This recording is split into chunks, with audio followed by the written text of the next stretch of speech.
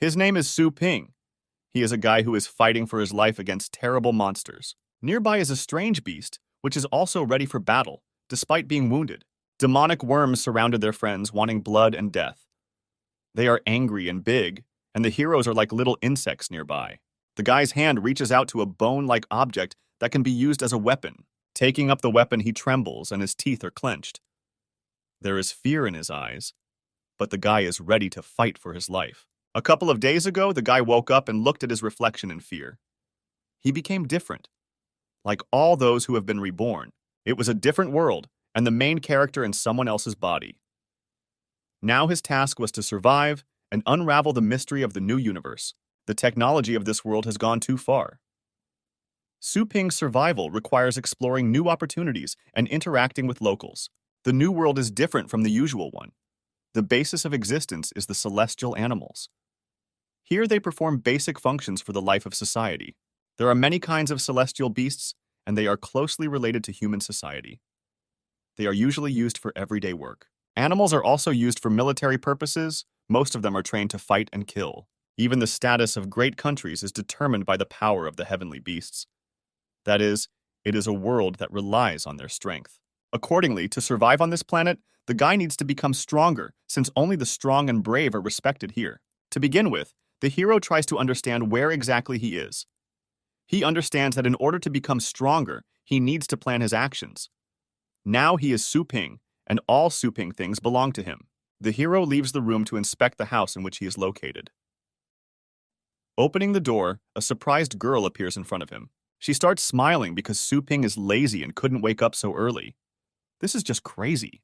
The guy's first thought was that the girl in front of him was the younger sister of his avatar. The guy liked her.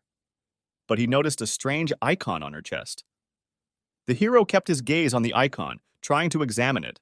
But suddenly, little sister attacked Su Ping because she thought that he was looking at her breasts. The hero didn't have time to say anything before the blow was aimed at the stomach. A girl named Su Ling Yu indignantly told Su Ping not to think bad thoughts, especially since she was already a first-year student at Fengshan University. She is a martial beastmaster. He's trying to figure out if his avatar was such a terrible brother, because they don't seem to get along very well. Su Ling Yu began to tell Su Ping's antics, how he put bugs in school bags, stole people's lunches, and glued toilet seats. But still she came to her brother's room to kick him out of the house. A pet store customer asked to call Su Ping. He has to go to work today. The sister left the room loudly, clicking the door. The last thing she cried out was that otherwise Su Ping would be very sorry. The main character thought that his avatar was a completely useless piece of garbage. Unexpectedly, he has his own pet store. But it's time to get to work. Welcome to Longjiang Town. Using the navigator, Su Ping reached a room that was covered in cobwebs and covered in dirt. I can't believe this useless piece of trash could work here. He walked to the door and opened the lock with his fingerprint. Nothing complicated. The guy calmed himself down. His first thought was that he needed to clean up a little, and then he could open the store.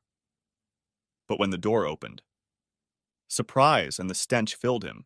What happened there was terrible. Su Ping was simply outraged because he saw a real mess. Suddenly, a strong blow from the leg is felt in the hero's back. He is surprised and cannot understand what is happening and who did this. Su Ping looked back and saw a strange guy who also had a mark on his chest. He had been waiting for Su Ping all week because he left the monsoon here to be looked after. Instead, he was locked up with 10 lionesses for 3 days. It was just terrible to leave him with cruel animals. The main character begins to apologize for the inconvenience caused because all responsibility rests with him. He is ready not to even take a penny from the client. All I can think about is how irresponsible his avatar turned out to be. But the strange guy was very indignant and ordered Black Monsoon to take Su Ping, teaching him a lesson. The beast's metal tail, similar to a fang, touches the hero's neck. It is strange that the people of this world solve all problems by force. But Su Ping tries to talk. He's willing to pay the evil guy 3 times as much for his loss. The aggressive man makes it clear that money won't change anything because it has spoiled his war beast. Suddenly, he asks his Black Monsoon to show his new attack on Su Ping. Monsoon begins to increase in size. His body becomes covered with veins. His gaze becomes voracious. He hears the owner's order to blow up this den. and the whole room is filled with light from the energy ball created in the mouth of the voracious animal. The light is very bright. It covered everything around. The frightened main character is trying to understand why he does not have his own beast protector. Su Ping has only recently been reborn. He must not die. He is angry that he was reborn into such a weak chicken. It's like a game panel appears before the guy's eyes, announcing the conclusion of an incomprehensible agreement. But is it really this garbage bin that is bound by the contract? Su Ping is happy that his system is finally turned on. It's looking more and more like Rebirth. The system announced that the owner of the pet store is Su Ping. It will be protected from enemy attacks. The hero's body is filled with extraordinary energy. He felt his strength and invulnerability. Now he knew that in this place, any attack on him would be useless. The outraged guy orders his beast to tear Su Ping into pieces. The light filling the room changes color, but this time, Su Ping stops the black monsoon with his bare hands. The guy realized that now he has power. The beast becomes helpless next to Su Ping. Now the main character haughtily asks the guy why he still doesn't like this service. The green mohawk is shocked that the owner was able to stop the monsoon with his bare hands. No one had ever talked about such a strong guy before. The main character realized his strength, and with a smile offered the services of his pet store. He was ready to look after the Black Monsoon for a couple more days. But after Su Ping defeated the Black Monsoon, the owner and his beast very quickly escaped from the pet store. The panel appears in the store again. The system notifies that the problem in the store has been resolved, and one chance is given to update the store status. Unexpectedly, the system turned out to be very well thought out. Su Ping accepted the upgrade offer, and in an instant, a strange wind arose. All the garbage rose up. The premises were transformed from a dirty dump into cleanliness and order. Is this really the update the system notified about? Suddenly, the guy notices the door of a room he hasn't been to yet. He opened the door and saw animal cages, but for some reason those animals seemed too small compared to the others. The system installed in the store notified that these were tamed animals. All tamed animals will be adjusted to standard sizes. Their number is 2 out of 9. The first level effects are the ability to train and heal pets. Su Ping thought that they needed special care, but it turned out that the owner did not need to worry. The animals were in a state of cultivation and did not need food. The guy starts talking to the system. He asked whether the owner should take these 2 animals and what should be done to prevent people from causing trouble. Su Ping activated the main line. The main quest begins. He needs to choose an animal and develop it to level 3 or higher. The hero is faced with a choice between the Thunder Mouse and the Moon Dog. He chooses the Thunder Mouse. Thunder Mouse, a beast of the thunder element. The main skill of the beast is to be cute. An unremarkable animal, it is mainly considered as a pet. Su Ping took the beast into his hands. He only cares about what kind of skill it is to be cute, and where is the thunder and lightning of the animal. The system notifies that depending on the type of training of the owner, the animal will achieve different skills. The beast was chosen. Su Ping needs to enter the cultivation dimension. Under the protagonist's feet, the floor cracks and a huge abyss appears, which begins to pull them into the abyss.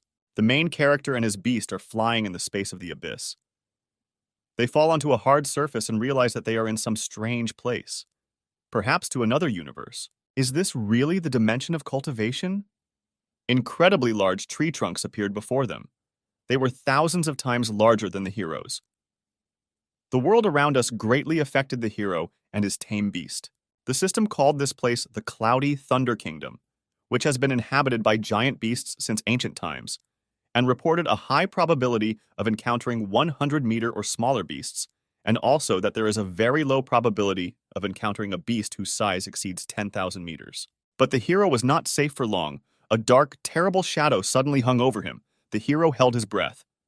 It was the shadow of a huge, terrible beast. It had long tentacles.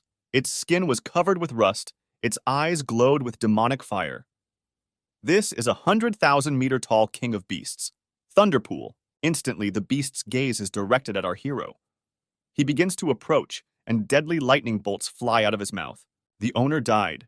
But he is on his knees, barely breathing from fear. Is he really still alive after being hit by the beast? The system voice notifies that the owner was killed a second earlier and is now in the rebirth space.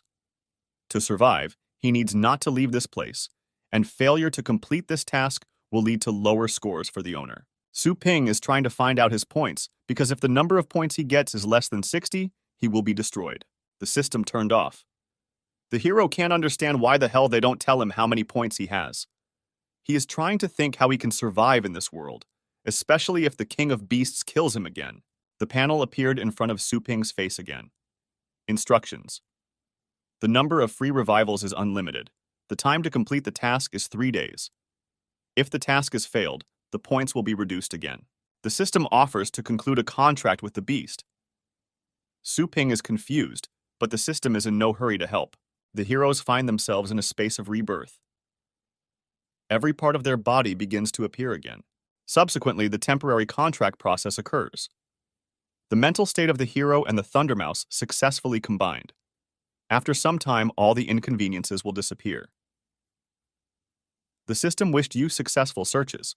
The guy begins to look around, studying the area.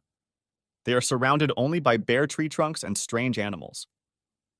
Su Ping analyzes that a horse-like animal should not be very dangerous. After entering into a temporary contract, Su Ping began to experience the fear of the Thundermouse. He realized that there was danger ahead. The hero averts his gaze to an animal similar in appearance to a horse and sees a huge 10-meter creature attacking a strange beast. This is a giant sandworm. He attacks and tears the horse apart. Su Ping watches what is happening in fear. He tries to look at the worm. The giant sandworm has huge, segmented body parts that are covered with rough, armor-like skin. His mustache is large and barbed like fangs. The guy realized that this was his opportunity to earn points, because compared to other creatures, the sandworm seems small because it is less than 100 meters. Su Ping orders the Thundermouse to grab the worm. They begin to attack first while the creature is enthusiastically devouring the horse. The Thundermouse uses all its strength to carry out its master's orders, but the small animal finds itself helpless next to the giant creature. He attacks the worm and after the first blow falls helplessly. The system reports that the Thundermouse died from head damage, but a new skill has been unlocked. The system asks if the owner wants to revive the beast. Su Ping begins to think that the combat power of the Thundermouse is not enough at all. But he rejoices that fortunately, there is an opportunity to endlessly revive it. The hero believes that no matter how large the volume of blood of this beast is, it can be sucked out bit by bit. The owner, after the beast is revived, again gives orders. He shouts for the Thundermouse to not stop and approach the enemy. To do this, he needs to use his small body size to dodge attacks. Su Ping is impatient. He is already full of rage and eager to win. Again, he orders the Thundermouse to spin around the creature, confusing it. At that moment, the small mouse increases in size, its eyes become brighter, and in its gaze there is only anger and the desire to kill. It seems she begins to attack the giant worm, strikes hard. Su Ping rejoices at what she sees. But the Thundermouse only angers the creature. The sandworm begins to parry the blows, intercepts the mouse, and squeezes it with all its might with its teeth.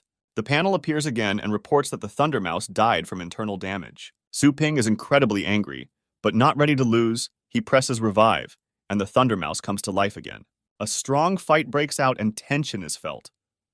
After almost every strike, the Thundermouse dies from its wounds, and each time it is revived, it becomes bigger and stronger.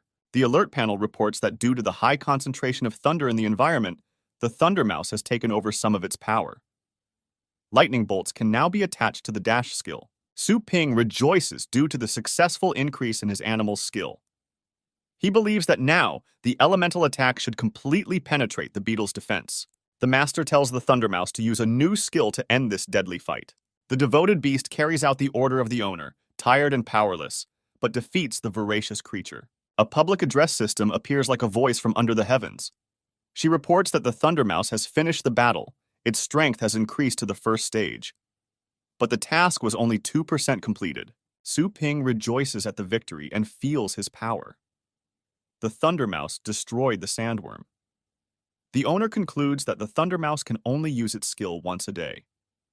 Therefore, you need to let her rest before looking for her other prey. Suddenly, an earthquake begins in the universe. Su Ping falls down, puzzled. A large number of stones begin to fly from the sky, showering everything around. The ground is cracking underfoot. Su Ping wonders if there could be an earthquake here, and a few seconds later, a huge number of giant sandworms appear in front of him. They are 100 meters high, big, and scary. It was from them that the earth shook and stones fell. Giant sandworms are much larger worms than the one they defeated. One of the worms, with its huge tail and hard shell, strikes our heroes. They attacked Su Ping and the Thunder Mouse. The worms don't stop. They make blow after blow. Dust rises. The exhausted hero wonders whether there is any point in fighting them. Adults are much stronger. They broke Su Ping 5 or 6 ribs. After the blows, the Thunder Mouse does not even show signs of life.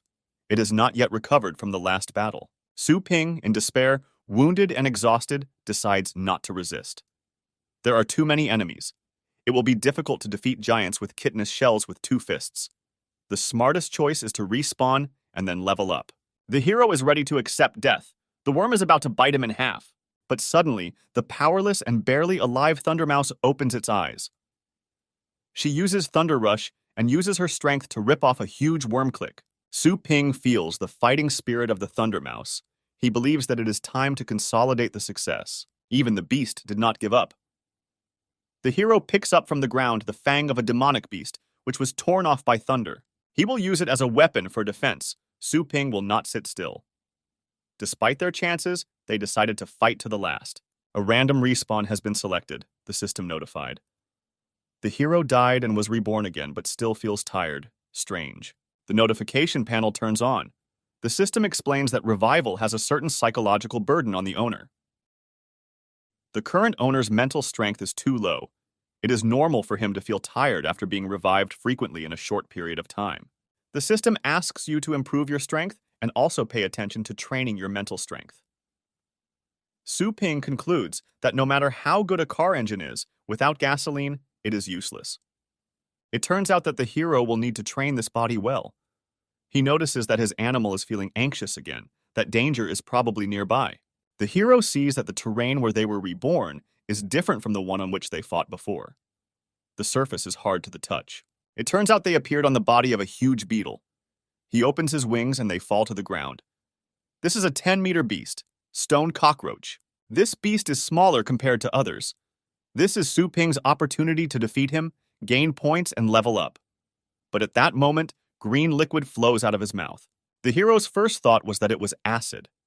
But this does not scare him, and he is ready for battle. Su Ping is determined to win and has faith in his beast. He tells the Thunder Mouse to show them his new power. The heroes fought for a long time. Battle after battle, they died and were reborn. They are tired, but still on the defensive.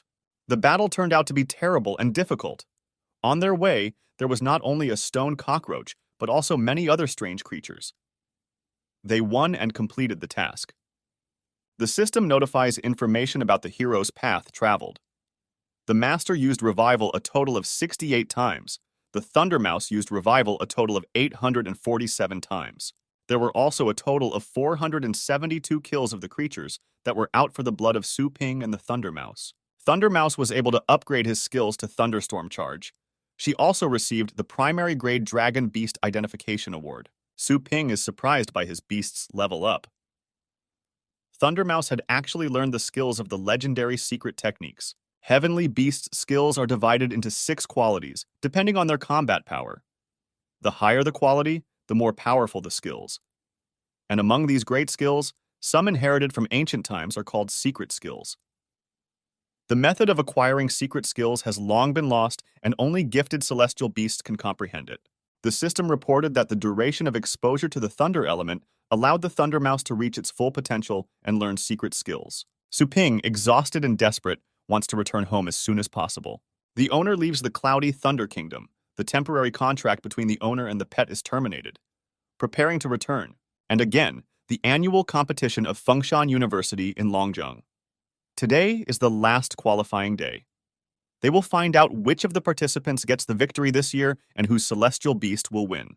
Among the crowd of people she can be seen, a girl with red hair. This is a third-year student at Fengshan University, a martial beastmaster.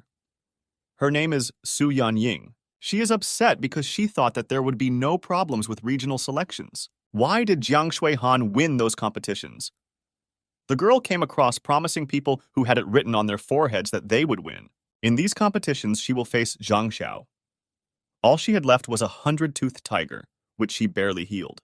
She realized that in order to win, it was time for her to take the Thunder Mouse, because according to the rules of the game, it is necessary to have two animals. Su Yanying went to the pet store. Yes, and Su Ling Yu, and her main hope is the 100-toothed tiger, which everyone should see. She reached the pet store, but the premises were empty. The girl arrived on time, so the first thing she thought was that the owner was going to move. The owner of the Thunder Mouse said that she had come to pick up her beast. The owner left the room, and he said that this is the Su Ping pet store. The girl started the conversation first. She said that she left the Thunder Mouse half a month ago, and now she wants to pick it up. Su Ping is surprised if this is the owner of the Thunder Mouse. Su Yanying asked the owner how the Thunder Mouse was feeling now. He coldly replied that she felt fine. It couldn't be better. The owner also added that the girl would not forget to make payment. The guy went to pick up the animal. The girl didn't understand why the store owner was a little strange. Was he really worried that she didn't pay right away? Strange. She sweetly replied that the owner should not worry. Even though she had arrived earlier, she would still pay the full amount, no less. Su Ping looked very upset and rude.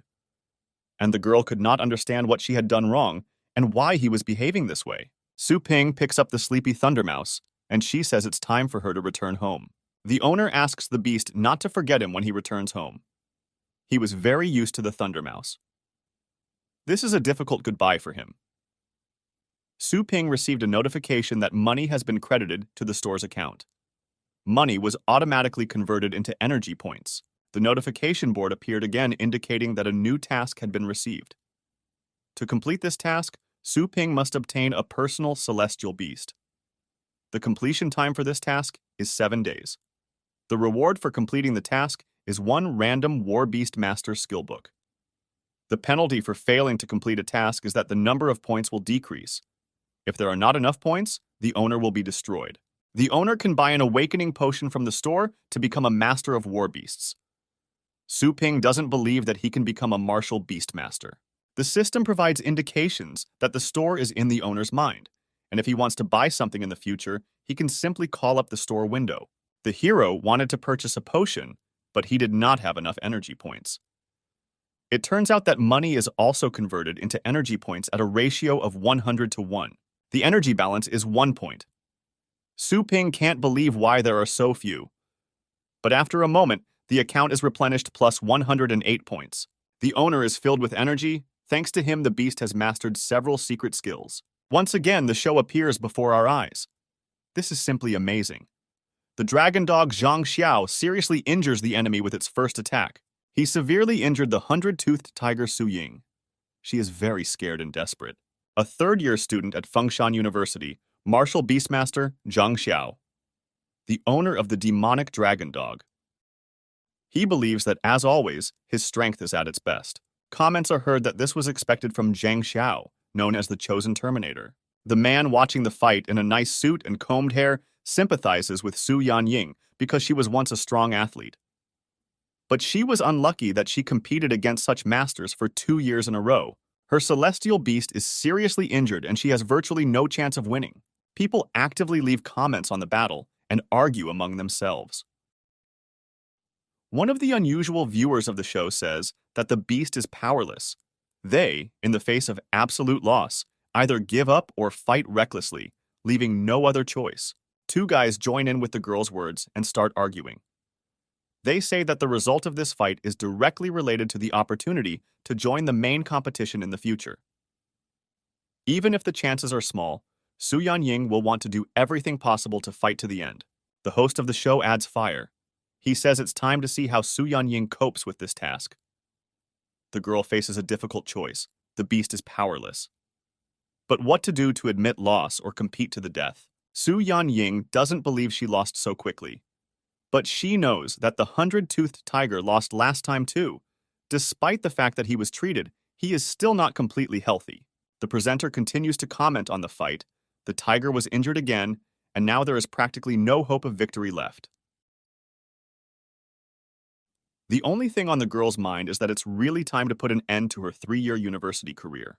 The almost victorious Zhang Xiao's evil laugh and his desire for blood and victory is hard to miss. He tells his demonic dragon dog to let his opponent die with dignity. Zhang Xiao has made his move. He plans to end this before the tiger returns to the fight. The girl cannot look at how they want to mercilessly kill her wounded beast. With a fiery bullet heading towards her, she decides to give up. She wants to at least leave the beast alive. The light that came from the demonic dragon dog filled the entire stadium. Some spectators were very scared. At the last moment, the judge of the fight managed to put a shield in front of the beast. Few students are capable of destroying a star shield. Su Ying gave up.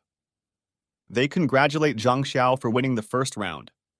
The guy who wanted blood next time promised her not to hope for success. The girl, in despair, doesn't know what to do. She only has the Thunder Mouse left, but since she took it from the store, the mouse eats only garbage. Perhaps this dark store has spoiled her. She is behaving strangely. We need to think about whether the mouse will be capable of fighting. The owner understands that the animal must not be exposed to pointless danger. After all, even a 100-toothed tiger lost from one attack. The host announces that according to the rules for the next round, Su Ying only has the Thunder Mouse left. The girl is wondering whether she should release the Thunder Mouse. Even if she has a secret skill, this will only increase the Thunder Mouse from the first stage of combat power to the second stage. And the demonic dragon dog has the third degree of strength. She faces a difficult choice, and the audience only mocks her. She can either win or lose everything. Su Ying understands that the difference in strength is too great. She can't let the Thunder Mouse die in vain. It looks like it's worth stopping at this point. As soon as she wanted to announce that she was giving up, Thunder Mouse suddenly explodes and enters the battle. The host announces the start of the round. It seems that Su Ying is already ready for this battle without any expectations. Zhang Xiao longs for death and is glad that this small animal came out on its own. Otherwise, it would not be interesting. The battle has begun. The owner tells his dragon dog to burn this piece of trash to the ground. With hope in her eyes, Su Ying told the Thunder Mouse to use lightning speed to dodge. Thunder Mouse was knocked down by a strong attack from the demonic dragon dog. The demonic dragon dog is ready for close combat. It looks like Zhang Xiao has no plans to close the round. He wants to slowly teach this little mouse a lesson it will never forget. But this little beast was too fast. The only thing heard from the audience is surprise and interest in watching the show. He's not that weak. Thunder Mouse starts attacking. It begins to emit electric current. And at that moment, she strikes with a strong lightning strike. Is this really the 7th stage of the Thunder system? The light illuminated everything around, and a stream of lightning went beyond the dome that covers the arena. I can't believe that a first-degree Thunder Mouse was able to use a 7th-degree skill. The demonic dragon dog was defeated and killed. It lay there and showed no signs of life. And Zhang Xiao, scared, doesn't believe how this is even possible. This is a thunderous victory. Thunder Mouse had truly mastered the 7th-degree skill. This is simply amazing. They congratulate the winner. Su Ying is simply surprised and does not believe how this could even happen. She couldn't even think that this was possible. The girl wonders when exactly the mouse managed to become so strong and where the 7th-degree thunderclap came from. A few days ago, she just took her to the pet store. Is it really all about that strange dark store in which she left it? Su Ying rejoices. Perhaps the owner of the store is some kind of legendary master, although he does not look like him at all. The host of the show announces that this fight was destined to go down in university history. But there's still one more round left. The loser, Zhang Xiao, suspects that no one would send some helpless little trash to such a serious competition. But he doesn't give up. If they defeated the demonic dog, then let them try to defeat his stone rhinoceros. Zhang Xiao believes that the thunder strike will be useless now. It is an earth-type sky beast. Su Ying has never seen him use this beast before. It is his secret trump card. He summoned a level 4 stone rhinoceros with incredible abilities. The upcoming round is foreshadowed by something bad for the Thunder Mouse. The round has begun. The Thunder Mouse is ready for battle, and it is not afraid of its enemy. The beefy man reasons that Zhang Xiao is probably going to give it his all. But this little creature is still not afraid. They think this round will not be interesting. The red-haired girl says that the Thunder Mouse has a strong fighting spirit. If she only had the strength of the 1st level, then she would not be able to stand on her paws after using the skills of the 7th level. Perhaps she hasn't shown her full strength yet. The round has begun. Zhang Xiao applied several enhancement skills to the stone rhinoceros. At the moment, the stone rhinoceros's combat power has reached at least grade 5. Su Ying notices the intense tension. She realizes that she must give the Thunder Mouse a boost. But damn, the distance is too far to use. Tensions rise as member Su Ying makes a mistake. The Thunder Mouse actually comes face to face with the Rock Rhino without the enhancement skill. All Zhang Xiao wants is victory. He wants the mouse to die and wants the stone rhinoceros to crush the mouse with all his strength. The capabilities of the mouse are very great. It split in two and jumped out from under the paws of the stone rhinoceros. This is simply impossible. The show's host notes that this is another 7th degree skill. But the Thunder Mouse was no longer fighting the stone rhinoceros. It instead headed straight towards Zhang Xiao. Maybe she wants to kill him. The animal caught the enemy unexpectedly. It took advantage of its opponent's weakness. Thunderclap. Zhang Xiao tries to use the shield at the last moment. Thunder Mouse and her clone use Thunder Punch at the same time. Zhang Xiao's star shield is almost completely destroyed. Can Zhang Xiao survive this attack? The host is actively commenting on the show, but subsequently only a crater appears on the field, which is the result of a terrible battle. Member Zhang Xiao seems to have just fainted. He was saved by the Divine Phoenix of Judges. In the 3rd round, Zhang Xiao lost and Su Ying won. The judge congratulates Su Ying for successfully passing the selection. Su Ying still can't believe his victory. In addition to the thunderous jump, the mouse also mastered residual cloning. She is sure that the owner of the pet store did it. Looking at his inconspicuous appearance, one would not think that he is a great hero. The girl concludes that the owner of the pet store is really difficult to defeat. Su Ping earned more than 10,000 yuan in a week, but he still believes that you can't just rely on a pet store. The system notifies that currently the Su Ping store only offers services for shelter, rental, and sale of feed. Due to the fact that the owner did not purchase spaces for the animals, 2 spaces in the store are currently unusable, which the system gives away free of charge. Using 1 seat costs 10 yuan per hour. 1 seat. The Celestial Beast Rental Service is a comprehensive assessment based on the combat power rank and classification of the celestial beasts being rented. Currently, the owner has not bred any celestial beasts, so the assessment is not possible for the sale of feed. The owner must personally collect the ingredients for the food. Prices are set depending on the quality of the feed. Su Ping asks the system about the ingredients, whether they can be collected anywhere or only needed in special cultivation areas. The system's voice makes it clear that the ingredients are available in all cultivation areas. The Cloud Thunder Realm is just one of countless high-ranking cultivation places. In addition, the higher the level of the cultivation zone, the higher the opportunity to obtain the best feed. What the hell? Su Ping is angry that he was with the Thunder Mouse in the high-ranking zone for 3 whole days and missed the opportunity to collect good food. There is anger on his face. Within 3 days, he would have already become a martial beastmaster. But instead, I missed this opportunity. This cannot continue. The owner is back in the store. He asks the system to show him a list of cultivation zones. Due to the low number of points, he can only afford the areas with the lowest points. A notification from the system that Su Ping, as a professional store owner, must consciously collect all things related to celestial beasts. The system selected the appropriate cultivation zone for the owner. To pass through a low-rank cultivation zone, 1 energy point is required. The name of the universe is an extraterrestrial meteorite. Su Ping understands that you should not miss any opportunities to upgrade your beast. The hero entered a new dimension. It was incredible and captivating with its amazing beauty. To complete the task, the owner was temporarily given items for beginners. This is the assessment of ancient flowers and herbs. Each item can only be used 3 times. The hero needs to think about items to activate them. The system notifies that the time to complete the task is 1 day. The number of free revivals is 30 times. She also wished the hero a successful search. Behind him, the hero notices a large, transparent, square-shaped sphere. It contains 3 scrolls on old paper.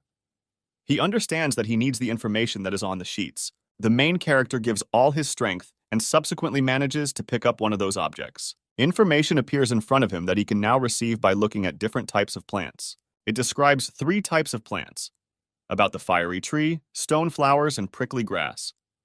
But the rarity of these plants is normal. Therefore, we need to continue searching. Su Ping understands that food that can be collected without any danger has a very low price. A stone snake appears on the hero's path. This is a celestial beast whose strength is level 8. The creature was eating a very strange plant. The guy sees that this plant is called rock rose. You can't find it often. It is used for long-term use and can increase the level of impact for fire-type animals. Su Ping understands that this is his chance. Expensive pet food is always found in dangerous places, but it has limited storage space.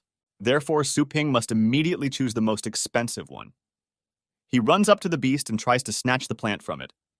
The animal attacks the guy. It tries to bite off his hand. The hero dies, but at the last moment he manages to put the plant in storage. Su Ping uses the revival and understands that the price of the plant justifies any means. The hero still has 29 revivals left. And so, step by step, our hero obtains the rarest plants while falling under the jaws of terrible creatures. He has to go to different places and go through paths of high difficulty levels. Su Ping met new creatures each time who tested his courage and determination. And thanks to his intelligence, he found the right plants. Over time, the number of free revives has been used up. The hero made his way out of the cultivation zone. After 30 revivals in one day, Su Ping still feels very tired. But now, after completing an important task, problems should not appear. The hero has collected a lot of plants. Now he needs to put everything on the shelves. This is a red bird. It is called Xiao Huo. Her head is covered with a large beak, which is bright in color and has pointed teeth. But her condition is weak. She looks barely alive. His owners are very worried. This animal has not eaten even a grain of rice in a week. This guy named Fang Yu Jing is a member of the Black Wolf team. He invites his grandfather to give the bird food to try, which is the most expensive sky bird food in the Shanshan area. Food that seems strange at first glance guarantees restoration of the animal's appetite. When the bird saw the food, it was happy. His eyes began to glow red, and instantly she rose from her seat. The owners rejoice at the animal's appetite. They want him to taste the food as quickly as possible. But taking only one worm makes her feel bad. A cough begins and black blood comes out of the mouth. Fang Yujing's sister, whose name is Xiao Yu, is very scared. Xiao Huo looks like he would never eat even the world's rarest dark worms. We need to help the beast as quickly as possible before it's too late. Everyone is very scared. Judging by the symptoms, the bird has a parasitic heart infection. The guy shouts that he needs to quickly contact the hospital for celestial beasts. The grandfather lifts the powerless and sick bird in his arms. Desperate but hopeful, he will take her to the doctor as soon as possible. But suddenly the grandmother comes into the room. In her hands, she holds stone rose hips, which should help the beast. Xiao Huo must be saved. After an unsuccessful attempt to feed the beast, the girl tells her grandmother that the bird is very sick, so they go to the Shanshan area, and the bird comes to life and snatches the stone rose hip from the woman's hands. Everyone is in shock. But they are happy that the beast has started eating again. The beast stood before the heroes, and they were relieved when they saw that it was healthy again. But it turns out that the strange fruit seller said that the animal will only be healthy if it regularly eats rock hips. The girl is scared. Did they really feed their bird incorrectly? But the brother does not believe the words of any merchants. This is the first time he hears that animal food is also divided into types. The indignant guy asks his grandmother how much she bought this strange food for. It turns out that the cost of one berry is 130 yuan. In total, they spent more than 1,000 yuan. The extremely dissatisfied young man says that animal feed in Shanshan cannot cost that much. It occurs to him that the merchant is working illegally. Xiao Yu says she has heard about illegal stores mixing various chemicals into the feed. And the animals like this food so much that they don't stop eating it, and if this food is taken away, the animals go crazy. But if the heavenly beast continues to eat it, it will die. Grandfather simply watches, frightened, as the bird eats these berries one after another. Fang Yujing tries to find out from his grandmother where this store is located and what it is called. He promises to find this merchant and tear off his head. A puzzled grandmother tries to remember the name of the store. She thinks it's a pet store called Xiao Tao Qi. Brother and sister find a store. They call to the owner. They have a serious conversation. This is the Su Ping store. The owners of the beast are trying to find out what exactly the guy added to the food for the celestial beasts. Shocked, Su Ping remembers that he only sold one item the entire time. Are these two really talking about rock hips? The guy is trying to figure out if their animal really has problems with cultivation, and the hero tells customers that his food for celestial animals is completely natural without any impurities. He asks if the redbird had any side effects after eating the berries. Outraged, Fang Yujing does not believe that the food is without additives. He yells at the store owner. The guy wants Su Ping to tell him the truth because the bird was eating food non-stop. A crowd gathers near the store and begins talking to each other. They say this store has had problems before. Animal feces were scattered throughout the store, and now they sell expensive food here. An angry Su Ping hears them say that this store is illegal, and it was exposed on the internet that they use celestial beast food with low-quality nutritional supplements. The girl tells her brother not to talk nonsense. She wants Fang Yujing to ask his friends from the Heavenly Beast Food Manufacturers Association to check this illegal store. Su Ping is already torn from the inside. He is furious and offended that no one believes him because he sells quality food. The guy takes off like an animal and demands evidence for this unsubstantiated accusation. Out of surprise, the girl falls to the floor. She doesn't understand how this man's aura suddenly became so scary. From what he saw, the brother tries to hit Su Ping. Did someone really dare to insult his sister? With his huge, strong hand, Fang Yujing grabs the store owner by the neck. Su Ping's face was calm and did not express any emotion. The protection system turns on, after which Fang Yujing's hand and each finger are broken by an unknown force. The guy who a few seconds ago was ready to kill the owner is now scared. He doesn't understand why Su Ping was so strong. The store owner receives an alert from the system. She says a limited assignment has been received. The store was slandered without reason. If you do not prove your innocence and the usefulness of your food, the store will suffer losses. The reward for successful completion is one chance to enter any cultivation zone for an unlimited number of Sundays. Su Ping will have a stay time of 5 days, and the penalty for losing will be deducted 10 points. The crowd that saw the fight was afraid. They said the store owner just started a fight. Visitors are outraged and don't want to come back here anymore. Su Ping understands that if you don't explain to them, then not only will his points be confiscated, but he will also have no clients. He takes action and says that since everyone has doubts about his store, he will explain everything. First, he asks for silence. The owner guarantees that there are absolutely no problems with animal food in this store. Evil people simply demand that the store be closed. They don't need proof. They believe that the guy has already proven himself. Su Ping is already losing patience. He's just furious. Nobody wants to listen to him.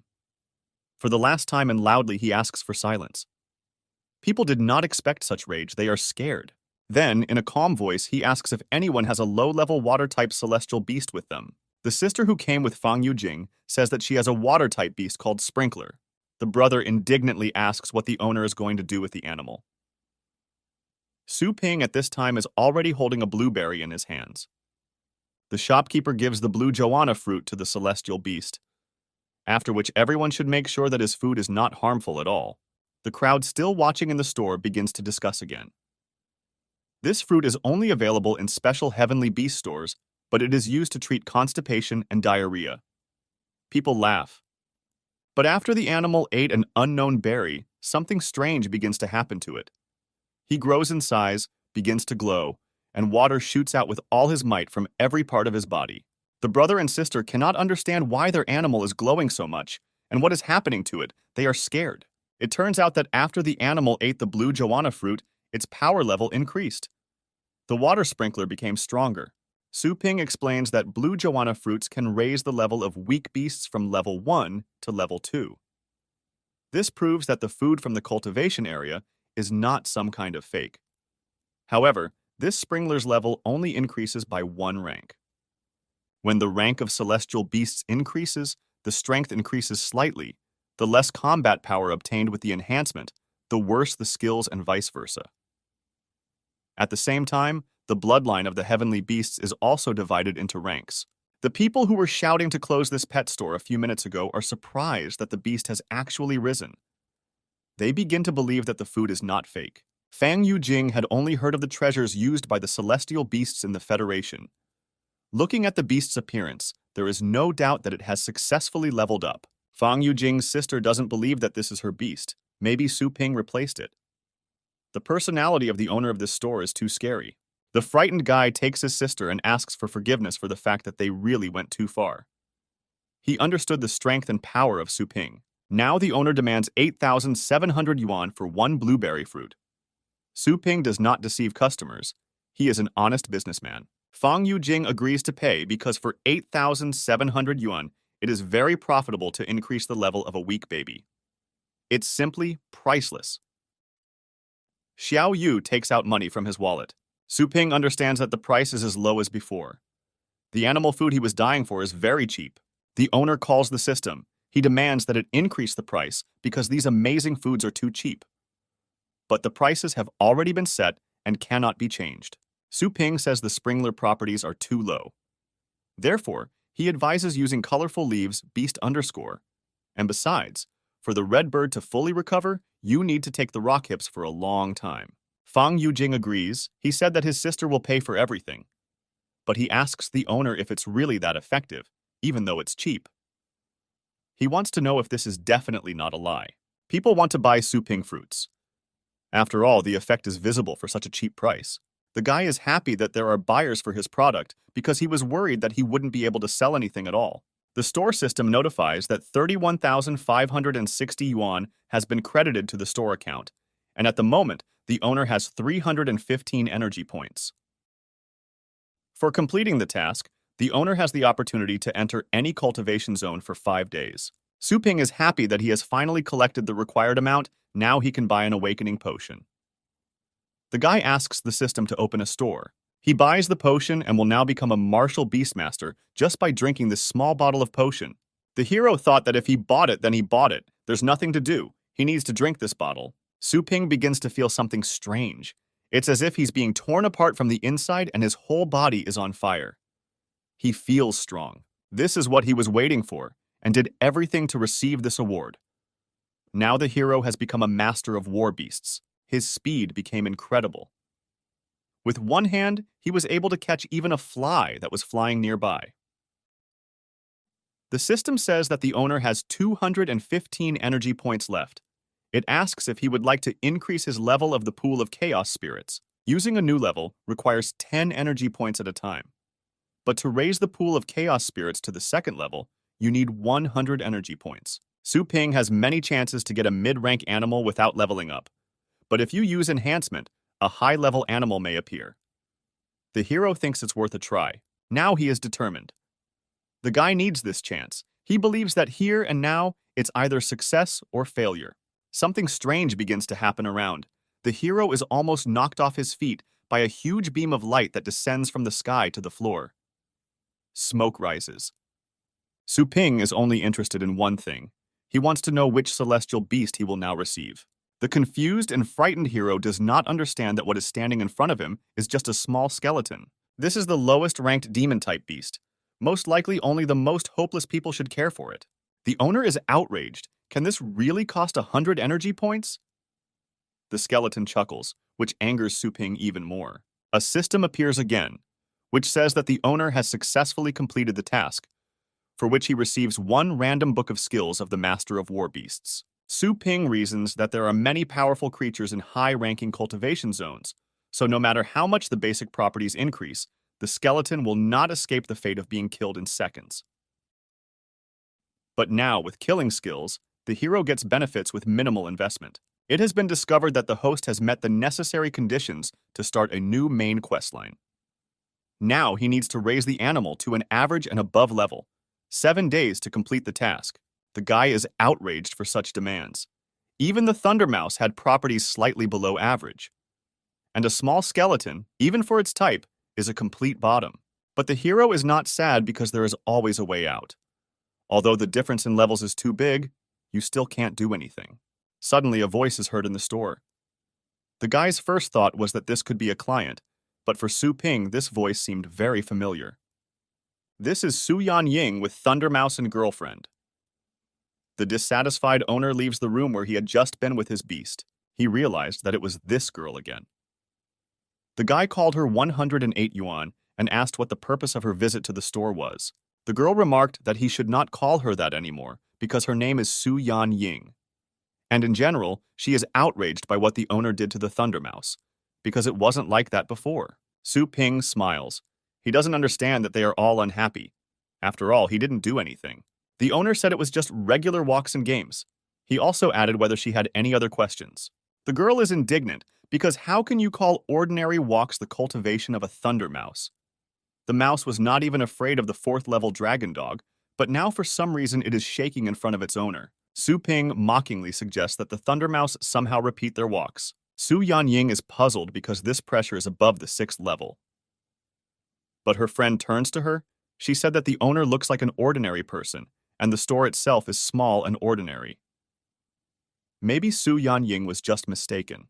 The girl asks her friend to be quieter. Now she can't explain it, but this guy is most likely a 7th level master. If you make him angry, your life will be in danger. Su Ping watches the girl's conversation. In fact, he is only a 1st-degree master. Judging by the fact that the system did not give a limited task, the problem here is not with the animal. But later the owner asks whether the girls think his prices for services in the pet store are high. Su Yanying's eyes become surprised. She thinks that the owner is testing her for truthfulness, how high prices can be here. For just 108 yuan, the Thunder Mouse became so strong. For this, the girl transfers funds to the store's account in the amount of 1,000 yuan. She wants the owner to accept a little gratitude from her, but a second later, Su Yanying receives a notification that the funds transfer failed because the other party rejected it. The girl is shocked. There is no emotion on Su Ping's face. He is angry but tells the girl that this is just funny. Tension appears. The girl thinks if this is not enough for the owner, then what about this? She makes a transfer of funds to the pet store in the amount of 5,000 yuan. Su Ping rejects the funds transfer again. The girl doesn't understand if this is still not enough. Su Yanying asks her friend Lela for help because this is very important to her. The friend understands that she still has no choice. The girl again makes a transfer of 10,000 yuan because the corresponding price for the work needs to be paid. She believes that this is a rare opportunity to meet a great authority. But the owner is already seething with anger. He is already blazing with fire. Veins are visible on his face. Each time his expression becomes more and more dissatisfied. But he again rejects the transfer. Su Yanying doesn't give up. She can't believe it, and transfers funds again. The matter needs to be completed, and he transfers 100,000 yuan. Su Ping rejoices in his luck and now tries to accept the transfer of funds as quickly as possible. The system reports that the price of this store cannot be changed, so the owner is prohibited from accepting additional funds for the store's services. The 4th transfer was rejected. The girl is simply in panic and despair. Is this still not enough? She has eyes but no longer pupils because she begs to be told the price. Now the upset owner says that he doesn't need the money. He wants to know why the girl came. Su Ping understands that if he is going to rise higher, he should get used to the rules. Su Yanying is simply shocked. Surely the owner won't ask for even a penny. She doesn't believe that in this world, there really are young and strong people who are indifferent to fame and wealth, and even next to her. The girl begins to tell the owner that in a few days they have a competition, but the other celestial beasts are very injured and she only hopes for the Thunder Mouse. Su Yanying asks to strengthen the beast in 3 days. Su Ping is happy that the Thunder Mouse is back again, and pumping up the little skeleton will now be much more convenient.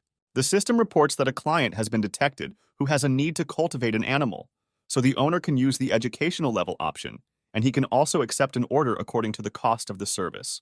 The hero discovers that this function is quite profitable, but currently only orders below the 3rd degree are accepted. Su Ping lists the cost of the Celestial Beast Enhancement Service for 3 days as being worth 10,000 yuan. Su Yanying thought about it.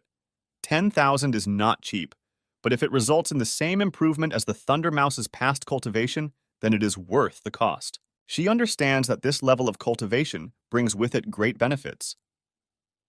The girl didn't know about this place before. Losing so many cultivation opportunities is truly a big loss. After Su Yanying agrees to Su Ping's services, he asks to bring the animal to the pet store, which needs to be looked after. But 3 huge animals enter the store. The system says that a client's request for temporary taming of the beast has been detected. In order not to affect the reputation of the store, The owner is advised to increase the level of the sections as quickly as possible. The owner is shocked. He cannot understand how this will affect his reputation. The initially provided free sections are made from waste spiritual stones, so there is a high probability of causing a mutation in the beast. Su Ping orders the system to increase the level and at the same time buy 3 new cells. The owner is shocked. The system informs that the cost of the section is 101 per hour. And if there are no points, the taming sections will disappear. He tells the girl that 3 animals for 3 days costs a total of 21,600 yuan. The guy also reminds Su Ying not to forget to transfer the funds before transferring. Lele seems that the owner is a strange person and his expression is too scary. Funds have been credited to the pet store account. The owner received a side task, which was to complete the first order for animal cultivation. Job requirements: this shop's production and service must be of the highest quality. The owner must cultivate and more than double the initial combat strength and power of the client's celestial beasts. Su Ping analyzes that it is necessary to raise the properties of a small core to an above-average level. Now it is on the first level. The hero thinks about how exactly to cultivate the beast compared to cultivating the thunder mouse. Then it's like water and wine. The owner is ready to perform an additional task. He decides to take on 2 tasks at once. The hero has a chance to enter any cultivation zone. Naturally, he will choose the elite one. In his opinion, among all the worlds, the most suitable place to increase the level of a small skeleton is the kingdom of the deceased Hundunya. The owner, along with the skeleton and the thunder mouse, enter a new dimension. They fall into red water, where they are engulfed by tentacles, and the strong smell of blood is everywhere. The heavy smell of corpses is everywhere. Breathe heavily. Everything here is filled with bones and skeletons, and the entire dimension is bloody. Suddenly, someone attacks the heroes. This is a huge skeleton that has come back from the dead. The owner tells the thunder mouse that the enemy is here. This creature's weapon is a huge rotten bone. This strange monster is trying to destroy Su Ping and the heavenly beasts, but at the last moment, the thunder mouse strikes. She is trying to destroy a huge skeleton. The guy scoffs that it turns out that not everyone in the elite zones has reached the kingdom of animals. This creature was underestimated. After defeat, it is filled with anger and destroys the little skeleton. The small skeleton dies due to crushing. The owner revives the beast and orders the thunder mouse to use thunderclap. The mouse is no longer as weak as last time. Her powers are incredible. She uses the thunder sword to cut the monster's arms, but the huge creature turns out to be not so weak. It strikes and fights back. Thunder mouse dies from ruptured internal organs. But the next prey of the huge monster is a small skeleton. The creature, with all its strength, lifts a huge number of bones from the ground and destroys it with a blow from the beast. But the owner is not going to give up. He again revives the thunder mouse and the little skeleton. But this time, despite trying, the heavenly beasts are too scared. This giant skeleton seems invincible. Su Ping has no choice but to use the book. This is a combat skill called Killing Intent. Wanting victory, he imparts combat skill to his celestial beasts. The hero thinks that victory is now definitely his. With renewed vigor, the heavenly beasts go into battle. But the power of the huge monster is so strong that it only delivers 1 blow. But for all the heroes, it turns out to be fatal. From such a blow, the thunder mouse, the small skeleton, and the owner die. Su Ping chooses to revive. Each part of the hero's body begins to appear in the very place where they were killed. The hero is not going to lose. He wants to win. After being hit by a huge monster, he realizes that the enemy's weak point is opening up in front of him. The monster has an asymmetrical center of gravity of the body, and this makes it difficult to maintain balance. At first glance, it is not vulnerable, but in fact, it is very brittle. Thunder mouse uses separation. Now she is twice as strong. The animals attack the huge creature and hit it in the most vulnerable places, the connection of bones. The owner watches as one cuts off a leg and another pierces the cervical spine. He realizes that he really needs the gem built into the monster's body. Therefore, he will do everything to win. The Thunder Beast begins to attack. With his skills and his strength, he breaks the bones of a huge monster, separating his body parts from each other. Subsequently, the enemy's skull, on which the red diamond was placed, flies off. The huge skull diamond flies off and hits the small skeleton in the head.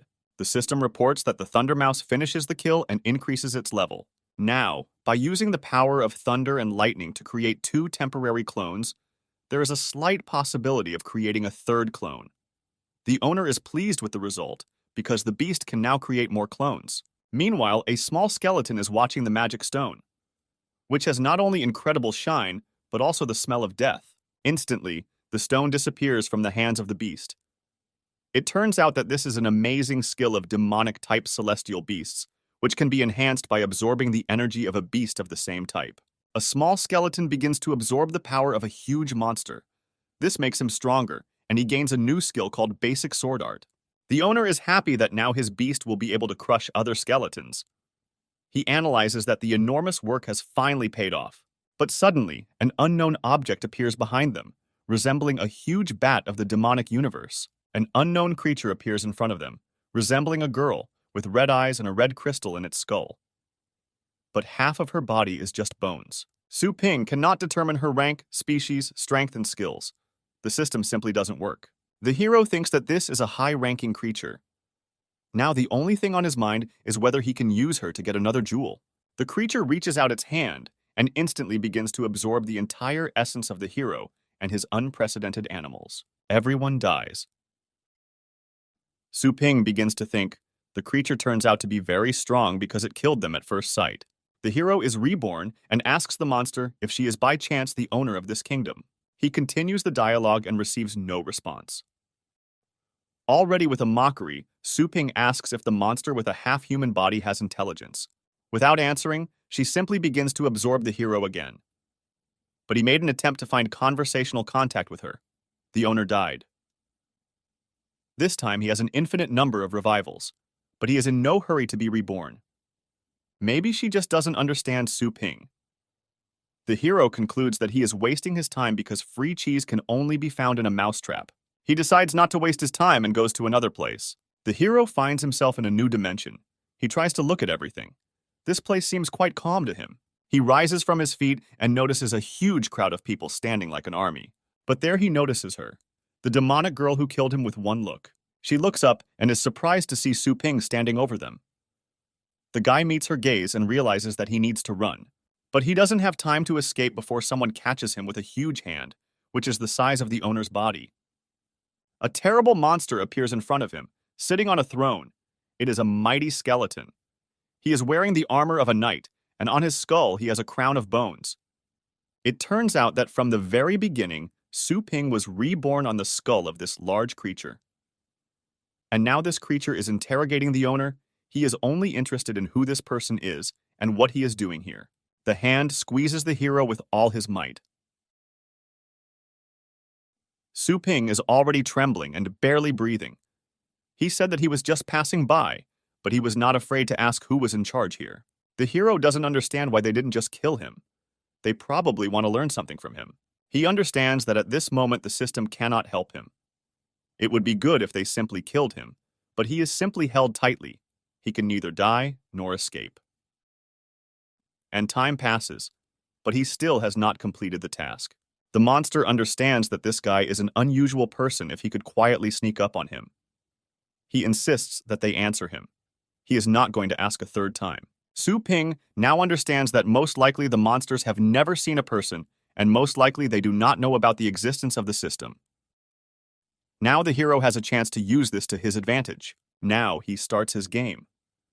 The hero tells everyone that he is a clone of the most powerful man in the world, who came here to test their threat level.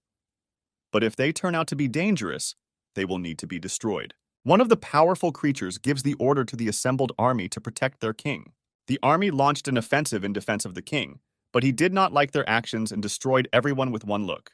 Su Ping watches this and realizes his power over them. He turns to the king and calls him an ordinary weakling who is served only by the weak. But this angers the giant monster so much that in an instant he kills Su Ping. The owner dies. There is nothing in this world that can threaten the king. Attempts to protect him are tantamount to neglecting him. Su Ping is happy that he was killed, and now he can be reborn again in another place. He laughs that it was too easy to anger the king. Now he is not in the hands of a monster. He is trying to destroy the giant skeleton king, but he kills him over and over again. The hero understands that the more painful death is, the less pain he feels each time. The monster does not understand how this creature can continuously change the time and space of his kingdom. But Su Ping only needs the stone that is on the ring of this king. With each rebirth, he gets closer and closer to the creature. He will take this stone, he has no other choice. He manages to touch the ring and orders the system to collect the required stone. The king realizes that his stone on the ring is disappearing. He's furious at how the guy can teleport beyond his line of sight. Su Ping dies and chooses to respawn in a random location. The guy smiles. Did those creatures really think that he was just dying senselessly? Now he brings his beast another stone. This should increase the strength of the little skeleton. The Su Ping beast will never eat bones. The hero smiles and tells the skeleton to absorb the stone, and in general, now it's the beast's turn to fight. The power of the heavenly beast is growing. Now he can go into battle. The heroes only had 1 day left to complete the task, but they only completed half of it. A huge monster with a large pile of weak skeletons appears in front of them again. This is an opportunity to level up the little celestial beast. Su Ping rejoices. It's time for the little beast to show his strength. Now the skeleton and the thunder mouse are killing enemies step by step, raising their levels. The task is now 94% complete. But that's not all, and there are only 14 minutes left. They are tired. There is no end to these small monsters. There are too many of them, but eventually victory is theirs. But the heroes hear the earth shaking. Su Ping thinks it could be, is there really someone still alive? The owner is happy because this is a chance to complete the task. They will also make progress if they kill the creature. The heavenly beasts are ready to defend themselves and fight to increase their strength. The small skeleton uses basic sword art. But oh no! The monster standing in front of them has a huge number of arms that attack the heroes. They squeeze them with all their might. But the system notifies that the task time is coming to an end. Only 7 minutes remain. Once again, Su Ping falls into the hands where he cannot even move. The owner's only hope is in the thunder mouse. The beast tries to attack the creature with a thunderclap.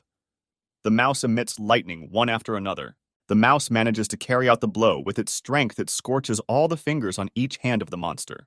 But the giant doesn't care about the blows. He restores every part of his arms, and he enters the battle again. Su Ping tries to analyze, but the system has no instructions regarding this creature. But he already understood 2 things. This is that these hands don't care about any blow, and that the core is really the monster's weakness. That is, to kill a monster, you need to destroy its heart. The hero orders the Gram Mouse to cover its body with the collected electricity energy. The beast gathers all its strength and creates an electrical layer around itself that repels the monster's hands. Thanks to this, he increases his level. Now the Thunder Mouse can get closer to the enemy. She destroys all his arms, and now the owner and the small skeleton are free. Now the little beast also joins the fight. They destroy the monster, and again the skeleton takes his stone. Now the beast can increase its level. It only absorbs a smaller portion of the Bloodstone's power, and its combat power increases instantly. The task was completed. Su Ping returns to his pet store. The system reveals the characteristics of a small skeleton. The owner reads the characteristics and cannot understand why the beast's powers have not risen to a very high level. The professional assessment is based on a comparison of all the data of the small skeleton, starting from the initial endless chaos to the present, and the owner should not doubt the assessment. Now a notification of the characteristics of the Thunder Mouse opens. Once he was an ordinary beast, and now he is capable of posing a threat. He didn't know that a Thunder-type beast could have such a high level. Now the hero is interested in how the arena spectators will react to the beast's new skills. The owner receives a scroll from the system. He cannot understand whether this card is really the Star Hundunya. The system says that this is a lost ancient cultivation method that can enhance the host's cultivation level. The map of the Star Hundunya will allow the host's body to become part of the vast universe. And for cultivation, you need to match the muscles and bones with the stars. It turns out that Su Ping can now also be cultivated. Moreover, this is completely different from the widespread use of cultivation methods. The hero finds himself in the universe of Star Power Hundunya. Now it is going through the cultivation process. It allows star power to gather in the core and increase its mass. And when using star techniques, the energy must be rotated to form a vortex. In this way, one can release the star power in the body, thereby influencing the outside world. It turns out that Su Ping must now absorb the energy of the stars. But with his rank as a martial beastmaster, these stars are not easy to catch. The hero can't do anything. Probably this energy should just penetrate through the body. Su Ping wonders what will happen if he tries to concentrate his core to direct the energy. Now he has succeeded, of course, in order to absorb star power, The hero will have to use star power on his own. Su Ping remembered that he has 3 large peas of panacea, but he doesn't even know what effect they will have. But he decides to try anyway. After absorbing these 3 strange red panaceas, the star cluster in the host's body became large. The system congratulates the owner on his successful entry into the realm of the star vortex, and the character panel is now unlocked. But Su Ping's strength only rose 3 steps. Also, the system does not display the number of ratings. Su Ping is of course grateful for the beautiful photo, but why is there no rating? The system responds that the owner does not have permission to view the current strength. For this, it is necessary to increase combat power. The hero realizes that after he took 3 panaceas, his strength increased to an average degree. Now he is happy because normal cultivation would have taken at least 4 to 5 years. The notification panel reports that the big panacea is only valid for the first and second stages. The owner has successfully moved to the 3rd stage. But the system requires independent improvement. While the host is absorbing star powers and cultivating, one must pay attention to other stars that are much larger than it to prevent inhalation. The hero does not understand what kind of inhalation this is. Is it really an interruption of training or something like that? The system warns that the owner should remember that in the universe of the stellar Hundunya, time passes the same way as in the ordinary universe. Su Ping can't figure out if this is a food chain, but it's more like there is opportunity and risk. Now he will simply avoid huge stars and absorb smaller ones. Now he is getting bored, but he begins to remember his sister. She is also a 3rd-degree martial beastmaster. He wonders whether he can now withstand her blow. After all, then she knocked him down with just 1 blow. Su Ping returns home. After dinner, he thanks his mother and says that he will return to the room. At that moment, the mother does not understand, since when her boy became so polite. She asks her son not to disturb his sister because she is training, because she has a competition in a few days. Before her son leaves completely, she reminds him not to forget to eat his favorite corn pie before leaving the house tomorrow. Although this woman is the mother of the previous owner of the body, she treats him well. At least Su Ping can feel the kindness and warmth at home. The hero wonders if his sister could be together with Su Ying from the same university. It occurred to him to talk to his sister, but he decided to continue training. But when he passed by his sister's room, he saw a bright light from the door, similar to star power. The elder brother is observing the cultivation of the younger sister. This should not be considered as voyeurism. The girl was just lying on the bed, reading a book, and at that time she was absorbing star power. Su Ping wonders if it's really possible to do this while lying on the sofa, and also her core is so big. Star power itself reaches out to her body. The hero concludes that perhaps this method of cultivation is taught at the university. But star power in the real world is weaker than in Hundunya, and it is evenly distributed. In this universe, force is divided into a dense and a rarefied region. If Su Ping can learn the university's training methods, then in the Hundunya star universe, the cultivation strength and speed should also increase. Now he is trying to do what his sister did.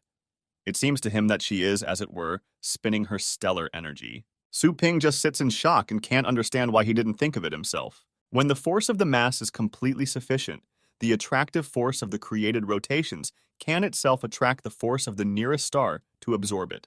You need to try again to see what the difference is between forward and reverse swirl. And instantly, the sister begins to feel the absorption becoming heavier and heavier. She thinks maybe it's because of the dream. Su Ping succeeded once again. He does another forward and reverse vortex. It's like he's absorbing his sister's energy. She feels very unpleasant. The girl is scared and cannot understand how this is even possible. Surprisingly, the star power suddenly seemed to freeze. It was impossible to absorb it. The girl is shocked why star power has suddenly become so naughty. She begins to understand that perhaps there is a strong master somewhere nearby. Her strength begins to be absorbed more, and she feels pain. From such force, the sister begins to scream in pain. On the lower floor of the house, Mom hears strange screams. She begins to worry that something might have happened to her daughter. But the girl tells her mother that everything is fine with her because she is just training. Su Ling Yu understands that this star power is truly abnormal. But was she really leaving the loser's brother's room? Su Ping, full of stellar energy, rejoices in his room that he has almost mastered the unearthly power. Again, the owner spends time in his pet store. There are no visitors. But instantly, the guy finds himself in the Hundunya star power universe. Now the satisfied Su Ping automatically receives star power. The main thing is to keep your distance and not get too close. Surprised, Su Ping discovers that it is also possible to cultivate in a dream. He did not even know that this was possible. Someone comes into the store from afar. You can hear that someone has come to pick up their animal. Su Ping says in his sleep that he sees big and small, and before he could finish speaking, he woke up. The outraged girls do not understand what he is talking about. The guy in front of him sees two girls. This is Su Ying and her friend. The owner realizes that he said something wrong and begins to make excuses that he was talking about star powers. He clarifies that the girl's star power is too small, and the two of them need to train a lot. Otherwise, they would not be able to control the stronger celestial beasts. The girl is shocked. Has the Thundermouse really become stronger in 3 days? She says that the most common celestial beasts in their university are 3rd and 4th degrees, and her beast has 7th degree combat power. The owner brings a Thundermouse. He reminds that the payment was made last time. Su Ying thanks for the beast, but has the heavenly beast really changed the color of its fur? Looking at her other animals, she doesn't understand why they seem so indifferent. Are they really not happy to see their owner after several days? The girl is shocked. Are they really attached to this place? Su Ping tells them to quickly get out of here. But even during the conclusion of a temporary contract, the beast does not feel any loyalty to its owner. Su Ying is in despair and cannot understand how the animals have become interested in Su Ping in just a few days. Le notices that the animals' wounds have healed, and the color of the fur has become brighter and fresher. The owner of the animals is happy. She notices what a good store it is.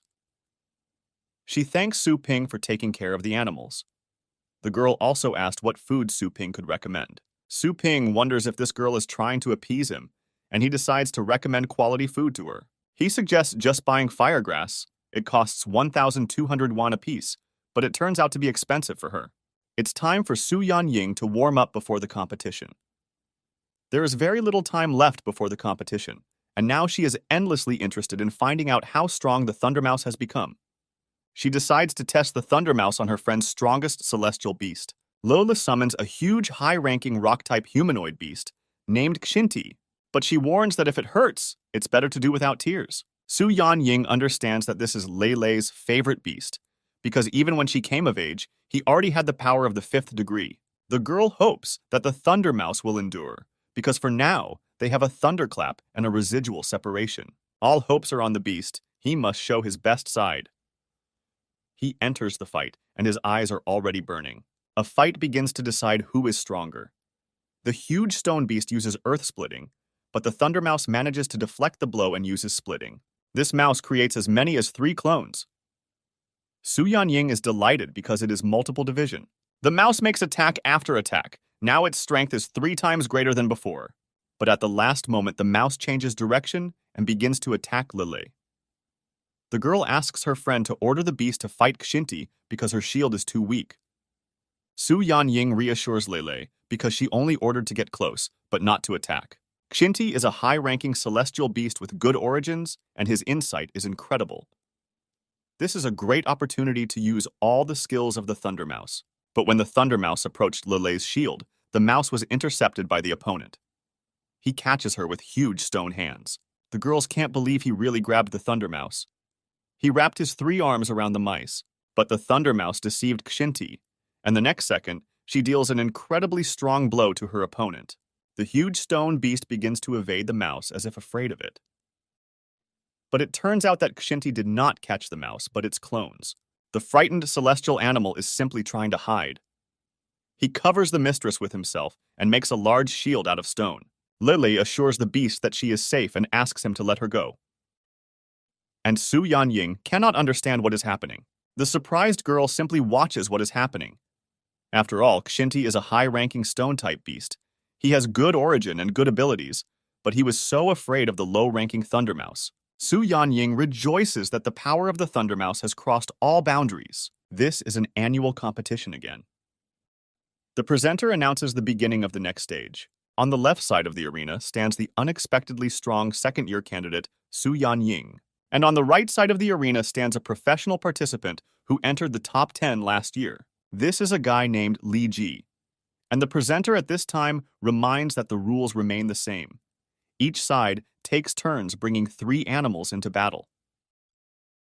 The winner is the side that is the first to overcome all the opponent's animals. Li Ji summons his beast. It is a concealer, a water-type beast. His level is weak. The indignant crowd does not understand why a strong opponent chose such a weak beast. Could last year's top 10 really make such a mistake? Su Ying analyzes that the concealer is a water-type celestial beast of mid-rank origin, but it is good at surprise attacks. She summons her beast.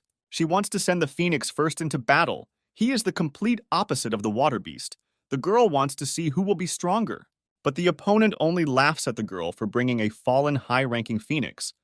But they still think that it is really a terrible enemy for the water concealer. But unexpectedly for everyone, Li Ji raises his hand and announces that he is giving up. The round hasn't started yet, but he's already admitted his loss. The judge has no idea what's going on, but the contestant decides to give up first. The host announces that Su Ying wins the first round. But the girl notices that the guy is just laughing at her. She doesn't understand what he's up to. But the guy has an evil plan. He believes that sometimes bait is needed to get the prey. Suddenly, a huge beast appears on the stage. Su Ying doesn't understand what's going on. This is a ground catcher. The guy turns to his rival. He says that the pathetic phoenix is not the strongest beast in her hands, but it is the most difficult to deal with. The thunder mouse, weasel, and hundred-toothed tiger are terrestrial celestial animals, concludes Li Ji. Now he needs to send into battle the most powerful beast that can easily destroy all rivals. Only a fallen phoenix who is good at air attacks will find it difficult to defeat even a 5th-degree celestial beast. The poor chick will be eaten alive, but before that we need to explain something. Li Ji turns to a classmate. He says that he managed to study all the information regarding her. He knows that she lost. The fallen phoenix strikes Li Ji. But in response, the guy puts up a shield and laughs at the helplessness of the beast. But suddenly the blow breaks through the shield and Li Ji finds himself on fire. He just burns and his skin is burned by fire. Su Ying feels her strength. This was revenge for the words that Li Ji uttered towards her. It's incredible to anger your opponent. There is hatred in his eyes. His teeth are clenched so tightly that he is ready to tear the enemy apart with them. This will be a bloody fight. Li Ji summons ground spikes, but the fallen phoenix manages to dodge the blows. Su Ying orders the bird to be faster. It increases its speed. We need to get rid of our opponent here and now. The scarlet flame bird fights the enemy. It uses a fire slash. The intrigue is growing. None of the players plans to lose. Li Ji calls the ground catcher and orders to set up a protective wall of Kshiti Garba. The girl is shocked by what is happening. It can't be. Even though Earth-type celestial beasts have little resistance to fire, how could he withstand such a strong blow? The wall of the stone beast is unrealistically hard. Li Ji mockingly asks if she can see the difference now. Does such an insignificant phoenix really dare to resist an adult ground hunter? The land catcher releases the net. This is the same skill of conclusion. They say that he can grab absolutely any low-ranking creature. His cruelty inspires horror even in high-ranking pets. Su Ying and the phoenix get caught in the net. The girl says that we need to find a way to get out of here. The network begins to narrow. The mistress uses 3rd-degree power enhancement. Phoenix strikes, but the net continues to narrow, completely ignoring the beast's desperate attacks. Everything is hopeless. And a drop of water will not leak through this network. Even the participant herself is on the verge of death. Is this really the end? The rational thing to do would be to just give up, but member Su Ying is still holding on. Su Ying orders the fallen phoenix not to resist so as to harm himself less. This was all part of Li Ji's plan. He says that if the enemies surrender, then the pain will go away immediately. Frightened girl with despair in her eyes. She understands that there is no choice. Her whole body is covered in wounds. She decides to give up. But at the last moment, the bird gathers all its strength and breaks the net in an instant. She breaks through the wall of the earthen beast with her power. These were ultra-flaming rays. Li Ji is simply shocked and furious at this bird's abilities. It's incredible that member Su Ying's pet has an 8th-degree advanced skill. With just one attack, the ground hunter was immobilized. One of the spectators says that although the fallen phoenix has high-ranking origins, in reality it has the lowest properties. Moreover, fallen phoenixes by nature do not have ultra-flaming rays. To which the girl replies that be that as it may, the fallen phoenix Su Ying really did it. But the most important thing is that he has not yet reached maturity. A promising future for the beast. The third participant in the dialogue is the vice rector of the university named Dunn. He says that we should not forget about the Thundermouse with its thunderclap. The vice rector did not think that such a genius would appear this year. If this girl can make it to the main team, achieve decent achievements, and get more fame, then it will become an opportunity for the entire university to rise up.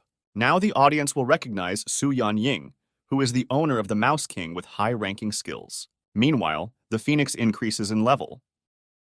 In addition to the ultra-flaming rays in the 8th degree, the strength also rose to the lowest 4th degree. Su Ling is surprised that with such great talent, this is still her bird. She doesn't believe whether that pet store, in addition to providing medical services, increased intelligence and improved properties. But she thinks Su Ping went too far. The host of the show announces that Su Ling won the second round. He also asks both sides to prepare for the final round. Li Ji is furious. He is ready to tear them apart with his bare hands. He does not understand why this Su Ling is so lucky, because he almost won.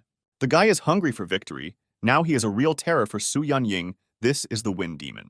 This is a 4-winged adult wind demon with strength above the 5th degree. Students are not allowed to carry ferocious animals with them because something could go wrong, says a girl named Huoji. The guy replies that Huoji thinks too conservatively because every year so many newcomers die in empty areas, and this beast may be the beginning of new competitions. The vice rector says that their university is rich in powerful teachers, and among the judges there are high-ranking masters. There should be no problems. And the wind demon was somehow rented. This definitely needs to be sorted out after the match. Because the difference in ranks was too great, Li Ji had difficulty summoning the beast. Su Ling uses all possible buffs. Increased strength, increased impulse, increased perception, increased strength. She orders the falling phoenix to attack the master directly. Only then will the fight end. The bird begins to attack the enemy. But in 1 second, member Su Ying's pet was knocked down. The demonic beast attacks the beast's master next. Su Ying's life is in danger. The girl doesn't understand what's happening. The speed of the beast is so strong that at one moment, all parts of her body were covered in wounds and cuts. Huoji says that Su Ying has already lost this round, but the wind demon still hasn't stopped. The wind demon is out of control. It is taking all of Li Ji's powers, and now he is losing consciousness. Su Ying defends himself with a shield. The projector orders the judges to stop this fight immediately. The judges send a divine phoenix to help. It must protect the participants from death. But the demonic beast turns out to be faster even than the divine phoenix. This speed simply astonishes Su Ying. The judge comments that the girl suddenly summons a thunder mouse to block all attacks, at which point the girl could die.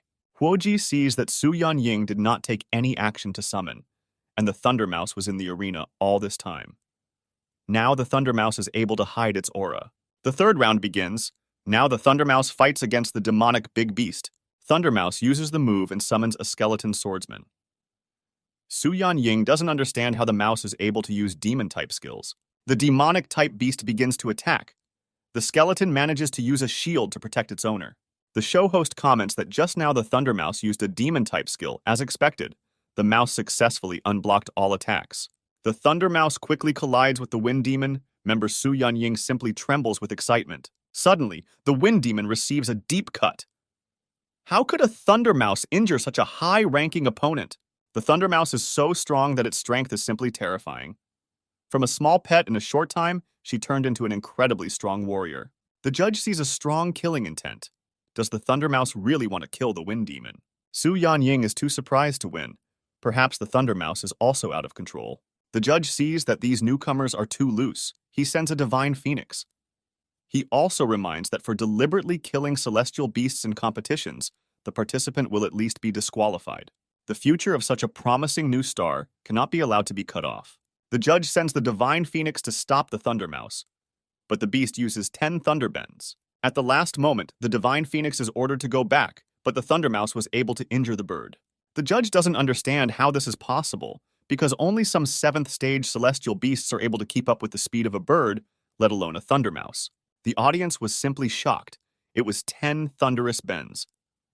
They know that if one is under the influence of this skill, 10,000 lightning bolts will wear down in an instant, and even stone-type celestial beasts cannot bear it.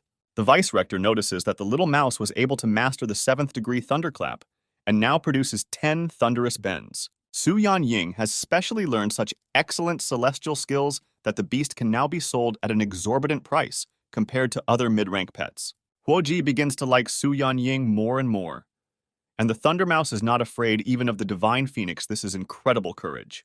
The Thunder Mouse and the Divine Phoenix begin the competition. The judge understands that the Phoenix cannot be allowed to fight the out-of-control Thunder Mouse. The owner is happy that her Thunder Beast has mastered a high-ranking skill again. Such an evil and powerful beast is the cutest pet in the hands of its owner. The judge is shocked. It turns out that the Thunder Mouse did not lose control, but at the same time she fought with incredible strength. The host announces that Su Ying and her pet Thunder Mouse are winning again at this competition. Meanwhile, Su Ping is in his pet shop, learning how to strengthen the beast's front legs. The video explains that the difficulty of cultivation lies in the need to know well the body structure of the celestial beast. Otherwise, the introduced star power will not be able to strengthen and will cause harm to the body. You can immediately see the changes. The front legs have grown by as much as 2 centimeters. Su Ping wonders if it's really so difficult to upgrade a pet in this world. That's why Su Ying was so surprised. Suddenly, a car drives up to the store. The same brother and sister emerge from her. Su Ping is interested in the guy like his hand, to which he responds by asking if the owner was once treated at Shanshan Hospital. And at that moment, he tries to strike Su Ping. But the protection system works. Fang Yujing says that he had to spend a little money, but his crushed bone is now as good as new. The owner begins to offer the guy food of the demonic type and may even sell it at a discount. Clients are shocked. This is 100 times more expensive than last time. The sister tells her brother that the food alone will cost more than the operation. Su Ping calmly and quietly replies that if they don't want to, they can leave, because training is waiting for him. Fang Yujing was just charged, but the owner is cruel as always, to be honest. He came here for a different reason. He invites the owner to the outpost. In the past, the Blue Star was a poor planet with few resources, until one day an unknown force tore the space apart, forming star rifts. These unstable cracks became passages to other unexplored planets. Some planets were rich in resources, some were home to ferocious monsters, some of them are as hot as the sun. Thanks to stellar rifts, people could continuously receive resources from other planets. They could build a strong country, but the prosperity lasted only a few hundred years until people began wars for possession of high-quality rifts. The number of people has more than halved. Approximately 70% of the Blue Star's entire territory became barren and uninhabitable. The remaining humans finally reached reconciliation and formed the Human Federation. Those who left migrated to safer lands in which there were no star rifts. For the sake of survival, the Human Federation is actively returning masters of war beasts, and the strongest of them are selected as explorers who go to other planets in search of valuable resources. Fang Yujing says that last night, a new star rift appeared in the desert area outside the Longjiang base city. Their group wanted to go on reconnaissance, but were attacked. They also lost the fire-tailed blood fox. The system gives the owner new tasks to find a lost pet.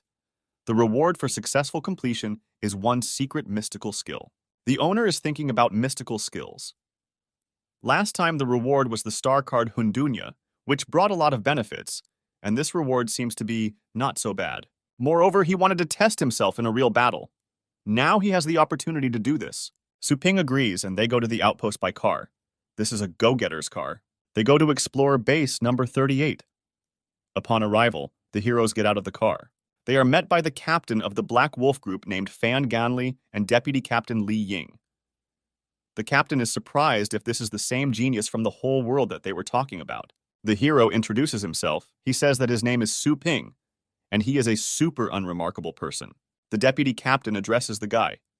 At first glance, it is clear how young the hero is. He also says that they heard about him from Fang Yujing. He asks if the guy is already 20 years old, but Su Ping replies that he is only 18. This means that the martial beastmaster has not yet graduated from the university, suggests Li Ying. Su Ping says he is self-taught, to which Fang Yujing was very surprised by what he heard. The captain says they need to register Su Ping before entering. In addition, to facilitate mutual cooperation in battle, he hopes that Su Ping will allow them to become familiar with his pets. The guy doesn't see any problems, but he has no intention of joining their group. He also just needs to find his lost pet. This angered the assistant captain. Su Ping is very young and doesn't follow his words. Does he really think that you can join them just by wanting to? The captain reassures his assistant. This is Fong Yujing's guest, so you need to be polite with him. Su Ping summons his celestial beast. And in an instant, a small skeleton emerged from a gap in space. Everyone was very surprised. Was it really a small skeleton? After all, he is a low-ranking animal. Over the past 7-8 days of diligently absorbing the bloodstone, he had actually become stronger. Frightened, Fong Yujing asks if Su Ping really just took this beast, to which the owner nods his head positively. The guy is afraid that Su Ping does not know the character of the captain and his loan. But if Fong Yujing lets them down, he will not live. The owner says that there is no reason to worry, you can trust him, and he will not disappoint. The owner gives the order to the small skeleton to draw his sword, to show your strength. The beast has average sword skill, but the team is simply surprised. This is amazing speed. Has he already put in the sword? Su Ping is registering to enter the explorer's base. His face was scanned. The next step is to enter your identification information. Identification was successful. He was registered as a temporary passer. On the panel, it was written about all of Su Ping's education, which kindergarten he was in, which elementary or middle school he attended, and even written about high school. Fong Yujing is surprised that the owner only graduated from high school because he thought that he was officially a martial beastmaster. The assistant captain says that temporary employees can also receive the merits of full-fledged explorers, but there is no need to rush to rejoice, because they still won't have all the privileges. If they commit any crime, Su Ping will still be punished like an ordinary citizen. Fang Yujing sees the owner off and tells him not to worry, because if he has problems with the police, he will always come to the rescue and should not be thanked. Su Ping is already tired of listening to the guy talk non-stop about his privileges all day. He is truly hopeless. They came to the Federal Tunnel Storage Facility.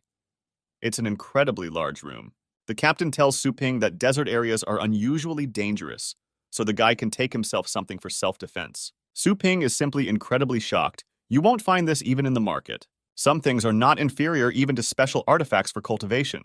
There is little time left. The captain asks if Su Ping noticed anything. The owner, pointing his finger, asks for basic skills from the 1st to 6th stages of a martial beastmaster. In response to Su Ping's wishes, the captain and his assistant simply laughed. And Fong Yujing brought him to this weakling's base. Fong Yujing tries to explain to the owner that right now they're going to very dangerous desert areas, so the captain says that the guy should take good self-defense equipment and not some kind of training skills. Su Ping responds that he simply does not want to be indebted to others until he completes the task, especially since he has everything under control. The captain thinks that skills require a lot of time, but this man either has no brains or he knows his strength very well. Well, soon the guy will show his strength. The captain handed over the reservation to Su Ping. With this armor, he will be able to withstand attacks from 5th-degree beasts. If the Black Wolves fail again, the team will be disgraced. Su Ping asks if anything is known about this stellar collapse. Fong Yujing knows that the danger level of this area is rated high. Demonic-type beasts have been spotted, and no rare ores have been discovered. Su Ping asks if it's really a demonic type. It turns out he's still in the right place. The deputy called the second assistant. He heard that the assistant had a bad character, so it was better not to anger him. Suddenly, the severed paw of a huge bird falls right in front of their feet. A rogue of silver rank appears in front of them, whose name is Lin Mi-kun. It turns out he almost fell asleep while he was waiting for them. At that time, his beast is tearing apart a huge bird whose paw flew in. Out of surprise, Su Ping falls off his feet and falls to the ground. He is assisted by Fong Yujing. He says that anyone below the 6th degree of strength pales in comparison. Lin Mi-kun meets with the captain. He says that he heard about how his beloved fire-tailed fox disappeared. After all, Lin Mi-kun warned him that he should take only professionals with him into the desert. The captain was careless, and he wasn't happy at all without the beast. He really didn't want to go out. Lin Mi-kun notices Su Ping. He doesn't understand who it is. There's nothing in the database about this guy. The captain introduces Su Ping and says that he is an acquaintance of Fang Yujing. Lin Mi-kun says the guy is too young. This angers the owner. He asks to explain what just happened. But this angers Lin Mi-kun. He says that this guy is in trouble if they are not able to handle this then what they forgot in the desert areas. The captain defends Su Ping, saying that although the guy is not experienced enough, he has good abilities as a master of war beasts, and his strength is at the proper level. But strength alone is not enough. If strength decided something, then anyone could become a breakthrough, says Lin Mi-kun. Also, after entering, everyone follows his commands, otherwise, do not blame him for being ruthless. The captain told his partner not to worry because he brought the people and he would naturally take care of them. Suddenly, a monster appears on their way, a chilling gaze as if Su Ping is looking at a corpse. Lin Mikun says that this is really the guy's first time in the desert areas. The heroes move on and pass through the gap, ending up in the next universe. Fang Yujing appeals to the owner so that he does not pay attention because they are rogues, always straightforward. Su Ping is not upset because he thinks just like him. They notice that on this planet it is very dark, and no creatures have been found. But you still need to be careful. They walk through the forest. The commander orders Lin Mikun to look for the road. There is a very strange forest and wild animals here. There is fog all around. There is a small unknown beast ahead of the lake. The fog is too thick. Lin Mikun can't see. The captain asks if this area can be bypassed somehow. The assistant replies that there is no way, because there are several dangerous animals on other routes. Lin Mikun says that he should check. If suddenly there is something dangerous, then he will immediately report. He starts checking. An animal catches his eye. This is an adult tiger tapir. Its strength is about 5 stages. Lin Mikun decides that he will get rid of it. The commander says to only avoid noise and dust, because they cannot linger. Lin Mikun will do this without any problems, because he is a pro in such things. Su Ping asks Lin Mikun to stay, and they ask if he really saw everything. To be sure, he asks to lend him night vision goggles. Lin Mikun starts to get angry. Does Su Ping doubt his decision? The hero claims that tiger tapirs rarely drink water, which Lin Mikun looks at Su Ping skeptically. The owner says that they get water by eating small insects. He asks if they feel the surrounding temperature. But tiger tapirs are not found in such an environment at all. Tiger tapirs live in tropical zones, but it's cold here. But the assistant commander is sure that this is a tiger tapir. Lin Mikun starts to get angry. He says, "Open your eyes. This is an ordinary tiger tapir. It's all a waste of time." He sends his beast, the Cadotan python, to kill the tapir. But the beast looks very scary.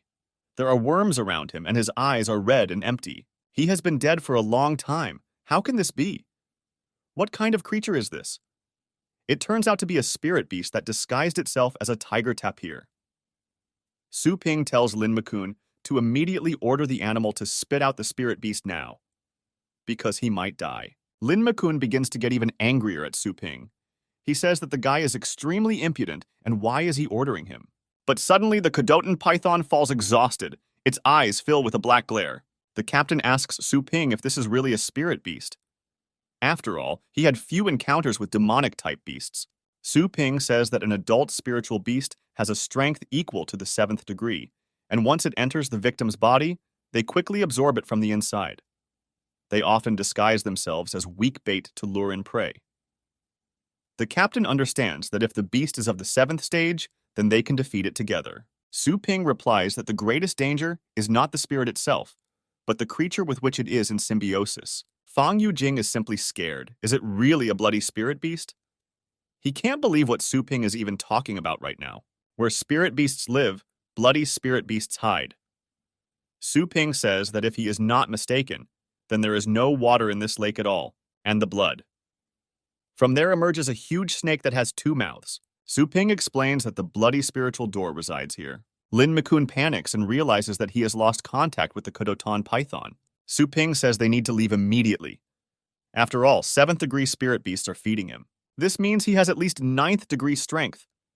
Perhaps he is the king of beasts, but suddenly a huge monster starts chasing them.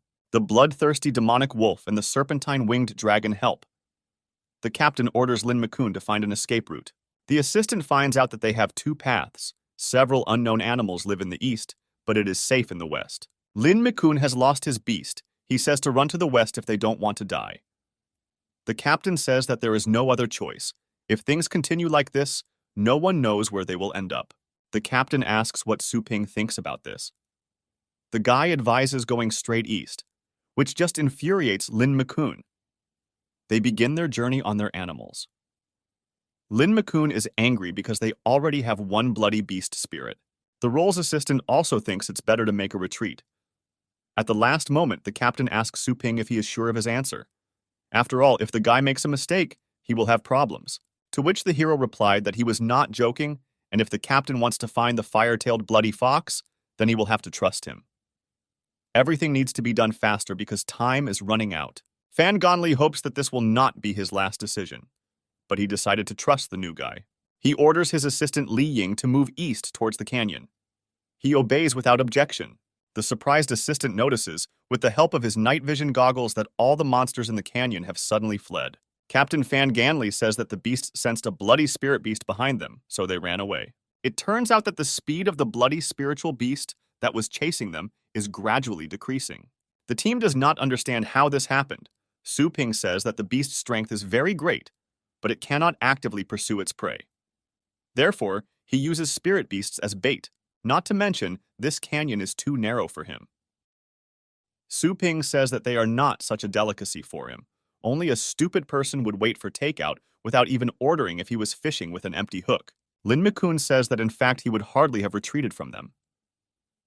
The captain begins to look at his assistant with contempt, to which Lin Mikun gets angry and says that he did not know about the characteristics of the blood spiritual beast. Li Ying tells the captain that they will soon reach the place where they went missing, but he reminds him that there is a celestial beast at the exit of the canyon. Su Ping asks Lin Mikun to borrow glasses. The captain's assistant, gritting his teeth in anger, gives glasses to the guy.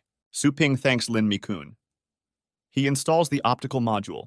Now he sees what is happening around him. He sees an adult dead spirit of 5th degree strength. The captain asks again if it's the demonic type again. He asks if this is a problem. Su Ping says not to worry and he will deal with it. He calls a small skeleton. He is confident that they will get through this without any problems. The little celestial beast uses an average sword art. It attacks the spirit monster and kills it. Fang Yujing was simply delighted. He did not know that Su Ping could kill a spiritual beast so easily. He did it in a second. If Fang Yujing had known about this earlier, then he would have obeyed Master Su Ping in everything. Lin Mikun is sure that it is just luck, and in fact he can do it too. The heroes continue to walk, and a high mountain is visible in front of them. Captain Fan Ganley says that this is a very dangerous mountain. After all, in the past, they encountered a high-ranking beast here and lost the bloody fox. Su Ping says we need to hurry up. He says that everyone needs to get down from their animals and look for traces. They saw footprints going straight to the mountain. And the many-eared monkey discovered something. This is someone's hand. Lin Mikun notices the Black Mist Group's golden bracers.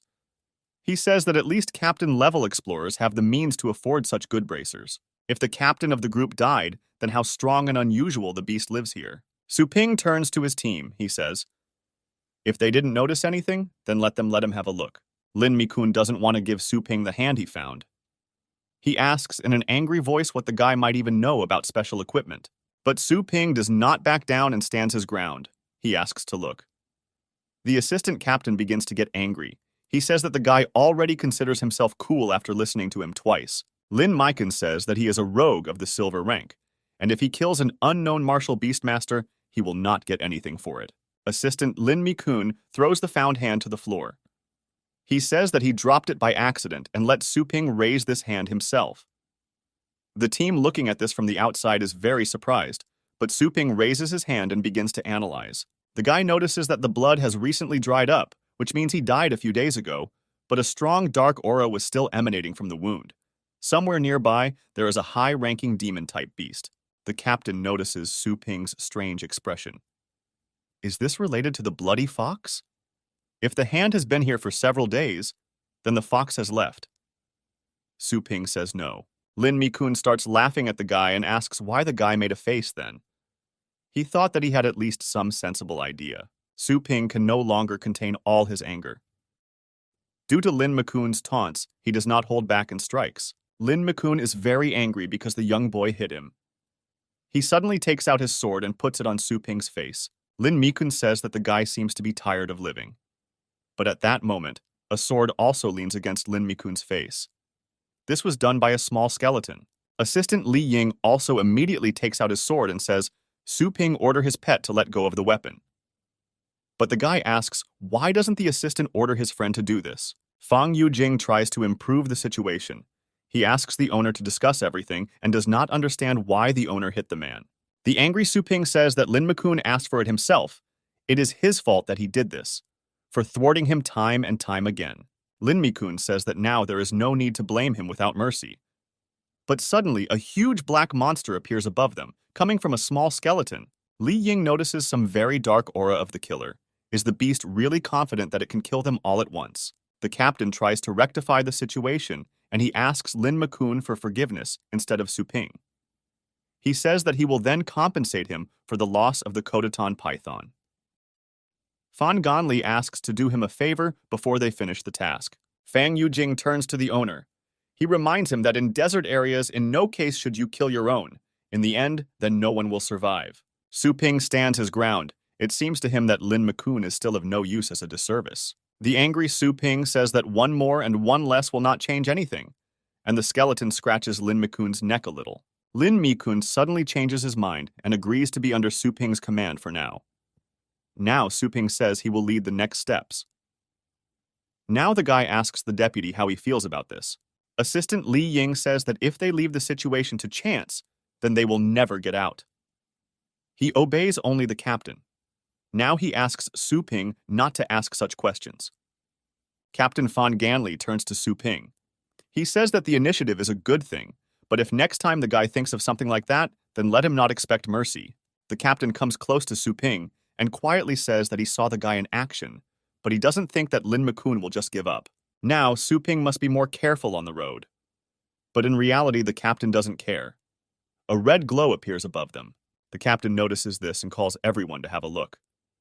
It's something like a light for help. This is a girl and a wounded guy, and they are being chased by a terrible spiritual monster that uses a psychic attack. The animals also release metal fangs at them. But they are so powerless that their bodies don't even have time to react. But suddenly they are protected by a giant beast. This is a group of black wolves. They say they heard their distress call and came to help. The wounded guy warns the team to be careful because they were attacked by a bone crusher. This is a giant beast with horns and fangs. He is incredibly large, he is very angry and dangerous, he thirsts for blood. The team rescues the guy and girl. They help them climb onto the beast and run away from the monster together. Lin Mi-kun looks angrily at Su Ping and warns that the heroes will be shaken. But sharply the beast on which they moved, he throws off the girl and Su Ping. What Lin Mi-kun is openly happy about. A giant monster hand reaches out to kill them. But at the last moment, Li Ying and Fang Yujing fly up on their beast. They take the girl and Su Ping. At this moment, Fang Yujing asks the owner to hurry up. Su Ping asks the deputy to find a normal path. This monster doesn't care about obstacles, but the team is slowing down. Li Ying's only thought is that this guy was almost killed, but he had already come to his senses. The captain says that Bone Crusher and several other dangerous creatures are chasing them, and he also asks the rescued guy if anyone from their team is left. The guy answers with difficulty that his last Earth-type animal remains, and it is lost. The girl who was with the guy notices that her sacred flame bird can still fight. Even among the 8th stage beasts, the sacred flame bird is still strong. The captain asks if the girl is injured. The huge beast is still chasing them. It turns out that the strength of the Bonebreaker heavenly beast is as much as the 9th degree. The vital parts of the Bonebreaker are entwined with strong bones. The small skeleton is absolutely useless in this case. Su Ping understands that he needs Lin Mi-kun's help. The wounded guy says that at this rate they won't be able to escape. He got an idea. He tells everyone to call their sky beasts. They must delay Bone Crusher and buy time for them. Lin Mi-kun angrily says that he just lost one. Does the guy really want him to become completely poor? The guy says that after this, he promises to reimburse the entire amount of lost pets in Chenshen. He also promises that they will receive a reward. The surprised captain hears about Chenshan. Is this guy really the same gold rank rogue? But Lin Mi-kun doesn't care who this guy is. He already lost too much energy to return his pet. He doesn't want damages. He wants 3 times as much. The commander punishes Li Ying to tell everyone nearby to call their beasts. Otherwise, they will all die. Li Ying addresses those who move with him. He tells them that if their lives are valuable, then let them call the animals. But suddenly, Su Ping makes a decision and jumps off the flying beast. A small skeleton lands with him. They land right in front of the monster. Lin Mi-kun rejoices. He is sure that no one will stop to help Su Ping, so he wishes the young guy who decided to play the hero to burn in hell. But after a few minutes, a huge flock of skeletons begins to revive from the ground. The team is surrounded. But these monsters have no reaction to the command. Commander Fan Ganli realizes that the monsters are not targeting them. The little skeleton raised his sword.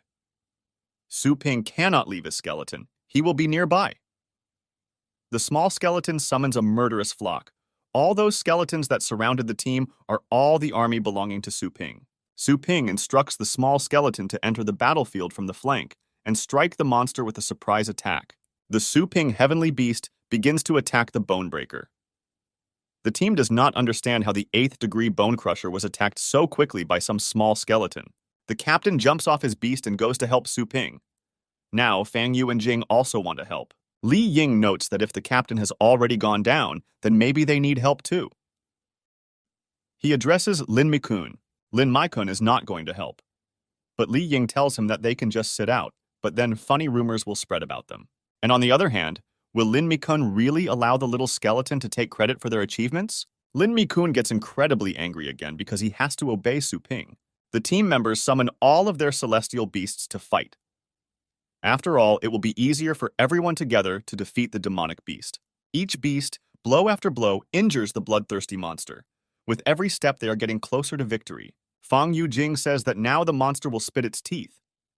The captain punishes the bloodthirsty demonic wolf not to let the monster relax. He causes a bloody hunt. Su Ping notices how the monster's thick ribs have opened up. The girl tells everyone to hide because this is a psycho attack. The team creates a huge shield to protect themselves from the attack.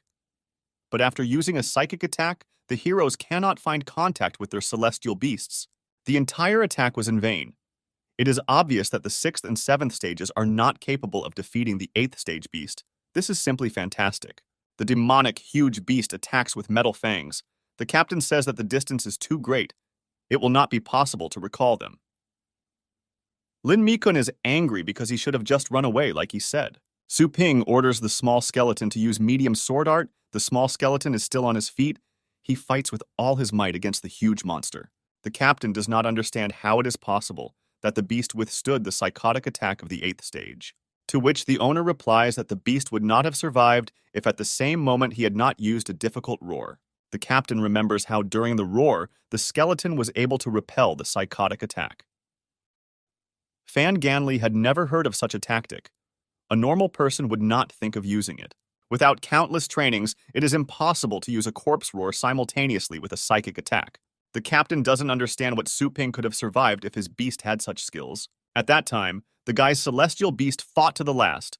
Bone Crusher was already using 9th stage attacks. The monster uses death annihilation. Everything within a radius of 1,000 meters will evaporate. The team looks on in horror as Lin Mikun runs away, cowardly shouting that his life is more important. At this time, Su Ping orders his little skeleton to immediately use the new skill. The animal uses its most powerful skill. The blow struck Bone Crusher with incredible force, causing an explosion as if the monster had been stuffed with TNT.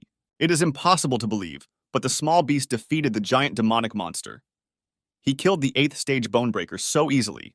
The captain says that even he would not have thought of such a thing. An attack at the center of the monster while it is concentrating energy to strike. Fang Yu Jing runs up to Su Ping. He says that he was very scared. But how did his guy realize that the monster was vulnerable from the inside? To which Su Ping says that he just guessed by chance. But in fact, he knew that only some dynamic type beasts were capable of using the recombination of severed limbs. Because the body of a huge beast is just a shell, and the spiritual core is the root of this heavenly beast. Thanks to the core, he survived. Thanks to this, he constantly restored his body. As long as he used it properly, any demon-type celestial beast would not be difficult. Now, Su Ping is confident that this fight has dispelled all doubts. The small skeleton was able to disintegrate Bone Crusher piece by piece. Each bone his body was made from creating a new creature. The team notices that it turns out that this monster is still not dead because the movement that the Bonebreaker makes is unusual, as if it was specially controlled. Every bone that falls to the ground is reassembled into the same beast, and it turns into a puppeteer. Fang Yu Jing asks the owner if this is really his doing. Your partner's opinion is confirmed. The small skeleton summoned an army of other skeletons, just defeated a high-ranking beast, and turned it into a puppet. Li Ying asks how a small skeleton can even summon and attack in melee at the same time. But the team is in a hurry, so the captain orders to omit the details and continue the search for the bloody fox. Su Ping says not to rush because he has unfinished business, and the guy also hopes that the team will pretend that they didn't see it. Su Ping approaches Lin Makun, who fearfully uses his shield and asks the guy what he is going to do now. To which Su Ping calmly replies that he won't do anything. He just wanted to remind Lin Makun to be careful. Suddenly, the small skeleton uses his sword, while Su Ping tells Lin Makun that the desert area is full of danger and the rogue must be vigilant. At this time, the small beast cuts off Lin Makun's hand. He uses his sword for this. Lin Makun is in incredible pain. He is shocked that Su Ping could do this to him. The guy tells him that Lin Makun will live only because of the captain. But if Su Ping sees him again, it will be very bad, and first of all, for Lin Makun himself. The owner promises Lin Makun that he will personally finish him off, unless he wants to disappear himself. The frightened guy grabs his severed hand and runs away without looking back. The surprised team does not understand why Su Ping did this. The captain says it was too much. The girl says that this man has an unclean heart. If you stay with him, sooner or later he will kill everyone. It would be right to deprive him of it. Now, in a calm environment, the team can talk to the guy and girl they found. Assistant Li Ying says the team is looking for a fire-tailed blood fox. He asks if they know something about him. The guy and girl begin to remember. It seems they saw his traces somewhere. But Su Ping also saw something similar to footprints. He shows the direction in which they just passed.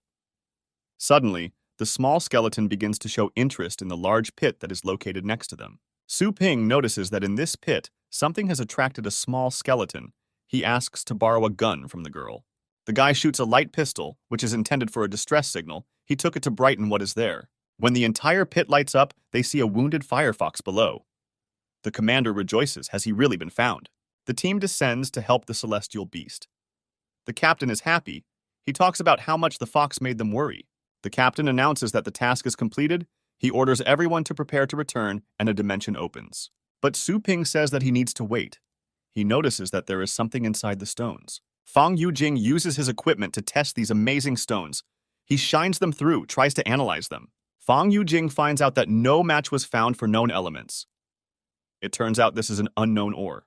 The team decides that they need to return home immediately, but Su Ping does not understand why they are leaving. Fang Yujing says that if they can find natural deposits of rare ores to use, then they will definitely benefit. Stellar rifts open the way for them to all the stars and planets, but the likelihood of finding valuable ores is very small. It's like searching for gold in the sand. Fang Yujing continues to say that time is very valuable, so what kind of rogue would want to waste time?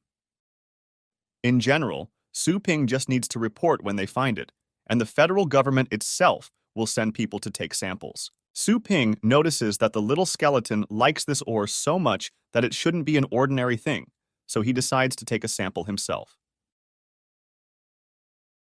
Still, the team returns to base. The system notifies the owner that the task has been successfully completed.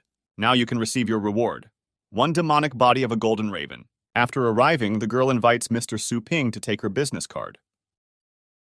It turns out that she is a senior lecturer at Fengshan University, and her name is Luogu Shui. She says that she really wants to introduce the guy to their rector.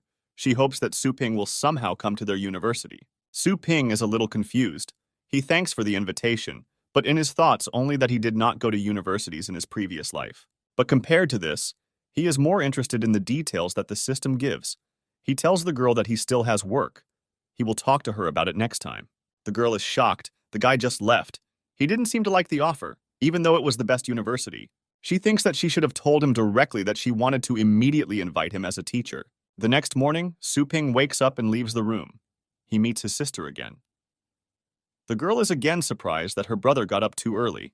He probably didn't sleep, and he probably just walked somewhere all night again. To which Su Ping replies that she probably also walked somewhere all night, which makes my sister very angry. Su Ling Yu says that she is not like her loser big brother, because she gets up early every morning to train. The guy simply turns around and goes up to his room. The brother says that his sister is great and he is proud of her. At this moment, Su Ling Yu screams at her brother. She is incredibly angry because she does not need his pride. Meanwhile, Su Ping is in her room trying to find out everything from the system about the new reward. It turns out that this crow body is the secret combat technique of the Golden Crow clone. Born from a fiery star like the sun, he was born with the ability to penetrate mountains and rivers. After cultivation, He became an invincible creature that was capable of crushing stars. In ancient times, he conquered most of the primordial universe. Wherever the golden raven went, everything turned to dust. The next generation called him a demon. The owner is surprised that this golden raven is really so strong. Now Su Ping wants to cultivate the demonic body. The system warns that the golden raven's body will continuously change the shape of the host's body. The process is extremely long and painful and requires extremely highly developed star power and a lot of material support. And in the end, he will cease to be a person altogether. And in the end, the owner will rule under heaven as a demon. Su Ping realizes that if his body turns into a monster, then it is too much like a villain. The system says that the owner does not need to worry about this, because after completing cultivation, the golden crow's body will be composed of pure energy. Su Ping can keep the original appearance fused with his preferences, and it will not affect his normal life. But people can live like human beings if they stop being human. The owner agrees to the terms of the system. He is ready to play by its rules. Su Ping learns the hard way that the weak in this world live without respect. Su Ping is back in his pet store. A delivery has arrived. They are unloading boxes. How convenient it is that the Federal Miners Repository has home delivery. Su Ping does the identification, and it is successful. On the way to the quarry, he killed several animals and received merit. Now he can afford lighter armor. The water armor is activated. Adapting to the wearer's star power stage currently provides protection from attacks from the 1st to the 7th degree. The materials for the first level of the Golden Crow demonic body had also been collected. This is much more efficient than personally collecting everything in the cultivation areas. To create the demonic body of the Golden Raven, a large amount of materials and star energy is required, which can be obtained from the Pathfinder Vault and the Hundunya Star Power Card. After obtaining the demonic body of the Golden Crow, Su Ping will be able to explore more dangerous places in the desert regions and Hundunya Star Power Maps. It's just perfect. But the guy has one question about ore. He asks the system if it can put this loot into the slot. The system says that changing and maintaining a slot to create an acceptable container requires the owner to pay in the form of energy points. In this case, Su Ping is thinking about converting these ores into a new section for animals. He will provide the materials himself. He asks the system for a discount, but of course all this is only for the sake of cultivating celestial beasts. New permissions are unlocked in the section. Once the owner has collected all the necessary materials, he can update the sections for taming by paying only 20%. Su Ping is happy because he can upgrade. Now he has a lot of freedom. Although the side effects are quite serious. But such a powerful effect is definitely worth it. The necessary materials are there. You can get them from the storage without any problems. Su Ping remembers the energy points. He will have to temporarily close the store while he cultivates. Su Ping calls Su Ying. The girl is shocked. Is this really from the Xiao Tao Key store? The owner himself. He asks the girl if she is happy with the current strength of the Thunder Mouse. She says that she is very pleased and doesn't even know how to thank Su Ping. He says that he just needs her help.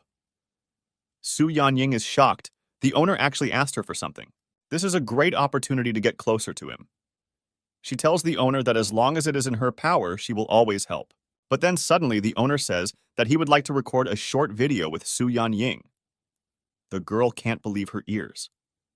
Does Su Ping really want to make a short video with her? But Su Ying doesn't understand why he needs this. She has strange thoughts in her head. The girl is scared, but the guy asks if the girl is free now because she will become famous. But if Su Ying doesn't want it, the guy will find someone else. The girl said that she understood the owner, and after a while she came to his pet store. The surprised guy looks at the girl. This is something he really didn't expect to see. Today she dressed beautifully. Su Ying became embarrassed. After all, the owner said that they would record a short video.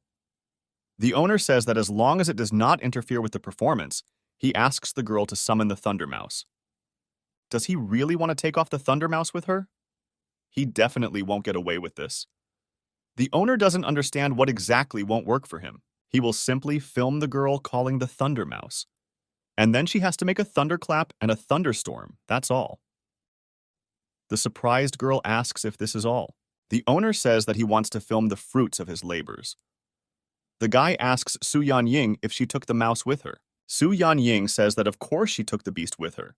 But despite the fact that the annual competition has already been completed, the final awaits her. She says that the champion Ye Hao will finally fight her, and if the owner comes on stage with her, he will get great publicity. He agrees, but Su Ping does not understand what kind of champion, and on top of that, Su Ying is not the winner yet.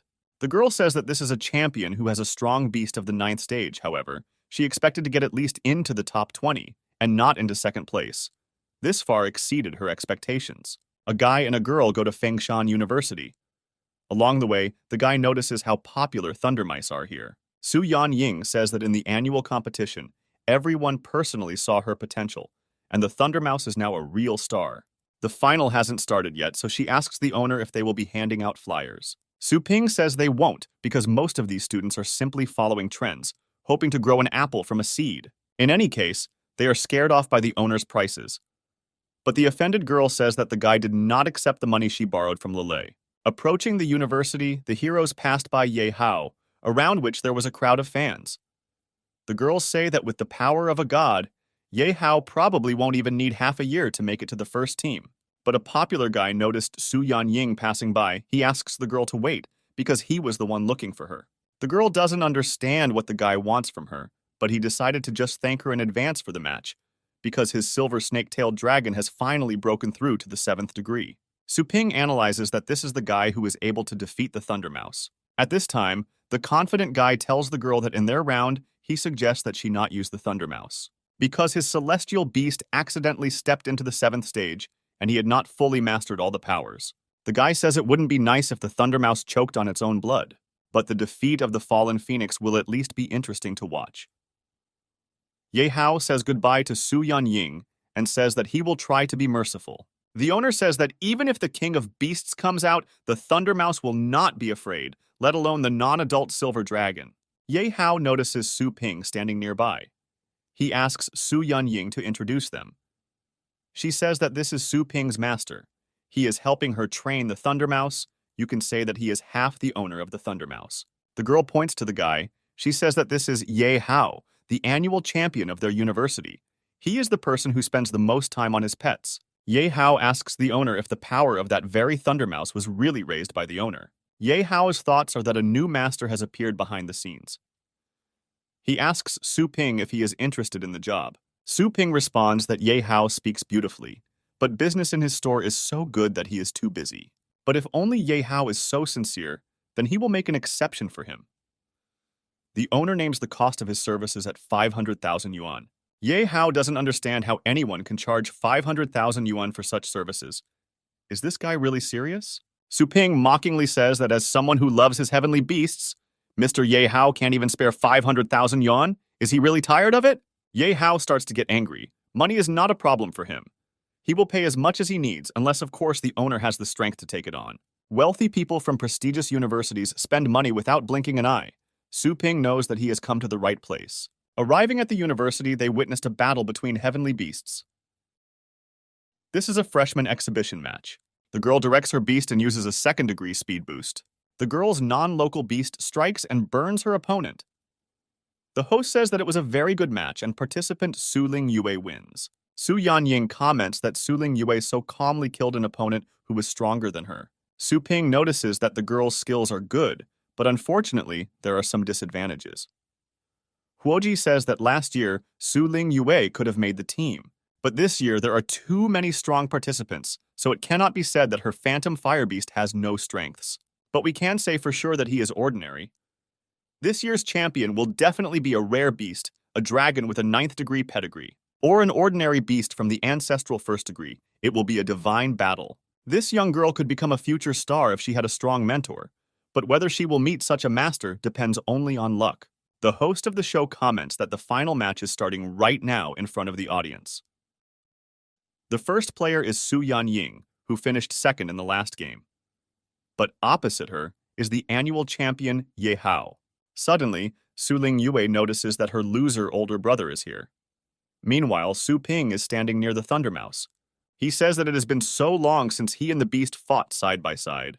But suddenly, the Thunder Mouse got scared and ran behind its owner, wanting to find protection. The audience does not understand why the Thunder Mouse suddenly backed away. Was it really afraid of the silver snake-tailed dragon? And what is this guy doing there anyway? He's not even a master of fighting beasts. He's just getting in the way. Ye Hao warns them to do as he said so that they don't expose themselves to ridicule. Suddenly, Su Ying summons the fallen phoenix. She orders him to use ultra-flaming rays. The hosts comment that member Su Ying suddenly attacked. The girl decided to show everyone her skills. At that time, Ye Hao orders his silver snake-tailed dragon to have fun with the phoenix. Unexpectedly, the dragon used an 8th stage dragon skill. As expected from a 9th stage dragon beast, it is too powerful. Su Ying orders the fallen phoenix to strike again. Ye Hao sees that Phoenix is still alive. He says that he will now show his rival the difference between them. The silver dragon is really only trying to hold back the rays. But all the power of the phoenix still could not inflict fictitious damage on the king. Ye Hao mockingly says that the harder you work, the more disappointed you become. This is the oppressive power of the 9th degree bloodline. Spectators are not surprised at how powerful it is. The power of the ultra-flaming rays belongs to the 8th stage, but for the dragon, it is like a tickle. Even though it is an 8th stage skill, the fallen phoenix itself is a 5th stage compared to the silver snake-tailed dragon. It is still far behind. Ye Hao orders his silver snake-tailed dragon to show the phoenix what he can do. The silver snake-tailed dragon used wind, fire, and ice forever at the same time. This is incredible skill. Although the beast did not aim, the range is really too large. Su Ying uses a speed boost on the fallen phoenix. The host comments that under the onslaught of attacks, member Su Ying is forced to only defend herself. Fallen Phoenix makes a mistake and gets hit. Phoenix was actually knocked down by a random pet skill. This is the power of the Mighty King's annual champion. The girl's heavenly beast is completely crushed. She understands that the silver snake-tailed dragon has become much stronger than last time. Is it really all over? She is afraid for the Thunder Mouse. Ye Hao says that how can raising celestial beasts of this level charge such a high price? Su Ping takes matters into his own hands and summons Thunder Mouse's killing intent. The mistress notices that her Thunder Mouse's aura has changed. At this time, Su Ping orders the mouse to tear apart the opponent. Thunder Mouse begins the attack. She was actually able to break through the dragon's chest. Mouse aura also suppresses the strong resilience inherent in the dragon bloodline. Ye Hao says that a worthy opponent has appeared. Now he is strengthening the dragon's powers of the 4th stage. He orders the silver snake-tailed dragon to trample the mouse. The host comments that member Ye Hao is going to freeze the entire earth. This is fatal to a celestial beast that cannot fly. But the Thunder Mouse isn't running anywhere. Su Ling Yu and Su Ping's body begins to freeze, but the owner manages to order Thunder Mouse to use the triple combo that he taught him. Ye Hao can't believe that the Thunder Mouse wasn't frozen. The beast used 10 Thunderbends, and with this she cleared the way for herself. Although it was obvious, the Thunder Mouse is protected by thunder armor. Ye Hao says that the mouse cannot hide from his eyes. He orders his dragon to attack immediately. Thunder Mouse uses separation. Now Ye Hao can't figure out where the real mouse is. Su Ping says that all 3 clones distracted Ye Hao, but there was a 4th mouse all this time. The host comments that the only part of the silver snake-tailed dragon that isn't covered in scales, now that the Thunder Mouse has gotten to it, is its mouth. Viewers comment that the Thunder Mouse has become even stronger. It is somehow strange that the Ye Hao beast has risen to the 7th stage, but is still inferior to the Thunder Mouse. Ye Hao doesn't understand how this Thunder Mouse's fighting style has changed a lot. Is it really about this guy? He starts to get angry if he loses now. Wouldn't it mean that Su Ping won the champion title due to luck? The silver snake-tailed dragon directly begins to attack the participant. But member Su Ying's lower body was frozen, and she couldn't dodge. This angers Su Ping, and he directs the Thunder Mouse to use Thunderclap. In a desperate attempt to steal the chicken in front of the owner, who is eating rice, the dragon is injured again. The silver snake-tailed dragon fell to the ground, incredibly, but the Thunder Mouse was victorious. Su Ling Yu is horrified and doesn't understand how this could happen. Has the silver snake-tailed dragon lost? Besides, it was such a humiliating loss. Ye Hao is surprised and cannot understand how the mouse won so easily. Was she deliberately hiding her power, or was it the work of that guy? The host announces that, unsurprisingly, the Mouse King Su Ying has pulverized the annual champion. Su Ping turns to Ye Hao. He asks if the guy is now happy with his strength. He also asks Ye Hao if he will pay him 500,000 yuan in cash or by transfer. The guy says that he will transfer the money later. But first, he wants to hear the answer to the question. Can his silver snake-tailed dragon become as strong as the Thunder Mouse? The owner replies that of course he can, but only he will decide when it is the dragon's turn. Huoji noticed that all this time the Thunder Mouse was controlled by Su Ping. Even the frosty steppe did not stop him. The girl says it's a pity. Her team is already full. The girl asks the vice-rector what class this guy was in. But the vice-rector replies that this student is quite modest, so it is better to ask him himself after the match. He himself doesn't know who this gifted student is, not even inferior to Ye Hao, but his mentor was actually no different. What kind of negligence in his duties? Su Ping was brought to the vice-rector's office. This is a special reception. Su Ying said that her teacher is a big person who wants to see them, and they are about to come. Su Ying tells Su Ping to get up, but he is in no hurry to do so. Ignoring the girl, he replies that he would like to talk to their vice-rector about some important matters. The secretary meets the vice-rector and His Holiness. The projector said that he had no idea that at his university there was a person worthy of the personal presence of His Holiness. Su Ying tries to calm Su Ping, but they do not notice the teachers entering the office. It turns out that 2 captains and a commander came in. The commander says that after watching this match, even he felt his blood boil. The vice-rector turns to Su Ping. He says that judging by his age, the guy is probably a second-year student. The vice-rector is interested in who the teacher of such a talented student is. Teacher Luo, who came with the vice-rector, clarifies that this is not their student. The vice-rector says that it doesn't matter. Even if so, then maybe the guy wants to study with them. The training is free, and upon graduation, the university will give him a high-ranking celestial beast. Su Ying is shocked. Is there really free training here? And they will also give a high-ranking beast. She has never heard of such conditions. The captain standing nearby realizes that this old fox is pretending as if he really knows the guy. Su Ping replies that this does not interest him, but the vice-rector does not understand how this is possible, because such good conditions do not suit him. The rector begins to promise a monthly stipend, if only the guy agrees to study at their university. Teacher Luo tells the vice-rector that she recently told him about the dangerous mission of the tunnelers, and so this is the same young man who killed the Bonebreaker and saved her and Chen Shan. The vice-rector is surprised whether this is the same young man who is right in front of his eyes. They don't believe what they see. He killed an 8th-grade Bonebreaker and even saved gold rank walkers. Su Ping doesn't understand why they look at him like that. The captains and commander wonder if the prodigal son really decided to go for a walk. But what family he comes from is interesting. They had never seen anything like this in 4 families. The commander suggests that this may be the same son of the family. Su Ping is at a loss. They mixed up his last name. Su Ying says that the guy's tone is too rude, and if they anger the commanders, they will see no mercy. The commander says that this is an ordinary person. Then the guy does not need to study.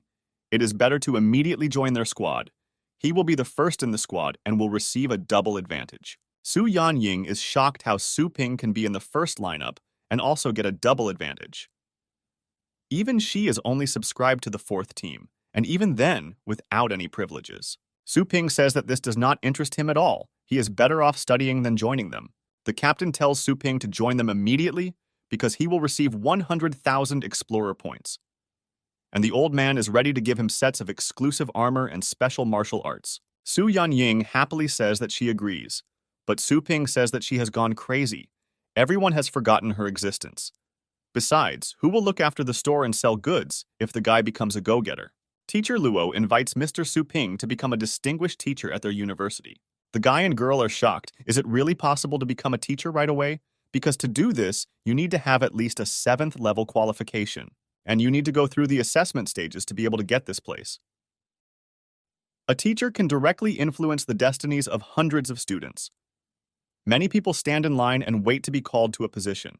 Luo's teacher says that it will only be 1 lesson a week, and the rest of the time, Su Ping can do whatever he wants. The guy will have all the privileges. He will have access to all campus resources. Su Ping is surprised.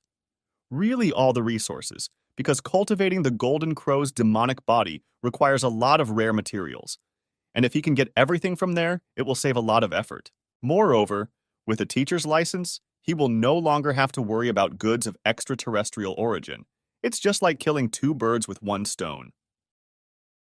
The guy agrees to this. Now, in order to become a Su Ping teacher, you need to pass a series of tests, assessing his physical fitness, combat skills, level of knowledge, and so on. You need to get an average score of 60 in the written exam, then it won't be difficult. Su Ping hopes that it is not too late to refuse. The vice-chancellor tells Su Ping that this is the standard for strangers. And Mr. Su Ping was able to kill the demonic beasts in the barren area, and his fighting skills were beyond doubt as far as teaching was concerned. Then he is sure that the guy will be able to master it after working in several classes as a teaching assistant. But Su Ping doesn't understand what the director means.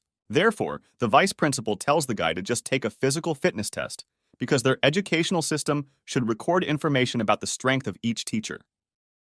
This will make everything easier, starting with selecting the right students for classes. Su Ping realizes that the old fox is clearly trying to test his skills.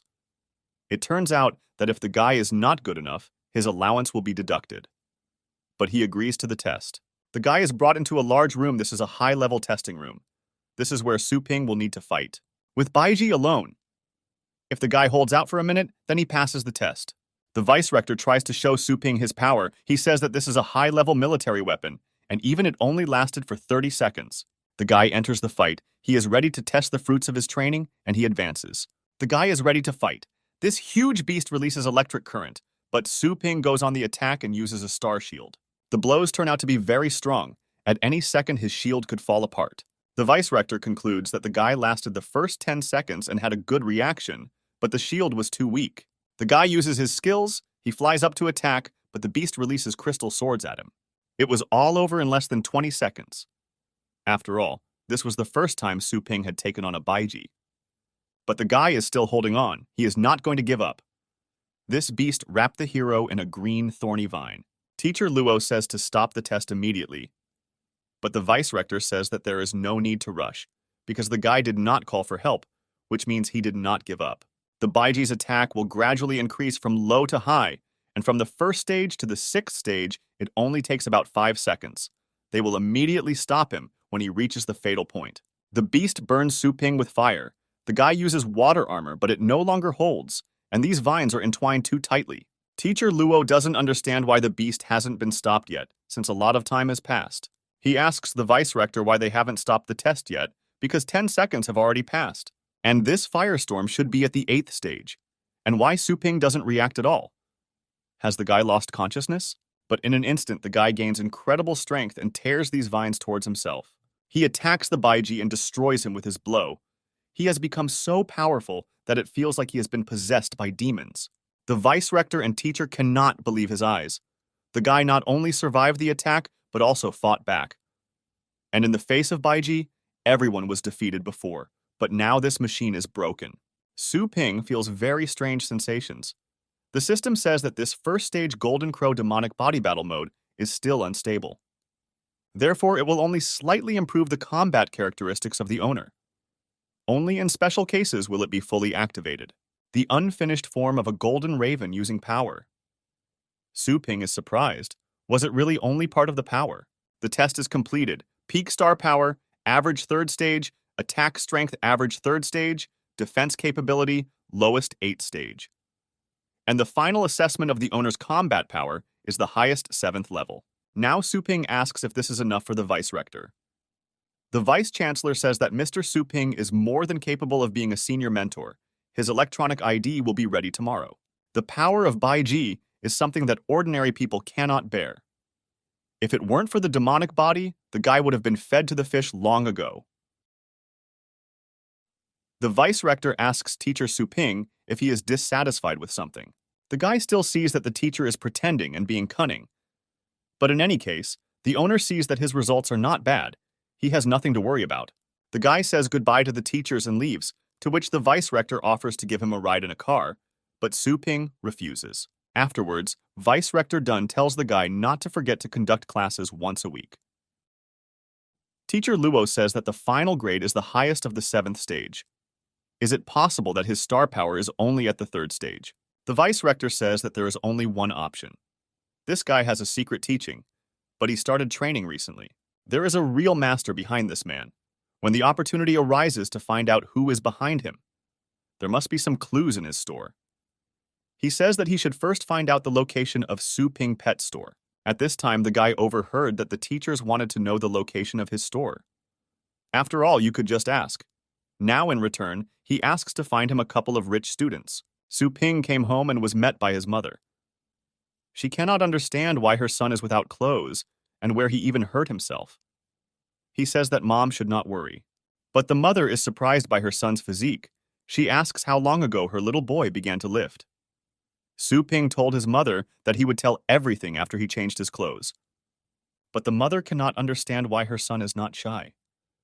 Did he really forget who changed his diapers? In the room, the guy remembers that his water armor is broken. He now needs to fix it. Suddenly, Su Ling Yu's sister bursts into the room.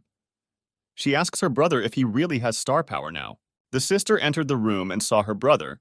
At that moment, he was changing clothes. She called her brother a pervert and became shy. The brother asks why he is a pervert, since the sister herself broke into the room without permission. She invaded her older brother's room and called him by name. It's worth teaching her a lesson so that in the future, she knows how to treat her. Su Ping asks her sister. Did she really not like it? Then he would let her see enough more. The sister got angry. She immediately said that she had recently been promoted to the 4th degree, so Su Ping was better off not approaching her. Now Su Ping is not afraid of his sister.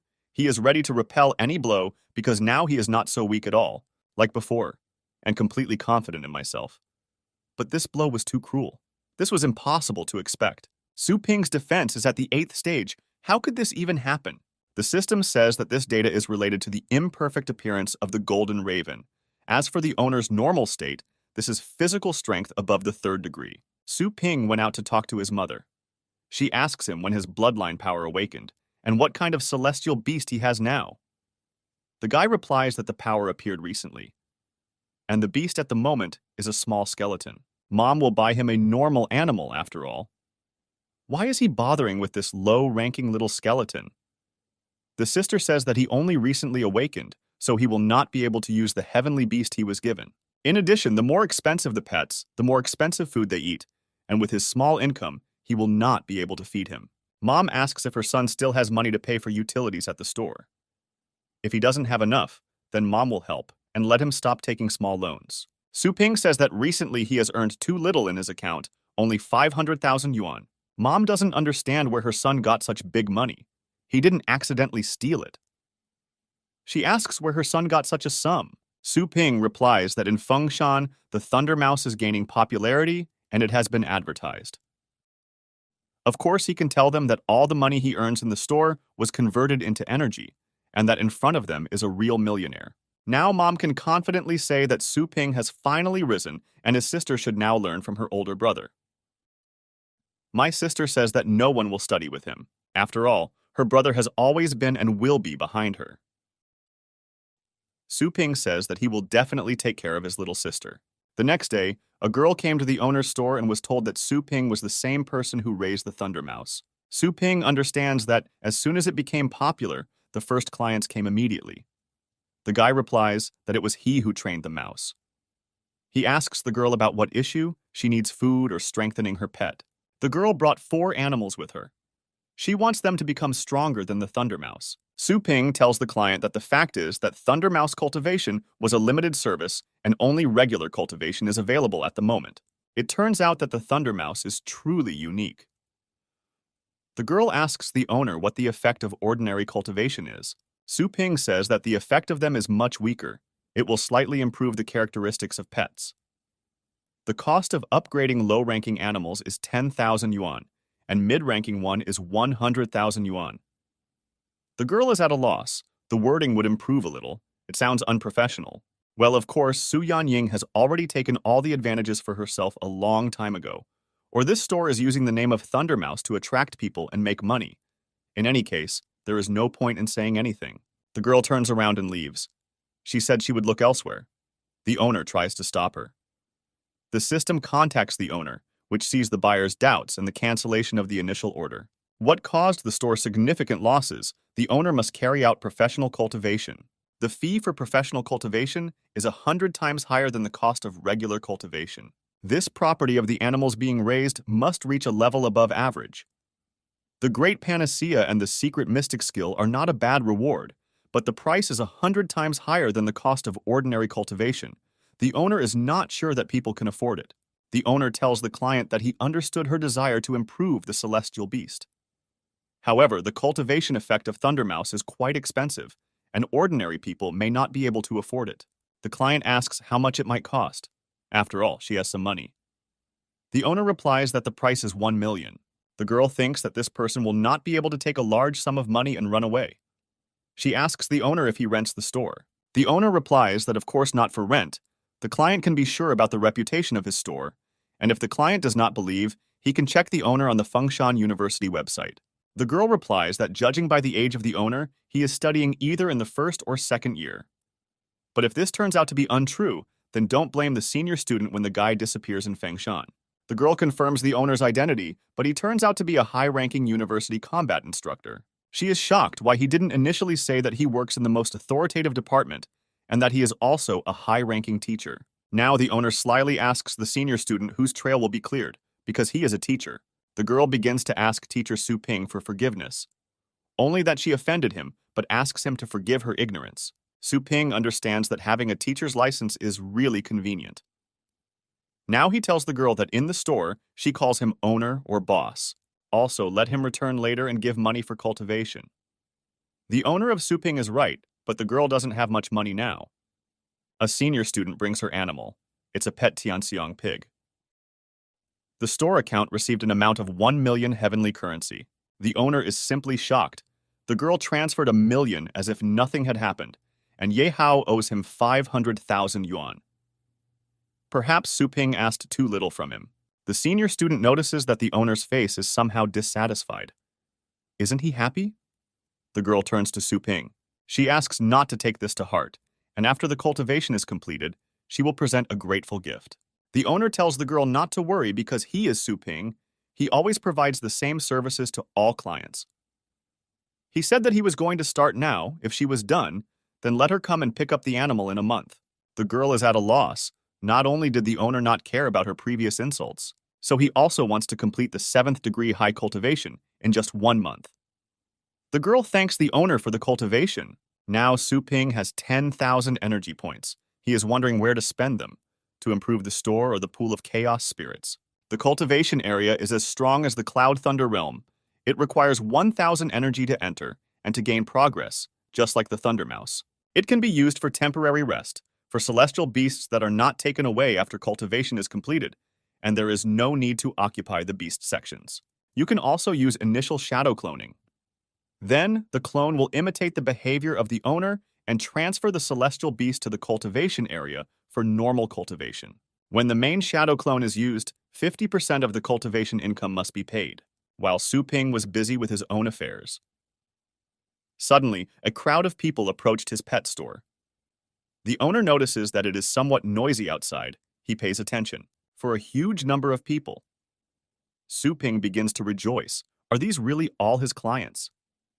From the crowd, voice after voice is heard asking for the strengthening of their celestial beast. At this time, Su Ping, together with the celestial beasts, enter into the cultivation space called Star Debris. To activate the shadow cloning function for the first time, the owner must carry out full rearing of pets. 200 energy points are now deducted for creating a clone. Su Ping looks at his clone, but the owner thinks that something is wrong. The key to cultivating celestial beasts lies in an environment in which all attributes coalesce.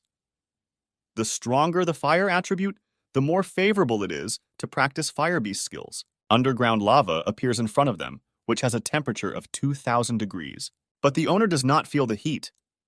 The heat falls on his body, but he is not hot at all, just like he was during the battle with the Baiji. Then there was a deadly high temperature. Not only did the owner not get burned, but he also activated the Golden Raven. Su Ping suggests that the appearance of the Golden Raven has a connection with the fire attribute. There is a resurrection anyway, so it would be useless for him not to try a possible skill. And this turns out to be true. The element of fire is obedient, as if it had been tamed. This is the personal talent of the Golden Raven. The clone also tried to touch the lava, but his hand was burned and he had to grow a new one. Su Ping has mastered the element of fire. Now he can even take a spa in deadly lava. The pets saw how their temporary owner was in the water. They decided to jump there too, but they all died because they burned alive, because it turned out that it was not water. The owner chose to resurrect the animals. But every time the pets were resurrected, they fell back into the hot lava and burned alive. Each time their strength increased, so the owner each time let them die and resurrected them again. When Su Ping and the animals returned to their dimension, their owners came for the heavenly pets. They were very happy that the strength of their beasts had increased. The clients did not expect the owner to do everything so efficiently. Now everyone likes Su Ping Pet Store. Su Ping received an amount of 25,800 heavenly currency, which was converted into energy points. Su Ping thought that it would take 20 whole days to recapture the spent energy points. But now a couple of days is enough for him. Even all the animal sections are fully occupied. Therefore, the owner decided to buy new ones. But it turns out that at the first level, the number of sections for pets is limited, and now purchasing is impossible. Now the owner's main goal is the Tianxiang pig, and entering a high-ranking cultivation area is very expensive. It would be a shame to go there with only one pet. Su Ping tells the system that he wants to improve Ye Hao's spirit pool. The owner has successfully leveled up, but using Ye Hao's spirit pool will require 1,000 energy points at once. Now there is a low probability of the appearance of the King of Beasts. For one use, the system requires 100,000 money. This is robbery, and last time a small skeleton of the first degree suddenly appeared. Su Ping says that he is not asking the King of Beasts, but at least it gives him an average pet of the 8th degree. Suddenly, clouds appear in the city and terrible red lightning begins. Local residents do not understand what is happening. At this time, Su Ping goes outside to see what is happening. A high-ranking luminous serpent purgatory appears in front of him. The guy begins to rejoice that his investment actually paid off. This is the 9th stage and almost the King of Beasts. The beast begins to get angry because Su Ping touched it, because the greatness of the dragon does not allow any weakling to touch their body, and especially their head. The owner sees that the animal is small in height, but has the right character. Su Ping grabs the beast's face. He tells him that, unfortunately for the beast, the owner is invulnerable in the store. He invites the beast to enter into a contract. The frightened beast agrees, and now a contract has been concluded between them. Su Ping receives an urgent notification on her phone. This is a reminder that teacher Su Ping has a planned lecture tomorrow for the first and third groups of the 3rd year. The lecture will begin at exactly 2 o'clock in the afternoon. Before entering the university, the director of the combat operations department is already waiting for the guy. There are 2 minutes left before the lecture, but Su Ping still no. He thinks how unreasonable it is on the first day and such irresponsibility. Teacher Luo tells the director that teacher Su Ping is simply not familiar with this place, so most likely he was just lost. Also, the director should just wait in the lecture hall. The director says that he was away on business for only a few days, but there is already such disorganization here. The man had already heard that it was the Luo teacher who recommended this guy as a teacher. But since when did she imagine herself as a director? The teacher asks for an apology from the director, and if Su Ping does not come, she is ready to be punished for this. But she still hopes that Su Ping will come soon, because the teacher knows not to anger the director. Suddenly, a guy appears in front of them. The director is a little surprised. Is this really the same newcomer? But the guy now has only one thing on his mind. He had fun flying on a dragon. He barely managed to arrive on time, but he managed to test his new beast. Xiao Yu and her classmates are waiting for a new teacher. The guys think that the new teacher is some kind of relative of the director. After all, the official profile of the new teacher on the website is almost empty, as if it were a fake. Xiao Yu thinks that this is some son of the director, and it seems to her that the teacher got here simply through connections. A girl hears her classmates gossiping. She tells them that there is nothing wrong with the teacher being young, but on the contrary, it shows his strength. One of her classmates asks the girl if she really dreams of becoming a high-ranking teacher. After all, you don't become a teacher just by training. Teacher Luo enters the classroom. She asks for silence in the lecture hall because the lesson will begin right now. She says that at this lecture, she and the director will talk about the main resource found in desert areas and a little about the fighting there. And next to her is a new teacher. His name is Su Ping. He will help. The students are surprised because this is their peer. How can he teach? God Ye Hao can be seen in the crowd. And a friend sits next to him. He mockingly says that Ye Hao is also strong, and why shouldn't he become a teacher? Xiao Yu just can't believe his eyes. Is it really Su Ping? The guy doesn't understand what that same Su Ping is doing here. The girl who is sitting next to Xiao Yu starts laughing at her, because recently the girl taught everyone with her appearance of righteousness, and said that instead of gossiping, they should better practice. One of the students raises his hand. He wants to ask the teacher if it is true that the teacher killed the bone breaker.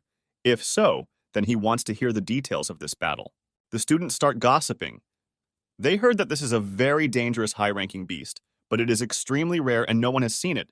This is because everyone who sees it has died. Su Ping says that this is true, but now this is not the main topic of this lecture. He will tell you details about the battle later, when the opportunity arises. The director laughs at the guy because not even a day has passed since he became a teacher, and he is already making such an important appearance. The students ask to show the skills of the young teacher, because there is no other way for him to prove his skills. Ye Hao thinks that last time he couldn't see Su Ping's strength. So he is also curious to know, and besides, he is waiting for the turn of his pet to return. Sister Su Ping does not understand what connection this loser could have with the bone crusher. The girl feels incredible shame for what is happening now. Teacher Luo says that the students are in lecture, so they don't need to interrupt. The principal says the teacher's words are not convincing. Moreover, now there is no point in talking about their achievement in the recent expedition. The teacher apologizes to the director for her rudeness. The principal asks teacher Su Ping to demonstrate the skill. Otherwise, it will be bad if there are rumors that his relatives work at the university. Su Ping thinks upset that even at the university there is no peace for people. He says that the price he paid in that fight was very high. He calls his celestial beast, a small skeleton, into the audience. The students really liked the cute little animal. The principal tells teacher Su Ping that he shouldn't worry. The main thing is not to harm the students, and the director assumes all other responsibility. The owner tells his beast to be calm and not to offend anyone. Xiao Yu is simply desperate because this is the weakest demon-type beast. She does not understand what exactly she is going to show them. The little skeleton begins to show all his skills. He takes out a demonic sword. The master commands the beast to use the supreme art of the sword. And with one blow, the beast burns all the steps of the audience. The people around are simply shocked. Can there really be so much power in such a small beast of a weak type? The students who watched everything that was happening cannot come to their senses. They do not understand what had just happened. Ye Hao is now afraid that his silver snake-tailed dragon against the small skeleton will not last even a minute. Xiao Yu is surprised. How can a small skeleton of the first stage be so strong? Moreover, my brother only recently awakened his power. Su Ping asks how they feel about the power of his beast. If necessary, he can show it again. The surprised director says that how dare the guy still joke. After all, this class is made of special materials that cost 10 million and is strong enough to withstand even an 8th stage attack. The young teacher asks those who are not convinced of his strength to raise their hands. Those who are not afraid and not embarrassed can try the power of the beast for themselves. Now everyone in the audience is silent. Su Ping asks why everyone lowered their heads. If they have no words, then the lesson can begin. The teacher begins the lecture. He asks to open page 45. Now he talks about the material that was discovered in the first rank stellar collapse. After the lecture, some students said that it was the quietest lesson of their lives, and even the sound of a strand of hair falling to the ground could be heard. But no one thought or took notes during the lecture, because everyone's attention was focused on this deep crack. Su Ping gets into the car. He laughs that the respected projector gave a lift to some simple teacher in the car. What an honor for him. The vice-rector says that he heard how Su Ping tamed the third-year students to obedience. The students did not even whisper during lessons. Now teacher Su Ping is one of the top talents of the university. Su Ping does not understand what this old, cunning fox wants to achieve. At this time, the hero enters fingerprints into the system. Suddenly, Chen Shan, whom Su Ping had not seen for a long time, approached them. They came to Su Ping's pet store. The owner notices that today is a very quiet day and there were not a single customer. Chen Shan says that he needs to discuss secret matters with Su Ping, so he asked people to leave the street. The guy also compensates the owner for all the loss of clients. The vice-rector says in confusion that he also has business with Su Ping. But the owner tells him that the vice-rector has already heard everything perfectly well. The vice-rector says that a global elite tournament will take place soon. This league tournament is held every 3 years, and only martial beastmasters of the 7th level and below can take part in it. In addition to generous prizes, the champion of the Elite League can also receive the guidance of a legendary war beastmaster. Almost all past champions have successfully reached the highest title. And some of them became legendary martial beastmasters, admired by thousands of people even now. They protect the entire continent from evil and threats, and if teacher Su Ping wishes to participate, then the vice-rector can approve a year-round vacation with pay and benefits, and all awards after the tournament will belong to Su Ping. But the owner refuses, because his store is overbooked. Vice-rector Dun does not understand why the guy, as a master of war beasts, is not interested in the elite tournament. But Su Ping understands that winning the championship means becoming famous throughout the world. And his current fame is enough to earn money. But if he becomes world famous, then perhaps he will also become a target. Chen Shan originally wanted to invite brother Su Ping to explore the secret realm together, but alas, now his offer is nothing compared to the Elite League. The guy doesn't understand what Chen Shan is talking about. What kind of secret kingdom this is? The vice-rector asks if the guy is really talking about one of the 3 secret kingdoms, unique to all of Asia. Chen Shan replies that only those who are at least silver rank know about the secret kingdom. How can the vice-chancellor know about this? But it turns out the old man was half a gold rank miner. Su Ping doesn't understand what they are talking about. Ordinary stellar fissures lead to ordinary stars from valuable things, except for ores and primitive creatures. But the mountain, the ledge, the Whalebrush River, and these 3 faults lead to the star field, which once reproduced a civilization comparable or even superior to the blue star. Although these civilizations have long disappeared, the artifacts that are said to be there are priceless. If this is true, then this can change the existing picture of the world and even help to understand the highest law of the universe. Su Ping can't understand if it's really that important. Just the presentation itself is already of great scope. However, that place was inhabited by a very large number of unknown celestial beasts. Countless strong people tried to enter the secret realm, but none of them survived. And so the secret realm was blocked by the federal government. Only before the Elite League is held, the safer outer zone is open for the best pioneers. Therefore, right now, Chen Shan is looking for teammates, despite the fact that Su Ping is not interested in the Elite League. But the area of power of the system is all-encompassing, and this Dragon Ledge Mountain secret realm may be among them. And will these unknown beasts be able to withstand the endless objections of the system? Therefore, the owner should think about the secret kingdom. It's already night outside, and it's time to close the pet store, but a crowd of people are still asking the owner to take their animals to raise. Su Ping apologizes, but the store closes at the end of the business day, and those who didn't have time can come early tomorrow. Visitors are willing to wait until dawn for the store to open for the owner to take their pet. The guy understands that he is not used to the sudden growth of business, and now there is absolutely no time for training during the day. It asks the system to open the cultivation list. Su Ping needs to find the Dragon Ledge, but according to the queries, nothing was found. The owner asks the system to search for everything related to the word dragon. The system finds the illusion of legacy. This is the land of the Dragon King's legacy. Passage into this dimension costs 2,000 energy points. These bones look like they should be what we need. The owner asks the system to tell him the features of this cultivation zone. The heritage illusion, as the name suggests, is an illusion that is immaterial in nature, and the owner cannot take anything away other than combat practice. But Su Ping doesn't understand why then the illusion of heritage is twice as expensive as entering the Cloud Realm. The system answers that in each place of inheritance, there is the soul of the king, waiting for the fallen god. It will be inherited by the strong one who has come through all the trials. Such a priceless gift cannot be copied. It would be blasphemy. The owner is happy that at least other things can be copied. Su Ping believes that it would be a shame if all the laurels went to only a small skeleton. Su Ping sees that the date of holding this dog has long expired, and its owner has not yet taken it. Perhaps he has amnesia. Well, without thinking twice, the guy enters into a temporary contract with the animal. This moondog is a fighting-type beast. Thanks to its iron health and loyalty, it is an excellent choice for the aspiring martial artist. Su Ping suggests that it is even possible that the dog's owner has already died, and that is why he is not taking it. Because this dog took up space for so long for free. The guy says that from now on she will work well with him. The master entered the land of the Dragon King's legacy, the illusion of a legacy. A huge skeleton of a dragon appears in front of them. Dragon Soul asks Su Ping if he accepts the test of his heritage.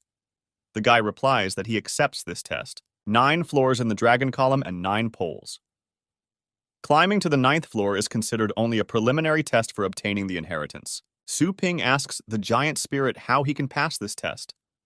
The dragon replies that when he fell, the flying flesh and blood turned to the sky, and the scattered dragon scales turned into these 9 parts of the continent, turning into earth. But when the land of dragon scales was polluted by turbid air, then countless monsters were born. But in order to restore the king's soul, the guy needs to clear these places of monsters. At this time, those who got to the 9th floor will take the final tests. The very existence of such conditions means the fact that no one can accidentally get an inheritance. And the difficulty of the test is well justified. Su Ping understands that 109 dragon scales is too much. He understands how long he will have to suffer. The owner and his celestial beasts enter a huge column. There is no light there. It is dark and damp. The owner hears a voice. He tells the applicant to learn to revere the greatness of the dragon. The hero feels a lot of pressure. He doesn't understand what's happening. He hears the roar of the moondog. Su Ping doesn't understand why the sound is coming from far away. Wasn't the beast standing behind him? He hears the sounds of his animals from everywhere. Are they really not heavenly animals, but they're ghosts? Su Ping decides that he needs to turn on the light on his watch. He sees a huge statue standing in front of him. The owner does not understand why the animals behave so strangely. They probably just hit the wall while wandering around in the dark. The guy investigates that the special structure of this statue is probably the reason for the disturbance in the direction of the sound. But can the 1st floor really be that simple? At one point, unexpectedly, the statue guarding the gate turned out to be alive. Now she is trying to strike the owner. But the little skeleton manages to repel the attack of an evil monster who wants his owner to die. Su Ping concludes that if one statue is alive, then perhaps the other is too. But before he can understand anything, the sword of another statue pierces his body. The owner died. He realizes that his speed is too slow. If Su Ping had concentrated all the star power on one point, then he would have survived this lightning strike. It's just a pity that it was too fast. He chooses the place of rebirth in the place where he died. Luckily, he has a small skeleton that can handle the statues. After Su Ping is reborn, the statues attack the owner again. A small skeleton tries to protect him, but the owner does not allow him to do this. Now he understood everything, because learning to be in awe means that he is not allowed to look directly at the dragon. With the help of the owner's sharp mind, the heroes pass the 1st floor. It turns out that the 5 senses of a martial beastmaster are much more developed than those of ordinary people, especially the ability to perceive the flow of nearby star power. Even without seeing anything, Su Ping is not disoriented, but his perception is under pressure from this creature, and he also needs to be aware of the dangers around them. Moreover, it requires a lot of mental energy, which the simplest martial beastmasters cannot bear. It's good that the owner understood the rules of the 1st floor, and now he can focus all his attention on the direction of perception. The resistance to pressure had already been tested in other cultivation zones, so he was already used to it. Therefore, the 1st floor was an easy task for him. Su Ping begins to sense a deadly aura. But there is a small flaw in this deadly aura. It is not emitted by a living being. This is an illusion of deception. They solved the task and completed it. The owner is congratulated for passing the 1st floor test. Su Ping and his animals return to the pet store. Each of the animals increased their strength by completing the task. The owner sees that the results are very good. In one breath, they reached the 8th floor, and 2 or 3 passages are enough for the pig to fully increase his strength. However, the strength of the 9th floor guard is equal to the 9th stage, even though the little skeleton has mastered the dragon skill. He is still not a 9th stage opponent because the gap is too big. We'll have to wait until it completely absorbs the Skeleton King's bloodstone. It's 6 o'clock in the morning. Xiao Yu is watching his brother's pet store from the side. The case is very murky, but the girl is obliged to expose it. If this loser is not able to withstand the blow of a 4th stage master, then how can he become a senior teacher? A crowd of visitors is already gathering in front of the pet store. They are all waiting for their owner. Brother Loser has been detected on Xiao Yu's radar, but she doesn't understand why he comes so early. He used to come after lunch at about 2 or 3 o'clock in the afternoon. A crowd of people rejoices. After all, Su Ping is finally here. They hope that today he will improve their pet. After all, they have been waiting for this for so long. The girl observes that these people really look like they are hoping for her brother, as if they saw a savior. My sister thinks it's network marketing. The owner, passing by, tells everyone that the rules have not been changed and everyone must approach him in turn. Ye Hao comes up from behind the crowd. He asks people to let him pass. People are unhappy, but when they see that it is Ye Hao himself, they let him through. The sister notices that Ye Hao is also here. She doesn't remember. Isn't he the former third-year #1 champion? Then why did he come to her brother? Xiao Yu assumes that this loser angered the guy. Su Ping asks what is the purpose of Ye Hao's visit to his pet store today. He says that deer people are really forgetful. Has the owner forgotten about his silver snake-tailed dragon? Ye Hao summons his beast. He tells everyone to move aside, otherwise the beast will crush them. The sister doesn't understand why Ye Hao brought his pet. Is the guy really going to arrange a show execution of her brother? Su Ping was about to refuse Ye Hao, but he remembers that this beast has a 9th stage bloodline. The owner asks the system when the return service will be unblocked. High-level celestial beasts. The system responds that the owner needs to complete professional cultivation at least once, and then the store will be upgraded to the 3rd level. People are happy that Ye Hao also came to raise his pet. This is the first time they see the beast so close to the 3rd stage. Ye Hao can afford a high-pedigree celestial beast. He is definitely a high-end buyer, and his friends probably have good fortune. Su Ping understands that if he merges right now, then perhaps in the future you will lose more potential and quality customers. Ye Hao asks Su Ping if he has never bred dragon-type beasts. The owner replies that he does not have much time to deal with them. He didn't want to have to wait for the beast to grow up, but now he will have to present to their judgment the modest fruit of the guy's efforts. The sister, standing on the other side of the road, smells a strong smell. She does not understand who her slacker brother could have tamed. A huge luminous serpent of purgatory appears in front of them. This is the greatness of the dragon. People are under very strong pressure. Ye Hao, surprised, does not understand whether the greatness of the dragon is really enough for the silver snake-tailed dragon to surrender. But this cannot be, because his dragon is even larger than the snake of purgatory. Su Ping says that Ye Hao is wrong, because the main reason for submission is not the greatness of the dragon, but the bloodline of the dragon. Ye Hao doesn't understand what the owner is talking about now. Therefore, Su Ping begins to explain that the 9th stage is a level with a huge margin of safety, and the difference is so great that it can even exceed the strength from the 1st to the 8th stage combined. But there is bloodline suppression between high and low-level celestial beasts. And dragons are races with a huge, strict hierarchy. Additional proof is even that the greatness of the dragon, which the silver snake-tailed dragon learned through hard work, and the light-bringing land of purgatory possessed it from birth. Ye Hao did not expect that Su Ping was so professional in terms of cultivation. The owner explained to him in such detail about the characteristics of high-ranking beasts. The guy is really dizzy because he raised such a question. How does he want to bury himself? Su Ping says that the guy should relax because he understands that Ye Hao wants to improve his strength, and when his turn comes, the master will certainly not forget this. Su Ping understands that Ye Hao is just a naive guy, and at this time, he is already preparing for death. Xiao Yu is simply shocked by what she heard. She doesn't understand what's going on, and is it really her older brother? She doesn't believe that this is all true and that her older brother is really that cool. The owners who came for their animals, with those that Su Ping was recently in another world and increased their strength, ask for help again. But the guy reminds them that customers do not forget to pay, and he again takes these 4 animals for cultivation. In the evening, the money was automatically converted into energy points.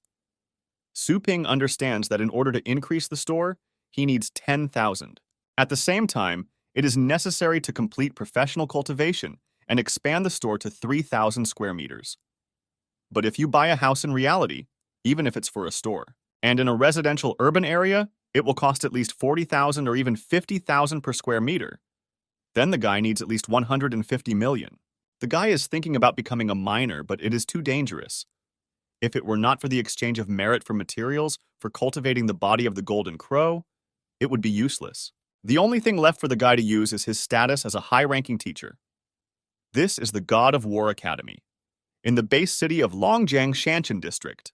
This guy's name is Xu Kuang. This is a 3rd-year war beast master. He doesn't understand why there is no one based on the demonic type on the official website, and small sites are again filled with advertising and scammers. He does not understand why it is so difficult to find a master for an unpopular type of animal. Su Ping arrives at the base city of Longjiang. To make it in time, he calls a taxi. The cost of the taxi was 1,800 star currency. He ends up in the upper part of the city, The guy understands that there is a lot of money circulating here. That's why the prices are so high. Su Ping wants to enter the building, but the guards standing at the door do not let him through. They say that judging by the appearance of the young man, he is not local, and outsiders are prohibited from entering. The guy doesn't understand how he, the most devoted and good teacher who came in the middle of the night, is not allowed into the university. He tells the guards that he has come to see Shu Kuang, so he asks them to let him through. When the guards heard that the guy was Shu Kuang's guest, they let him through. Shu Kuang stands with his celestial beast, whose defense level has been raised to the highest 3rd stage. But this is not enough for the owner of the beast. To increase the level of his pet, he sends him into battle. The beast uses the martial art activation. For time, the defense level increases to the highest 4th stage. But the opponent's blow comes so hard that more than 80% of the beast's functions have been lost, and it stops working. Then Su Ping comes along with a guard. The guard calls out to Shu Kuang, saying that a guest has arrived. The guy is happy that the elder is finally here. Su Ping notices that this training ground for the rich is almost as big as the one at the university. At this time, the guard leaves so as not to interfere. Shu Kuang is surprised. He cannot understand why this new teacher is so young. He thinks that this guy is just an assistant to the first handsome Longjiang. But Su Ping replies that he is the one he is waiting for. Shu Kuang is very surprised. Is this really the one he was waiting for? Su Ping says that the information says that Shu Kuang owns a demon-type pet. The owner knows something about this type of beast, so he can give some advice. Shu Kuang is furious. How can this young guy advise him anything? He also notices that this teacher has an ordinary aura, although he feels the star power in him, but it is not higher than his power. Shu Kuang doesn't understand how he managed to call such a young man elder. After all, he even sent him cute emoticons and behaved so condescendingly towards such a person. Now the guy is ashamed. But Su Ping notices that Shu Kuang was just testing his star power. Shu Kuang does not understand how the teacher was able to understand what he analyzed. To this, the owner replies that he understood this from the expression on the guy's face. If Su Ping couldn't feel even this, then he had trained in the stellar Hundunya in vain. The young teacher turns to Shu Kuang, saying that if the guy is not sure about him, then let him pour star power into his right hand and try to hit him. Now Shu Kuang wants to hit the guy so hard that he can't even call the police. To strike, Shu Kuang gathers star power. But he doesn't understand why it's so difficult for him to do this. Maybe he's just overtrained. At this time, Su Ping blocked Shu Kuang's star power. He took all the power for himself and directed it against his opponent. Shu Kuang doesn't understand what's happening. It is only obvious that only those who have power can influence the flow of nearby star power. Those who have reached the 9th rank are able to control star power to the limit. They are also able to move objects at a distance and fly. The strange phenomenon of star power flowing in his body right now was undoubtedly caused by the person standing in front of him. Maybe Su Ping is deliberately hiding his star power. But Shu Kuang doesn't understand whether there really is such a young high-ranking master in this world. Only the Federation can bestow such a high title, and each title represents the absolute strength of a specific area. Shu Kuang dares to ask what the senior's rank is now. Su Ping understands that the guy is quite smart if he knows about ranks, but he decided to change the subject so as not to go too far, to which the guy simply replies that Shu Kuang is not worthy to know about his rank. And if he's still not sure then, can try 2 more attacks. Shu Kuang summons the god of his beasts, Swamp Crawler and Soul Eater, their 6th stage bloodlines. One of the beasts releases a miasma that interferes with Su Ping's vision. The Swamp Crawler begins to attack. His name speaks for itself.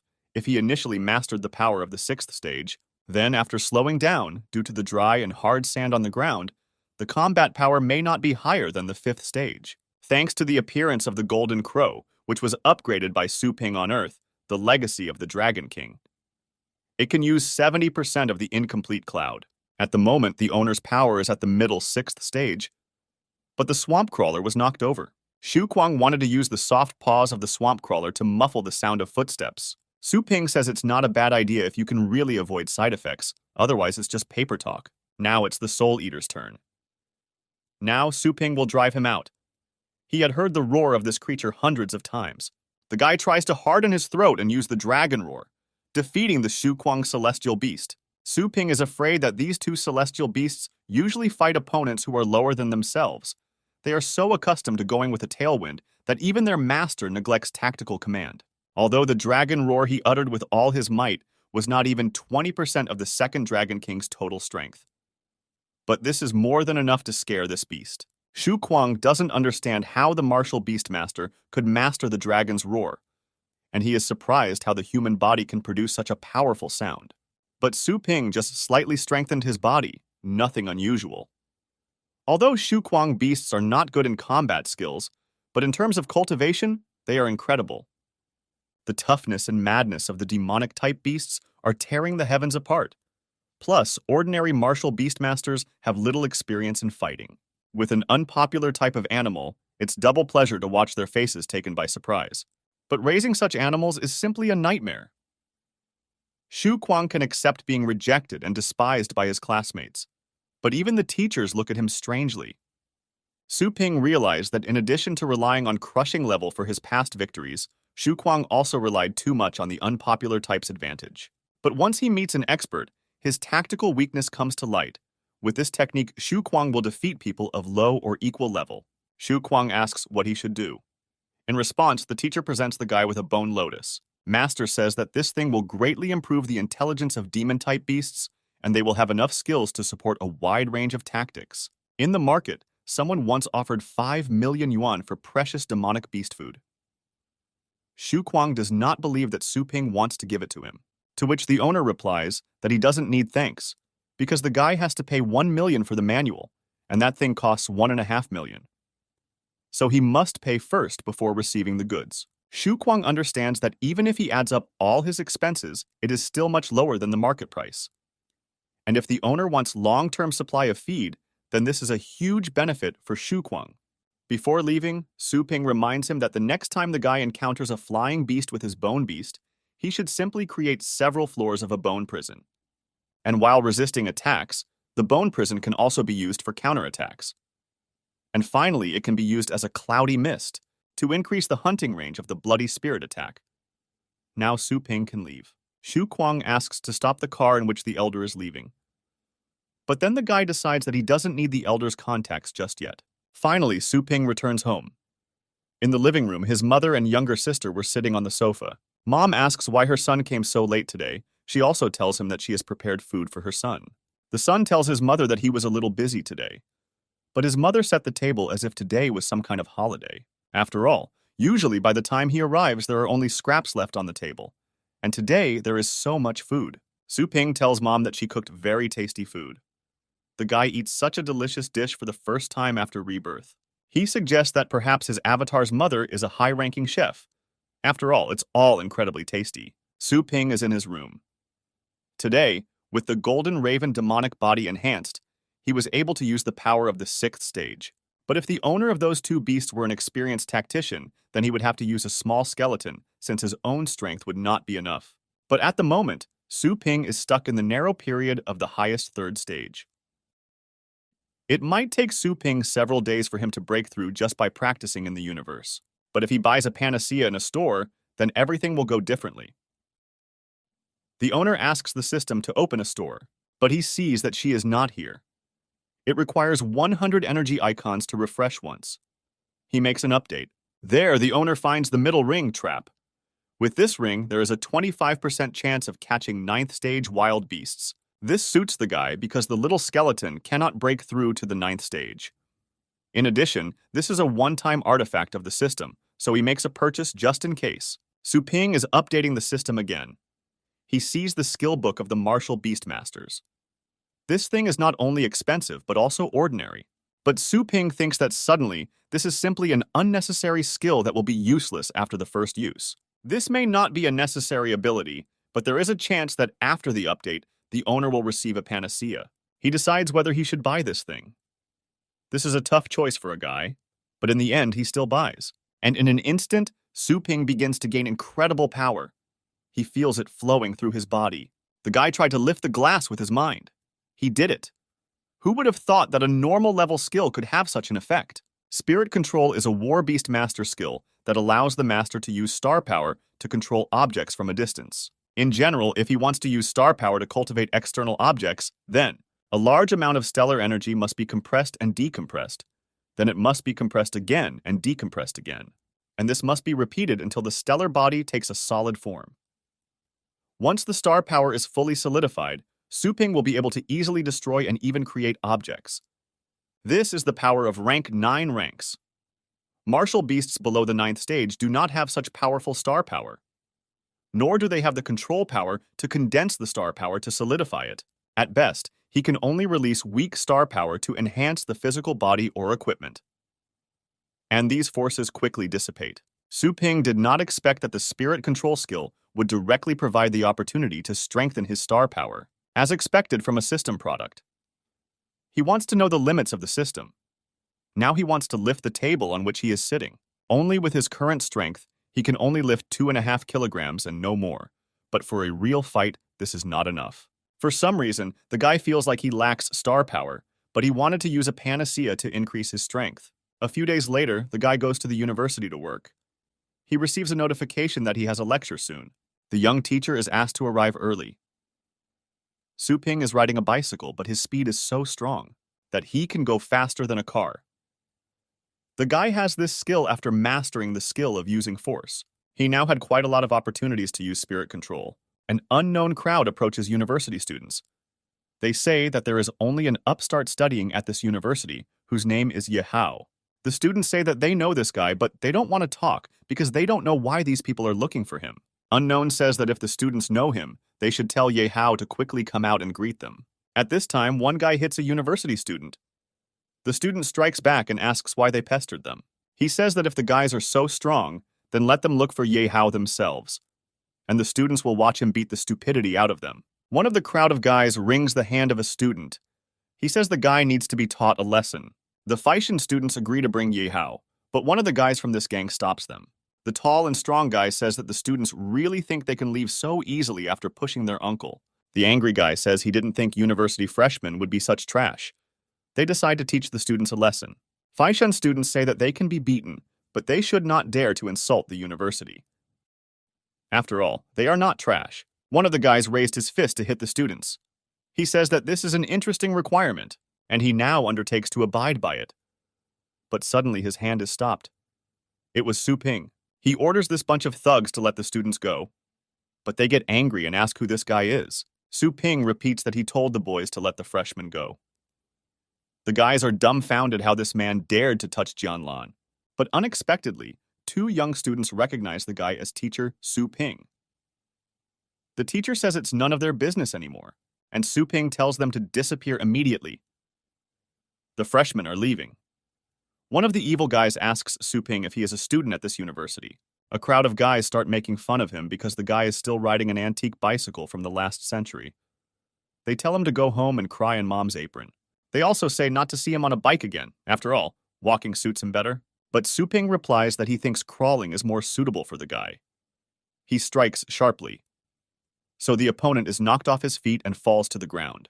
It fell to a guy named Dan Yong. His friends start laughing at him. They say that the guy tripped out of the blue. Something is definitely wrong here because the guys didn't even notice his movement. Is this Su Ping really that strong? They start shouting at the owner and asking what he did just now. But he replies that Dan Yong just touched him, and he touched him back, that's all. One of the guys says that Su Ping has a lot of courage. Now he wants to deal with it. But the wounded guy tells everyone to leave and Su Ping is now his prey. Dan Yong says that he will break Su Ping's legs with his own hands. He calls upon his celestial beast. This is the golden-maned bear. Su Ping forces the guy to reveal his trump card. Dan Yong says this is commendable, but Su Ping will still die because of him. For the owner, this is unnecessary trouble. But if it weren't for the university's salary, he would have been too lazy to intervene in the fight. In any case, he has a lecture starting soon. He asks the others to quickly reveal their trump cards. In the vice-rector's office, they are talking about what they heard that a genius named Ye Hao is studying at the university. In his 3rd year, he had already reached the 5th stage, and his beast became even more invincible. In front of the vice-rector sit a high-ranking university teacher named Fei Yanbo, and the vice-rector of the same university named Zhou Yunchang. The vice-chancellor of Faishan University says the guests are well-informed. If they already know everything, then he won't pretend. In previous exchange competitions, they were consistently victorious. Now it's Faishan's turn to show off. Zhou Yunchang mockingly says that they did not win every time because the teams tied one game. Vice Rector Dunn says that there is no use in saying anything. Now they will see each other at the match. Teacher Luo wants to ask if the students came from Jianlan University. After all, the teacher still needs to register them. High-ranking teacher Fei Yanbo replies that the students were going to look around. Now he will call them. A beaten guy with bumps on his face comes into the office. He greets the vice rector and the teacher. In the office of the university vice rector, there is a crowd of beaten and wounded guys. These are the same guys who bullied the freshmen. The teacher gets angry. He asks what his students have gotten themselves into. He asks, don't they know they are having a competition? Fei Yanbo asks the students who did this to them. Vice Rector Dunn and Teacher Luo laugh at the beaten guys. But the guys don't answer the teacher's question. He gets angry if they don't tell him what happened now, they will be punished. Dan Young reports that they were attacked by a guy who is a student from Faishan. Teacher Luo and Vice Principal Dunn can't believe their ears. Dunn asks if it was their student who attacked, but the Vice Rector's thoughts are only about when exactly they got another genius. The Vice Chancellor of Jianlan University demands that the students finally say what happened to them. After all, you shouldn't just tarnish Faishan's reputation. Dan Yong continues to tell how they were just walking around, but suddenly one guy, as soon as he found out that they had arrived, attacked them. The guys were simply taken by surprise. The Vice Rector says that if the guy dares to lie, he should not expect mercy. But Dan Young's beaten classmates confirm the guy's words. They say everything is exactly as he said. Now the Vice Rector of Jianlan University begins to get angry. He asks if this is Faishan hospitality. Vice Rector Dunn asks if the guys know the name of their offender. If not, then at least let them describe what it looks like. They say it was a short-haired student about their age, and his name is like Su Ping. The director asks the guy's name in surprise. He can't believe what he hears. Su Ping is now at his pet store. Suddenly, the Vice Rector calls him. He picks up the phone and asks what Vice Rector Dunn wanted from him. After all, the owner is training now. The Vice Rector asks Su Ping. Didn't he accidentally beat up several Jianlan University students recently? The guy replies that he did it, but he doesn't understand if there are any problems. The Vice Rector replies that the problems are big. Those who were beaten by Su Ping are the top students sent for the exchange competition. And now the Jianlan people are looking for him. But the owner replies that he simply taught them a lesson, especially since he only broke one leg and one arm each. Su Ping begins to explain that it was these students who first began to bully the two students from Faishan. The Vice Chancellor says that he has already found these two students, but they do not have the opportunity to testify, because someone is trying to hide something. This man was the first to shut them up. Su Ping asks the Vice Rector if he really wants him to take the blame, but Dunn replies that he believes Su Ping would not attack without reason, but not the people from Jianlan. The Vice Rector promises to find a way to deal with them. He asks the young teacher not to come to the university for a while, because if they do something, he won't be able to protect him. Su Ping opens the internet page of the teachers of the base city of Longjiang. But a message comes from Shu Kuang. Su Ping replies that he needs the guy's help. The annual exchange competition begins right now. Over the past 9 years, Jianlan has achieved an excellent record of 8 wins and 1 draw. Now everyone will see whether Faishan will be able to destroy the myth of Jianlan's invincibility this year. The host announces that 5 third-year martial beastmasters are coming out from the Faishan side. Each is a heavyweight in the annual competition, but Jianlan only sent one participant named Fen Tian from the 3rd year to the annual competition. The spectators from Jianlan University are perplexed. Wasn't it supposed to be a 5-on-5 match, but only one came out? Xiao Yu overhears someone talking about how the participants were attacked by someone from Faishan before the match. They are starting to say that Faishan is playing dirty, and now viewers are demanding a strict investigation and an apology. Xiao Yu starts demanding proof. One of the guys says that he saw Dan Young's injuries with his own eyes. And it's disgusting. Faishan does things on the sly when he can't win honestly. The guy says that it's not surprising because everyone in Faishan is as unprincipled as that guy named Su Ping. The girl hears a familiar name in bewilderment. She thinks that this is her older brother. A student from Jianlan University demands a loud apology because Faishan students are scoundrels. Ye Hao invites the guy to forget about the match today and just enjoy another battle. Su Yanying says that they don't want to put pressure on the guy with numbers. There is no honor in that. Therefore, Ye Hao strongly advises the enemy to retreat. But the guy replies that it seems to him that the opponents do not understand the whole situation at all. After all, from the moment this guy named Su Ping raised his hand against Jianlan, the meaning of this game changed from victory to punishment. Unexpectedly, he summons his celestial beast. Feishan team players feel a very powerful aura. Vice Rector Dunn is surprised. After all, this is a beast of the 9th stage. But Vice Rector Zhou Yunchang says that if they cover up the culprit, then let them not accuse them of rudeness. Ye Hao tells the team not to take the enemy lightly. He tells everyone to call their main beasts. The enemy does not understand whether the Feishan University team really thinks that they can defeat the Dark Black Dragon. In an instant, the dragon destroyed all his enemies. Feishan lost in an instant because the difference in strength between them is earth and space. The audience says that the difference is so great that even Ye Hao couldn't. The students from Jianlan are simply bullying with their strength. The beaten team is happy for their classmate. They are asking for more pain to be caused to them. Let them understand how much it costs to contact them. Xiao Yu says that this is no longer a battle, but a bloody massacre. Vice Rector Feishan orders the game to be stopped immediately. But Vice Rector Jianlan says that it's no use because this year their judge is. Now he wants to see how long they can last. Naden has already said that the witnesses are still unconscious. When they wake up, the truth will be revealed. A high-ranking teacher says that these words make no sense. He is asking, how long does it take for them to wake up? Provost Dunn replies that they suffered greatly in the attack, and in the best case, they will wake up within 6 months. Vice Rector of Jianlan says that their opinion may change in 6 months, and Feishan University is simply playing for time. The teacher orders his student to teach them a lesson. After all, the watcher named Su Ping will not want to go outside. Ye Hao tells him not to dare to pour dirty water on them. Xiao Yu sees that the team still refuses to give up. So she starts calling her brother and asking where he is. Su Ping replies that his sister should not worry, because more or less he guessed that everything would turn out this way. That's why the guy is already there. He just didn't expect the situation to be so dire. Vice Rector Dunn notices Su Ping. He says that he told him everything. Now the Jianlan teachers saw that same guy. Vice Chancellor of Fentian says that self-delivery saved him from many problems.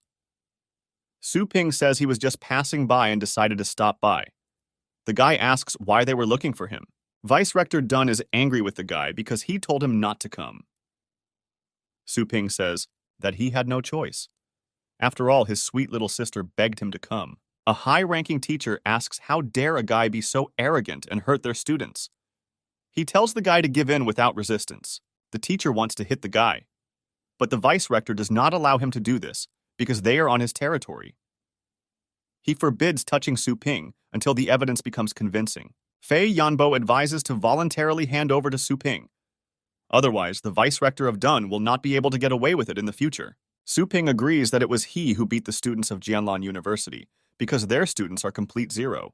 Vice Rector Dunn tells the guy that this is an 8th stage martial beastmaster, and he shouldn't joke with him like that. Dunn will try to resolve everything peacefully. The Vice Chancellor of Jianlan University says that Gai Yang and others are among the strongest students at their university. Even for a sneak attack, you need at least some strength that you have. He asks what course the guy is in. The Vice Rector replies that this is not a student, but a high-ranking teacher. Fei Yanbo begins to laugh, because is such a young man worthy of holding a high position? Fentian asks if having the star power of the 4th stage, can one become a senior teacher? It turns out that in this rotten university, a unique power has appeared. Su Ping can see from the vice rector's face that he has already scanned him. The guy says he doesn't need the vice chancellor to know who he is. He's just here to give them an explanation. The teacher says he doesn't need an explanation from a second-rate teacher who beats kids with braces. Su Ping offers the teacher a bet. He says that not only should he make amends, but he can also make them bow their heads to him and ask him to forgive them. The teacher is furious. How dare a guy even say something like that? Fei Yanbo tells Su Ping to go down to the arena with him and fight. Vice Rector Dunn asks not to do this. He says they don't even know what it means to have a duel between teachers from different universities. Su Ping says that losing to Jianlan would mean that Feishan openly admits that he is inferior to them in strength, and the teacher who loses the battle will also take the blame and resign. Provost Dunn is furious. After all, now only Su Ping is responsible for the honor of their university. If he loses, it will be in front of so many students. Su Ping says that there is no honor here because Jianlan has brought them down so many times. Teacher Fei Yanbo says he is giving them one last chance, and they can fight in another place, then they won't be so ashamed. He says that in reality the guy has no intelligence, but Su Ping says that there is no need to go elsewhere, and he accepts the challenge here. The host of the show announces an urgent update of the competition. Now it is an exchange match between teachers. Fentian says that some kamikaze wanted to die in front of all the students. Dan Yang says that anyone who dares to challenge Demon Fei will die. The team asks the teacher to teach a lesson on Su Ping. Students from Jianlan University laugh because how old this guy is. It seems to them that he is the same age as them. You don't have to watch this fight. After all, there is no way that Teacher Fei will lose to such a young man with his many years of combat experience. Xiao Yu is shocked. She doesn't understand how the older brother managed to challenge the teacher. The host asks to remove participants from the previous battle. The host also announces that the high-ranking teachers of Jianlan University and Feishan University are coming out next. He asks both sides to go down to the arena. Teacher Fei Yanbo enters the arena first, as expected from a martial beastmaster. 8th stage. Just one jump can have such a powerful force. Now the presenters ask to go to the Su Ping arena. But suddenly he disappeared and no one sees him. But suddenly he is noticed in the sky. Teacher Su Ping floats in the air. This is incredible! Teacher Su Ping really walks on air. No one can figure out if he has already reached the 9th rank title. The guy lands on the ground. Teacher Fei Yanbo cannot understand why this young man has a title rank, because the guy only has the star power of the 4th stage. Now it's clear why Dai Yong fell out of the blue back then, because he didn't need to use any moves to control star power. Xiao Yu can't believe that her brother has a title rank. She thinks she is in a dream, so she pinches her cheek, but realizes that this is not a dream. The beaten Jianlan University team. He says it's impossible and they don't understand then. Where does such a creature come from in Feishan? Su Ping, standing in front of the martial beastmaster at the 8th stage, says that he is ready to begin. Now the show's host asks both teachers to summon their pets. Fei Yanbo understands that in any case, a 20-year-old boy could cultivate a celestial beast for a maximum of 10 years and no more. Maybe he spent all his energy on nurturing star power so he can soar with the wind. But it is impossible for weakness to compare with Fei Yanbo's combat experience. Jianlan University teacher summons his purple shadow fox. He orders the beast to go straight to Su Ping and destroy him. The spectators of Feishan University are surprised at the strength of the beast. After all, his combat power had reached above the 8th stage. Although the difference between the 7th and 8th is one step, the strength is like a cloud in mud. Moreover, the purple shadow fox, the most ferocious beast of the thunder element. Jianlan University students say that they are incredibly dangerous because they are not vegetarians and love blood and meat. Su Ping says that this is an incredible coincidence because his pet is also of the 8th stage. This is the luminous serpent of purgatory. His majesty is a dragon. This is an incredibly powerful 8th stage beast. Now Jianlan students are not happy because they see what a powerful greatness, even through the protection of the barrier, you can feel it. The Dun projector sees that Su Ping's main beast is the luminous serpent purgatory. Now he understands that his fears were truly unnecessary. He orders the energy barrier protection level to be set to maximum and the 2nd level energy protection to be activated. Su Ping understands that now he does not need to be polite because protection has been installed. Fei Yanbo says that although the Su Ping beast is quite rare, he noticed that now its combat power is only below the 8th stage. And the inferior versus the superior, it is not yet clear who will win and who will die in this duel. The teacher uses the strengthening of the powers of the 8th stage, and the purple shadow leaf resists the restraining effect of the dragon's greatness. With increased strength, the purple leaf, this moment has probably already entered the field of the 9th stage. The host asks why teacher Su Ping doesn't also strengthen his pet. This is equivalent to letting him fight 1 against 2. But Su Ping replies that this does not reach 1 against 2. In an instant, Fei Yanbo commands the purple shadow beast to use 8 thunderclaps. Ye Hao recalls that the Thunder Mouse, with the help of one such peel, could cause serious injuries. And then there are 8 thunderclaps. The presenter comments that 8 thunderclaps canceled out all the attacks of teacher Su Ping. Su Ping responds by ordering his beast to use a dragon roar to strike back. Fei Yanbo says that Su Ping still has the guts to pester him. He orders the fox to use multiple division. He casts the Thunderbite skill on each clone. Now it is impossible to distinguish where the original is, and the target is the purple shadow fox. The owner of the enemy pet still remains. The teacher really does not allow him to retreat.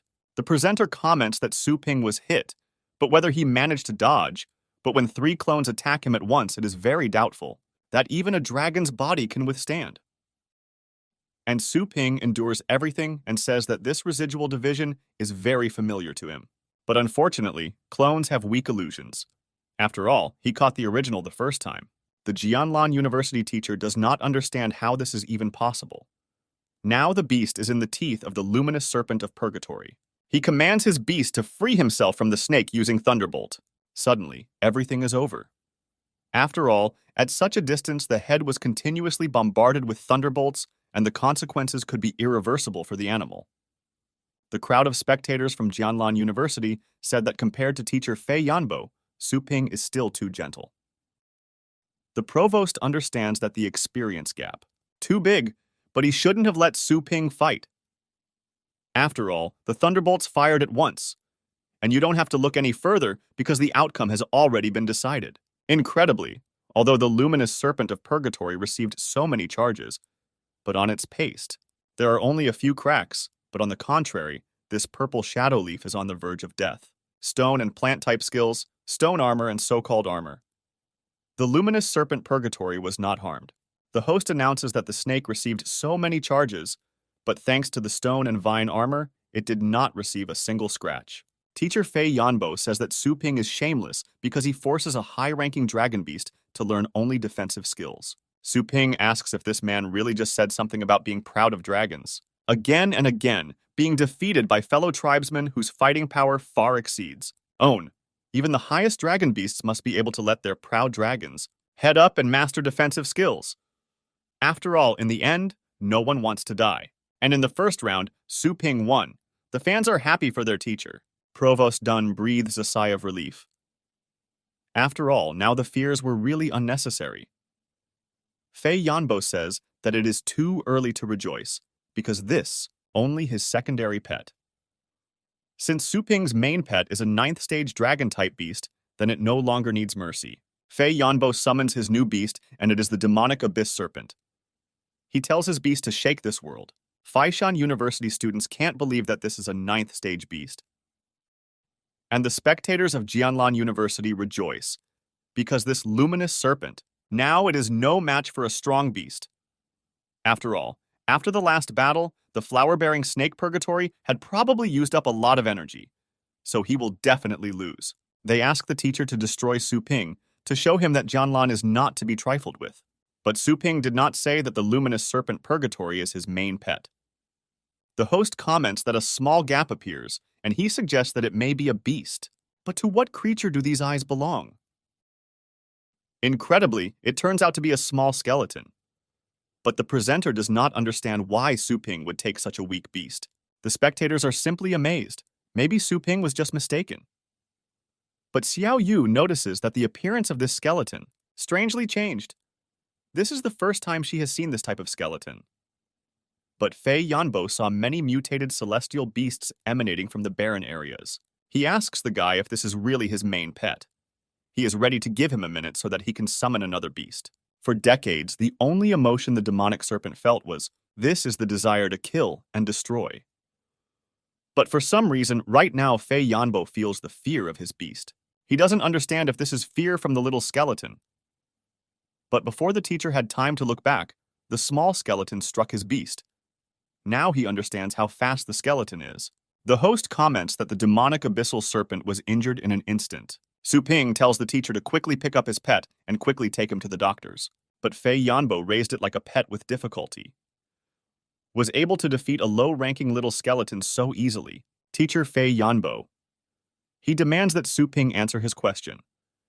But Su Ping says that he doesn't have to tell him everything. Faishan University students rejoice that teacher Su Ping has won. This is their first victory in 10 years. Dan Yang says that Su Ping raised his hand against the team members, and he also dared to harm their teacher's pet. Without explanation, he must not leave the arena. All the students at Jianlan University begin to get angry. They demand an explanation and want Su Ping to apologize for his actions. The guy replies that if they want an explanation, then now they will have an explanation. Su Ping starts a video call. He asks the host to display the call on the big screen. Su Ping wants everyone to see this. A guy no one knows appears on the screen, but everyone is very curious. He calls Su Ping a master, to which Su Ping replies that he is not a master yet. He also asks this guy to leave the screen and let those two get on camera. The guy is punished by Su Ping. Jianlan University students beaten. They recognize these two guys as the very students they attacked. But Dan Yang says he expected this. They want these two guys to testify, but with such severe injuries. But Dan Yang is sure that these two people have already turned into vegetables, and they do not pose a threat. But medicine in Chenshan turns out to be very well developed, and the guys have already recovered. Su Ping asks the students if they can speak. The boys greet teacher Su Ping. Dai Young can't believe how this is even possible. The vice-rector of Jianlan University cannot understand who these people are now on the screen. At this moment, the same Jianlan team is trying to escape. But Faishan University students do not miss them. Su Ping asks these two beaten guys to explain what happened that day. The guys begin to say that day they were surrounded by several students from Jianlan. They wanted to know about young master Ye Hao. But the guys refused to talk. And students from another university began to beat them for this. But then teacher Su Ping saved them. But that day after the classes, students from Jianlan attacked them again, and when they woke up, they were already in the hospital. Xiao Yu says that it turned out that it was the Jianlan disciples who were the first to attack and also accused Feishan of dishonesty. Dan Yang says that they are liars and just conspired. But the vice-rector of their university is already incredibly furious. He told them once again that if Dai Young dared to lie to him, he would be in trouble. Now Dan Yang is waiting for his expulsion and deprivation of the bloodline of the master of the martial beasts, and now he will never have heavenly beasts again. Now Zhou Yunchang realizes that he is to blame for his indiscipline. And now, it is he who will be responsible for the medical expenses of two students, and all future expenses too. He really hopes that Vice-Rector Dun will let go of the past, and Jianlan and Feishan will always be friends. Su Ping asks Vice-Chancellor Zhou Yunchang, "Did he forget anything?" But the Vice-Rector does not understand what the guy wants from him. But the Vice-Chancellor will be able to satisfy Su Ping. If it is in his power, he can give him rare value or high-ranking celestial beasts. But the guy replies that he doesn't want much. He just wants the Vice-Rector to kneel down and apologize. High-ranking teacher Fei Yanbo tells Su Ping not to dare bully people. But the guy tells him that he lost to him, which means that now Fei Yanbo is no longer a teacher and his words have no weight. The vice principal tells teacher Su Ping that this is not necessary. Su Ping replies that there is a need. He just wants to tell everyone present that if anyone dares to provoke Fengshan again, then let him be willing to pay for it. And one more thing, he says that there will be no friendship between their universities, and now they are subordinate to Faishan. And their high-quality resources will always be freely available to all students at Faishan. Now all the Jianlan disciples bow down to the rival disciples. The vice-rector is angry because this is not called a peaceful path. There is a huge queue at the Su Ping store again. Everyone is asking the owner to sell them food. This store is so old, but they won't break in here. A girl passing by doesn't understand what's going on here, but the guy standing next to him explains that the owner of the store has a title rank. It only takes half a day to raise celestial beasts. It's a little expensive, but it works surprisingly well. But the guy replies that this needs to be kept secret, because if more people find out about it, then they will not be able to rise in the rankings. In the exchange competitions, Su Ping only wanted to settle the conflict. But unexpectedly, because of this, it became popular, and the store's reputation was strengthened. Xiao Yu suddenly breaks through the crowd of students. She asks to be let through. Her brother asks why his sister came here. She says that she also wants to raise her beast. She asks if she really can't, because she's his little sister. Su Ping says that this is a serious matter, and her sister forgot to say hello, so why would Her Majesty stand in line? Xiao Yu says he doesn't want special care. Only because she is his sister, she just wants to use this ability to become stronger. The brother agrees. He asks what level the beast is. She replies that the snowball recently reached 4th stage, lower stage. Just reaches the range of the average celestial beast. So her fee is 100,000 at a time. The sister can't believe what she's hearing, because she only earned 30,000 for the whole year. The brother takes the heavenly beast from Xiao Yu and says that what kind of beast is Snowball, because this is a real coal. But the sister says that the guy should wait, because she did not bring money with her. She says that she will pay later. And Su Ping replies that it's no problem. The system includes a warning that the store price cannot be changed, and it is prohibited to make discounts without permission. The owner says that he will pay for everything to the last penny from his own pocket. And of course, all this is still aimed at nurturing strong celestial beasts, just like the system wanted. The guy hopes that now she will turn a blind eye to this. The system agrees to this. Su Ping says that he recently learned his sister's cultivation technique, so they are already even and don't need to pay her anything. But Xiao Yu has been practicing all day in his room. How could Su Ping learn anything? And besides, it wasn't that long ago. The challenger must learn to escape his difficult task and survive for 10 minutes under the attack of the evil scales of an often bearded dragon. This dragon's rank is middle 9th stage. Strength is the highest 9th stage. The skill is unknown. The strength of the 9th stage of Su Ping has been achieved. Finally, he can get some information about the high-ranking celestial beasts. The owner calls a small skeleton into battle. He orders him to advance. He also calls upon the animals that he must raise. He orders them to fight too and help the little skeleton. He tells the beasts to attack the enemy's blind spots. The owner tells the small skeleton to use the attack now, but the dragon uses 3 dragons. The heroes defeat the beast, and another huge beast with the rank of King of Beasts appears in front of them. He has 2 heads, and he looks like a dragon. Su Ping says that the King of Beasts comes along just in time to test the little skeleton. After absorbing the Skeleton King's bloodline together, the little skeleton enters the fight. The time for passing the test was up, and the test of the Dragon King was over. The system says that there has been a successful killing, and the improvement of the skills of the celestial beasts too. Su Ping can't believe that the dog's pedigree has also been upgraded. The heroes are attacked by a pack of monsters again.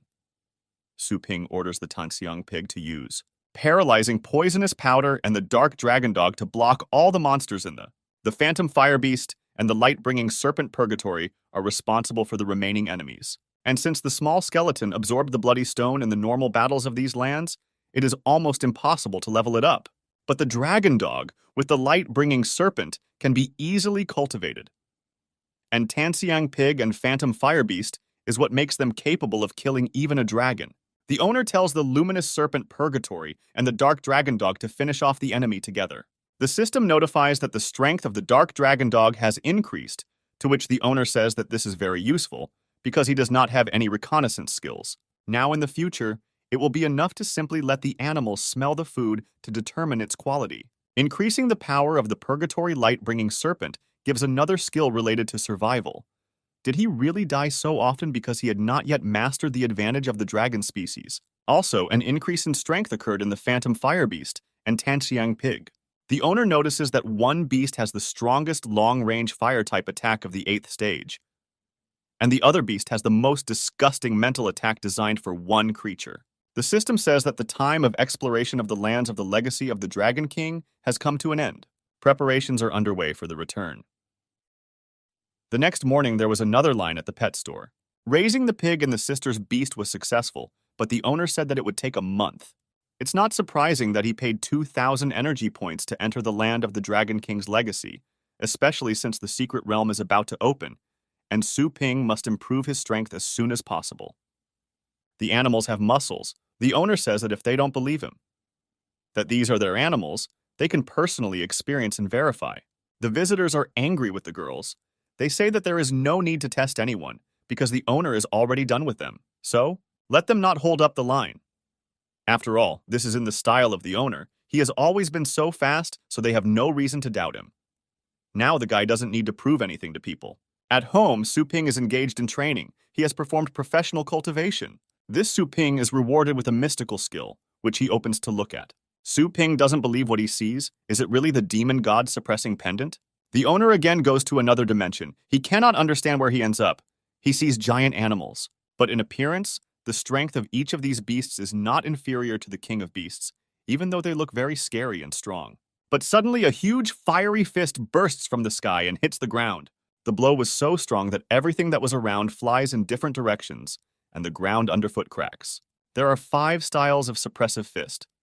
After learning the first style, Su Ping will be able to master the power of the fourth stage. The consequences of the first style are very serious and dangerous. The principle of controlling this force is incomparable. Ordinary practitioners can at best only complete the first style, but when it comes to the second, their bodies are not able to withstand. At best, a colossal weight will fall on the hand, and it will collapse to smithereens. Only the pure Golden Crow bloodline with its demonic vitality is able to withstand the backlash of the 5 golden styles of the demon god's suppressing fist. For the Golden Crow's demonic body, there is no more suitable combat skill than the battle demon's suppressive fist. Su Ping chooses to study.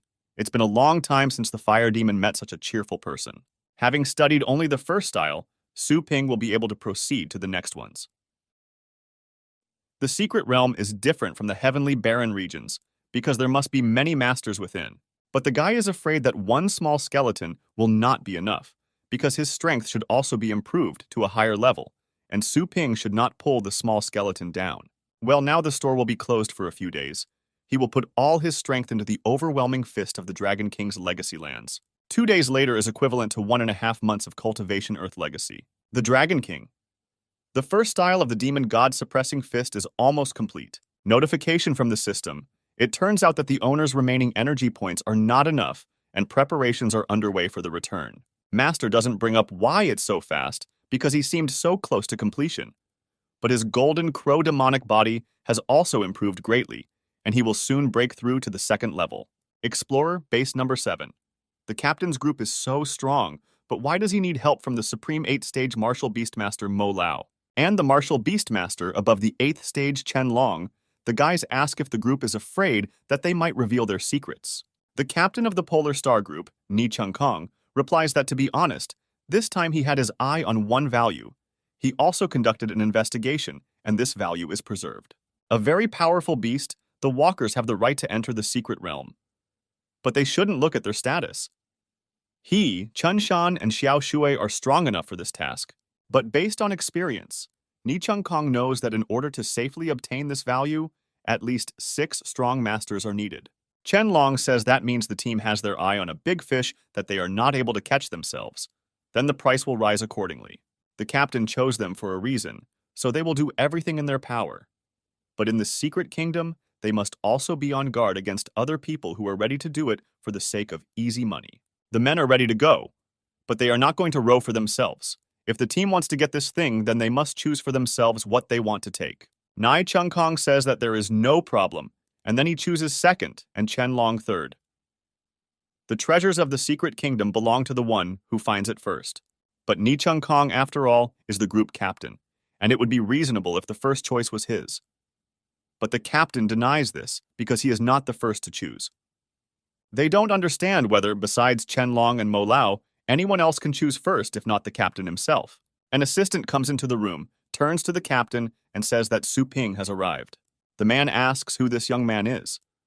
And they answer him that with such a weak reaction of star power, the guy has not even reached the 6th stage, but they are here thanks to connections. The captain says that he has long wanted to meet Su Ping, and he will now introduce the guy to the rest of the team. They don't understand because the captain says that he won't choose first. Did he really mean this young guy? The captain says that what they say is true, and this is Su Ping. He saved the lives of Chun Shan and Xiao Shui, and he also killed the 8-step demonic-type beast. Mo Lao says that with such achievements at this age, the guy really has the right to fight on par with them. Entering the secret realm of Dragon Ledge Mountain is the gate to Dragon Ledge. The captain tells Su Ping that since the Dragon Ledge is at the top of the mountain, the air is very loud, and if the guy is not used to it yet, they can go slower. Su Ping answers that he's not tired. It's just that it's taken a long time. He asks if it's possible to just use flying pets to go up. But the captain replies that the local area is so dangerous that calling a flying beast could easily lead to an accident. So among the passers-by, there is an unspoken rule. At the gate of the Dragon Ledge, you cannot fight or summon celestial beasts. Violators will be punished and expelled or even imprisoned. Officials specifically send their specialists here. So the captain advises Su Ping to stay quiet. Captain Fei Yanbo notices that there is some kind of fight up on the mountain and begins to get angry. The captain says that the rules are made for ordinary people like them, and even more so for large families who can cover the sky with one hand. Even the government turns a blind eye to this. Based on the Qin family's momentum, They are going to reach the gate before the Tang family. The fight between the young people caused a rockfall that began to fall on top of the team. The captain warns his group to be careful. Qianlong says that there is no need to remind them of this, because this rockfall is too slow, and it does not threaten them in any way. But Su Ping rushes forward and tells the others to break the falling stones with their hands, because they will not be able to dodge on such narrow steps. The guy repeats once again that it is impossible to dodge on these stairs. The captain says that he understood Su Ping's point. The whole team begins to fight off flying stones. Mo Lao notes that prudence and leadership skills. This young guy is highly developed, and at the same time, the unity and enthusiasm of the entire team immediately increased after his words. A huge crowd of people had already gathered on the mountain. Everyone approaches the gate to the dragon ledge. Milady wants to challenge the dragon to his ledge for the 6th time. She asks people to give way to her. People are surprised because this is the Tang family itself and their magnificent skill duo. These are the 2 wins of the Tang family. Zhou Fengkun with its highest 8th stage, and the title rank Feng Mo with the middle 9th stage. The girl standing in the middle is the young mistress of the Tang family. She is about to cross the dragon ledge for the 6th time. This secret realm has only been discovered a few times. The girl says that the first place in the dragon ledge ranking belongs only to her Tang family. Qin Xiaotian says that he has also completed this 5 times already, and now wants to try the challenge for the 6th time. They laugh at the guy and say that this will be an interesting spectacle, because only the Tang family with its resources can compete with the Qin family. The hostess says that before this, she was just playing with the guy without any intention of winning. But the guy said that in fact he just felt sorry for the girl. The hostess says that it is in vain for the guy to talk with his tongue, and it is better to solve everything with the help of his fists. The guy replies that he also has the same opinion. Tao Zong announces that the secret realm of Dragon Ledge Mountain has been revealed, and he advises people to hurry up.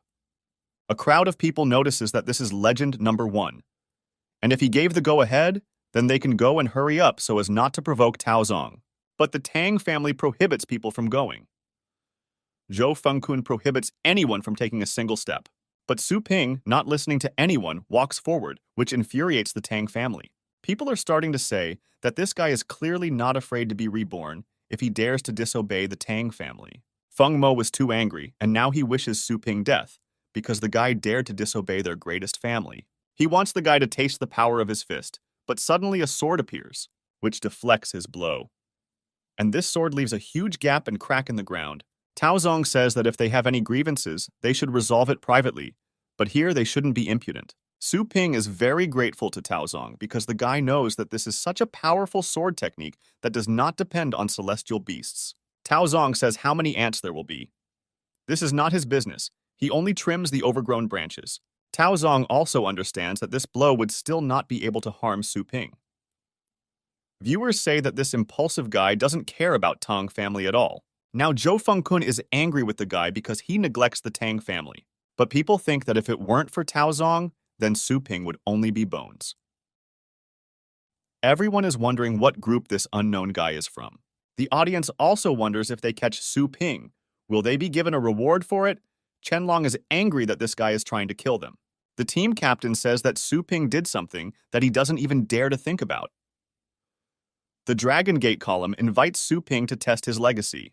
The owner understands that while there is no one here, this is the time to test the difference between this place and the cultivation area, so he accepts the test.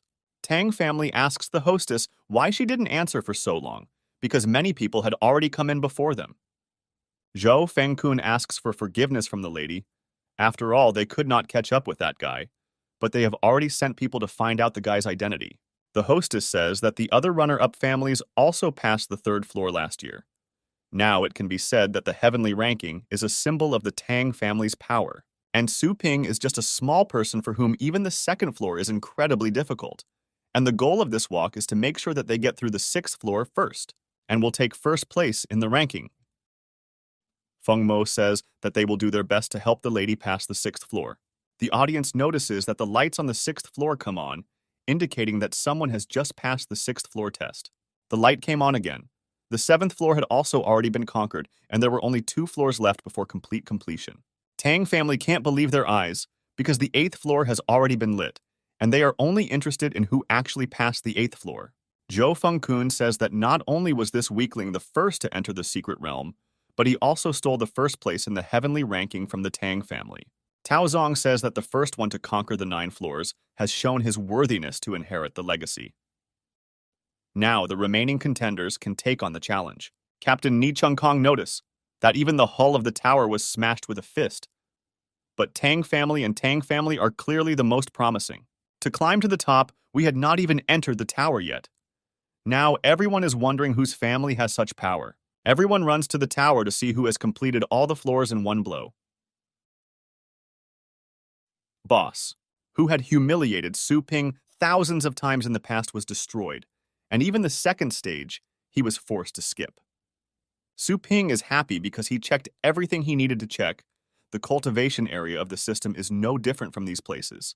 The guy believes that now is the time to return to the group and reach out to the treasures. Even though the team came here for treasure, they had no intention of going through the dragon ledge pillar, but he felt a sense of disappointment seeing someone go through 9 floors so easily. Upon Su Ping's return, the team asks where the guy was. They say that they were just waiting for him to take the treasure. Su Ping says that he warmed up a little and now gets to work. The team is surprised. Is the guy who passed the column really Su Ping? Chen Long says that this guy has the captain's trust to act on his own. Mo Lao says there is nothing to worry about, and if possible, they will teach the guy a lesson and show him who is the core of the team. The team at this time comes to Dragonscale Continent number 2. The commander says that he is performing reconnaissance on foot, and Xiao Shui is in charge of airspace reconnaissance. The team begins to summon their celestial beasts. Su Ping summons the Dark Dragon Dog. He wants to test the beast's skills. Mo Lao is angry. Why did Junior bring the 7th stage celestial beast? Because he is doing reconnaissance on foot. Su Ping orders the Dark Dragon Dog. Smell the surrounding area for strangers. Chen Long tells the guy to bring the beast back because the dark dog is too big and too noticeable. And besides, this is the Heavenly Kingdom, and not an ordinary barren area. At this time, Su Ping tells the captain that there is an enemy nearby. Mo Lao doesn't believe the guy and orders his beast to use earthly listening. The beast does not see any hostility. Xiao Shui also tells the captain that her flame bird has not detected anything. Chen Long asks Su Ping why he is trying to attract attention to himself. But suddenly the fiery bird and the earthly cradle began to behave alarmingly. Wind pythons fly at them from the edge. And they are already very close. The team does not understand where these pythons came from. The captain notices that these wind-riding pythons have a threat level no lower than the 9th stage, and it's too late to run. He orders everyone to prepare for battle. Chen Long uses the giant stone dragon bloodline of the 4th stage to protect the team, while the celestial beasts of the rest of the team will attack the enemies. The team's celestial beasts are the giant earthen dragon-scythed guardian flamebird and the lizard. The team also summons the 4-faced guardian Kashidigarp. Xiao Shui asks Chen Long why teacher Su Ping's dark dragon dog is not protected. Chen Long replies that if the beast is not as reckless as its owner, then everything will be fine. But the girl says that the group of wind pythons outside is too dense and there is nowhere to hide. She immediately orders Chen Long to apply protection to the beast. But Chen Long asks what if electric-winged pythons get close to their guardian. Is it worth it then to take such a big risk for a simple 7th stage beast? The guy replies that the dark-skinned dragon dog was the first to notice the danger. Moreover, the owner of Su Ping is their benefactor, and they can't throw his celestial beast, so there will be a gray-scaled lizard behind his cover, so Chen Long is asked to open the defense. But Su Ping replies that there is no need to do this. He appreciates the team's kindness, but there is no need to worry. After all, his heavenly beast is good not only in reconnaissance, it is also more or less combative, and if you kill the leader of the wind pythons, then they will no longer be bothered by the usual extras, and no more. Mo Lao tells Chen Long that Su Ping is just trying to make an excuse. After all, his dark dragon dog only has a 7th stage bloodline. Even if the dog has strength above the 7th stage, he would still be torn to pieces in front of the 9th stage of eating the wind python. Mo Lao orders his beast to use autopsy. This pet skill that grants invisibility will now allow the team to observe the battlefield.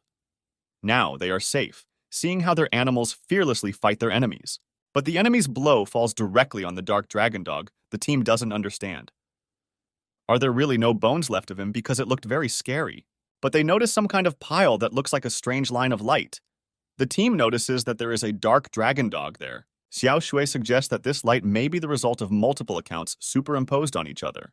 The team doesn't believe, Is it possible that the 7th stage heavenly beast is running around in a bunch of 9th stage wind pythons? The king of the upper 8th stage wind pythons appears in front of them. While the dragon is not a dog fighting enemies, the king of the wind pythons inflicts on him a strong blow from the tail. The team simply watches in horror. They are only interested in whether the animal survived. But the dark dragon dog manages to use the shield, and thereby escapes from the blow of the windrunner python. Mo Lao can't believe his eyes because the beast's defense is also at its best. Now Chen Long seems that his earth dragon is uneven. The dragon dog strikes the rotary python, but the blow only slightly scratches the beast's skin. It turns out that all the forces of the dark dragon dog were aimed only at protection. Chen Long is not surprised that this was the case, but his giant earth dragon has several skills. The python wants to strike back at the dog, but suddenly he falls to the ground. There is foam and his skin is covered with spots.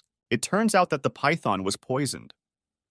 Chen Long does not understand how this could happen because this animal has very thick skin. He does not understand how the dog could let poison into the python. In the lands of the Dragon King, Su Ping and his dog suffered various battles. This mongrel was driven so often. They put him in a corner and gnawed him to death. The guy says that they will stop playing and it's time to end this fight. Now the dragon dog uses his roar and finally kills his opponent. The heavenly beasts watch their enemies fly away from the battlefield. They are happy about their victory. The team is happy that the victory was without any injuries. Now they understand that the dark dragon dog is incredibly strong. Chen Long turns to Su Ping. He says that now he really understands that the guy's pet has high qualities. But Su Ping denies this and mockingly says that his beast has only an average property and nothing more. Mo Lao says that the guy is too modest, and if his dark dragon has an average property, then their pets are inferior. Su Ping uses the system to identify the Earth's cradle. The guy learns that her appearance is earthen and fiery, and her bloodlines are of the 9th level. Now he thinks that Mo Lao thinks a lot about himself, and in general they are all no different from each other. At this time, the dragon dog releases wind python eggs from its mouth.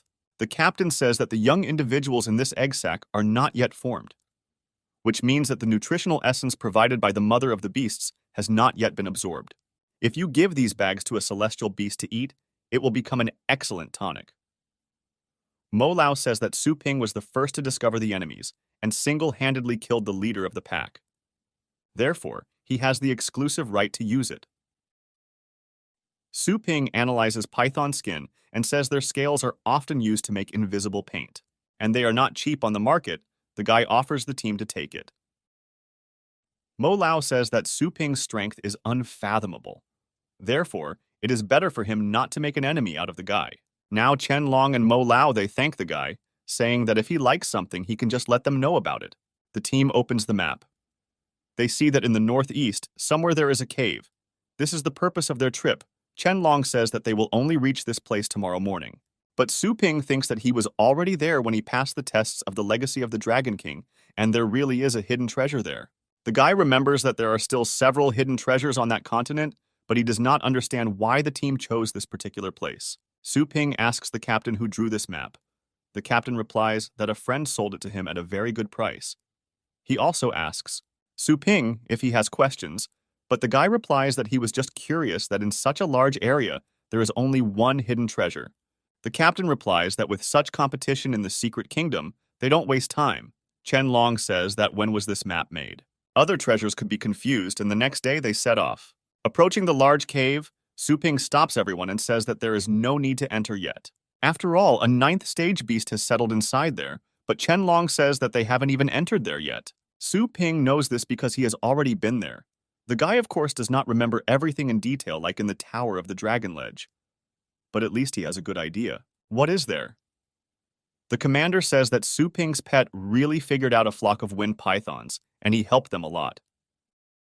Xiao Shui says that Wind Rider squad, the pythons had the combined combat power of the 9th stage, and each of them had the power of the 7th, 8th stage, and the environment of the cave is unknown.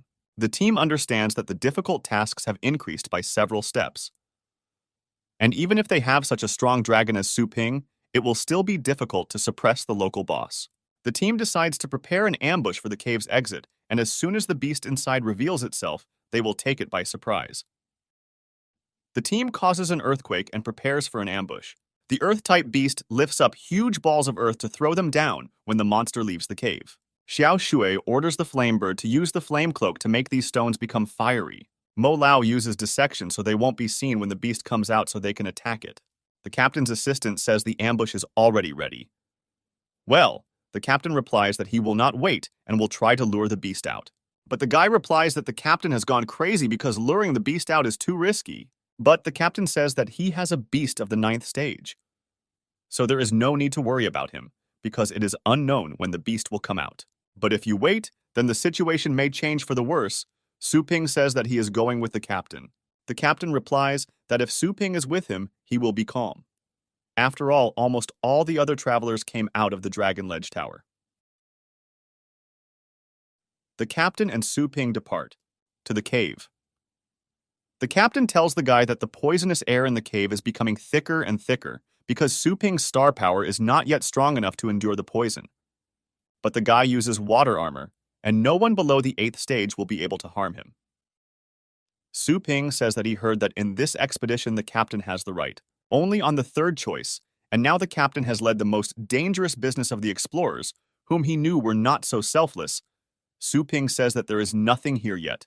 The captain says that there really is nothing to hide from Su Ping.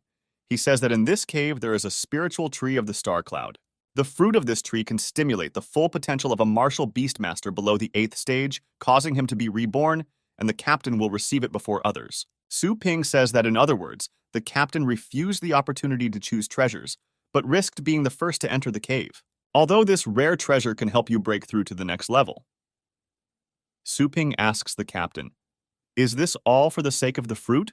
The captain replies that there are some things a guy shouldn't ask, but in any case, the captain is determined to get the tree. The captain says that even if Su Ping is the benefactor of Chun Shan and Xiao Shui, then he still shouldn't accuse him of being rude. Su Ping understands that it is easy for the captain. The fruit of the spiritual tree is needed. The guy understands that it is similar to the great panacea issued by the system, a completely ordinary treasure. But it seems to be important to the captain.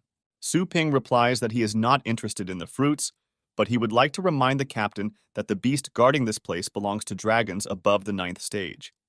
And this blood dragon is very cunning. He specializes in psychic attacks, and the captain can sign his own death warrant if he goes after the fruit. The captain says that the only problem is that the beast has psychic attacks. Ni Chung Kong asks Su Ping how he can know about this. To which the guy replies that there are some things that the captain should not ask about in any case if Ni Chung Kong wants to get this tree. Let him just follow him. The guys come to the spiritual lamp. It is fueled by a certain power and can withstand most psychic attacks. Su Ping says he was here before. That such a powerful treasure can only be used in the inheritance of the Dragon King and cannot be taken away. And in general, this is also a secret treasure. Su Ping takes the lamp in his hands, and now they can safely go behind the tree. But suddenly they find themselves under attack, but Su Ping suspects that it is not behind them. Suddenly, the monster they ambushed breaks out, and now their team is in trouble. Qianlong orders his giant earth dragon to use rockfall now and finish off this huge beast. The team summons their celestial beasts and they go into battle to destroy this big monster. The sickle guardian that belongs to Mo Lao inflicts a wound on the monster's eyes. Next, he chops his body parts into pieces, making steaks out of him. And in the end, the heavenly beast sickle-bearing guardian cuts off the monster's head. Captain Ni Chung Kong and Su Ping run out of the cave. They use a shield to protect themselves from a sudden attack. But the crew tells the captain that they have done well. They ask the captain to quickly see how they defeated the beast. When the captain and Su Ping saw this, they realized that they were late because the team had done something terrible. The team does not understand what the captain is talking about. After all, they defeated the monster, but in reality, it turns out that the sickle-bearing guardian killed not the monster, but the team's celestial beasts. In fact, the 9th stage beast surrounded the team and led them into an illusion. The captain realizes that his subordinates are about to kill each other. Su Ping tells Ni Chung Kong to call the demonic stingray. The guy also tells the captain not to go beyond the protective zone of the spiritual lamp. Otherwise, they will become the same as the team. Su Ping tells Ni Chung Kong to take advantage of the moment and infuse star power into the lamp. Now the team falls into the zone of influence of the lamp, and they come to their senses. They have a very bad headache, and they don't understand what just happened. This damn beast almost killed them. Su Ping asks if the team is okay and orders them not to leave the spiritual lamp's protective zone. Now together, they will be able to destroy the illusory field if they pour star power into the spiritual lamp. Qianlong notices that there is some movement. but suddenly murderous fangs begin to fly at them from a height. Chen Long tells Su Ping to be careful, and at one moment, Chen Long covers the guy with his chest, and the fang flies right into his back. The captain orders everyone to hide behind the spiritual lamp and use a shield. Chen Long falls on Su Ping. Enraged, the guy starts shouting that those in the shadows should stop hiding. Let them come out. A group of poisonous fangs emerge from the top. They are happy that the penetrating effect of long-range star games is really at its best.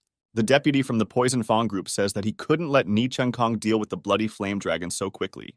The wounded captain Ni Chung Kong does not understand why this group is attacking them because there are no hard feelings between them.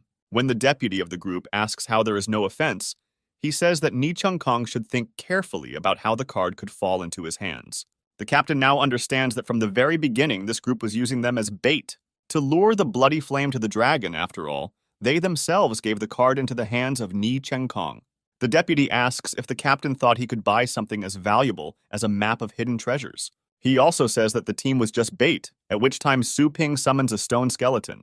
The deputy says that if the guy dares to attack them, then the bloody flame dragon will instantly gather all his friends. Su Ping uses the middle ring of trap to grab the dragon. Now the huge beast is tied up. The deputy doesn't understand what kind of thing this is, and how the blood flame dragon of the Supreme Ninth Stage is tied up right now. The bloody fiery dragon turns out to be completely wrapped in flails, but in an instant it burns to the ground. Leaving a large hole in the ground below where he lay, Captain Ni Chung Kong's team rejoices that they have won. Su Ping rises in the air with a small skeleton and is behind a group of poisonous fangs. He asks the group, "Didn't you want to kill them? Now the group can start doing this." Well, now the Poison Fang group is in a misunderstanding. How this guy floats in the air and where the group got the master of the titular 9th rank, they understand that they provoked someone they shouldn't have. The deputy orders the group to stop panicking. He doesn't see anything wrong with the fact that this guy has a title rank because he summoned a small skeleton. He also orders all the long-range scorpions to aim at the guy floating in the air. The deputy of the group was just about to ask what this one small skeleton could do when the beast in an instant cut it into 3 parts. The next moment, the small skeleton in 1 second cut all the scorpions and members of the group with a poisonous fang. Captain Ni Chung Kong ends up very badly injured. Xiao Shui will ask the captain to hold on and not leave them. The captain asks what happened to the rest of the team, but his assistant says that Chen Long and Mo Lao failed. With the last of his strength, Captain Ni Chung Kong calls his brother Su Ping to him. He asks the guy for help. Su Ping suddenly descends to the ground and runs up to the captain. He asks what he can do for the captain. Ni Chung Kong says that he honestly has a bad feeling about it, but if something happens to him. The captain asks the guy to help him get the Star Cloud spiritual tree, but Su Ping doesn't understand after all. If something happens to Ni Chung Kong, then why does he need the fruit to enhance cultivation? The captain asks to transfer this fruit. His daughter, because the fruit of this tree can stimulate the full potential of a martial beastmaster below the 8th stage, causing him to be reborn. After all, perhaps this will help her immune system defeat the disease. This is a cure for an incurable disease. The captain says that he spent half his life in the desert areas, unable to take care of his daughter, and now the only thing he can do for her is to ask Su Ping. In a cave, a team of people who are collecting treasures, one of the guys shouts to the captain that this tree is too big and it won't be possible to take it. The captain calls this guy an idiot. This is Team Captain Poison Fang. He says there is no problem. They just need to collect the fruit and destroy the tree. What they cannot take, others will not take. The subordinate accepts the captain's order and begins to cut down the tree, but unexpectedly. An unknown object flies into his neck and he falls to the ground and dies. The group is wary. They cannot understand who it was.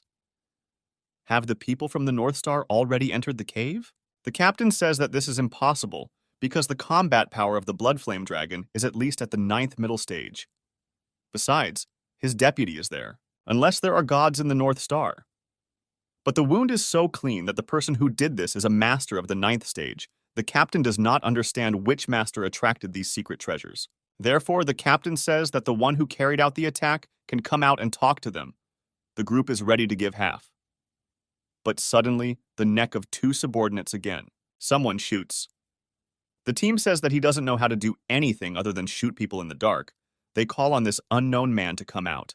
This is Su Ping, the Spirit King, using the Star Power Needle to pierce the group's necks. And with the next shot, the guy kills 5 group members in a row, shooting the guys with 1 needle. Now the captain says that the guy got caught If he doesn't mean it in an amicable way, then he will die. The captain of the group, Poison Fang, calls on his celestial beasts, but before he can do this, a small skeleton cuts their heads with a knife. The captain is desperate. How did his two celestial beasts with the combat power of the lowest ninth stage suddenly die? Now the captain asks to be released. He tells the master to take all these treasures just so that he spares him. The captain asks, did the guy really come here not for treasures, but specifically to kill? The captain asks the guy to tell him his name. At least he wants to know at whose hands he will die. But without answering, Su Ping fires a fiery needle at the captain's forehead, which completely pierces his head. The captain's blood flies onto Su Ping's face.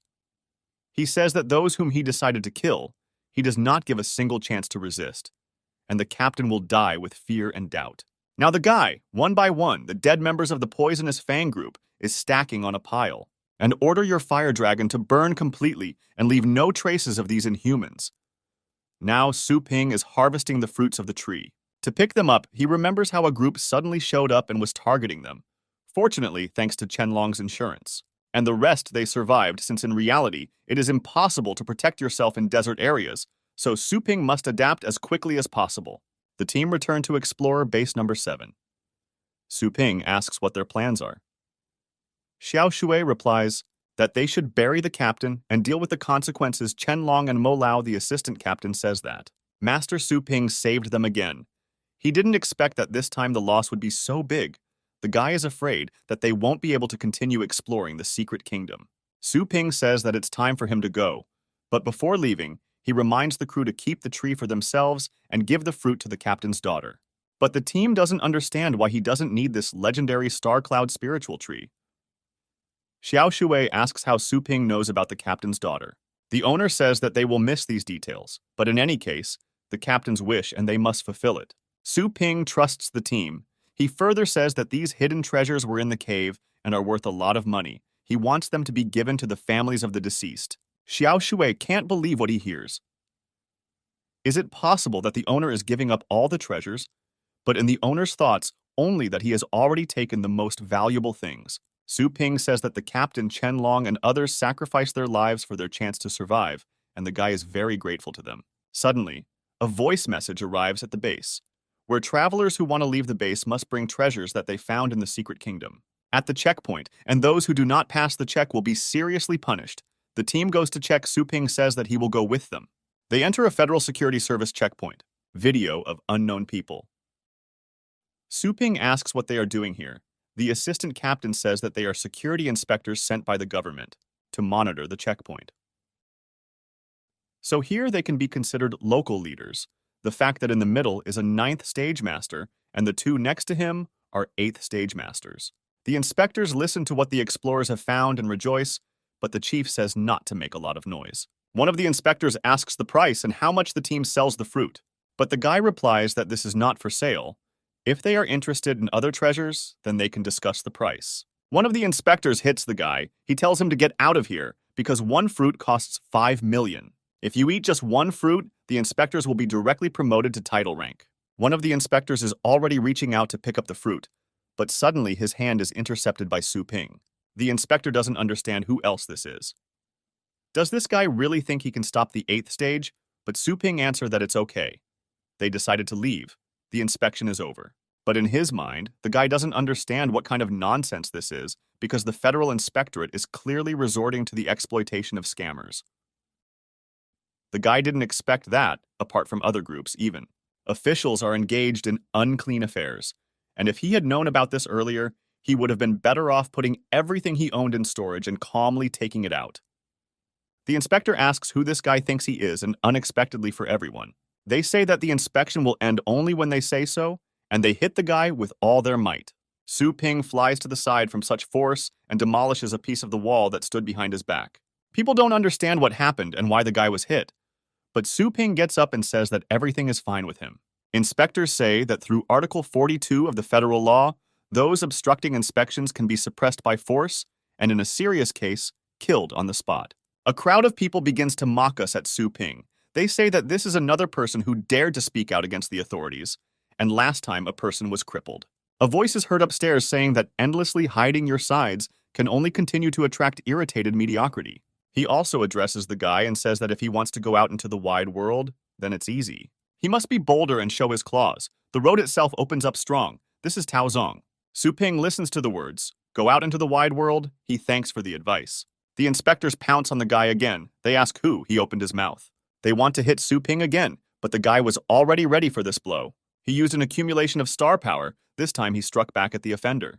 The force of the guy's blow turned out to be so strong that he crushed these two inspectors into the floor, making 2 deep holes. The inspectors do not believe what just happened, because a master of title rank appears in front of them. They don't understand how the guy reached the 9th level of strength at such a young age. Now the inspectors are interested in where this person is from. Using her new skills, Su Ping uses the power of her thoughts to attract the fruits of the tree. People see this and they are simply shocked because this is spirit control. And in an instant the tree disappeared, the inspectors were simply dumbfounded. After all, the guy has a spatial type artifact. They don't understand where this person comes from because spatial artifacts are a priceless treasure. They wanted to attack a simple guy, but they met a warrior. Now the inspectors are simply asking for an apology from Su Ping because they did not immediately understand who they were dealing with. And Su Ping's blow was incredible. They deserved it. But the guy says that he will not forgive them because that blow was for his friend. And now it's his turn. The inspectors offer Su Ping to pay 20 million as compensation. But the chief of the security service comes out from the hole in the wall they made. He says that everyone now has to pay 30 million, and if this becomes known, the security officers will not be able to get out. The boss reminds that he asked not to make any noise, and then they demolish the wall. In Su Ping's thoughts, he thinks that he will not tolerate solving the situation with money, but he needs to improve the pet store, and he requires a lot of money. Su Ping tells his team, it's better that while he looks after the tree, the captain's mate says that it's his fault because he's not strong enough to let these people shit on his head. Su Ping says that he decided to plant it after he returns. This is a great way to satisfy the needs of the captain's daughter and diversify the range. Pet food in the store. He tells the team that after they reach the 8th stage peak, he will give them the Star Cloud spiritual fruit for free to help them reach the 9th stage. Together with his demon dog, he goes to the Dragon Scale continent, number 48. He orders the dark dragon dog to take cover nearby while Su Ping goes down into the water if something happens so that the dog mentally calls the owner. Su Ping dives into the water, he swims into the depths. He remembers that there is a great secret treasure here, which has the power to move mountains and fill seas, but it is so well hidden that if the Dragon King had not been accidentally revived in the Legacy of the Dragons, Su Ping would not have found this place. The guy sees a sitting skeleton, and in his hands there is a chest. There is a scroll in it, which can be used to create a small world using the user's star power. From the current Su Ping 5th stage, it can create a space 4 times larger than a basketball court. And in the future, the address may plant a spiritual tree inside. The owner notices that something is happening above. The skill shares an introduction with a martial beastmaster. It turns out that others are passing somewhere nearby. Su Ping remembers that this continent also has a top-grade secret treasure, the undead demonic fruit. It gives undead and pets demonic type immunity to mortal wounds at one time. This fruit is ideal for a small skeleton with full introductory potential. Su Ping orders the dragon dog to track down the location of the bird's owner because he wants to find out if they took the undead demonic fruit. Another group of explorers is in a forest of dead trees. They do not understand why the bird is chasing them. These are 8th stage martial beastmasters, and they assume that someone is targeting them. There is a chest in the hands of the master. While they were running, someone managed to strike in their direction and break the branch on which they were standing.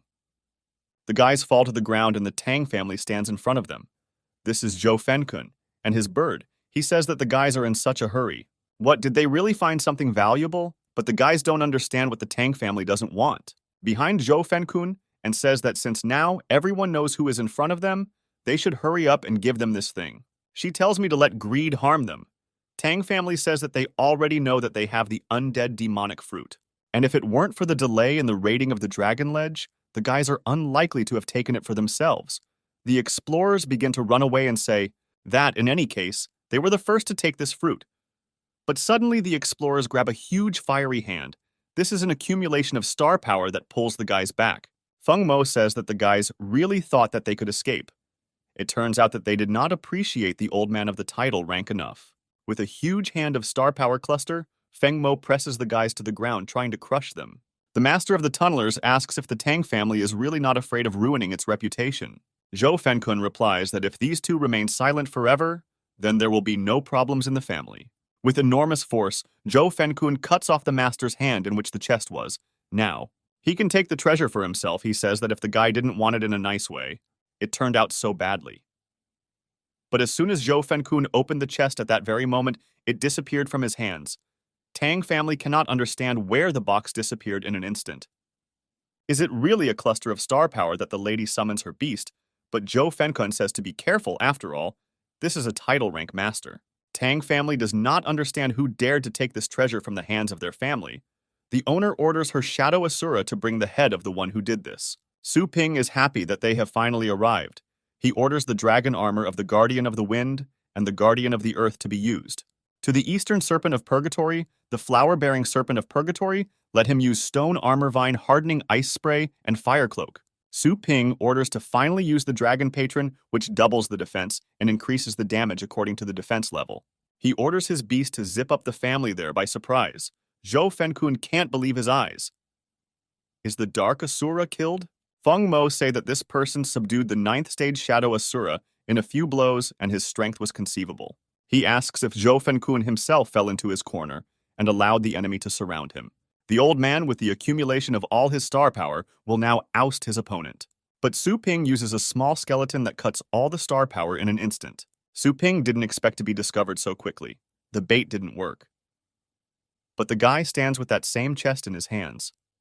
Tang family remembers that this is the same guy who reached the title rank at such a young age, and he will become a serious problem in the future. They decide not to let him leave. Zhou Fenkun is preparing to strike. He says that this is the guy for killing his pet Zhou Fenkun did not keep up with. Su Ping is at the Dragon Gate, but now the guy is in his hands, a small skeleton to use the flash of the undead. The next moment, the little skeleton takes out his sword. This is the highest sword art, and in an instant, he swipes his sword and everything that falls under him falls to the ground. So from the large dry stubbles of trees, only stumps remained. It was a very strong, exaggerated, destructive force. The owner is stunned. She doesn't believe that this all comes from one little skeleton.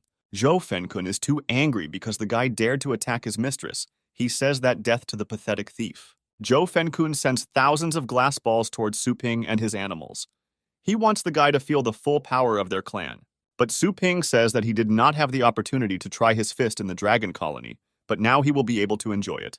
And at one moment, a mysterious martial art appears in front of the Tang family. Zhou Fenkun sees what is in it. There is something divine. Su Ping uses the first style demon god suppressing fist. But in response, Zhou Fenkun uses 9 star counts to protect himself from the attack. But unexpectedly for him, the attack came from the back. The attack was so strong that Zhou Fenkun began to bleed from his mouth. The owner says that the strength of this little thief is extraordinary because he is very strong. Zhou Fenkun, the king of the dragons of the earth, takes the mistress and runs to protect her mistress moves into the dragon's pasture. Su Ping sees that they want to escape, so he orders his mysterious dragon dog and purgatory light snake to stop them from leaving. But Zhou Fenkun tells the guy that the outcome has not yet been decided. Does this petty thief really think that the old man will not be able to detain him? So Zhou Fenkun uses the secret arts of the Tang family. He uses bewitchment, and this is the secret art of forcibly capturing other people's bodies at the cost of sacrificing his own body. This is a last resort that can only be used as a last resort. The housewife does not understand. How could this person push old Zhou Fenkun to such an extent? Now the old man wants to take Su Ping's life. But the guy's animals fly into battle. They try to inflict a physical attack on the enemy in order to kill the spiritual monster that is attacking their owner. But he won't be stopped by a physical attack. Zhou Fenkun says that the petty thief will regret making enemies with the Tang family. Even if the old man is torn into pieces, he will turn into worms and eat Su Ping, and the guy's body will belong to him. But in an instant, Su Ping uses secret spiritual protection treasures, thereby avoiding the attack. Zhou Fenkun doesn't understand why he can't take the guy. He says that Su Ping is a dirty thief and he will kill him. The hostess decides to come out of hiding. She doesn't understand what happened. Is it really the Dragon King of the Earth? She wants to eat her. She orders the fallen winged king to pull her out. Su Ping notices that the young lady has finally come out. She summons the fallen winged king. His combat power is equal to the power of the middle 4th stage. The mistress orders the guy. Don't call her young mistress, because the guy doesn't deserve it. But when she comes out of hiding, the girl doesn't feel the aura. The owner doesn't understand the old Zhou Fenkun. Has Zhou Fenkun really died with the power of the middle Q of the ninth stage? The girl asks the guy who he is and why he is killing their family there, and how he even has the right to do this. But Su Ping asks in response why they killed those two rogues, and what right did they have to do this? But the hostess replies that this is just the law of the jungle, that's all. And there's nothing wrong with that. She asks the guy if he really wants to say that in his eyes, the Tang family is the same as the Eighth Masters, the steps of which can be crushed in one fell swoop. Su Ping replies that the lady guessed right. After all, the Tang family is just. The next piece of meat is on the cutting board, but seeing a small skeleton, the fallen winged king of the ninth stage bloodline is shocked. The girl asks what this guy wants. Now the owner says that if Su Ping lets her go, then the Tang family will be able to satisfy all his demands. To which Su Ping replies that if the lady wants to ask for mercy, first let her show all her sincerity. The girl doesn't understand what he wants. Su Ping tells her not to pretend to be stupid because the guy wants the mistress to free the fallen winged king. But the master of the heavenly beast will be weakened in a few days if his beast is released from the contract. The lady realizes that this guy is too cunning. She jumps off her beast and comes very close to Su Ping. Standing face to face, the girl says that then she will break the contract, but at this time from the back, so that Su Ping does not see. She summons the fallen winged king. She instantly orders her warring wolf to kill the guy. Well, when the beast has already taken aim at Su Ping, the small skeleton intercepts his blow and cuts off his hand, which falls next to the owner. The angry guy now says that since the mistress doesn't want to break, the contract is for him to separate them physically, so he orders his small skeleton to destroy the beast, while the guy uses his staff pointing it at the mistress. And he orders the girl to be laid down. She is drawn into the unknown and finds herself in some new space. She doesn't understand if this is a spatial hidden treasure in the sky. At this moment, the girl notices Su Ping's huge face looking at her. Now she realizes that this is exactly what the inside of the scroll looks like. The girl turns to Su Ping. Why? He didn't kill her. To which the guy replies that if she wants to die, then please. But it's only after Su Ping has pumped out all her value that she notices a mark on the guy's forehead. The heir now she understands that the one who went through 9 floors turns out to be Su Ping. The girl starts laughing hard and the guy doesn't understand. What's going on? He says it doesn't look good when the girl stops laughing. She says Su Ping is on death's door. And he still doesn't know about it, because soon he will die at the hands of a unique, legendary master throughout the Asian region. Su Ping answers to the girl. She didn't speak in riddles. Just let him tell him what she knows. The mistress says that she will soon die. Then why should she tell him all this? Su Ping asks her, how can a man who has so many tricks up his sleeve not threaten people if the lady doesn't tell him? Then he will not only let her die in a very inventive way, but after some time, her photo will spread all over the world. She replies that Su Ping is being very mean. The guy says that she forced him herself, and he also asks, will she be able to tell him now?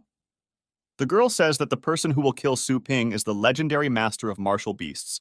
He has already appointed his granddaughter the place of heir to the dragon column. The ledge, therefore, anyone who can take away the inheritance will be eliminated by him. Now 5 asks if they are really 4 big families who are fighting for the column. They are not afraid that this master will deal with them. But the lady replies that in addition, they all promise the master that even if they were lucky enough to pass the 9th floor, either they will voluntarily abandon their heritage or they will have to face the risk of extinction. Su Ping says that now it turns out that the whole secret kingdom, it is firmly in the hands of the legendary master. He remembers what the rector said about the federal government, which blocked the internal zone for reasons, security, and improved the outer zone for a limited time.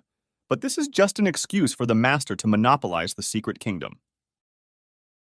Now Su Ping commands the luminous serpent, Purgatory, burn dead bodies to ashes. The guy understands that although he defeated opponents at the level of the King of Beasts, this was achieved only through countless resurrections, trial, and error. And this time he will have to face a legendary opponent whom he has never met before and whom no one should devalue. I didn't witness how the guy broke through the column of the dragon ledge.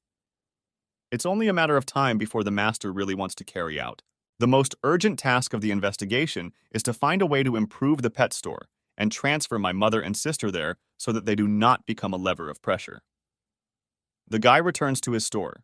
There is again a long queue to sit there or they notice him and begin to rejoice because they have been waiting for Su Ping for so long.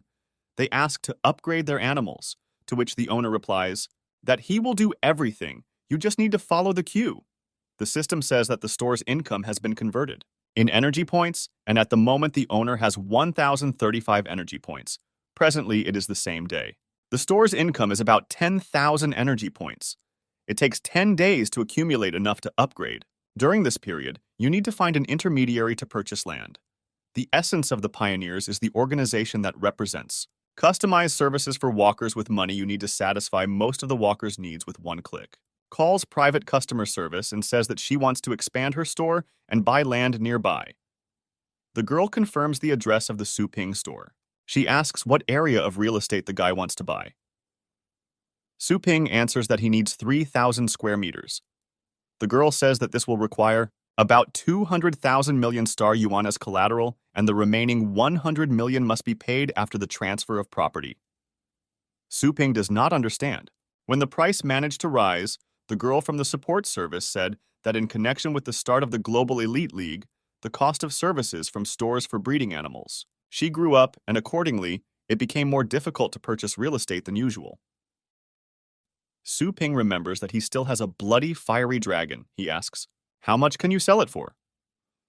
The girl replies that the market price of a celestial beast above the 9th stage is about 400 million star yuan.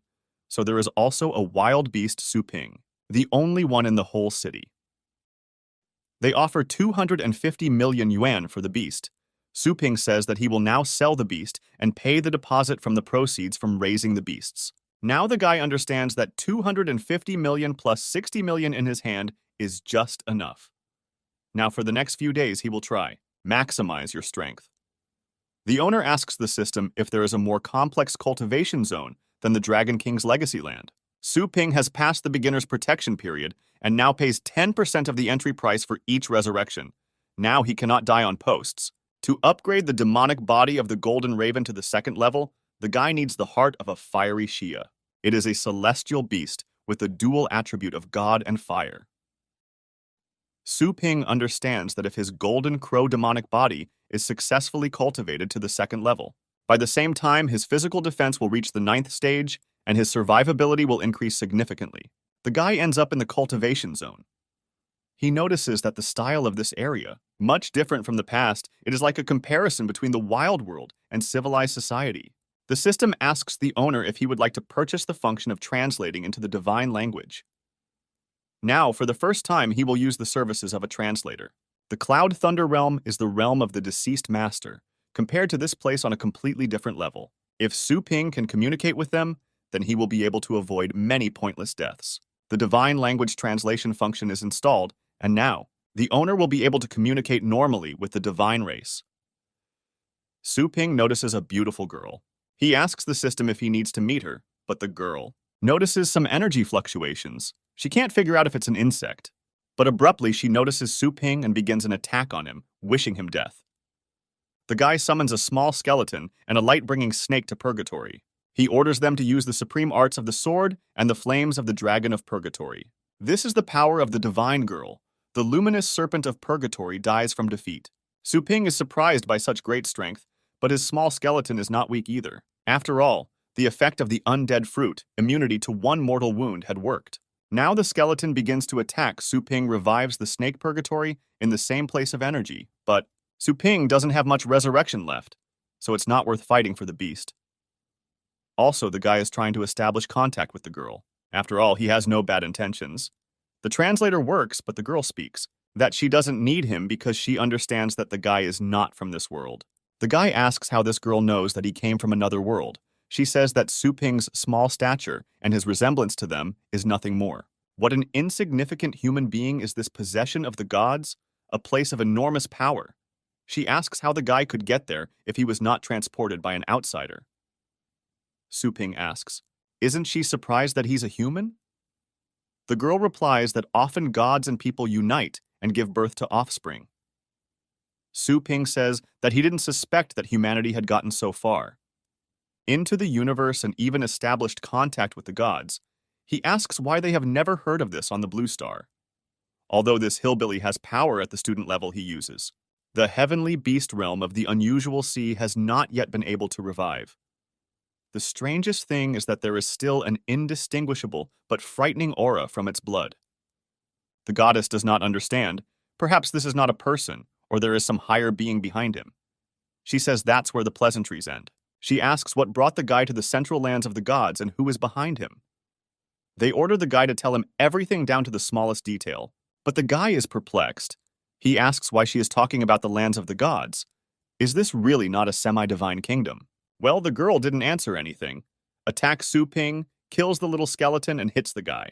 The owner died right in his heart. He doesn't understand if the name of the semi-divine kingdom hit her where it hurts because her facial expression was strange. The guy tells himself not to take it into his head, and at the moment his goal is increase the strength and don't worry about it yet. He needs to take his time exploring other places. Finding himself on a new land, he realizes that there is something wrong with the earth. He sees giant fangs that are right in front of him.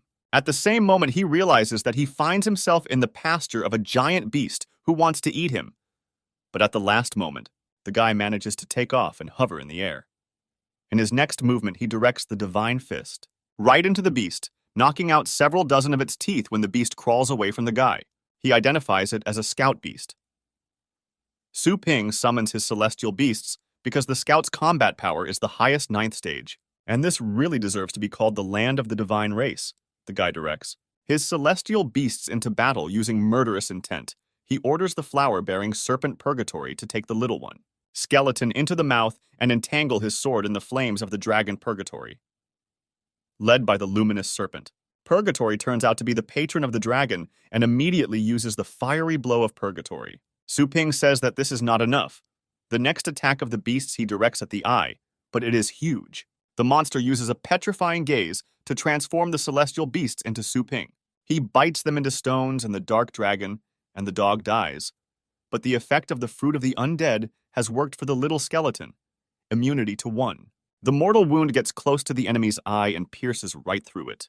In cultivation zones, after the small skeleton is revived, it will reset the undead demon fruit to an unused state.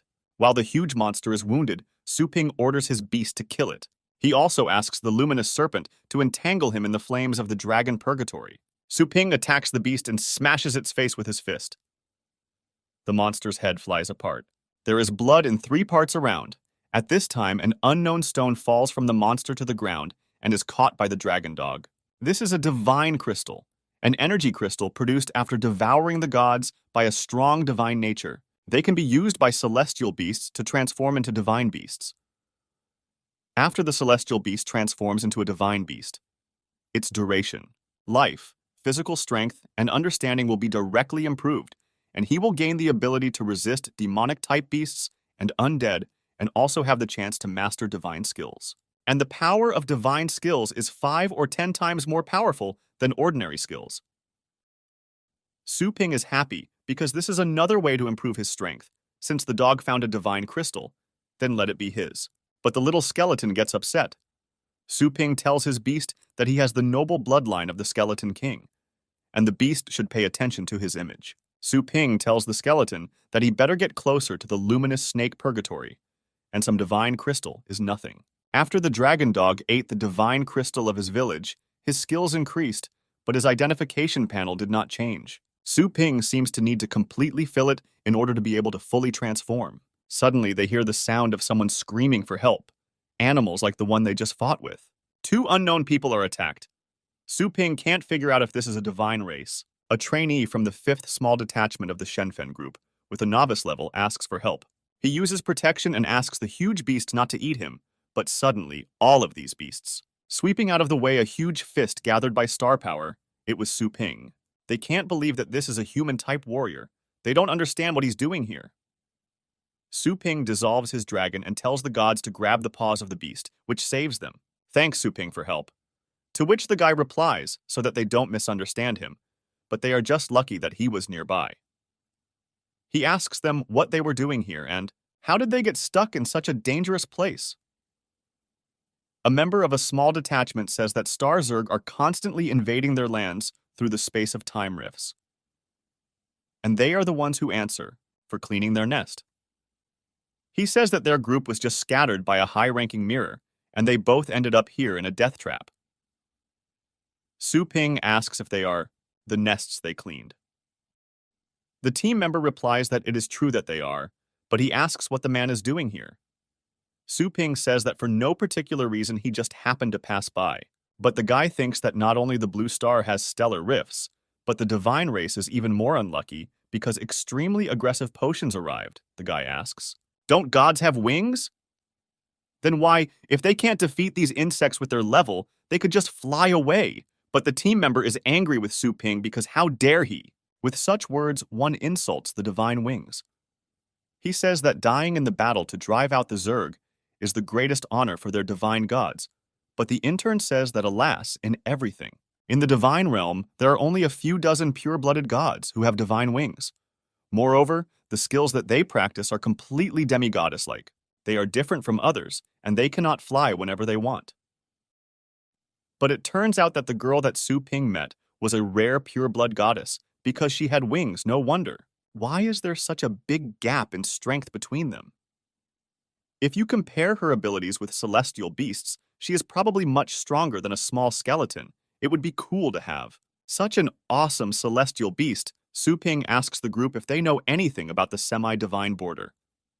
To which the intern replies that they grew up on the outskirts, divine lands, but have never heard of the semi-divine border. He says that, however, they have a legend about a higher divine kingdom. The intern asks if Su Ping wants to listen. The other team member gets angry because only stupid people believe the existence of the highest divine realm and the birthplace of pure-blooded gods, where one day of cultivation is equivalent to a year in the outside world. He says that these are just the fantasies of weaklings. And the intern says that for many years now, there have been pure-blooded gods. They are trying to destroy the Star Zerg race of the valuable divine lands. He says that he wants to train there, at least for a short time. Another team member says that so many years have passed that there is not even a semblance of a trace. Instead of pinning hopes on such illusory things, it is better for them to seriously hone their combat skills. But unexpectedly, during the flight, someone attacks them and the guys fall to the ground. One of the team members, he says that they are pursuing them again. These are the same Zergs. The intern is confused. He doesn't know how they will kill these Zerg. But another team member tells the guys to leave because his hour of glory has come. But Su Ping thinks that this divine warrior is very selfless. But Su Ping has already set his sights on their divine crystals. Su Ping uses an explosive pulse. He says that it would not be satisfactory for him to die in this way. The divine warrior does not understand how such an explosive impulse can come from a human disciple-level warrior. Su Ping tells the divine warriors to leave. Before, the warrior did not know what they were.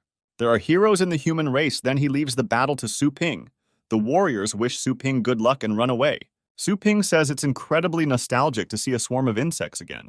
This gushing blood, and the feeling when the potential of the whole body is stimulated by death, is exactly what Su Ping wanted. He orders his celestial beast to give it their all and defeat this pack. Su Ping understands that there is enough energy for the last resurrection. He did not expect that the monsters, they will turn out to be so strong that even 9 resurrections will not be enough to kill them. The higher the level, the more difficult it is to kill them. It's good that Su Ping took several divine crystals, and the time for reconnaissance is almost up, which means that there is not enough time to continue to fight the beasts. Therefore, he chooses a random place to be reborn. When he is reborn, he finds himself in some room where there is a girl with her beast. At this time, she is playing with her cute kitten. This girl turns out to be the same goddess who killed Su Ping before. Seeing her, the guy gets up and is simply dumbfounded. The girl starts to get angry and says that Su Ping is a vile human race and that he's stalking her again. She asks what his intentions are. In a panic, he does not understand why this particular random place does not even have time to send a small skeleton. He says that there was a misunderstanding and he is not an enemy. He has no evil intentions. The girl asks if he is not an enemy, then why? When she pierced him with this divine spear which, capable of wounding even a soul, he was able to appear before the goddess in complete gear and safety. If Su Ping dares to kick, he will be thrown into the prison of all sins and will suffer the torment of kneeling and begging for mercy. Su Ping understands that resurrection is out of the question. Then he needs to come up with a plan. He tells the girl that he knows how to get to the highest divine realm. The girl understands that many gods dream of returning there if they had a higher divine kingdom. Then they would have destroyed the Zerg race long ago. But even with the efforts of the entire country, they have not advanced one step. She doesn't understand how this person can know about this. Su Ping says that the girl should know two things: that he will be able to enter and leave the central divine lands at will, and she will not be able to kill him with her power. And Su Ping decides to tell the girl that if he's not interested, then he's leaving here, and they'll have to look for it on their own. The girl doesn't believe what she hears. She asks the guy whether the power is gold or earth. She will give him what he wants. Su Ping chooses strength without strength. How much he had? He had no money and lands. He would only be prey. The goddess gives Su Ping the secret manual for human cultivation, based on the supreme divine art of the divine origin after studying it. Su Ping permanently increases the learning speed of all skills and spells. In other words, this thing can speed up the upgrade speed. Opens the book, Su Ping hits the barrier. The girl says that as soon as she will enter the supreme divine realm, only then will she open the guy. Su Ping agrees, but he says that before they go there so that the goddess does not get lost. In the space of time and chaos, he needs to draw a talisman on her forehead in order to determine the coordinates. The girl agrees. But since she is very tall, Su Ping asks her for a ladder or for her to squat down a little. The goddess crouches near Su Ping. He marks her forehead. This sign is a contract with a celestial beast. Now Su Ping will be able to control her because in front of the system, everyone is a celestial beast and the goddess is no exception. The goddess understands that this is a human contract to absorb a pet. But Su Ping does not yet understand that he underestimated the goddess. The goddess tells the guy to look at the reverse divine sign. Now, the girl is going to answer the guy in the same way.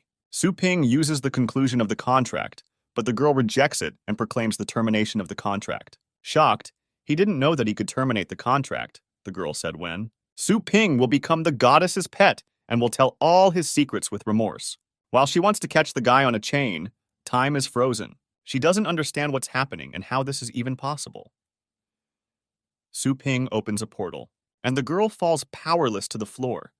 She was suppressed by just one look. This power is hidden in the blood of this man. The girl is afraid that this is a creature from a higher dimension. Time resumed its course. Su Ping doesn't understand what happened because the goddess just terminated the contract. Why is she depressed then? Su Ping asks the system what happened. She replies that she did nothing, but the power of the goddess violated the protective barrier established by the system received. Response. Su Ping tells the system that the animal contract doesn't seem to have worked for her. He asks if there is another way to subdue this divine being. The system says that for highly intelligent creatures, it is possible to conclude an employment contract. To accept them as store employees, Su Ping says that he was just trying to subdue her. But suddenly, the guy had a chance to take her on as an employee. Su Ping tells the goddess that this was a test, and now he provides her with an official contract and offers her an employment contract for the Su Ping store. The first rule of employees is to ensure the safety of the store manager and obey the order of the store manager. The goddess understands that this item has an aura of heavenly law. After signing, both parties will be bound by the law and the possibility of disobedience is excluded. The girl is angry that she will really be commanded by such a stupid guy for a whole year. The girl says that for the sake of all the gods, she is ready to try, but if Su Ping refuses, she will pay 1,000 times more.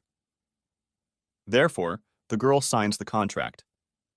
The system says that on the blue star there are 3 realms: the realm of the vast sea, the realm of the empty cave, and the realm of fate. They are usually united into a legendary realm. Su Ping realizes that the gap in their strength is so great that it is no wonder why he could not conclude a contract, but a system that can easily suppress a god. About the divine kingdom is simply a response. The system announces that the time of connection to the semi-divine border is coming to an end. You need to prepare to return. Su Ping and the goddess ends up in the guy's pet store. When they get there, the girl's height decreases significantly. After all, the true form of the goddess is inconvenient for activities in their world. But the girl turns out to be too short. Su Ping tells the girl to get ready because the doors are about to open to receive customers. The girl asks, really? Su Ping talks about those insects that spy on him. The guy assumes that these are the master's people. Did they really find him so quickly? Su Ping thought he could. Holding out until the store update is completed is in vain. He underestimated the power of the legendary master. Until now, Su Ping was looking for options where to hide his mother and sister. It was a little difficult for him to enter the cultivation area when they were close, but he didn't really care. Someone wants to start a video call. Su Ping doesn't understand who the man is. The screen asks if he is talking to a high-ranking lecturer at Fengshan University. The owner of Xiao Tao Qi notices what is in the background. His house. The guy doesn't understand what happened to his family then. He demands that they answer quickly because they are unusual kidnappers. The man on the screen says that he is smart. The gentleman wants to see Su Ping. For this, he needs to be obedient, and then he will have no reason to complicate their life. Su Ping realizes that he is their target.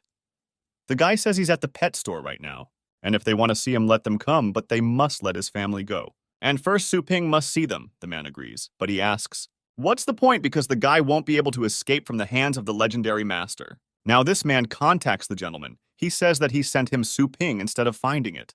The master says that it's time to find out who dared to take over the legacy of the Dragon Ledge. Students notice that the titular masters are floating in the air above. They land near the Su Ping pet store. People don't understand that how strong the masters are doing in the lower part of the city. One of them asks, are they really not mistaken? How can a man live in such a trash heap? But it doesn't matter, because anyone who dares to wish for the master's things will die.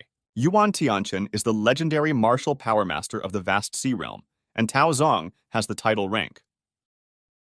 Tao Zong says that time is running out and we need to get this over with quickly. The students don't believe it's really Tao Zong, and the old man next to him has a legendary rank. Just looking at it makes them feel like they're dying. The greatest masters order the students to get out because this does not concern their generation. One of the masters says that the master has arrived, so Su Ping needs to come out into the light. He wants Su Ping to watch as he destroys his store. One of the masters says that the gentleman has arrived, so Su Ping needs to come out into the light. He wants Su Ping to watch how he will destroy his store. The elderly servant of the Mu family uses all his strength to open the Su Ping store, but this door does not have any reaction. Perhaps it has some kind of high-ranking defensive formation. But suddenly the doors open on their own, and Su Ping comes out. He says that there is no need to drag the family into this. He asks who was looking for him and what they need. Tao Zong notices the guy. This is the same young man, a gifted youth, no less gifted than any young master from a famous family. He is truly well trained, but today he is a legend, an elderly servant of the family there. He says that Su Ping's death is inevitable and he is in no position to make conditions. He uses star power to grab Su Ping and force him to leave the store. But at one point, Su Ping easily breaks the hand created by star power. The masters don't believe that the guy escaped from the 9th stage star palm so easily. Master Yuan Tianchen says that this petty thief not only refuses to give up, but even if he dares to resist, he orders everyone to grab him together. One of the masters tells the master to leave it to them because they can still fight. Master Yuan Tianchen says that the strength that this young man showed is not at all on the same level as them. After all, soon the masters will bring his mother and sister. When Su Ping sees them, he tells the guards to remove their vile hands, and with the help of star power, he takes his mother and sister. But they are unconscious and do not understand what they did to them. Master Yuan Tianchen replies that it's just anesthesia. They will come to their senses. After half a day, he asks the guy what it feels like to be robbed by a stranger. Su Ping says that this concept is because the legacy of the Dragon Ledge is not written down in his name. The servant of the Mu family attacks the guy because how dare he talk to the master in such a tone. The gentleman asks Su Ping what if he has the power then? He has the right to inheritance. The elderly servant of the Mu family tells the master that their minds cannot penetrate the store. They cannot determine their strength.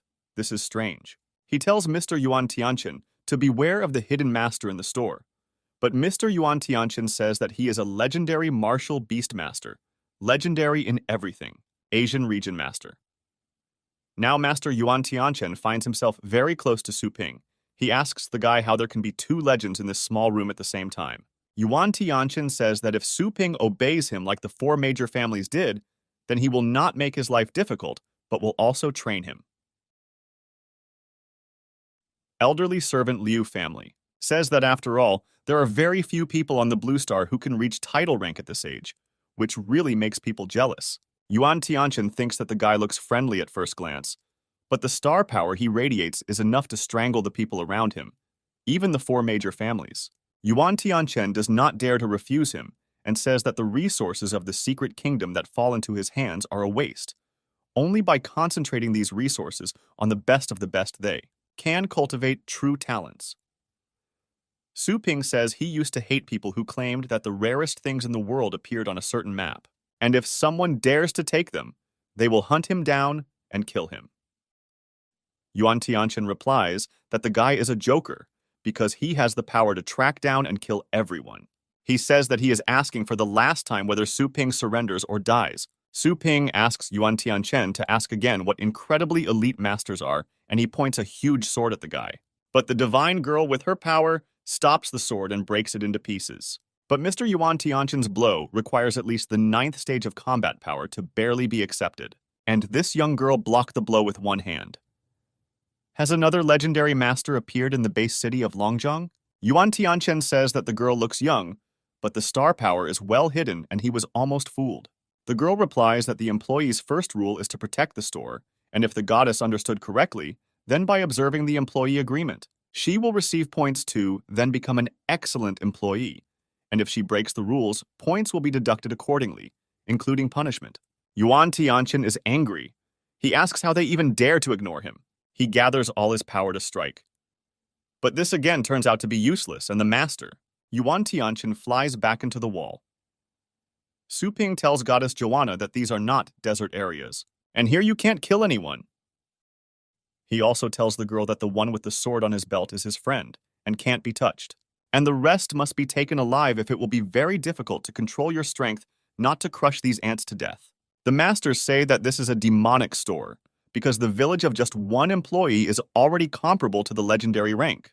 Master Yuan Tianchen calls upon his strongest servant and asks him to become a heavy axe to crush his enemies. He orders his celestial beast to use combination, and now Master Yuan Tianchen combines with his celestial beast. Su Ping doesn't understand. Is it really possible to merge with the celestial beast? It even looks beautiful. Yuan Tianchen says that now the legendary martial beast master of the entire Blue Star will teach a lesson. The masters say that this is the hidden skill of Mr. Yuan Tianchen, and this is the first time they see him using it. The elderly servant of the Liu family says that they need to leave, otherwise they will be swallowed up. It looks scary after the combination. The combat power suddenly broke through. Through the realm, it is no longer a battle in which masters can also participate. Tao Zong tells Mr. Yuan Tianchen to calm down, because the battle of two legendary masters will lead to the destruction of everything. But Yuan Tianchen says that he is not stupid enough to burn down the kitchen because of two rats who steal food. Therefore, one blow is enough for him to finish her off. But she stops Master Yuan Tianchen's blow with one hand and smashes his demonic stick into pieces as well. She uses the divine spear. She wants this spear to enjoy the sacrifice. Su Ping says that this is almost enough, and it is not worth killing him, the divine girl says, so that the guy does not worry because his original spirit was scorched by the divine flame, and to restore the current cultivation base, it will be necessary, at least 3 or 5 years. The masters don't understand how the girl could stop Yuan Tianchen with one hand. Su Ping speaks to the masters. If they have been with him since childhood, they can fight. Su Ping sees that his sister has already opened her eyes. He asks if she woke up, and how does she feel now? He also asks if she is injured. The girl says that her head is a little pounding. She asks how Mom is feeling. Su Ping replies that Mom is a little tired and let her sleep a little more because it was a difficult test. The girl sees the masters in front of her. She doesn't understand who it is, a servant of the Mu family who greets her. The masters take turns introducing themselves and saying their names. Xiao Yu asks his brother who these people are and what they are doing here in their house.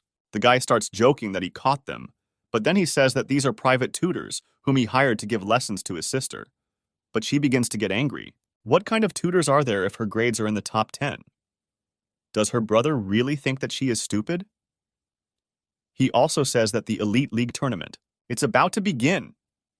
And during this time, they can teach their sister some knowledge that is not available at the university. The girl then asks permission to ask what they will teach her. Xiao Liu is not a genius, but is known as the titular Poison King. He can teach her some 9th stage poisoning and detoxification skills. Xiao Qin is the titular Restoration Master. He can teach her some 9th stage healing skills and physical strengthening skills. Xiao Tang has the title of Snakeheart. He can teach her the technique of hidden weapons with the 9th stage mechanism.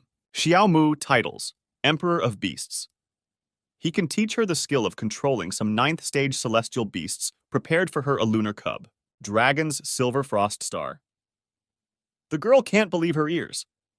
Is it really the 9th stage skills that they give her for free? Silver Frost Dragon, which ranks 8th in the rank of dragons. The girl doesn't believe they are telling the truth. The brother replies that of course they are reliable and you can trust. Su Ping remembers how 3 hours ago the masters asked him for forgiveness. The masters said that they had eyes, but they did not notice the mountain. They asked Su Ping to show them mercy. Su Ping asks the goddess if she can curse or do magic or something like that. But Joanna replies that she is a noble and graceful goddess. How can she use such a disgusting method, plus 2 points to her employee rating? The girl asks, is the guy really worried that they might betray him? But maybe Su Ping wants to keep them on a leash. The girl agrees to this just for the sake of the glasses. The goddess will deign. After all, it's a miracle that masters of the title rank control this group of ants like children. They say that they have received their sight and are amazed at the heroic face of the goddess. Tao Zong sees for the first time how someone on the blue star uses such a terrifying technique he does not understand. Is this girl really from another star system? And if so, and the master hidden in this demonic store might just be of legendary rank to me? Su Ping asks what she did with them. The girl replies that this seal is a blessing and a miracle, which can be used only for those who have lost their faith in life and are shaken. Those blessed will have a certain faith in their hearts by the master. And if the blessed one performs the act, disobedience, then he will be shrouded in divine flame and will burn for 10 days and 10 nights until he is destroyed. Su Ping says that the girl is cruel, but from now on, the masters are faithful to Su Ping in the sanctity and integrity of the Su family. Su Ping turns to Tao Zong since he is already here. Su Ping asks if he would like to teach him sword skills. Tao Zong replies that the owner is too polite, and Tao Zong doesn't mind. But with the power of Su Ping, he doesn't know if there is a need to learn from him. Su Ping says that of course it makes sense. He asks Tao Zong to teach him. The master replies that since the guy insists, he will not shy away, but he has 2 questions. Tao Zong says that firstly, his sword technique is extremely destructive, and he needs to find a suitable place, and secondly, he asks if Su Ping really wants to use a sword, because according to his observations, the fighting method that the guy practices is more like a fist style. The owner says not to worry about it. He asks Tao Zong to leave contact information, and in a few days prepare a special training field and then he will contact him. Su Ping tells his sister that in any case, she can learn from the masters and benefit from it. And now it's time for him to go to the store. I put it 5 times that the property that he ordered earlier, as well as the bloody fiery dragon that he wants to sell, is ready. As expected from a professional team, Su Ping's fast service says there is no problem and let them come to his store for transfer. 10 days later, Su Ping opens its store. The system says the money has been automatically converted. In energy points, the balance is currently 125,000 points. The owner asks the system to open the update panel. The 3rd level store will open the possibility of raising celestial beasts of the 7th or even 9th stage. You can accept orders worth 1 million at a time from majors like Yehao. It turns out that earnings can be increased. In addition, he will be able to sell animals from him. More space will appear. It's finally looking more and more like a full-fledged store. That's why it increases. Now 100,000 energy points have been deducted from Su Ping's account, and now he has 25,000 points left. The owner's designated property was converted into a store with a total area of 3,000 square meters. Also, the streets between shops will be protected. Su Ping is wondering if it is possible to automatically generate furniture, and the like, wouldn't it save the effort of decorating? First of all, Su Ping needs to ensure the life of his mother and sister. He allocates 300 square meters as living space. All amenities for a normal life are being built. Xiao Tang asks, is it really a mysterious power that creates things out of thin air? Indeed, unlike ordinary creations, which require energy to maintain, this is a real object that can exist forever. The girl is afraid that even their supreme god could not do this. The owner allocates the remaining area for reception and office space. Another 5th part will be allocated to the feed area. After all, this is one of the necessary things in a pet store. And in the end, all that is left will be allocated under the section for nurturing and testing areas. The system notifies that the separation is complete. Also, the number of sections for cultivation was increased from 25 to 50. Su Ping buys another 25 sections of the 2nd level. Subtract 25,000 energy points from the owner's account. Su Ping asks the system what rights employees have. The system says to use the 4 section points to cultivate space for cultivating the function of cultivating a shadow clone and go outside with the owner or enter into the cultivation area for 1 hour every week. The owner thinks that these few permits are enough to keep the store running. The younger sister and mother come to the new Su Ping store. My sister's first thought was that they had the wrong address. After all, this cannot be a coincidence because it has the same name. Su Ping meets his relatives. He asks if they have already arrived and if they have taken everything. The masters say that according to Su Ping's instructions, all luggage is packed and loaded into the car, and if that's all, the masters will go first. He lets them go and orders them to pull out their things with a forklift. Xiao Yu indignantly tells his brother that early in the morning, the teachers took the movers and vacated their house. She doesn't understand what's happening, and it's actually time for her to go to school. Mom doesn't understand why their store has become so big. Su Ping says it's a long story, and in general, he asked his sister to leave the university, but in any case, first you need to walk with him, and along the way you can talk. University students want to upgrade their animals, but when they see the goddess, they ask for her phone number. After all, they really liked her. But the goddess tells the guys not to jump in line, and she calls them ants. The owner is indignant that the girl should not call clients ants. The girl asks where the owner is going to go, to which he replies that he is busy and let her look after the store herself. Looking around the house, my sister does not believe that this is their own pool. The guy tells his sister not to be shy about being happy. Su Ping shows his sister's new room. Mom says that this house is much more comfortable than their old one. And my sister says that her old bed was hard and uncomfortable. Mom asks her son how much this house costs. Su Ping tells Mom not to worry because the money was paid by several clients and from the upper part of the city. And the last time he returned their celestial beasts, and they said that they were very pleased with the result. And with a wave of their hand, they paid for his house because money is nothing to them. The guy says that from now on his family can live here peacefully. Also, if they feel that the house is too big, they can find several servants to clean and cook. But my mother replies that she is retired and expects that these responsibilities will occupy her. Otherwise, she will have nothing to do. Sister asks brother for someone, gentle and sweet beauty, in the shop. Mentally, Su Ping is surprised that this goddess can be called sweet and gentle.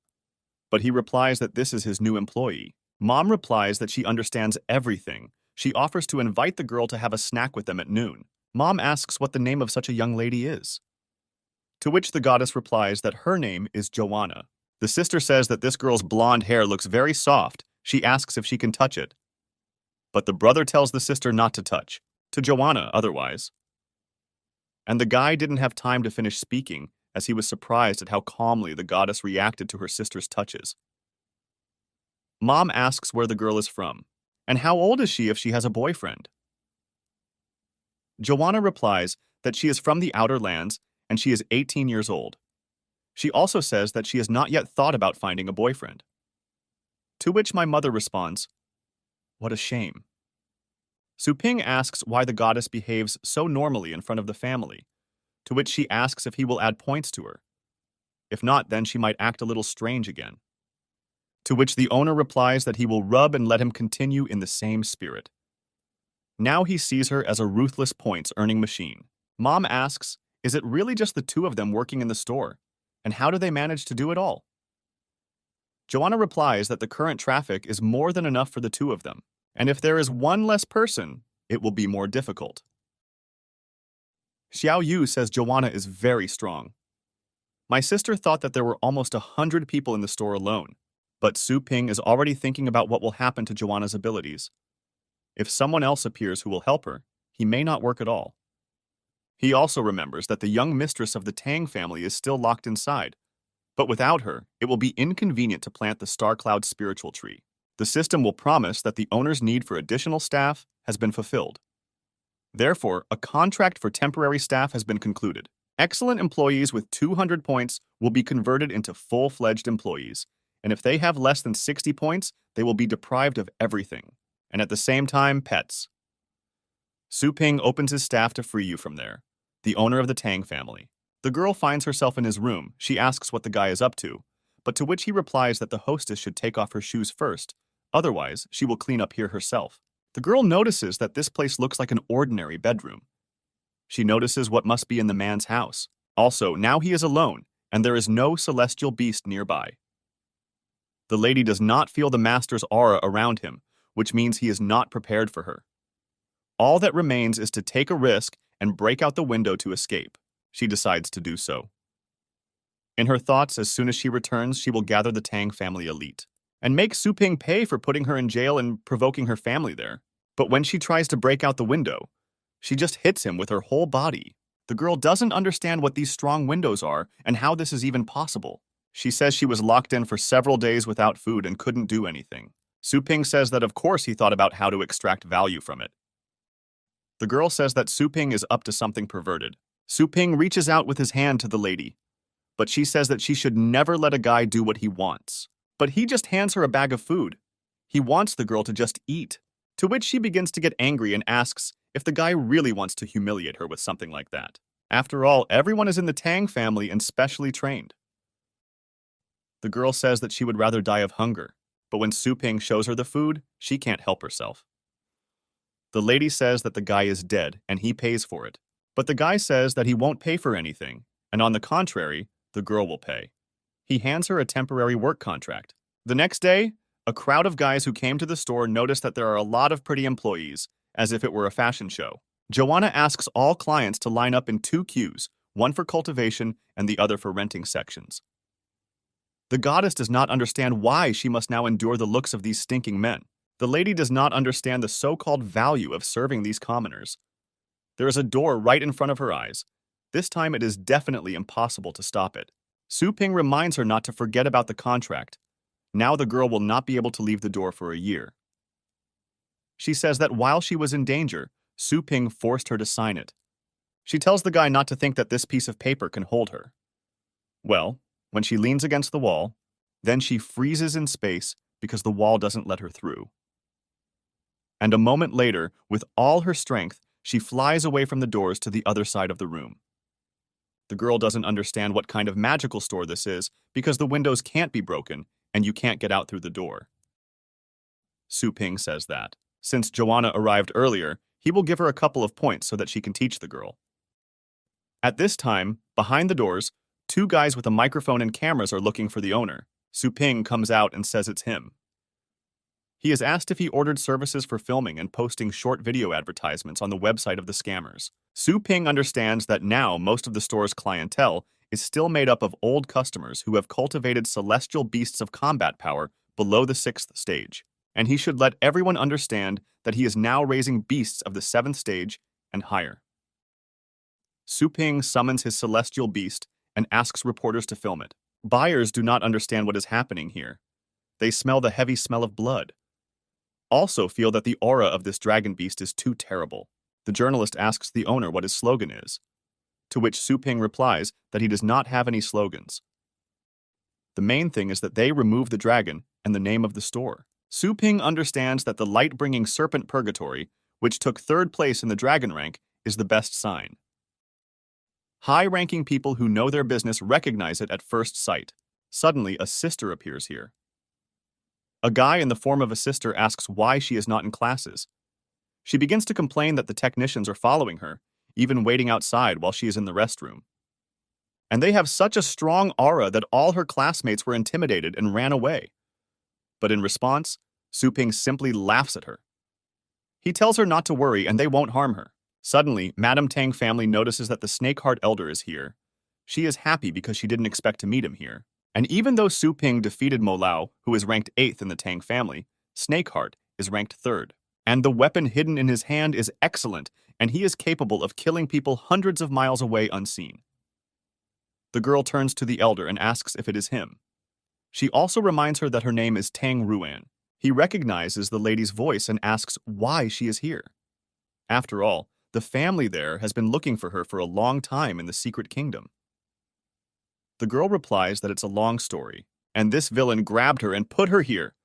She asks to save her as soon as possible. But the elder can't believe her ears. Is she also caught by the owner? The girl notices Su Ping's sly look on herself and is shocked if Elder Snakeheart is also caught. Lady Tang Ruan notices that Su Ping almost discovered her, but she doesn't understand what that means. What the snake heart said that the girl is also a hostage about orders the masters from now on to guard only the school outside and try not to disturb the sister. After all, the Su Ping family now has a special training field for the master, who can take turns training Xiao Yu there every night. The girl notices that in addition to Elder Snakeheart, there are other elders in the Tang family. She doesn't understand how this happened because they are the title masters in the entire city. The girl doesn't understand. Did they kneel to Su Ping? The system informs the owner that the rating of employee Joanna has increased by 1 point. Su Ping says that under the supervision of the system, she was not lazy behind his back and actually fulfilled the promise of training the new girl. 1 employee point exchange for a well-trained temporary worker is really cheap. He remembers the tree he took in another dimension. He asks in the system itself whether this tree grows in the ground as a living organism. The system says that this is a feeding instinct that develops due to the opening of the spirit. And unfortunately, the ability of the Star Cloud spiritual tree is very low. Su Ping asks what if the tree opened up completely, then would it be possible to use it as a celestial beast? They say that the spiritual tree from the Star Cloud bears fruit once every decade or even hundreds of years. Real commercialization is still a long way off. And if it can really transform into a heavenly beast, like the system said, combined with self-healing sections, it will be possible to get a wave of harvest every year. Su Ping realizes that after becoming a martial beastmaster, his next step is to become a nurturer. But Su Ping still knows very little about real cultivation. But now he doesn't have time to think about these things. He asks the system to open the panel because he needs to continue to increase his combat power and prestige. He does not want to be famous and can hide at home every day to develop due to the ability of the system at the speed of a snail.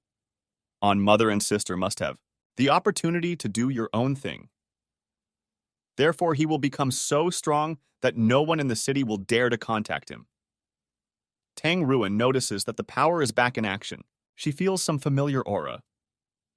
Su Ping realizes that he is tired of fighting more than 100 times and is revived, but finally kills the beast. Since the release of the free resurrection period for beginners, this is the coolest thing that has happened to him. After all, the income of the new store is really impressive. The guy decides to take a shower and then continue fighting. But Joanna comes to his room and brings him something to eat. She says that his aunt made soup for him and she pours it into his plate. Su Ping doesn't understand when the girl managed to become so caring. But this doesn't matter to him. After all, he won't be defeated in the store anyway. He won't even be able to be poisoned. The girl asks if the guy just used the power of the law of space to get to the divine border. The guy notices that the girl has good perception. Does she even know where he was? Su Ping says that if there are girls, then let her speak. But the girl replies that next time the guy takes the goddess with him. After all, she can use some of her power to help him improve his cultivation. Su Ping understands that the girl is definitely up to something. To which the goddess replies that the owner should not worry, and this time, she does not need the employee's rating. But the owner understands that the girl is testing the boundaries of the store, trying out what is allowed and what is not. And in the girl's thoughts, she needs to be vigilant. And even if she had thoughts, under the pressure of the system and the contract, she would not be able to make a single outburst. Su Ping says that if the girl goes with him, then suddenly Tang Ruan will do something wrong in the store. But Joanna says that she has already taken care of this because Tang Ruan has been working honestly all day and is very tired. And also the goddess cast a sleeping spell on her, and even if the apocalypse happens, then the girl will sleep until dawn. Su Ping calls it clean work. At this moment, he takes Joanna by the hand and pulls her with him into another dimension. But the girl didn't expect it to happen now. They arrive at the semi-divine border, to the world tree. The goddess notices that this is a world tree, but before she thought that they would end up in a random place. After all, she didn't expect that Su Ping was able to activate such a powerful law of space with just a wave of his hand. But in any case, this person has a way of traveling between planes. But Su Ping tells the girl not to grin, because she is not even close to being a good employee. The goddess replies that the guy doesn't even understand that the power of which he possesses means for her people, because purebred gods naturally mature and become real gods, which is approximately on the same level as those ants whose she recently trampled, in other words, the so-called pure-blooded gods. What are the equivalent bloodlines of about the 10th stage of their celestial beasts? And the kingdom is not as complex as human. But with the loss of the supreme divine realm, a long time has passed since no god could reach the supreme god realm. Now for Su Ping, it is not surprising that Joanna was willing to risk signing an employment contract when the top is empty and enemies are constantly invading. Suddenly, they came to meet the goddess. The deity asks who is with the girl, but Joanna replies that this is the dear guest of the goddess and he also needs to be taken away. The deity asks Su Ping and Joanna to hold his hand. The divine man brings the goddess, Joanna, and Su Ping to a very beautiful and large unknown castle. After they arrive there, Joanna releases the divine man. When they enter the castle, everyone greets her and calls her Your Highness. The goddess asks to prepare a divine source for her. Su Ping doesn't understand what it is. What Su Ping thinks is that the girl seriously wants to wash herself and change clothes before pumping. The girl tells the guy that this divine source can wash away all the impurities in the blood and improve understanding of the ability. Effect. Enhancements when promoted are hundreds of times better than the cultivation section in the store. The goddess says that only the best of them have the right to take the plunge once a year. She says consider the guy lucky. After all, when he finishes dipping, there is a special arena for his pets where they can train their strength. The girl invites Su Ping to make a deal every time he returns her. Then she will allow him to plunge into the divine source. And that's why the guy doesn't understand that the deities don't fight the Star Zerg because they have the same goal. That's why Joanna wants to stop Su Ping. Joanna says it's because the goddess can feel the smell of divine wings on his body. But the guy is perplexed because there is nothing strange or surprising in the presence of the smell. But the girl asks the guy if he noticed the giant world tree that they passed. It turns out that this is the mother of divine beings. And when the gods die, their bodies turn into divine energy and return to the tree. And the mother mixes them and makes them even stronger and more powerful. And then he gives birth to each of them, separately. Joanna asks the guy that with his intelligence, he should understand what she wants to say. But Su Ping responds by asking what will happen after that, how God was consumed by the Star Zerg. After all, the divine power passes to the Star Zerg and takes the form of a divine crystal, and as a result, it cannot return to the tree. The girl says that you can say it that way. And the higher the level of their cultivation, the more the amount of divine powers returns after death, and thus, with each cycle, the overall divine power of one's divine realm should increase. But with the invasion of the Zerg, they lost as much divine power as how many victims have they received in addition with the loss of the highest divine kingdom. Not a single god will be able to break through to the realm of the upper god, and their early glorious divine people are now in such a deplorable state. Su Ping hands over to the girl what he has collected all day. He tells her that he caught the girl's thought. To put it even more simply, by absorbing their divine crystals, he is no different from the Star Zerg. Su Ping says that from now on, he will simply not touch the Zerg. But anyway, the guy's goal is to increase his strength so he can make do with this source. Su Ping summons his celestial beasts. He tells the girl to hurry up and bring them out to the arena to fight and not hold back and train them to death. He also wants Joanna to show them the methods of the gods. Now Su Ping is receiving energy. It's like it's reaching his bones. The girl thanks the guy for his understanding, and if that's all, she leaves first. She also says that the guy can call her into battle at the moment, but he stops her and asks, does she know something about the fiery Shinya? After all, the blue star does not have this material. The girl says that she knows that this is the core of the divine flame beast, Shinya. It is very rare, but if Su Ping wants to get it, then the goddess can send gods to hunt for it. The guy replies that this is all his fighting body needs to break through to the second level. He says that this spring water seems to activate the cells of his body by training. Here you can definitely get twice the result by applying half the effort. Joanna leads the animals into the battle arena. For a girl, it's unexpected how Su Ping was able to collect so many divine crystals in half a day, an ordinary true warrior of the gods. He could get that much in at least 2 or 3 days without sleep, and he gave it all to her without hesitation. Looks like Su Ping is potentially free labor for the sake of the revival. Their people need to establish good relations with him. Su Ping opens the vault. It seems to him that these divine crystals will have to be put in a more hidden place. They return to their normal world.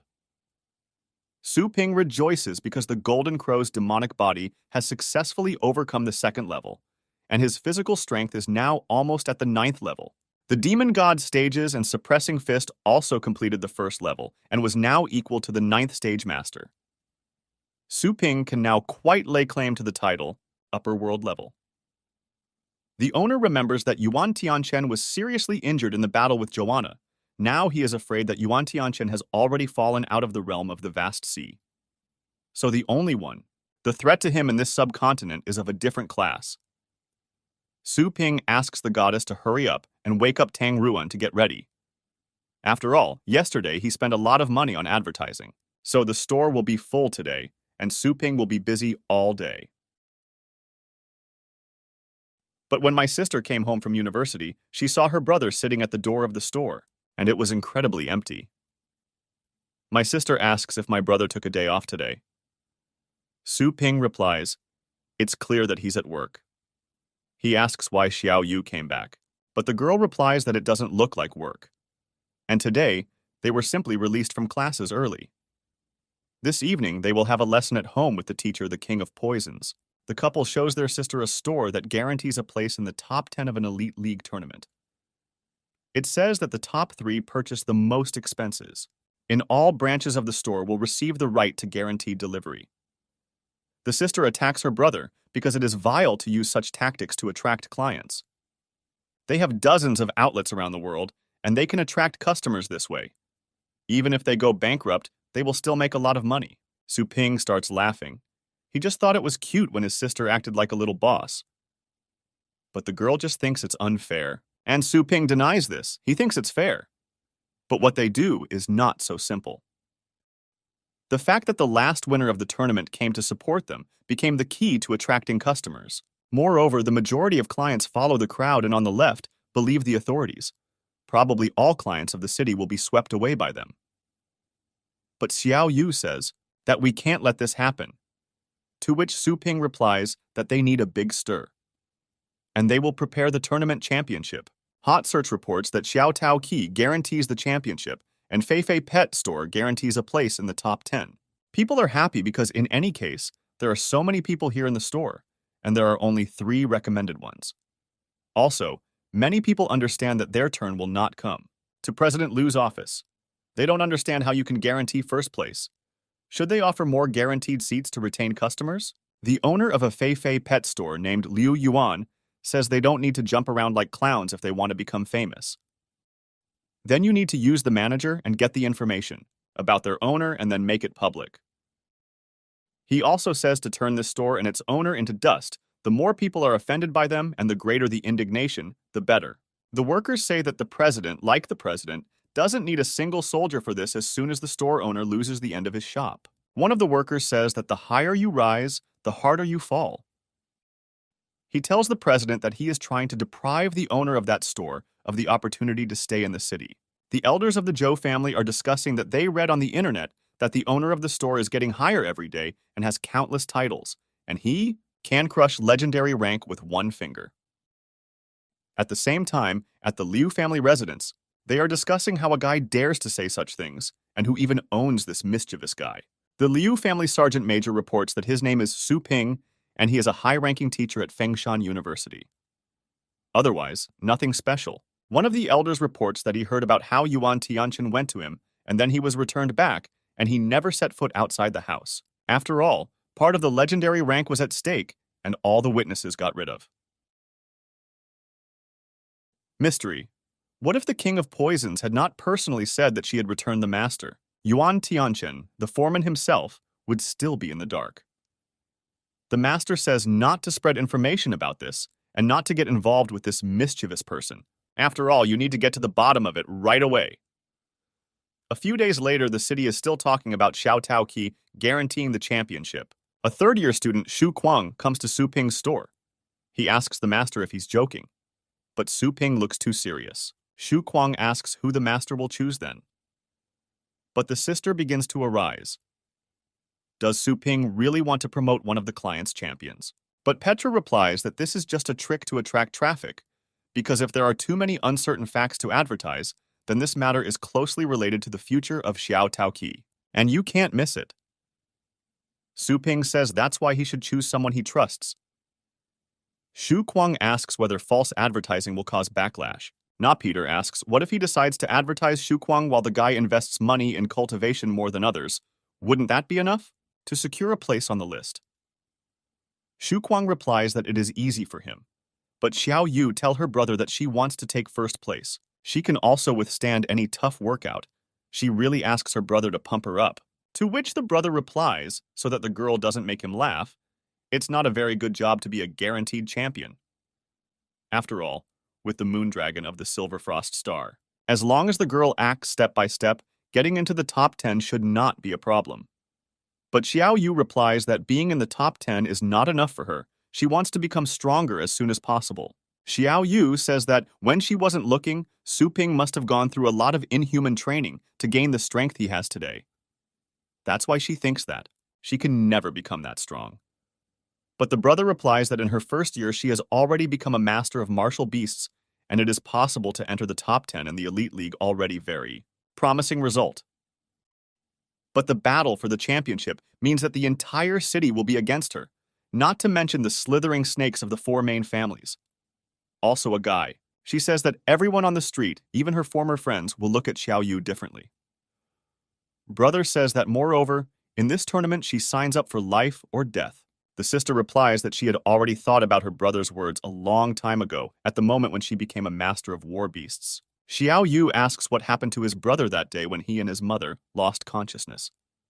After all, she felt the very strong aura of a martial beastmaster, and the brother silently defended them behind their backs without telling them. Xiao Yu says that she is no longer a child who needs to be spoon-fed, and she will not give this opportunity to anyone else. After all, she also wants to protect the people around her like her brother. Su Ping responds that then it's worth thinking about it. Suddenly, they hear some screams. The system detected that someone had maliciously slandered the store, so the owner was given a temporary assignment. We need to restore the store's reputation and kill the criminal. Su Ping is shocked. Is it really the first time he sees such a strong reaction from the system? Some guy in the store shouts that this store ruined his pet. He says that the pet has not only become weaker, but will not live long. In the store, there was already talk among customers because the owner always upgraded his pets very quickly. Perhaps someone made a mistake due to the flow of customers. The guy who made the noise begins to rejoice because people are shouting for their money back. After all, you can't spoil other people's heavenly beasts. The goddess Joanna appears on the floor and demands silence. With her strength, she hits the floor with her foot, and all the people instantly fell off their feet. The guy who made the noise says that they are suppressing people in the store by force, so he will now call the police and their store will be closed. Su Ping comes out into the store lobby and tells Joanna to calm down. He says that he is the owner of this store. He asks again what this guy just said. The guy replies that Su Ping should look at it himself. He summons his celestial beast. His animal looks very sick. It is covered in spots and can barely breathe. Su Ping looks at the contract and says that the day before yesterday, a guy named Sul Chu handed over the heavenly beast to them. And yesterday, they also took it and saved the guy's signature about accepting the heavenly beast. The owner asks if it is correct that this is his signature. The guy replies that it's him. He starts to get angry and says that they shouldn't try to pull the wool over his ears. Sul Q says that his fox Aurora began to get sick after returning home. Su Ping tells the guy not to worry and let him check the celestial beast. Performs identification. The system says that the Aurora fox is docile by nature and very easily tamed. It is rare because it has the characteristics of loyalty and protection in the fox family. Su Ping noticed that indeed, according to the guy, combat power has dropped sharply. But the owner notices that the animal does not look sick. It's more like poisoning. Su Ping asks Joanna if she can heal. But the master fox attacks Su Ping. He says that they were in a hospital where there are celestial beasts in the area, and the doctor told him that the mutation was caused by indiscriminate cultivation and use of drugstore. But the goddess Joanna approaches the beast and tells the guy to move out of the way. Now the girl will start treating the beast. She uses all her magical power to help the animal. The girl's strength helped the beast get to its feet. Joanna cured her in just a second. The owner says that they not only cured the beast, but even raised its abilities to a higher level. The owner of the beast says that since they cured him, he will leave the store alone. He also apologizes for offending the store. He takes his beast and is about to leave. But suddenly, Su Ping's hand falls on the guy's shoulder. The owner tells Sul Chu not to rush because their store also offers aftercare services. So he asks the guy to come upstairs with him. Su Ping throws this guy into a closed room. He says that the first reaction upon seeing his pet cured is not relaxation, but nervousness. It's obvious that this guy was worried for a reason. The owner, in a stern voice, asks who sent this guy, but the guy is at a loss. He doesn't understand what the owner is talking about. He screams that if they don't let him go immediately, he will call the police. Su Ping lifts the guy and his beast into the air with his strength. He says that it's probably worth adding some bias, and he also asks when the guy is going to loosen his tongue. Su Ping says that if he remembers correctly, it seems that the titular ranks have the right to kill criminals without charges. Su Ping asks in a sly voice, "Is there really no need to file charges?" After all, he didn't try it. Scared guy says Liu family sent him. The owner understands that the Su family is the one behind the Fei Fei pet store. Now he demands an explanation from the guy. The guy says that his heavenly beast was accidentally injured yesterday. During competing with others, it would take a huge amount of money to cure him before the elite tournament, and then someone from the Liu family turned to him. And they said they would treat him free if the guy puts the blame on Su Ping. The owner asks what the man's name is, but the frightened guy says that he doesn't know because he was wearing a mask and it's impossible. It was clear to see his face. Su Ping asks Joanna if she has a spell that can read thoughts. The girl replies that they gods never use such disgusting methods. Su Ping promises the girl 2 points. He is afraid that the guy lied to him because he spoke too easily and in detail in his explanations, as if he had thought of everything in advance. And if Fei Fei Pet Store really uses such low tactics, then when the situation changes, they will be the losers. The girl agrees to the owner's conditions. Sul Q tries to defend himself and orders his beast to use the Aurora Beam. But the girl easily repels the blow and uses Soul Inspection. Nurturing effect. He's definitely great. Get a good rating in the competition. And the money that the guy owes to the Zhou family must be paid with interest.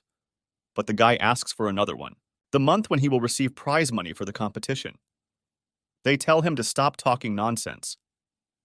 He is given the poison of the 9th stage Black Hell Spider and ordered to lead it to his heavenly beast and frame the Liu family. Then the guy's debt will be cancelled. The guy says that he heard that it makes the whole body fester and die from pain, and there is no cure for it. They ask him if this is not just a beast of the 6th stage. If the guy manages to set them up, the Lord will reward him with a pedigree of the 8th stage. Su Ping says that now the guy is no longer a tenant, but he replies that he had no choice and he asks to let him go. But suddenly Su Ping is attacked by the fox Aurora. She holds his hand. Shu Kuang at this time says to let the guy go for the sake of the beast. After all, from now on he will take good care of it, and without him, the beast will die. Su Ping calls Joanna. He promises the girl 2 more points if she terminates the contract between Shu Kuang and the beast. The girl fulfills the task of her master. She uses her power to break the contract, and when the contract was terminated, Fox Aurora immediately released Su Ping. Now it's starting to go away. Shu Kuang says that Aurora the Fox should come back because he is her owner. To which Su Ping replies that Shu Kuang, the fox, is no longer worthy to be the owner because he is vile. Shu Kuang asks Su Ping's master not to kill him, but the owner replies that he will not kill him because he does not like to get his hands dirty, and they go to the Zhou family residence. Their guards notice that someone is flying in the sky. They don't believe their eyes. Is this really a title rank? They ask to know the name of the master. And what brought him to the Zhou family? To which Su Ping I answer that they should call their clan. After all, the mischievous owner of the pet store came to visit. The security asks Su Ping to stay put. They have already informed the head, so they ask him to wait a little, that he doesn't have much patience. He tells his luminous beast purgatory, and they fly up. They want to fly over the highest fence to get inside the Zhou family yard, but it turns out that the stranger will not get there because this is the elite army of Zhou and one of the 4 secret formations of the family codes that subjugate the Tiger Formation. Formed elite army with 8th stage combat strength, and it can block attacks of the middle 9th stage. But Su Ping is asked, Do the guys have hearing problems because he needs their leader? Suddenly, the commander of the elite army Zhou family comes out. He calls the guy arrogant and asks if he really wants to see the patriarch. He also says that entry is without. Pre-registration is prohibited, even if the guy is the owner of the title rank. Su Ping starts to get angry. And since the head doesn't want to come out, then the guy will have to knock on the door. He uses the demon god's second strength suppressing fist. He hits with all his power the shield that is located above the Zhou family estate. The army is in shock. They don't understand what kind of fighting style this is because this is an unusual power of the title rank. The commander orders to use all his strength to fight off the guy, and now death awaits him. The captain says that Su Ping is just a title rank, and it is absolutely impossible to break the formation that subdues the tiger with one movement. They are holding the line, but suddenly the army is not doing well, and they are bleeding. The captain doesn't understand how. This is possible because the power does not weaken. Is this guy really planning to destroy their Zhou family? Zhou family arrive. These are gentlemen vice-rectors.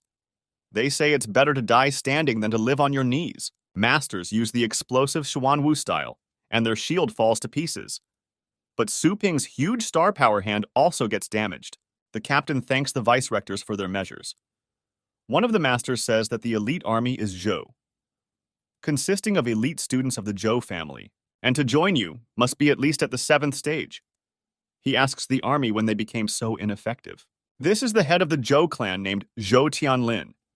He says that the army can't even stop one title master. He had to use a protector close to him.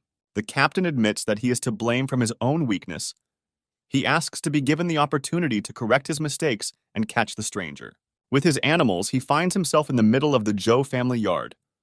He sees Zhou Tianlin and asks if he is in charge here. Su Ping says that he will get straight to the point because Zhou Tianlin's people were planning to harm his store. One of the chapters is the left projector of the Zhou family. He says that Su Ping is impudent, and how dare he even break into their house and speak slander and order their patriarch. The second of the chapters is Zhou Ji. This is the right projector of the Zhou family. He asks if the guy broke in alone and wants to take someone away. In this moment, Zhou Ji summons his beast into nightmarish chaos. He says that the guy is going to die. And the elite Zhou army is completely ready for battle. The chiefs order their army to crush Su Ping. But the guy doesn't understand what's the use of these stinking fish and rotten shrimp. Turns to his beast, he asks his frog at the bottom of the well to let him show the beast to use the formation. This is Zhou family's secret information and divine punishment Qinlong. He understands that he did not expect to see a dragon, but he asks the head of Zhou, who assured him that he wants to continue. Hide the criminal. The gap between the forces of the 9th stage is extremely large, comparable to the gap between the 1st and 9th stages. Zhou Tianlin doesn't understand. After all, the guy standing in the face of death is still so arrogant. He says that now it's too late for the guy to ask for mercy. After all, the lowest 9th degree versus the highest 9th degree. It's like fighting against the 3rd stage. Zhou Tianlin says that the guy's strength is at the maximum of the highest 9th stage, and from the divine bark Qinlong is at the limit of the 9th stage, half a step away from the legendary rank, and it is capable of rivaling Taozong. Su Ping orders his luminous serpent purgatory and dark dragon dog to get ready. He wants his animals to put their enemies on their backs and destroy them. The animals go into battle. At this time, the guy Shu Kuang asks for mercy and help. The master does not understand how to attack the maximum 9th stage. Was blocked. They don't understand what kind of abnormal defense this is. Su Ping says it's none of their business. And also the guy says that he is not here to reason with them. Little skeleton using his sword. Zhou Tianlin cannot understand what this skeleton armed with a rotten tooth wants to do. But he's going to slay the dragon. Zhou Tianlin doesn't understand. Is it really a dragon prince? It's bad that this is a rare technique against a dragon type. The master understands that it was in vain to underestimate this seemingly weak and pitiful skeleton. He uses armor melting. But Su Ping notices that the master only remembered about the armor. But it's too late to use this. In this moment, the small skeleton destroys Zhou Tianlin's defense with just one fell swoop and injures him. Zhou Tianguang says they just wanted to lure Xiao Tao Qi to stab the family in the back. But the master of his star power erased the key memories of the video links and so on of those people. He doesn't understand how Su Ping reached them. The guy asks again. He asks to show them people. He asks, are they going to cover them too? Now, without power, Zhou Tianlin says that they will show him now. Su Ping waits for the master to bring these people. Zhou Tianlin considered the guy only a killer knife, but this knife is not a weapon, but a real god of death. Half of the elite army was killed, and the Zhou family's huge house was destroyed, and the 4 titular masters were injured. This loss far exceeded their expected growth. One of the guards reports to the head that they all want to see him here. These guys are asking for mercy and not to be killed. Zhou Tianlin shows these guys. He calls them sinners and says that it was they who took the responsibility to insult this excellent master. Su Ping takes Xu Kuang. He drops it in front of the captured guys and orders him to check if everything is in place. But Xu Kuang says he doesn't know these guys. The prisoners also say that this is the first time they have seen him. Su Ping wonders, do they really not know each other? But it is obvious that these 3 appeared in Xu Kuang's memory. Their memories may be tampered with to complete this task. Zhou Ji distributed groups of actions according to task levels and erased the memory of the family person who gave them the task. And it seems their key memories were not restored. This guy was able to go to Zhou family. Therefore, Zhou Ji suggests that some secret treasure was used to inspect Xu Kuang's consciousness and discovering some residual memory fragments. But as far as Zhou Tianlin knows, this kind of secret treasure either consumes a lot of energy or has a strict limit on the number of times it can be used. With one move, Su Ping killed these 3 guys. The owner addresses the head of Zhou. He says that this is just the tip of the iceberg and there is no need to try to fool him. He repeats one last time to be given out. To those who planned and carried out all this, the guy who insulted the reputation of the store should wash it away with blood.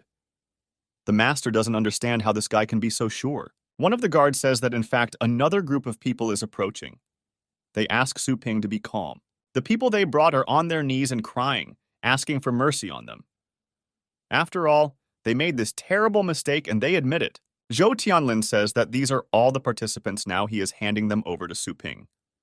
But the guy understands that it's fair. Those who were not the main culprit do not deserve to die. But besides completing the task of the system, the guy has a more important goal, and this is, first of all, his authority. And so that nothing like this happens again in the future, he cannot be soft-hearted. That's why the guy kills everyone. Now Zhou Tianlin can calm down because after killing people for so many times, he can finally send this god of death away. The system tells the owner that all participants in the event were killed, but the criminal is still at large. Su Ping summons his little skeleton. Now the beast begins to destroy the Tang family estate. Master is perplexed. After all the people involved in this matter have already been handed over to the guy. Why then Su Ping is still destroying their ancestral home? The master says that this is not justified. Su Ping gets angry and asks if he is acting unreasonably now. But besides the fact that the masters still haven't given the organizer to him, you will have to take your time and find out all the exceptions and details of the problem. The championship he will start will be Zhou Tianlin. But the master understands that if they lose the first vice-rector, then their family will lose only one family. But to save the right arm, the whole body will have to be paralyzed. Therefore, Master Zhou Tianlin tells Zhou Ji to go out. Su Ping asks Zhou Ji if he is the organizer. Su Ping also says maybe the master has something to say, then let him speak, because he wants to hear the reason. Zhou Ji says that because of the insulted small store, the whole family is on the verge of extinction. And he worked for the Zhou family all his life and did everything he could. And if it weren't for Xu Kuang, then the perfect plan would never have been revealed. The master says that if he dies, then Xu Kuanga. They will be buried with him.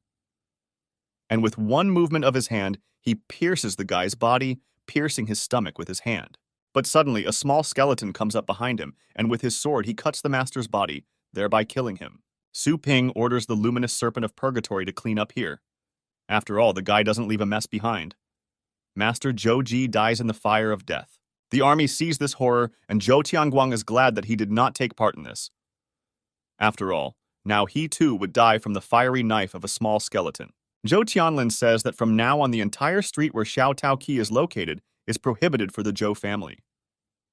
And now he shouldn't contact this person more. The system notifies the owner that the criminal has been killed and the task is now completed. After hitting the little skeleton, Shu Kuang and Zhou Jia left only an empty space or footprints on the floor. Zhou Tianlin is called Su Ping Master and says that everyone who is involved. To the stain on his store's reputation, Su Ping is now loyal. But the guy says that this is not the end because he is only after the villains. But the negative impact that they did not have will still remain. He says that the Zhou family should publish a notice in the city admitting their actions and clearing his name. In addition, his lost wages for the entire morning should also to be compensated. Zhou Tianlin explodes with anger inside, but he says that the old man is doing a great job announcing the apology. And this gossip on the internet is rumored to be the owner.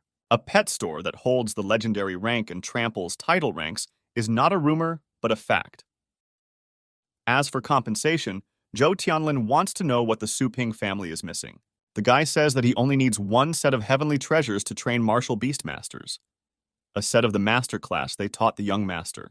Zhou Tianlin is at a loss because the young master is the first legacy of the family, and to raise the young master to a level that will surpass the level of the previous patriarch is considered that these are the best resources available to their family.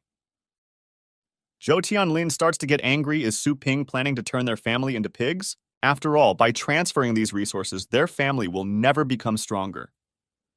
Su Ping says that you can say so, but there is still one thing that Zhou Tianlin may have overlooked. This is that even if she is a pig, the guy is sure that he can raise her to the level of the head of the clan.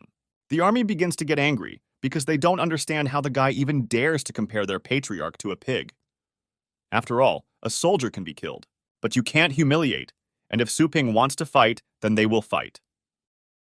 Zhou Tianlin orders his army to be silent.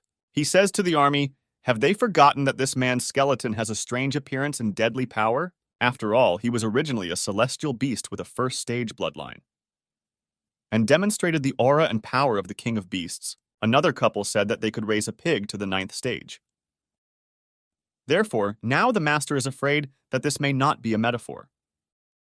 Su Ping says Zhou Tianlin is really worthy. Be the head of the clan. And also, if Zhou Tianlin cooperates with him, he can raise super strong animals for him and provide him with rare pet food at a price much lower than the market price. The guy also says that in order to challenge the 4 other families in this war, a good armed army is needed. And Su Ping is just a merchant. Weapons that can arm them with a nuclear warhead. Zhou Tianlin doesn't believe what he hears. Is this guy targeting the 4 major families? But the guy suggests taking a broader look at the situation. After all, this entire base city will become his store. The next day, a crowd of visitors discusses that it turned out to be the work of the Zhou family. They also heard that boss Su Ping, in a fit of rage, came to the Zhou family and divided. Their residence is divided into 4 parts. It turned out that this was the work of evil tongues. Visitors say that boss Su Ping does not play games, but he plays for real. The store system notifies that the store's reputation has been restored, and 1 book, Legendary Beast Skills Acquired. Su Ping wants to open this book. He opens it and cannot understand what is in front of him. This is the skill of the legendary celestial beast on the beast soul bed. It gives the celestial beast the ability to merge with its owner for a short time.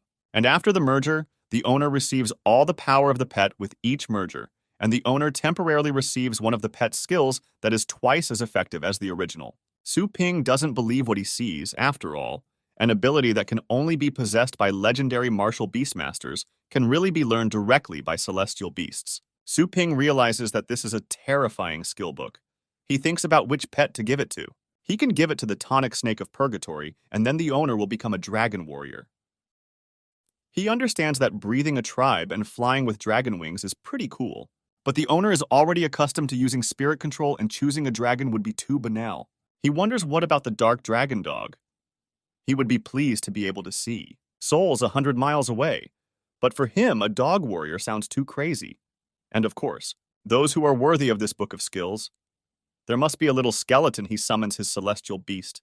The little beast begins to look for enemies in Su Ping's room to protect its owner. To Su Ping, I answer that this time he did not call him to kill people, but for something very important. He gives the book to the heavenly beast. The joyful beast cannot believe this is really happening to him. The owner replies that this is not a mistake and the beast. You need to eat quickly because it is very tasty little skeleton. Use the skill book. The system says that the little skeleton is a divine emperor and the master united. And now the blood of the king's bloodline is already flowing in the body, and all the dead will fall in obedience. The owner rejoices that the combat power of his heavenly beast increased by half. After the small skull was completely absorbed by the bloodstone, its appearance became like this, and the combat power jumped to 10. Since then, the little skeleton could not improve his combat power in normal battles, and the little skeleton with 10 points of combat power is comparable to the dragon beast. He eventually won by relying on constant resurrection, and his combat power increased to 10.5. And after entering the semi-divine border after many battles, with star demons, and with Joanna's help, he made it to 11. This is unexpected for the owner.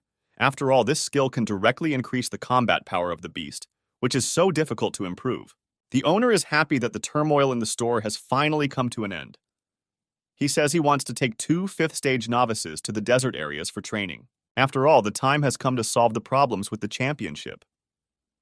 The Raku talks to the boss, so suddenly there was a person who has perfectly mastered the art of the sword, killing countless 9th-stage beasts with just his own strength. The first person standing at the limit of the title rank since the legendary Tao Zong. The master turns to the owner of Su Ping. He says that he hasn't seen his store for several days and doesn't recognize him at all, and come out if Su Ping contacted him, which means he is ready to learn the art of the sword. Su Ping asks the master which location he prefers. Tao Zong says that his art is very dangerous. Therefore, it is better to have a wide space, and preferably with mountains and seas. Tao Zong doesn't understand how this hologram can be so realistic, because he can even smell the sea and nature. The owner says that this is a little trick not worth mentioning. Also, Tao Zong can confidently use this test field, and even if it is, if damaged, it will be restored immediately. Tao Zong says that in the past, many people wanted to learn his ball skills. Either the basics were missing, or the understanding was too low. Therefore, Su Ping's master should be able to handle it. The master asks the guy to find his sword. Su Ping says he's starting. He summons a small celestial beast, and the master doesn't understand.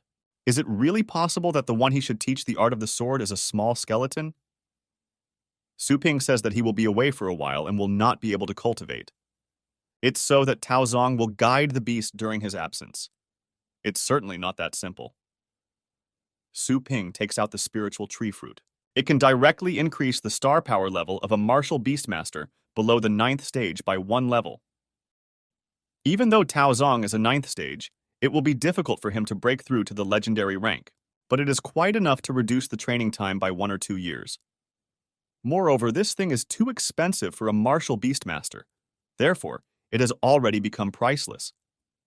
And without the necessary, a person cannot buy this connection even for hundreds of millions. Tao Zong tells the owner that this is not a question of money, and if he doesn't have basic skills of at least the 9th level, then he can master his blade of stars. On Tao Zong, he is afraid that the beast will not even notice him. The little beast suddenly flies up and uses supreme sword art. Asks what he thinks. Senior Tao Zong, does the little skeleton have enough base? Tao Zong says that above sword art is a 7th stage pet skill, and he can already add 60% of its own strength to its basic attack. What is on the threshold of the sword art? A small skeleton with this one blade technique already has the power to destroy the world. The unique thing is that the Tao Zong technique can add 120% of the power to the base attack. He can imagine how strong this little skeleton will be if he can learn this. Tao Zong wants to do everything possible to teach this little beast how to use a sword. And if he can't teach him today, then don't eat. Su Ping says that it would be a pity not to preserve such rare promotional material. And he tells Tang Ruan to take a photo, their heroic pose when they train with swords. Also, for her to make a poster out of it and hang it in the store. Su Ping comes to see his sister and assistant. Now he will take them to desert areas. After all the household chores were settled. They get into the war machine.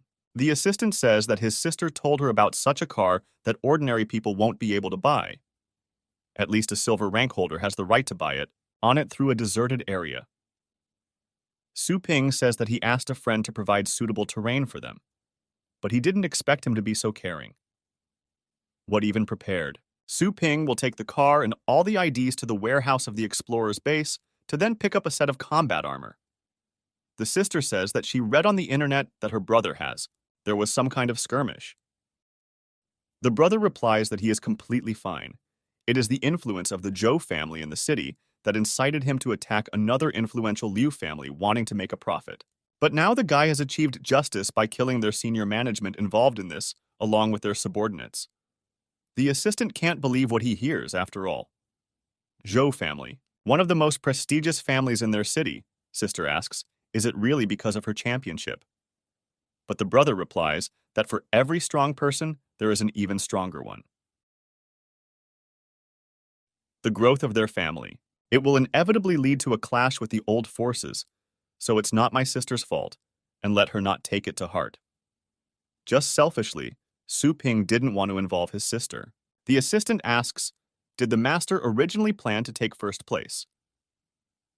Su Ping replies that he is the owner of the store, and he has no need to become a champion. That's why he chose them. Additionally, the biggest advantage of being a champion is that they can receive guidance from the legendary Beastmaster. A guy and a girl are watching a long-range devil hound. Combat power, which is equal to the lowest 7th stage. Heavenly Beast Xiao Yu using Dark Flame to fight the huge, a dangerous beast. But this monster suddenly releases huge demonic games from your body. But when these needles hit the celestial beast, the monster realizes that this is not a beast, just an illusion. Now the monster is grabbed by the leg from behind by a huge monster with a cross on his back. Xiao Yu commands the phantom fire beast to use fire whirlwind now. A huge beast begins to run towards the girl. Su Ping shouts for her sister to be careful because the beast is running towards her. The girl summons her celestial beast. She realizes that they have just seriously injured the monster, and they only have a little left. She commands her beast to block the monster's next attack. She summons the moon dragon using the enhancement of the powers of the 4th stage. The beast also uses moon claws. Heavenly beasts fight a huge monster in an instant using their moon claws. The moon dragon cuts off the enemy's head. The guy and the girl are rejoicing that the enemy is finally defeated. But unexpectedly, Xiao Yu doesn't notice that someone is approaching from behind. At the last moment, they use the Star Shield. It was a young-headed python and its supreme 9th stage combat power. It looks like the girl was wounded. The guy orders his Soul Eater to use the covering miasma. The girl thanks her friend. But it looks like this beast had poison. Anyway, the guy saved her life, and the Master of Restoration and the King of Poisons taught her a high-level method of healing and detoxification. This is a small, previously needed incentive. Then it can be easily cured. The guy says that little sister is incredibly cool, but Xiao Yu orders the guy not to call her sister anymore. The heroes notice that this beast called his relatives. The miasma has not yet dissipated, and the monsters have not yet found them, so the advantage is on their side. Su Ping tells them to hold their breath and let the swamp crawler team up with his phantom fire beast to crush the monsters. Before, the owner thought that her sister would beg in tears to return. But Video Brother underestimated her. At a closer distance, in terms of the nature of talent or ability to work in a team, Xiao Yu is not inferior to some so-called young masters. The owner understands that if the sister can really take advantage of the chance to win the elites in the tournament, she will not have to worry about her safety every day. Now all that remains is to wait until the heroes are trained for the title rank, and then Su Ping will be able to leave them to look after the house and quietly go about business. Su Ping says that's all for today and the heroes can rest. But they say that they feel how their energy is beating over the edge, and they are not tired and want to kill several more animals. They had never enjoyed a battle so much. The sister says that she is saving money to upgrade her moon dragon and get on the list of best buyers. The head of an unknown animal was successfully entered into the database of explorers at the counting point. Passes from number 9 and comes forward because his merits have been counted. He asks how many merits he got. The number of registered is one person and only 1,280 points. The guy doesn't understand why it's so few. He killed so many animals. I answer him that you evaluate merit for hunting. Animals of the first stage are worth 10 points of merit, and the second is 50 points. The third is 100 points. And the fourth, 1,000 points. The fifth, 10,000 points. The sixth, and 100,000 points. And the seventh, 500,000 points, the tallest animal he has ever hunted. A was identified as a fourth stage beast, but if you return alive from a solo expedition, then it goes better than many people. They tell him to keep it up. The next group of night wolves passes. The number of registered is 64. Their merits are counted. Just 1,500,000 points. The guy doesn't understand. Why do they have more than 1,000,000 merits? Because this is the hunting volume of a group of explorers. Workers ask the group how they want to distribute merits. They answer that the first team, the second team receives 100,000 each, 20,000. And the interns cost 5,000 for each guy. He doesn't understand. He hunted alone in desert areas, and he received a pitiful 1,000 of merit after such hard work. And what kind of trainees get 5,000 each? He understands that he doesn't need a solo hunt now. And the following number of registered people must join the group. 3 people. They deserve only 2,200,000 points. Everyone around them just shocked. Can they really earn more than 2 million merits divided between 3 people? That is, each person can receive from 700,000 to 800,000. They are asked how they want to share the credit. Su Ping replies that they should divide between these two, but he won't take it. The team asks how they plan to distribute the points among the half. The assistant tells the master that let Xiao Yu take a little more. After all, she saved him several times. The girl replies that she was just doing her job, so divide. We need half for each person. A group of people who are being counted begin to get angry. They do not agree. Why they have so little merit? And this team compared to them, this hunt brought millions of merit. But why do they only get 5,000 points? They are answered that this is unfair. The girl is asked if she is ready to work several days in a row for a few thousands of merits, because even if she uses this amount of merits to buy secret treasures and storage, she won't even be able to convert. They are in star currency to buy cultivation services. Suddenly, one guy shouts at everyone to shut up because these newbies don't understand the rules. He asks why they should be grateful that they are even paid for the internship. The girl replies that it's good that this tale at least kept up with the pause. But the interns are indignant because they are students and perhaps did not understand some things, thereby causing the team a little trouble, but none of them. Moreover, it was not fatal in the battle with the fire dragon elephant of the 8th stage if it were not for the thunder mouse of the eldest in the group. And Sister Su Ping did not leave other animals. They would have killed him and come out unharmed. The rest are starting to get outraged. After all, they also killed several beasts of the 5th and 6th stages and received only 5,000. They say they want to take credit that originally belonged to them.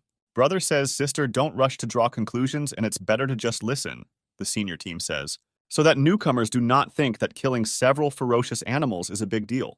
The point they ask is whether they will not naturally receive what they deserve. But the senior team replies that when it comes to killing wild animals was a very useful experience for them, and they were able to receive a lot of merit, but they must not forget that. How exactly did they return? After all, reconnaissance, treatment command, and logistics are something that the trainees did not take upon themselves. And since they decided to join the team, naturally they risk it for them. And they will even be an intern. Compensation is paid for any injury they suffer. But this also means that they are no longer left to their own devices for every profit they earn, distributed among them accordingly who contribute. If trainees are dissatisfied with their current income, they can go and learn. The wasteland itself will tell them the value of each thing. Su Ping understands that his sister is a brave girl who hates injustice.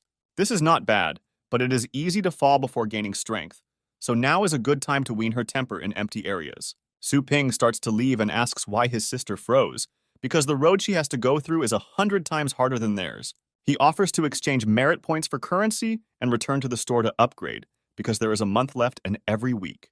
He will drag them into desert areas to earn some money. It is up to them whether they can reach the top of the buyer's team rankings. They return to the store, they take the necessary things to pump up their level and go to fight to increase their strength. Su Ping says that tomorrow is the opening day of the tournament, and today the buyer rating has suspended its work and is guaranteed. The winner is confirmed. The mischievous guy is finally ready to name the Captain Fei Fai pet store rejoices. that the mischievous guy is finally ready to name his name.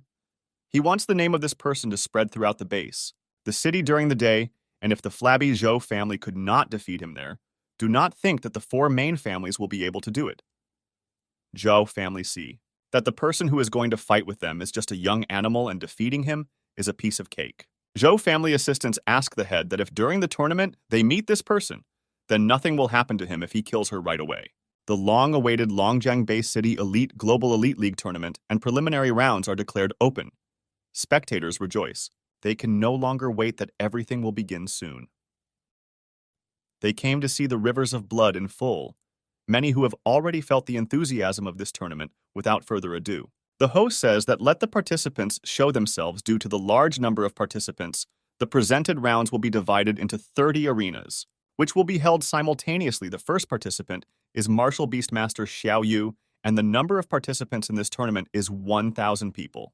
The gate is closed, and the arena's energy shield and force field are activated for this round's selection, the Swarms round. The participants are scared of the insects. These are wild phantom bees of the 5th stage.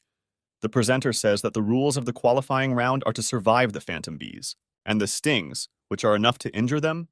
The entire time limit is 6 hours, but to last 6 hours against so many phantom bees is almost. It's unrealistic that most of the participants run away from the competition. They say that this is not a competition, but a knockout game. They don't want to compete. They are not surprised why they had to sign the individual responsibility agreement. The presenter asks all participants to call on their pets. The vice-chancellor of Dun University says that this tournament is much more difficult than the previous ones, but this level should be an easy game for the guy from Chenshan. And the vice-rector of Chenshan University. In the name of Zhou Yuncheng, he says that the Ye Hao member who was carefully prepared is not too far behind. The vice-chancellor says that the younger sister of teacher Su Ping is the focus of today's competition. Vice-rector Zhou Yuncheng greets teacher Su Ping. He says that after the last exchange match, his heroic behavior haunts the hearts of all Chenshan disciples, and their admiration for Su Ping is like a raging river endless. The vice-rector wants to ask the guy if he would like to become a gold-rank teacher at their university. They will pay him 5 times more. Then Fengshan vice-chancellors begin to quarrel because the university vice-chancellor Chen Shan is stealing people right in front of the vice-chancellor Dun. To which vice-rector Zhou Yuncheng asks that isn't it useless for them to have a master of such a level that they cannot afford. Vice-principal Dun tells them not to poach the guy because he was just about to propose to teacher Su Ping. At this time, Su Ping says that he has been a little busy lately, so he has not been teaching, and he also used his connections at the university. In order to get materials for training, probably his teacher rating is nowhere lower. Vice-rector Dun replies that while he is here, no one will dare to lower the owner's rating.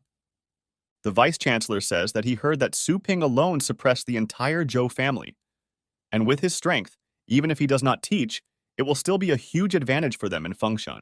In addition, many students who visited Su Ping's store reported that their heavenly beasts became much better, and thanks to his store, it became much easier for their teachers to achieve. The vice-chancellor plans to appoint Su Ping as the director of their improvement department.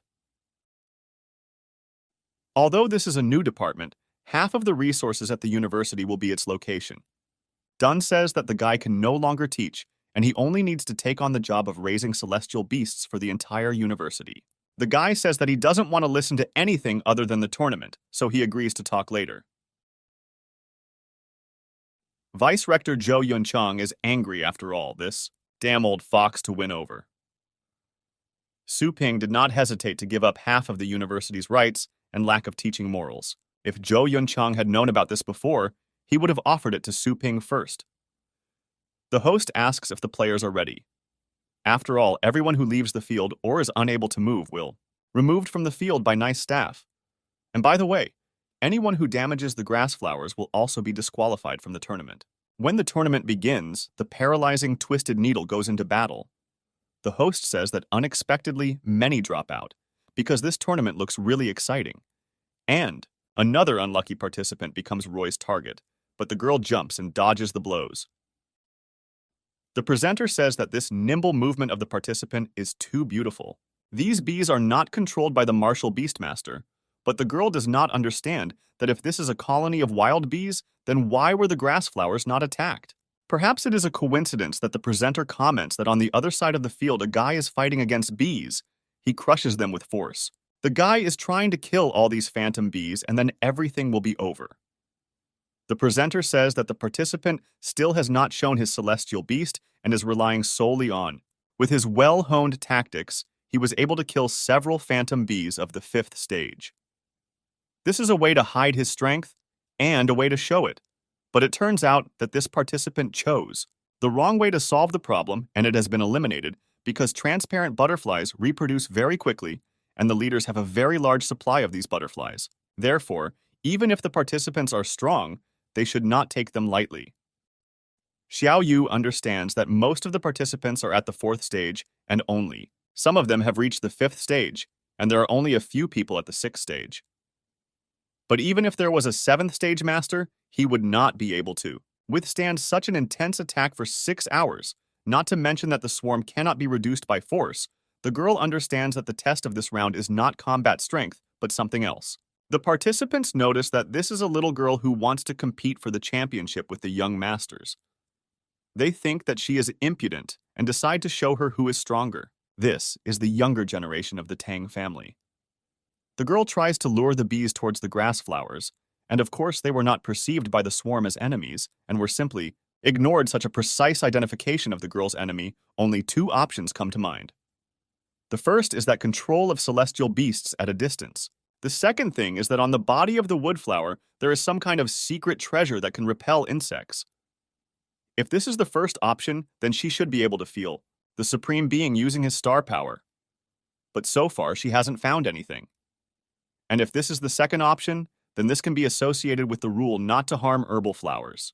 But suddenly the guys release their blades towards the girl. These are unique hidden weapons, the scorpion silver needle sting and the twisty dragon heart wound. It is said that these 3 unique weapons are so poisonous that one of them is enough to kill a person below the 6th stage. The girl notices this, but she was taught a unique skill to give such attacks. She uses grafting and directs these hidden weapons towards the guys who attacked her. They don't understand how the girl could repel the attack. The judge comments that the 3 special contestants were stung by a swarm of bees. The presenter says that it's a pity that the guys lost in the preliminary round. Xiao Yu understands that somewhere in the arena there must be other treasures that repel insects, and if she finds them, she will be able to pass the arena. The guy orders his fire frog to use a firewall to protect himself from the outside. The wall of fire is too dangerous. Other participants ask the guy to let them inside, but the guy asks, are they really taking him for a fool? After all, this round is not elimination, and even if what saves them is that if they throw him out, the guys promise that they won't stab him in the back. They only ask for help. And after this round, they even promise to pay. The guy understands that fortunately, he always stuck to the boss's training. Su Ping, otherwise, he would have ended up in the same situation as them. The girl notices that the entire arena was scanned, and no secret treasures from insects were found. She doesn't know if they could be hidden among the bees. She also thinks that if they are hidden inside the phantom bees, then with the help of star power, she will be able to sense them. It is she who uses star power, and understands that one of them must be especially heavy. She found this bee. She uses the efforts of the forces and speed of the 5th stage. She catches her and tears off her wings.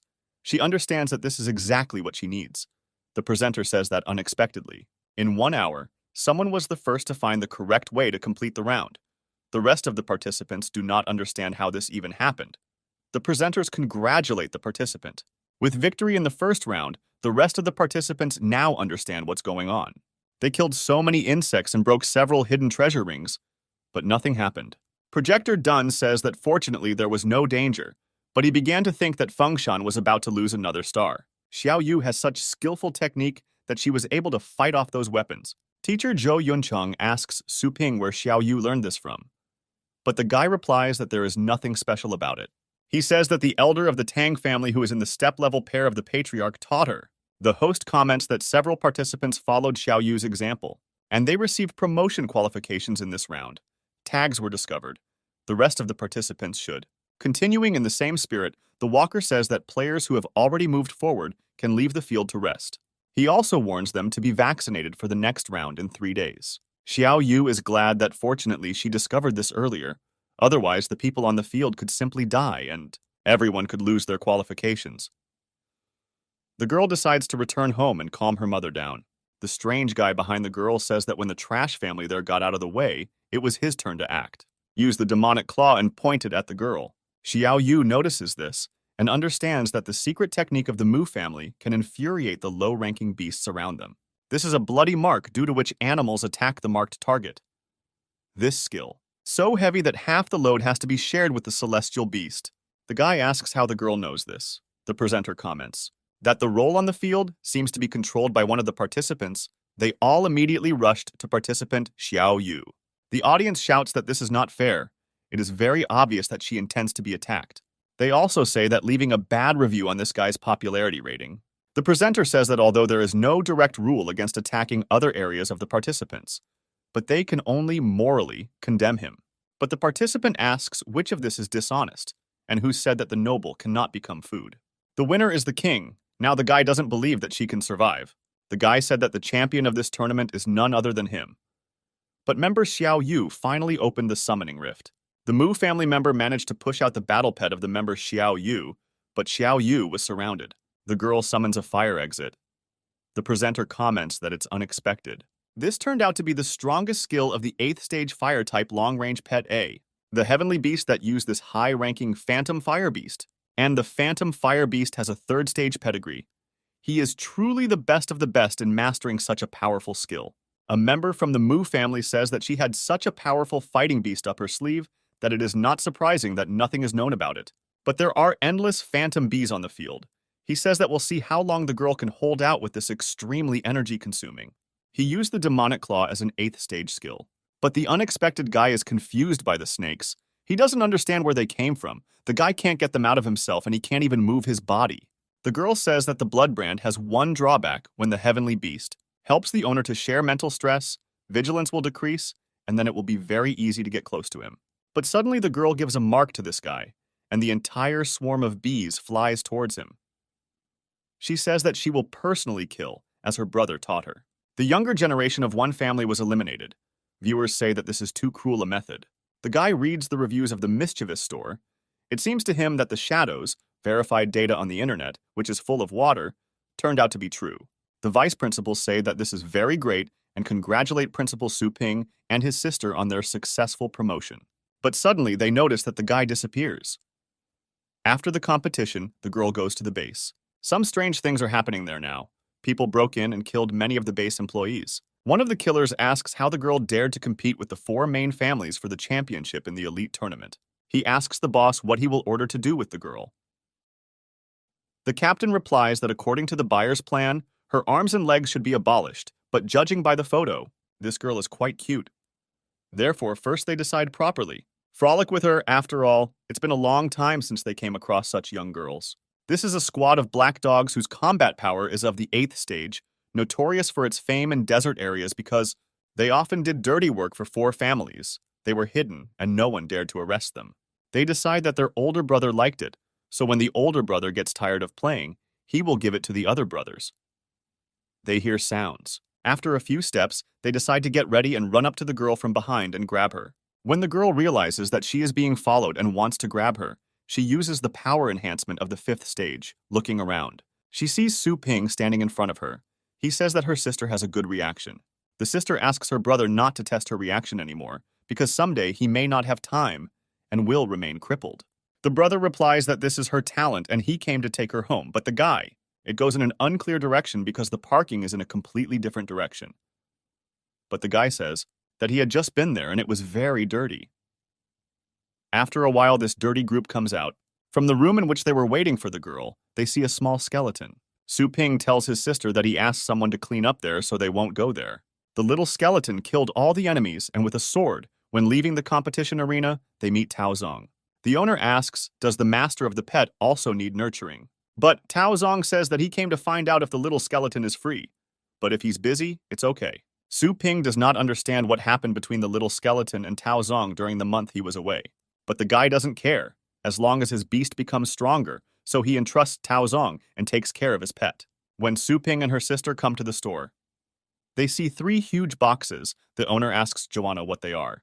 She says that there were several aunts who called themselves Zhou family sent this. She also says that more than 100 orders for care services have been placed. for high-end celestial beasts. And these people also left a message for Su Ping. There they asked to use these secret treasures that the young master trained. And they hope that Mr. Su Ping will turn a blind eye to their shortcomings and the Zhou family will at his disposal in the future. Joanna says that she checked with her divine. There are no traps or poisons inside the eye and inside, but there is only rubbish in there, she says. That those ants who call themselves from the Zhou family dare to insult the owner by giving all kinds of garbage. The girl asks if the goddess needs to kill them, but when Su Ping opens the box, he almost goes blind.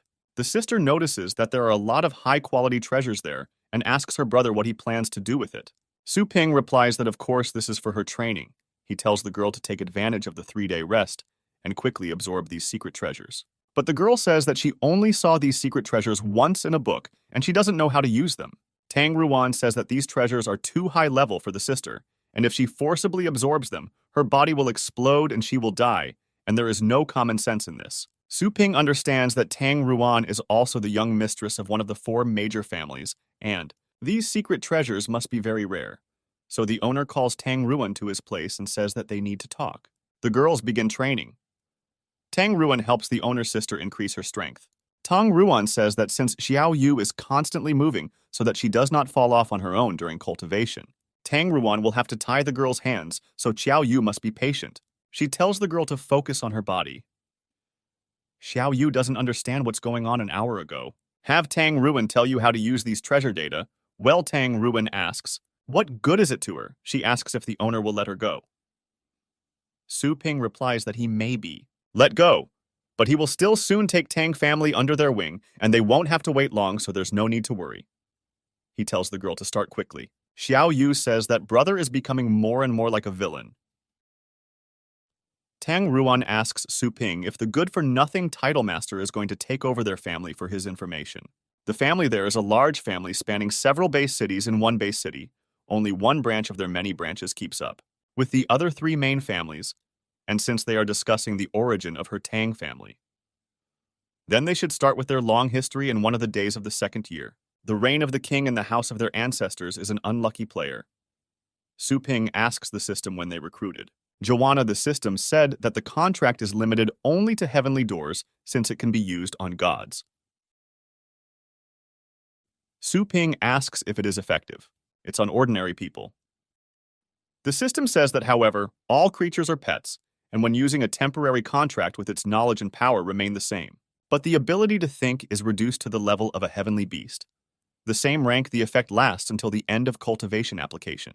It is recommended to use it against someone weaker than the owner, otherwise it may fail or be used on the owner as it was last time. The girl will not. Understands what Su Ping wants to do.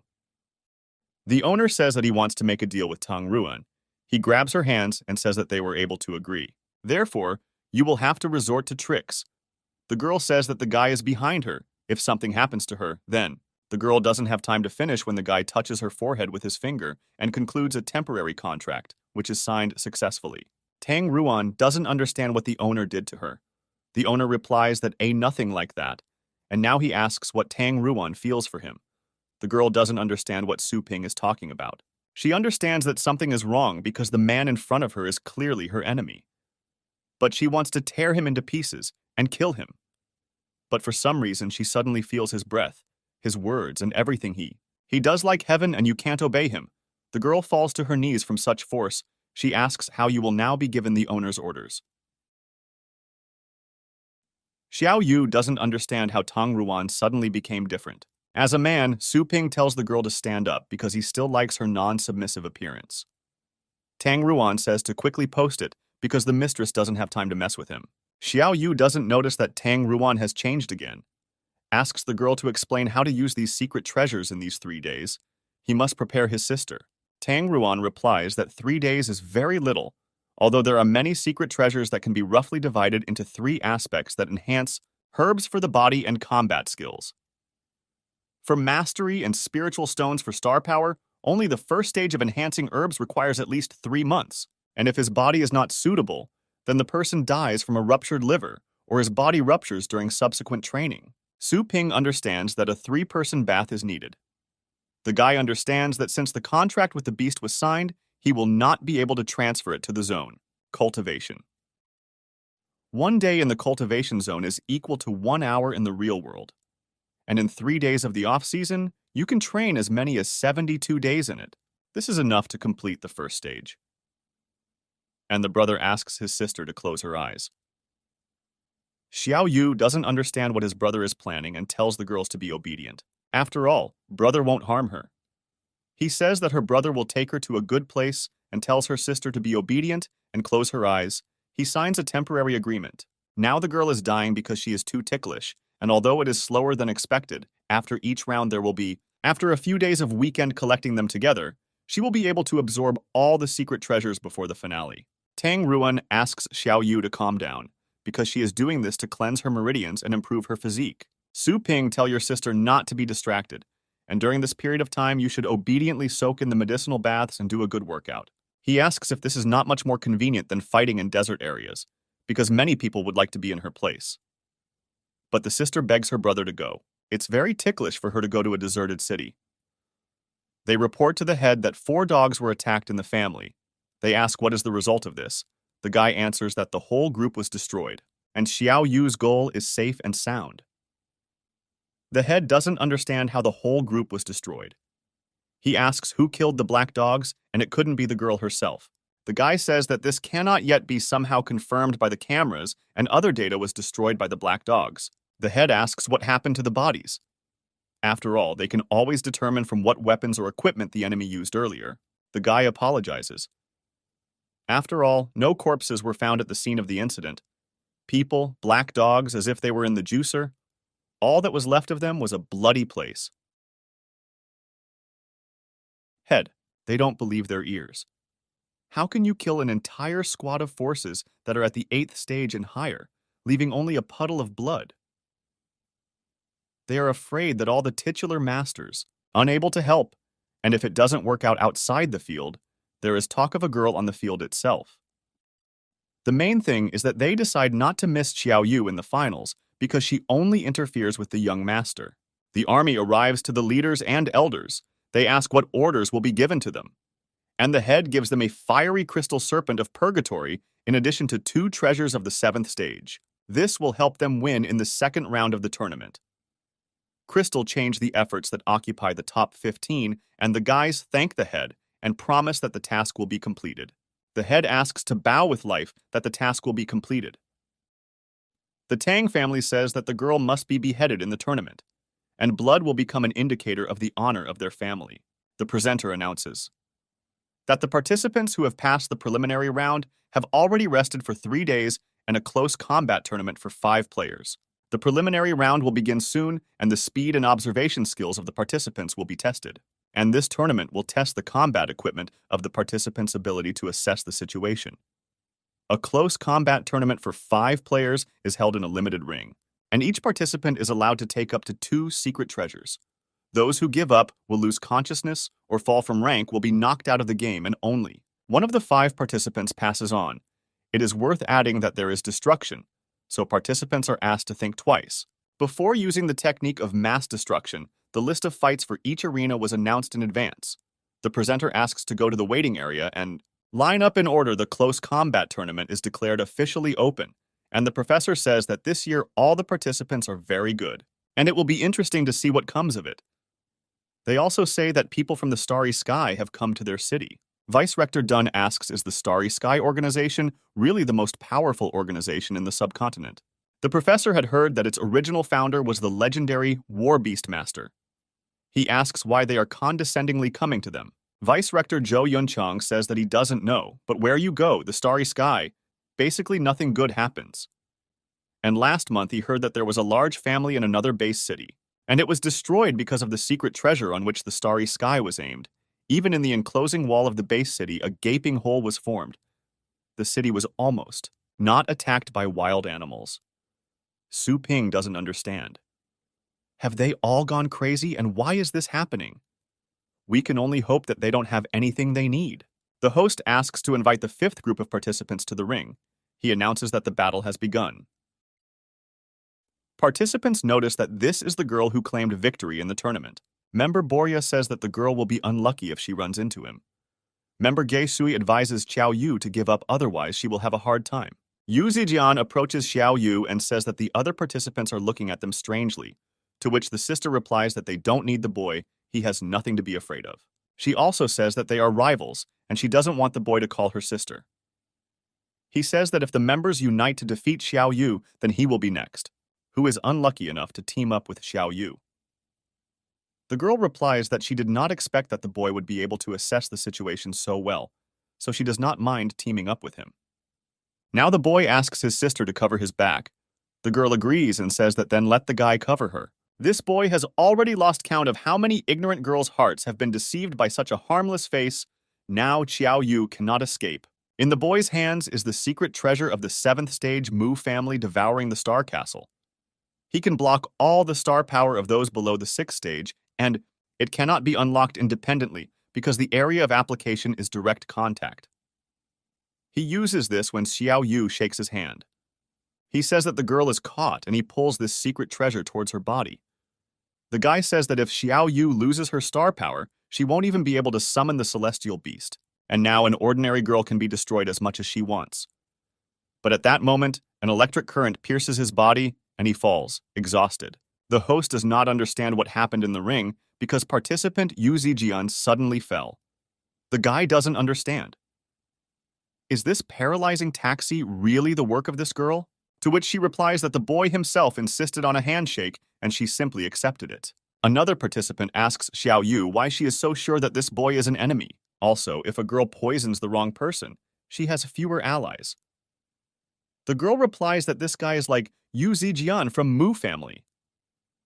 And these two Zhang Shuo and Ge Shui are from the Tang family.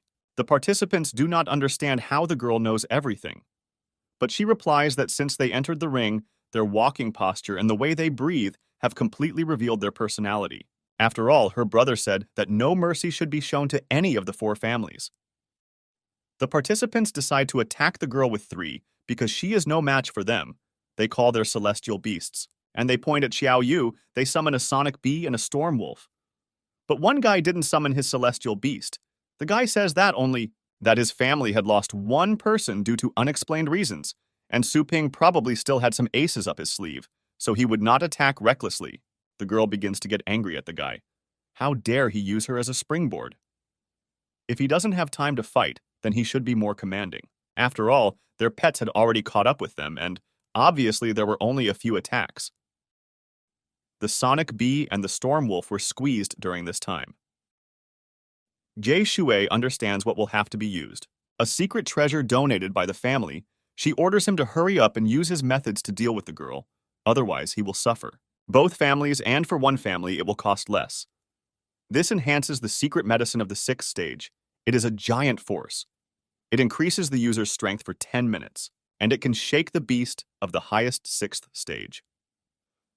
Zhang Shuo uses the secret treasure of the 6th stage puppet snake. It moves quickly and cannot be detected by star power and will attack the enemy autonomously, and its poison can kill the 6th stage celestial beast. The rivals order to surround the Xiao Yu beast. The owner notices that so many people are making fun of her snowball, so she uses a unique skill that she taught. Her beast emperor is the resonance of beast blood. She orders her beast to deal with opponents together. This legendary battle continues. The girl can't believe it. Is it really an illusion? How could Xiao Yu use the illusion above? They see animals. Ge Shui says, "Don't worry about this to your phantom fire beast and directly kill the Xiao Yu beast." At this time, the girl slowly uses her dark flame claws. Ge Shui notices what a strange method of fighting this is. Has Xiao Yu really become as agile and ferocious as a wild beast? Mazun sees what a terrifying form the girl has, because she is not at all. She is not inferior even in a fight with a battle beast of the 6th stage. They say that she should not be too arrogant. She is no match for them in strength, and they are trying to try new tactics. But Zhang Shuo notices that the tactics that Xiao Yu uses, if he understands correctly, then this is a secret art of beastmasters that only high-ranking ones can learn. The children of their high families Zhang Shuo orders his sound bee to bypass its blind spot. Usually the masters of the martial beasts command the celestial beasts by giving orders, and the level, synchronization and interaction ranges from 40 to 60%, and some experienced masters and their celestial beasts over the years of cooperation can understand each other mentally or with a glance. At the moment, the level of synchronization and interaction is close to 90%, and Zhou Yunchang says that Sister Su Ping can easily fight against 5. Such a girl. She didn't even raise an eyebrow. But a team is a team after all, and the maximum level of synchronization is theoretically 100%, but only the unique royal equipment of their family allows the consciousness of the heavenly beast and the master of the heavenly beast to penetrate each other. They can read each other's thoughts. The girl Xiao Yu constantly uses 200% synchronization. Xiao Yu attacks the guy and says that he is always like this on the sly, and it annoys her now. She first decides to deal with Zhang Shuo, but suddenly a huge dragon appears. Palm, watching all this, finally thought it was a fiery crystal snake purgatory top 15 dragon rank. Combat power lower 9th stage master, which is Zhang Shuo. He says that the speed is not bad flames, but the crystal serpent of purgatory, and activate the greatness of the dragon. Zhang Shuo notices that Xiao Yu's beast is not afraid. The greatness of the dragon, which means there is something in the pet store that raised him. Zhang Shuo says that they only need to be under the pressure of the dragon's greatness, since her mind is unstable, and she will not be able to maintain the beast's blood resonance state. And teacher Zhou Yunchang says that if it were not for the intervention of the families, Xiao Yu would be able to figure it out completely on her own. Vice-Chancellor Dun says that Mazun actually used an 8th stage adult dragon beast which is in the top 15. Only his family won the last one. The championship has such financial opportunities. Gei Shui says that they will see how arrogant the girl is without her strange fighting techniques. Zhang Shuo says that since she has already, if she hurt him, he'll fix it for her now. The host comments that Gei Shui and Zhang Shuo have teamed up to get closer to Xiao Yu, who is overwhelmed by the dragon's attraction, and the host asks, will Xiao Yu be the second participant eliminated? But the girl says that such a powerful beast is the dragon. But he pitifully hit at the end. It looks like the victory of this match is certain. Xiao Yu says that she is sorry that other families worked so hard for half a day. But their secret treasures were wasted in vain, while the other one picked all the peaches. But Ma Zun doesn't understand. What is the girl talking about? She replies that in this round, most of her physical strength was used up. And if the 3 of them work together to defeat the family now, it will be reasonable, regardless of their enmity. Xiao Yu says that if they are still on Mu's side, then after she is defeated, even if they combine all their efforts, it will be impossible to defeat him. After all, he has a very strong heavenly beast, and Zhang Shuo says that if this continues, it's like working for the Mu family in vain. So it's better to unite and weaken him first, but Gei Shui says that it's better not to rush. After all, Xiao Yu is in the best shape. And what about them? She may also have a trump card, so let her fight Mu alone for now, and they will wait and restore their strength until he finishes her off, and then fight him again. And let him also try what it's like to be used as a springboard. This makes Borya very angry, so he says that first, he will get rid of the girl. But Gei Shu replies that he should come over. But then they, together with Xiao Yu, will destroy him. While Zhang Shuo and Gei Shui are using recovery, the girl advises the guy to be obedient and get rid of Xiao Yu first. Zhang Shuo says that this is good, because this way they can be sure that she will lose and they will have a chance to win. Everyone understands that if not for the attacking abilities of the fiery crystal, a snake of purgatory who could easily destroy the ring with his lava breath, and with a meteor shower he can kill all 3 of them in seconds. The longer the battle drags on, the more the players of other families will recover, the more unfavorable it will be for him. He chooses a quick battle and the distance is small.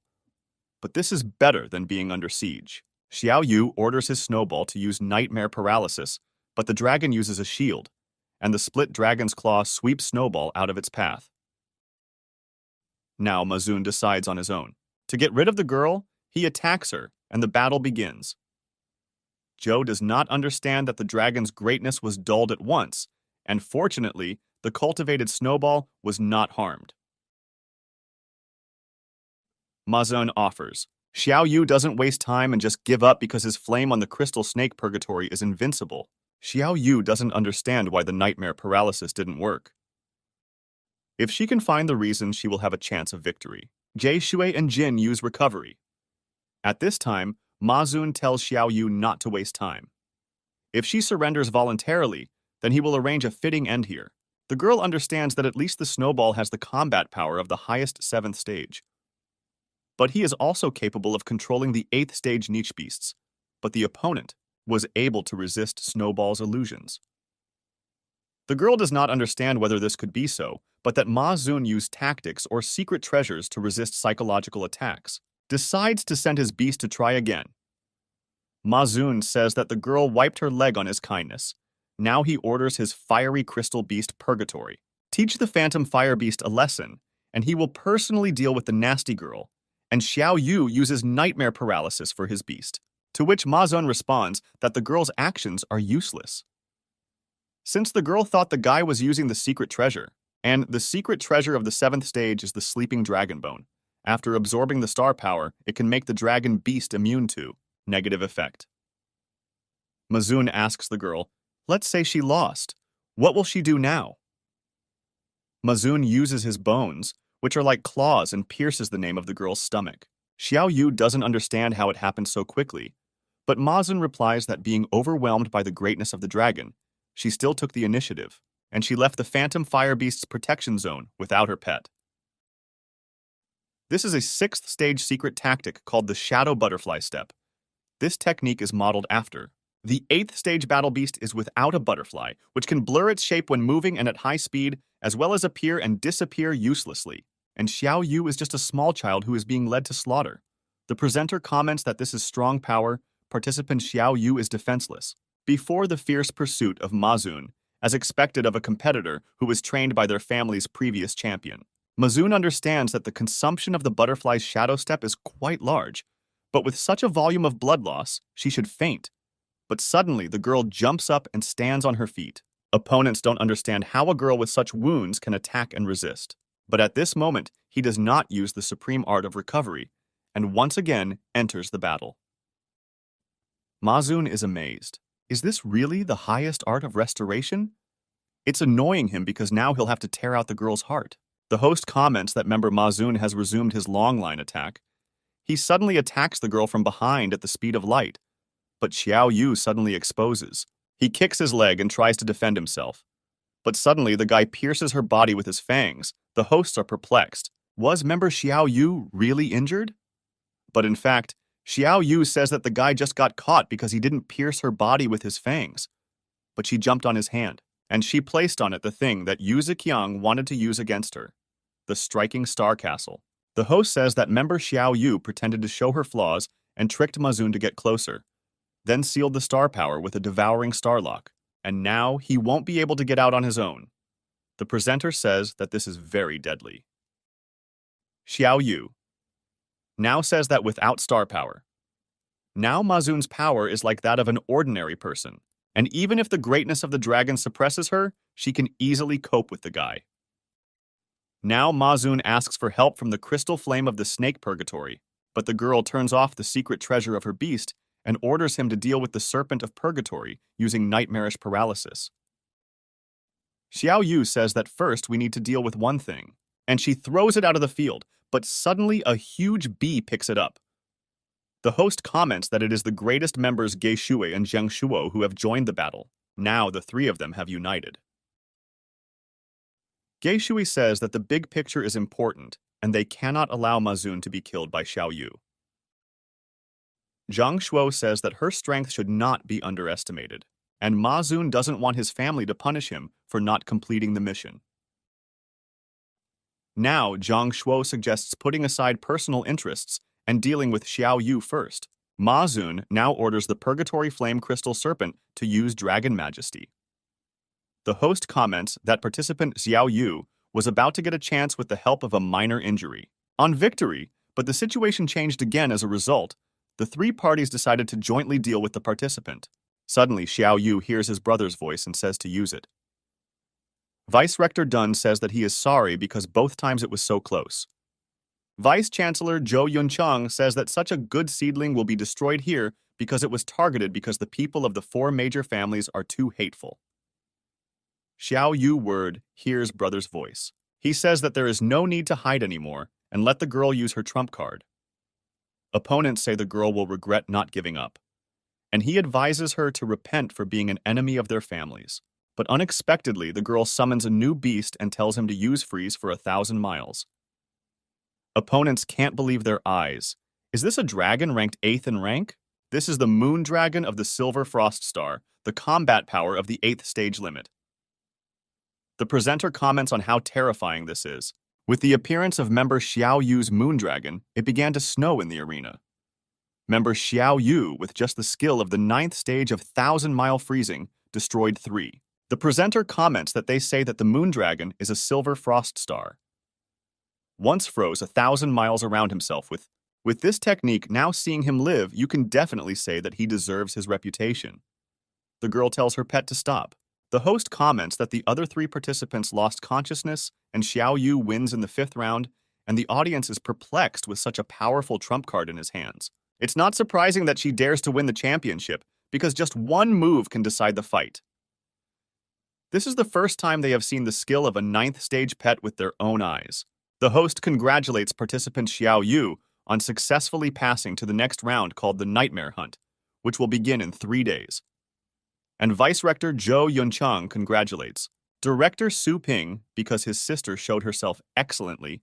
Vice Rector Dun says that as expected from the director who chose the champion by default, in the future, the girl will definitely become a great support for their university. Xiao Yu comes to Tang Ruan's room. The girl replies that there is still an hour before today's training. What do they want from her? Xiao Yu enters Tang Ruan's room and asks for forgiveness. The girl replies that Xiao Yu should come in because standing at the door makes her even more annoying. Star power is also chaotic.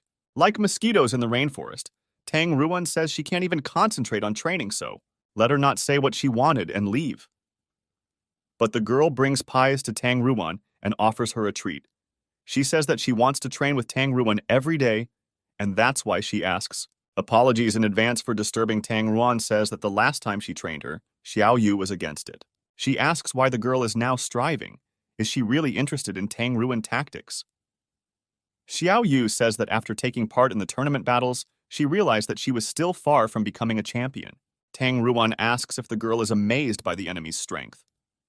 But Xiao Yu replies that in the hands of her brother, her beast will notice that it has become very powerful, and she again and again found herself a disadvantage. And if she remains as she is afraid that she will soon not be able to fight next to him.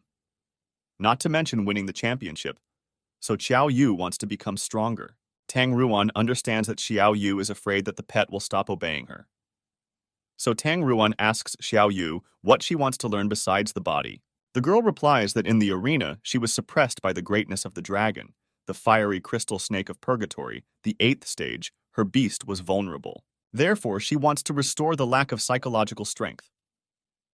Tang Ruan replies that the girl wants a lot because mental strength is the most difficult characteristic for a martial beastmaster.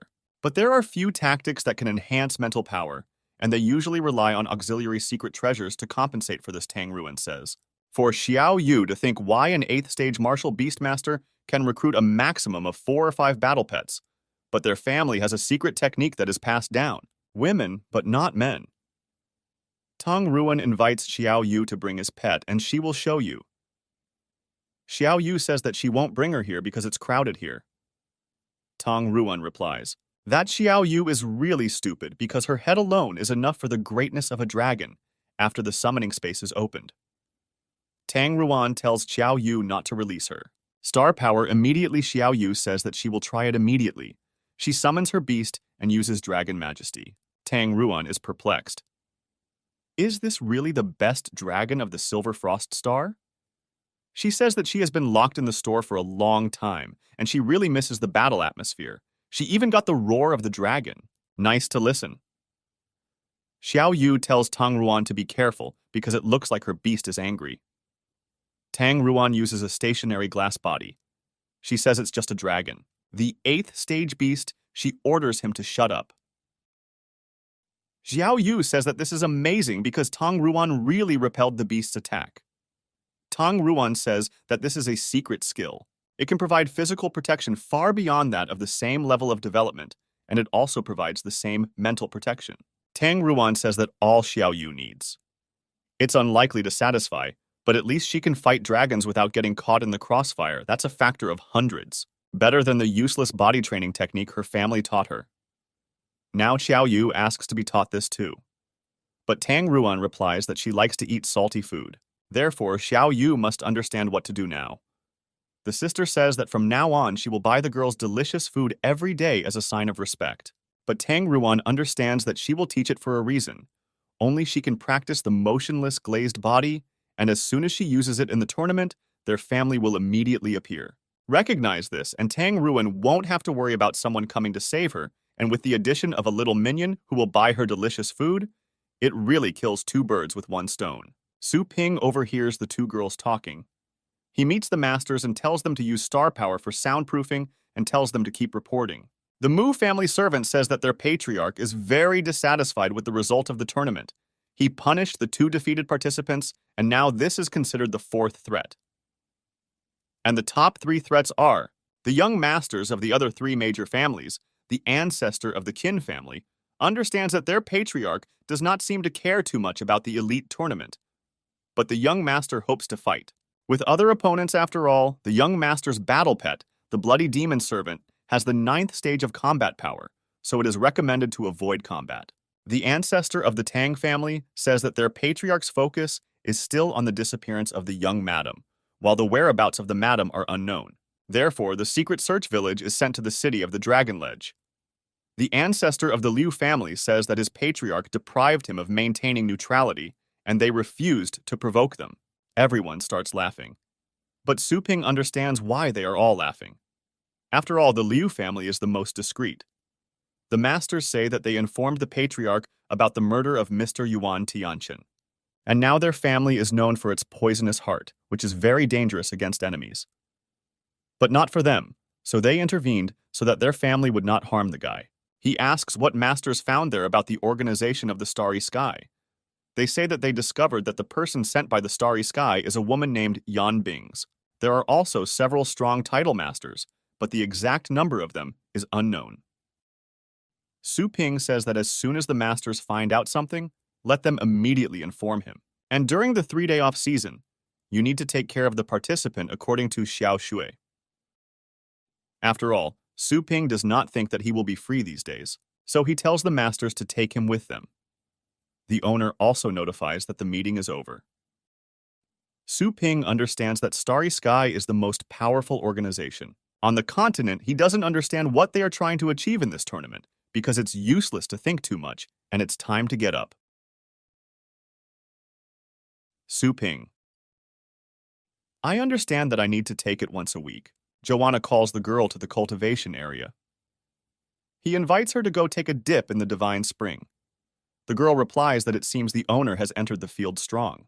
The enemy and he is very worried. Joanna asks the owner, how about taking her supreme divine realm? After all, the speed of improvement is much higher than that of the source, and once, Su Ping will never forget this. The guy understands that the girl just heard everything. He understands that the girl wants to be in the highest divine realm ahead of time, but let him not try to pull the wool over his ears at the moment. Fortunately, the divine border has not yet been touched, and therefore there is no need to rush into opening new territories. Su Ping says that the girl is right, but the conditions for passing the highest divine realm is that she will become an excellent employee. This is written in black and white, and he cannot break the contract. The owner asks the girl if she has a proposal for a quick increase in combat power. Joanna realizes that he didn't fall for it. But she knows that the path is still long, and she will always have an opportunity. The girl answers the owner that if he wants to get a huge increase in a short period of time, then she has a method that suits him. This is the hobble of heaven's trials. Since the level of cultivation continues to plant without all the controlling balance of all things, a destructive plague is turned on them. This disaster is called the heavenly trials. Heavenly tests depend on various conditions and can be divided into 4 types: wind, fire, water, and thunder.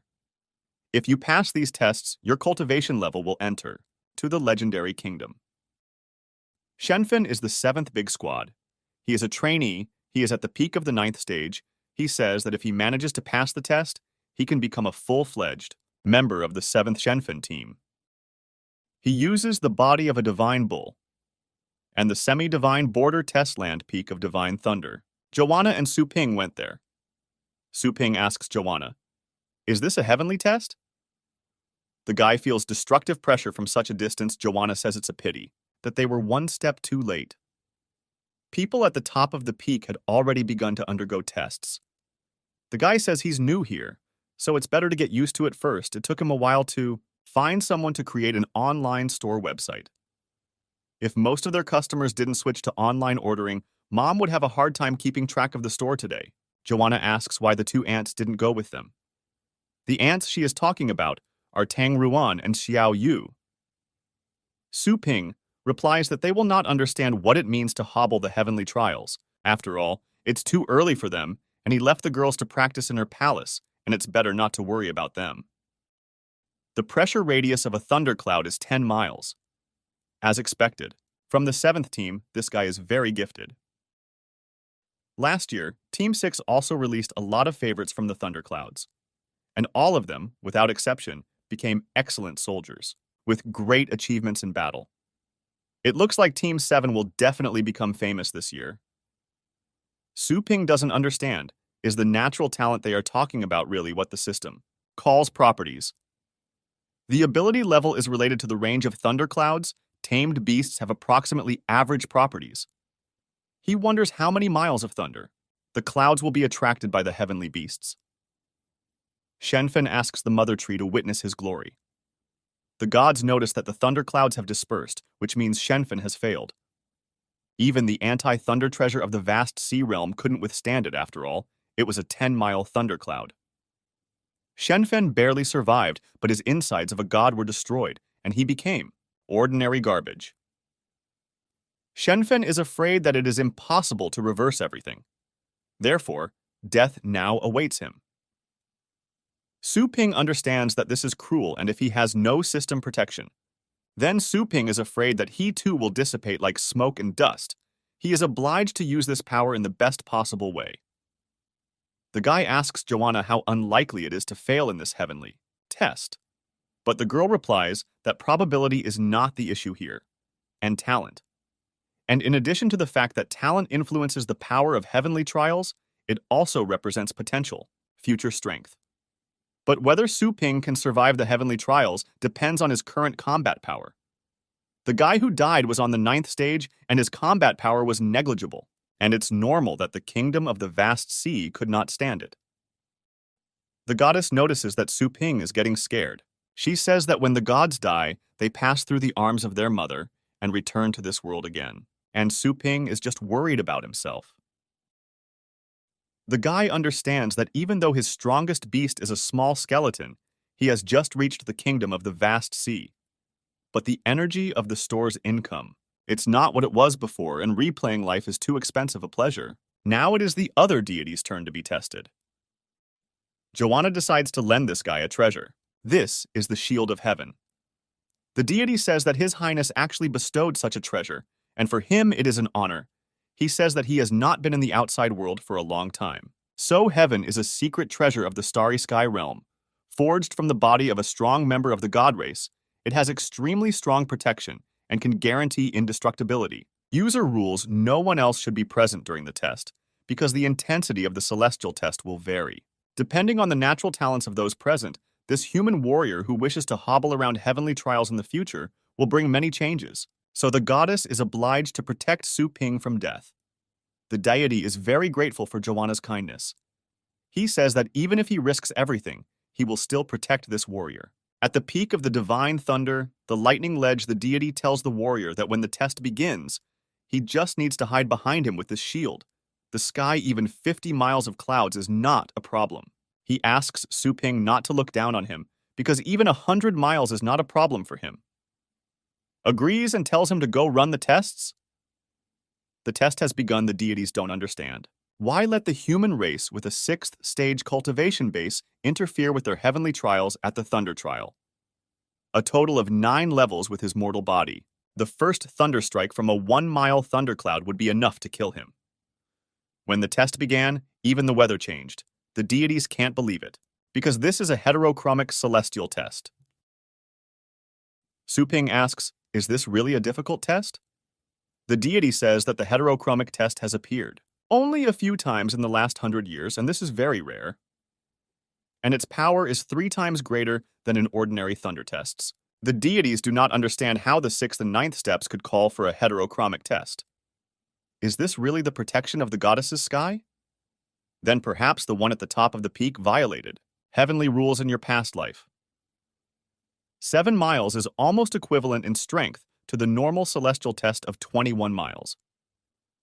The deity asks Su Ping, does he want him to help him with the guy's insignificant talent? After all, the results will be exactly the same as he calculated in the previous test. He is glad that the shield can easily protect him from this level.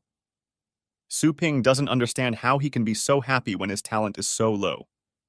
With a threat, he calls a warrior to him. Su Ping summons his celestial beast dragon dog.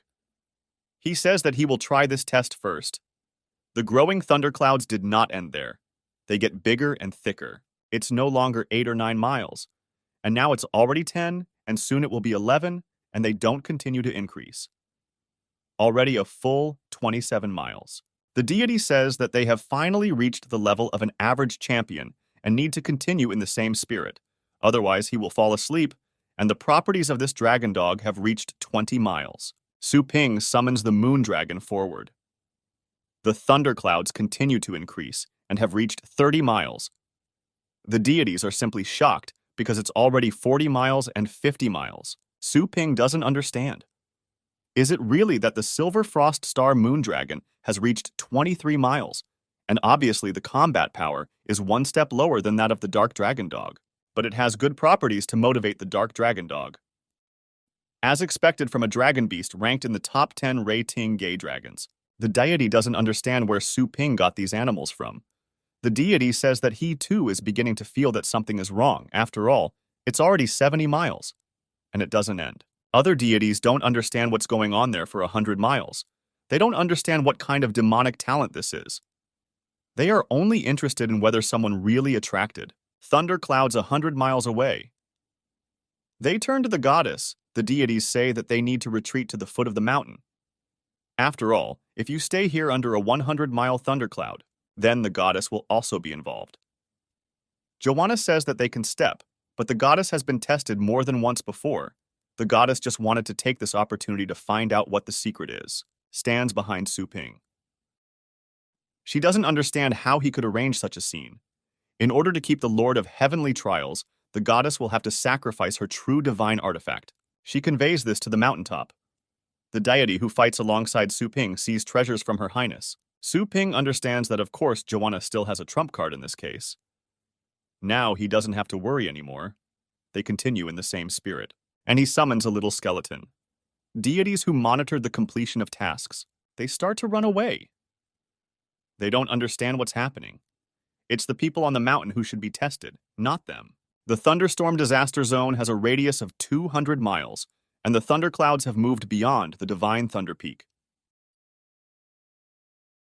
The deity who fights cannot believe his eyes. This is a heterochromic test of such a complex level. He has never seen such a test in his life. He uses his shield, but the shield replies that, to be honest, this is also the first time he's seen something like this. He already thought that he wouldn't see anything glorious. The deity tells Su Ping to quickly get behind her. He also asks Lady Mother Tree to testify to his glory. But at the last moment, Su Ping uses a shield that resists lightning. The small skeleton activated the effect of the undead fruit, immunity to 1 mortal wound.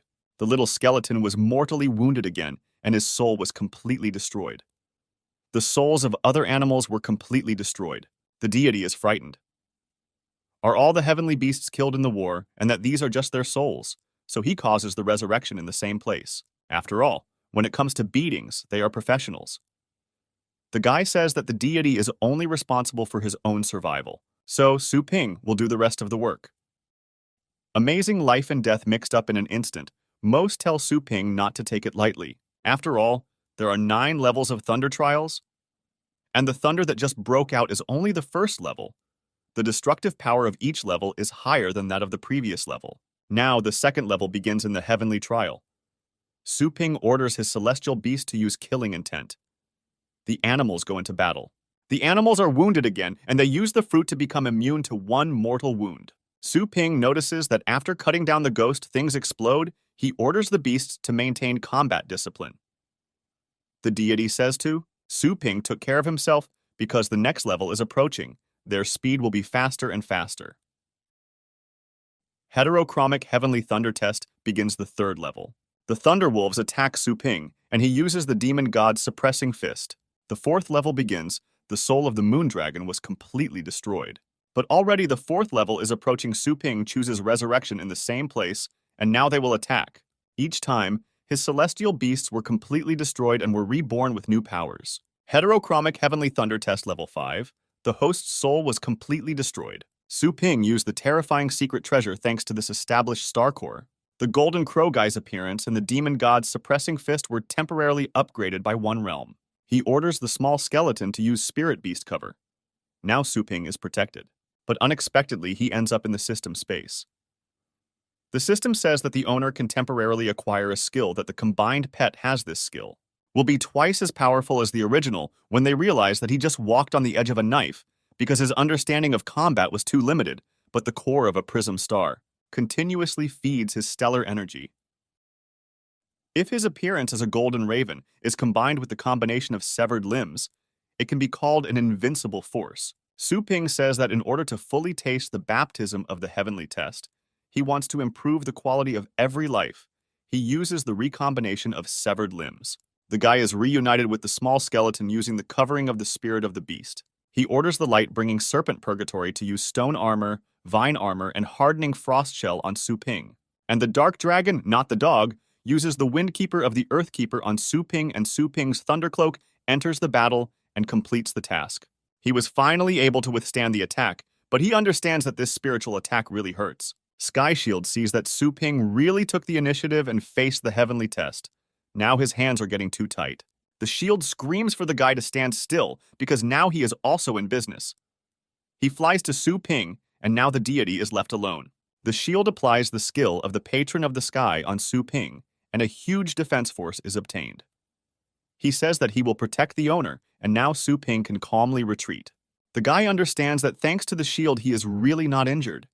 Now the guy understands that he pushes off well. He tells the heavenly test to wait for him until the guy destroys him. They use the suppressing fist of the demon god. But even the suppressing fist did not work. But with the core of a recognized star, it is capable of delivering at least 100 blows. Blow after blow he tries to fight, but every time his body parts fly off from the enemy's blows. But Su Ping sees that the attack bears fruit and the demon god's fist becomes stronger. The deities see that this human warrior is very brave. They do not recognize any talents as any combat power. But this is a very clear advantage in their divine world. Now it's no surprise to them that Her Highness favors him so much. Joanna sees something of the art of the fist, but she does not understand how it can be connected with the fist of the golden raven. And now the guy decides to destroy. He uses all his strength and the deity sees that the warrior succeeded. He passed the heavenly test. Su Ping returns to the bottom and goes to the goddess. Joanna asks how Su Ping is feeling right now, after he hobbled through the heavenly trials for the first time. Su Ping replies that in the last battle, his body was destroyed and restored and obeyed and was replenished with energy. Now his body is lighter and stronger. His star power level has also been upgraded from the lowest 6th stage to Da Peak 6th stage. The deity thanks the warrior for his support, but Su Ping notices some kind of scale above the head of this god. The system says that this is an understanding bar, and every time the understanding scale is filled, you can understand the skill. But the guy doesn't understand why he sees this only now. Because in the past, the master's abilities were insufficient. But thanks to the baptism of the Thunder Trials, the master accidentally touched Path of Thunder. He can now cast Path of Thunder skills on people with a full understanding bar. Su Ping remembers, could it be that the Path of Thunder is the thing that flashed before his eyes? Indeed, while he strains his thoughts, countless Thunder-type skills pop up in his head that he has never seen before. Su Ping asks, how strong are Thunder skills? The system says that the master has just touched the Path of Thunder, and his understanding of the Path of Thunder is still in the early stages. Su Ping understands that he can customize skills according to pet characteristics. After returning to the store, Su Ping tells his celestial beast that the rock understands. Moondragon, Silver Froststar, and Dark Dragon Dog are simply filled out. And the dog's defense is very high, and he needs to add some abilities and skills, which are more suitable for tank pets are Engraving and Path of Thunder.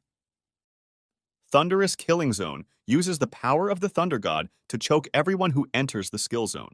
And the Moondragon has mostly long-range skills. The owner needs to finish off with some explosive abilities. Su Ping understands that in this way combat power, his beasts increased significantly in the next round. You may have to meet young masters from other families. Shu Kuang can now borrow Dark Dragon Dog as support. A total of 1,000 participants. From the city past the previous round of the tournament, and these thousands of participants will take part in the Hunt for Nightmares, which will take place at the largest battle arena in the city of Longjiang. The spectators are happy that the competition will begin soon. The presenter asks to greet all participants. Now they will enter a state of deep sleep in the capsule. Then the Beast of Dreams of the Abyss will bring their consciousness to the dream world dedicated to the tournament. In this round, a scoring system is used and players receive 1 point for killing those who do not have points. They kill others and take their points for themselves. Ji doesn't see that the beast dreams. Looks creepy, but Shu Kuang likes it. Killed participants awaken and are instantly eliminated. After time expires, the 5 players with the most points will pass to the final round. The duration of this round is 5 hours. Each participant can use no more than 1 secret treasure that does not exceed his own combat power. And so that no one unexpectedly gets out of cover, those who scored more than 100 points will be highlighted for everyone to see. The immersion into the world of dreams begins. Vice Rector Dunn says that all participants have already connected, and they will have to wear one thing to watch the game. Special glasses made using biotechnology allow you to see anywhere in the world of dreams. Vice Chancellor Dunn recalls that he spent $1 million to get a seat next to Su Ping. The hunt for Nightmare has officially begun. Xiao Yu realizes that she needs to take a good look at the forest area first. She uses the snake heart, which gave her secret technology. She tells the puppet owl to look around to see if there are any enemies nearby. After all, this secret treasure of the 6th stage is mortally immune. 20 miles, the treasure begins to inspect, and suddenly they find a fight and hear explosions. 2 celestial beasts fight for their lives. One of the participants who uses biotechnology animal gun says these guys are making a big fuss, and this is like a living target for any hunter. But suddenly appears in front of him. Xiao Yu, she doesn't understand.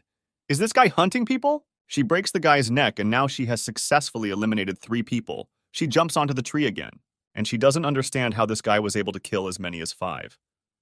After all, she added 5 points. She no longer understands that the fight of these guys will continue to attract people.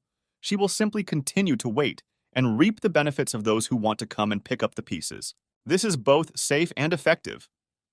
She decides to wait until she has 100 points and then uses the beast and her brothers carefully cultivated to take an unexpected lead. She sees 5 glares of light. These are the young owners of the families. They have already very quickly gained a standing position, and this is just half an hour after the start of the round. More than half of the participants in the arena dropped out. As expected of the famous families, the host comments that they are standing in a triangle. He asks if this is the old rule again. Su Ping asks what this old rule is. Vice Rector Dunn says that this is an agreement between young masters of great families. First they meet in the center of the location, and then separately they go out, so none of them will eliminate each other before the finale. They will also be able to get rid of all the scattered people who are not part of the famous families. Su Ping asks, isn't this tantamount to monopolization, and the top 5 come out just to prevent others from surviving? Dunn answers that other than Su Ping, no one in the city would dare to compete with the major families. Speaking about the main families, the Vice Rector says that this year, the young mistress of the Tang family is not visible. The Liu family sword is very strong, and no one can stand in his way with such speed. The round will soon end, and the young master is amazing. The young master guarantees that the guys will live to reach the top 10 simply because they bought 10th places in the Fei Fei pet store. The owner tells the guys to carefully remember that without the protection of their family, they are nothing. The guys say that they will definitely repay the kindness of their family. These guys are the first to be the son of a businessman, and the second to be the son of a politician. Xiao Yu notices another golden light. The sixth participant has scored 100 points. Shu Kuang says that this human is like pathetic trash. After all, he already has more than 100 points. He orders his dragon dark dog to crush everyone. Xiao Yu doesn't understand why Shu Kuang is acting like a villain. The owners of the family notice a new contender for victory. They say that they have never seen this man before. Now they want the guy to know the truth. That trees higher than the forest will be destroyed by the wind. Xiao Yu fights and kills 2 people. Now she has plus 2 points. She notices that 2 family owners are moving towards Shu Kuang. She understands that this is not good. She must rush to help the guy. This is Li Qifeng, the young owner of the family. He says that he has finally found the guy he was looking for. Shu Kuang sees that Li Qifeng can split a tree so large that it could be surrounded by 2 or 3 people with one blow. He admires this sharp sword. He says that he is a man who wants to be in the top 5. Shu Kuang says that sooner or later he will fight with Li Qifeng anyway. So why should the guy run away then? Guys from the family of a businessman and politician advise Shu Kuang to give up quickly, because otherwise, having a young master will allow him to see the gap in strength. They don't understand how the guy even knew to compete with a young master from the top 5. Shu Kuang is starting to get angry. These 2 guys are minding their own business. He mocks and says that there is a possibility that he will show them the difference in strength. Those guys are furious and the young master takes out his sword. He uses the leaves of the autumn wind to blow away, and he tries to hit Shu Kuang. But Shu Kuang jumps off the dark dragon dog and instantly finds himself on the beast again. The owner has never met such a fellow. He doesn't understand how the sword didn't move the guy. The owner says that Li Qifeng is in front of him, and he also asks the guy to tell his name. Shu Kuang smiles, and as soon as he wants to say his name, suddenly Li Qifeng uses his sword to deliver defeat. He uses wild wind and rain to take Shu Kuang by surprise. The guys from ordinary families who serve Li Qifeng laugh with Shu Kuang. You see, he dared to provoke Master, and now he is dead. But suddenly the guy comes out of the fog and says that his name is Shu Kuang. The young master and these 2 guys can't believe how Shu Kuang survived. Shu Kuang asks if Li Qifeng could stop distracting him when he speaks. After all, it's unpleasant for Shu Kuang that his opponent can only attack on the sly. Now Li Qifeng is at a loss. Spectators comment that the young master of the family, who killed hundreds of people with his sword, suddenly surrendered. They also wonder how a dragon dog can be 2 or even 3 meters tall. Projector Dun doesn't understand why this guy named Shu Kuang seems familiar to him. But he remembers that he called Su Ping a master. He wonders if this guy is his follower. Li Qifeng says that now he will remember Shu Kuang as the first person to see his beast on the field who will also experience hellish torment. These 2 guys who stood with the owner are simply dumbfounded. They see what an overwhelming aura the beast has, and that the dark black dragon ranks 5th in the rank of dragons. Vice Rector Dun notices that the dark black dragon was in the last exchange match with the university. The enemy also used the same dragon beast to kill their 5 prodigies. But if you compare the Li Qifeng beast and that guy, this is quite a big difference. It is terribly different from the same species. Shu Kuang sees this dragon's strong, overwhelming majesty and asks how it feels for a guy to be suppressed by bloodline now.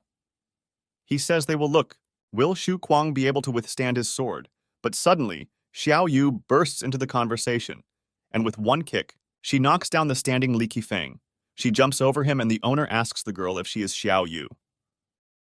Xiao Yu says that it is she, and now the girl will be Li Qifeng's opponent.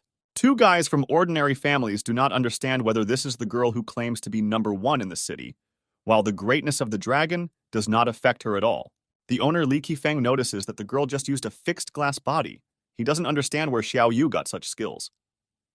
Surrendered, a young owner approaches them. Qin family, in the name of Qin Maoran, he says that after all, he fought against the young mistress of Tang Ruan, and of course he knows such skill.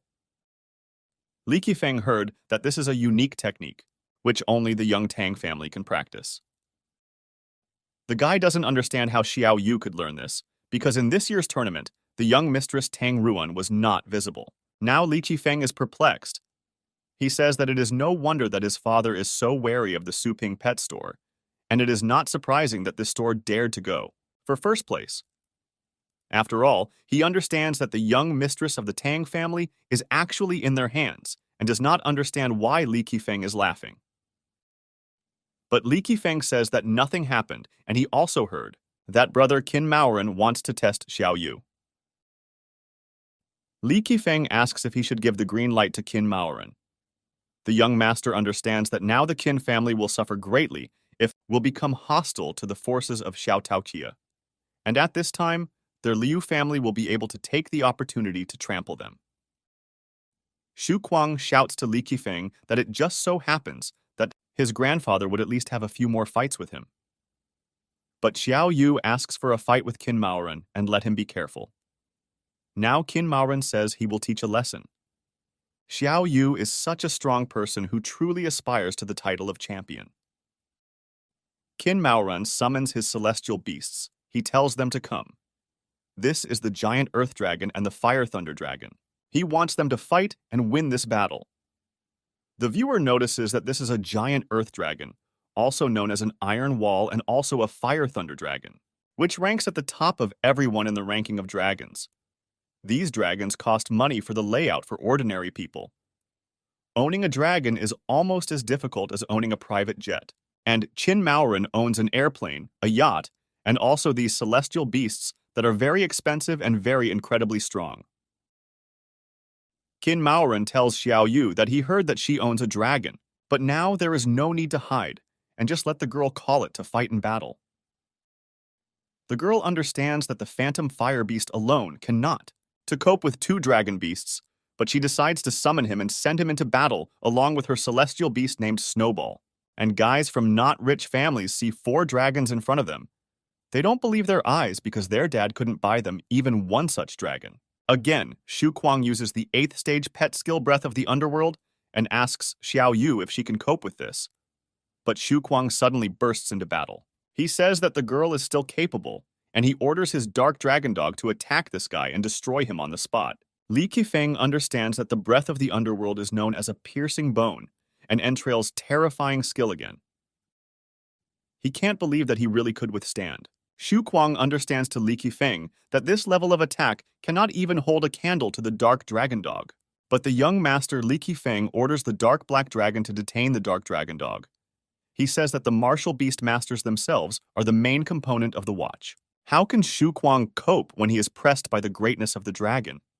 But Xu Kuang, looking straight at the sword with his eyes, asks why he needs to hide if he even blinks. With one eye, he will then be able to change his surname Li Qifeng to a coward. The owner already wants to pierce Xu Kuang's head completely with his sword, but suddenly his sword breaks into pieces because the guy uses protection. Also, the Dark Dragon Dog uses the Wind God Refugee Guardian Gas, Hard Shell Storm Thunder Armor, and Dragon Blood Battle Armor on Xu Kuang. Xu Kuang, in an instant, after defending himself from the sword, his fist crashes into the face of the young master Li Qifeng. He asks the guy if he sees how grandfathers are easily. He manages to say that he wishes the guy to die. But now, Xu Kuang uses his strength and spins the owner Li Qifeng in the air, and he flies away with all his strength. Xu Kuang says that this is a good compliment for him. If there are other techniques left, then let him use. Li Qifeng says that because of the rules, he only brought a 6th stage sword. And if he had used another sword that was stronger, right now Xu Kuang's head would have fallen to the ground, and he would have died. But at this time, he calls on the Black Dragon. He wants him to avenge him, and suddenly he jumps, and Xu Kuang thinks that young master Li Qifeng wants to run away. But at the same moment, the heavenly beast picks up its owner and flies away after him. Li Qifeng only manages to shout so that Xu Kuang does not rejoice ahead of time because he uses death annihilation. Li Qifeng says that if Xu Kuang is crazy and has the courage, then he can repeat this trick again while Xiao Yu fights Qin Maoren. They see that young master Li Qifeng is using the 8th stage death annihilation. Suddenly, Xiao Yu freezes. Qin Maoren mockingly asks if the girl was scared. He says that his pet is able to block it. But the girl does not give in to the attack and continues the fight. Qin Maoren tells her to save herself because her 2 dragons are not even able to protect themselves, and they are about to turn into an ice sculpture. Qin Maoren says that he thinks about her pets, and first that he will make them into a tooth sharpener for his pets. Viewers comment that this is incredibly cool because Qin Maoren and Xiao Yu are still fighting to be on the same level as the young master of a famous family considered to be in a certain degree outstanding, because most of the spectators would not have had time to take even 2 steps and would have been killed on the spot. They notice that the annihilation of death is about to fill a third of the island. We'll perspire and be killed. Shu Kuang orders his dark dragon dog to use the same trick zone expansion. At this time, young master Li Qifeng and his celestial beast use the loud killing zone. The battle begins. Two huge balls of protection collide with each other, and suddenly, the annihilation of the owner Li Qifeng scatters in space. Spectators say that it looks too strange because as soon as she entered this field, she immediately turned into dust. This is the first time they have seen such a powerful spatial skill. Shu Kuang laughs. He says that's why he studied with the master, and of course they couldn't see it. The young master Li Qifeng is simply horrified. He does not understand who the master of this strong rival Shu Kuang could be. To which the guy responds so that the young owner listens to him carefully. He says that his young master is the owner of the famous Xiao Tao Qi pet store, and at that moment he attacks the opponent, breaks his ball, the dragon dog of his strength tears off the opponent's head. At this time, Shu Kuang manages to say that the owner of the store is Su Ping. The young master is surprised again. Is it really that Su Ping's follower who has such power is only you? Combat unit of the Xiao Tao Qi pet store. But the Tang family will still take action as soon as they recognize their motionless glass body, and it will be interesting to watch this year's tournament. The presenter announces that Li Qifeng has been eliminated. Shu Kuang turns to these two guys, and from not very rich families, he asks if both of them can also eliminate the Ni and ask for forgiveness. They say not to kill them, and after the tournament, they promise that their father will pay him, but they don't have time to finish. How Shu Kuang points his dragon dog at these two guys and crushes them. He says that these are two garbage with 1 point. He doesn't even believe that these weak guys can be champions of Fei Fei Pet Store. Viewers see what power, and now they understand that Fei Fei Pet Store uneven, and Xiao Tao Chu. After all, even the young master of the family, the name Li Qifeng, was completely eclipsed. And after the tournament, they say that they will immediately go to the Xiao Tao Qi Pet Store. Also, someone says that right now, they will cancel their order at the Fei Fei Pet Store and will go to Xiao Tao Qi.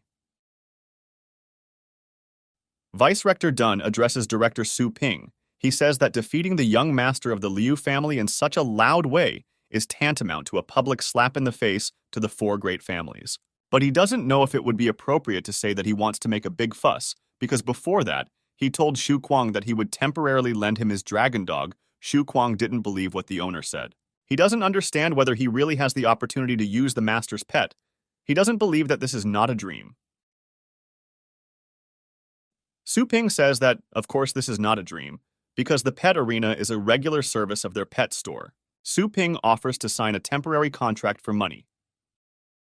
Shu Kuang says that money is not a problem, but what he is afraid of is that the pet is too strong and he will not be able to control it. But the owner told the guy not to worry because the restrictions on signing a temporary contract apply only to the level of both parties, although he has the combat power of the peak of the 9th stage. But his level has only reached the 7th stage, which is more than enough to sign up with the star power of the 6th stage. Shu Kuang, the young assistant, does not believe that the beast has already reached the peak of the 9th stage.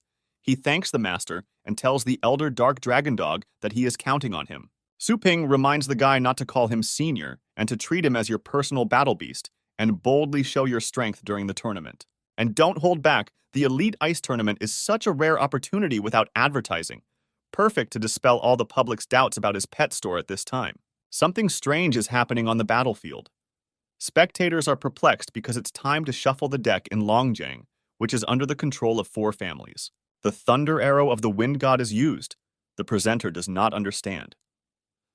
Is there really another never-before-seen thunder skill that is aimed at Mr. Qin Maoren? It was Qiao Yu who used the ability of her moondragon, and now she will continue to fight for her life with Qin Maoran. The guy feels incredibly strong pressure. He says that this is the very moment when his heavenly beasts need to come. He calls on the natural patron combat power, which is equal to the lowest 9th stage, and the bloody demonic beast, the combat power, which is equal to the middle 9th stage. The presenter comments on whether this is really. That same bloody demonic beast is said to be the most cruel and difficult to tame bloody beast of the 9th stage demonic beast. Although the combat power is extremely strong, it is not uncommon for them to harm their own owners, just like the luminous snakes of purgatory. He was almost included in the ranks of the wild beasts. Xiao Yu launches offensive. Qin Maoran summons all three of his beasts and sends them into battle. The presenter comments that these three defensive skills of the ninth stage appear in an instant and are powerful. Qin Maoran's member cannot be underestimated, but Xiao Yu says that all Qin Maoran's efforts are useless. She uses a moon ray that hits the Qin Maoran celestial beasts. The guy doesn't understand how this could even happen because his defensive skills were enough to defeat the girl, but the only one who repels the attack is this bloody demonic beast. He not only repels the attack, but he begins to fight with the girl. He repels the attack, and the attack flies to the side. Suddenly, an explosion occurs.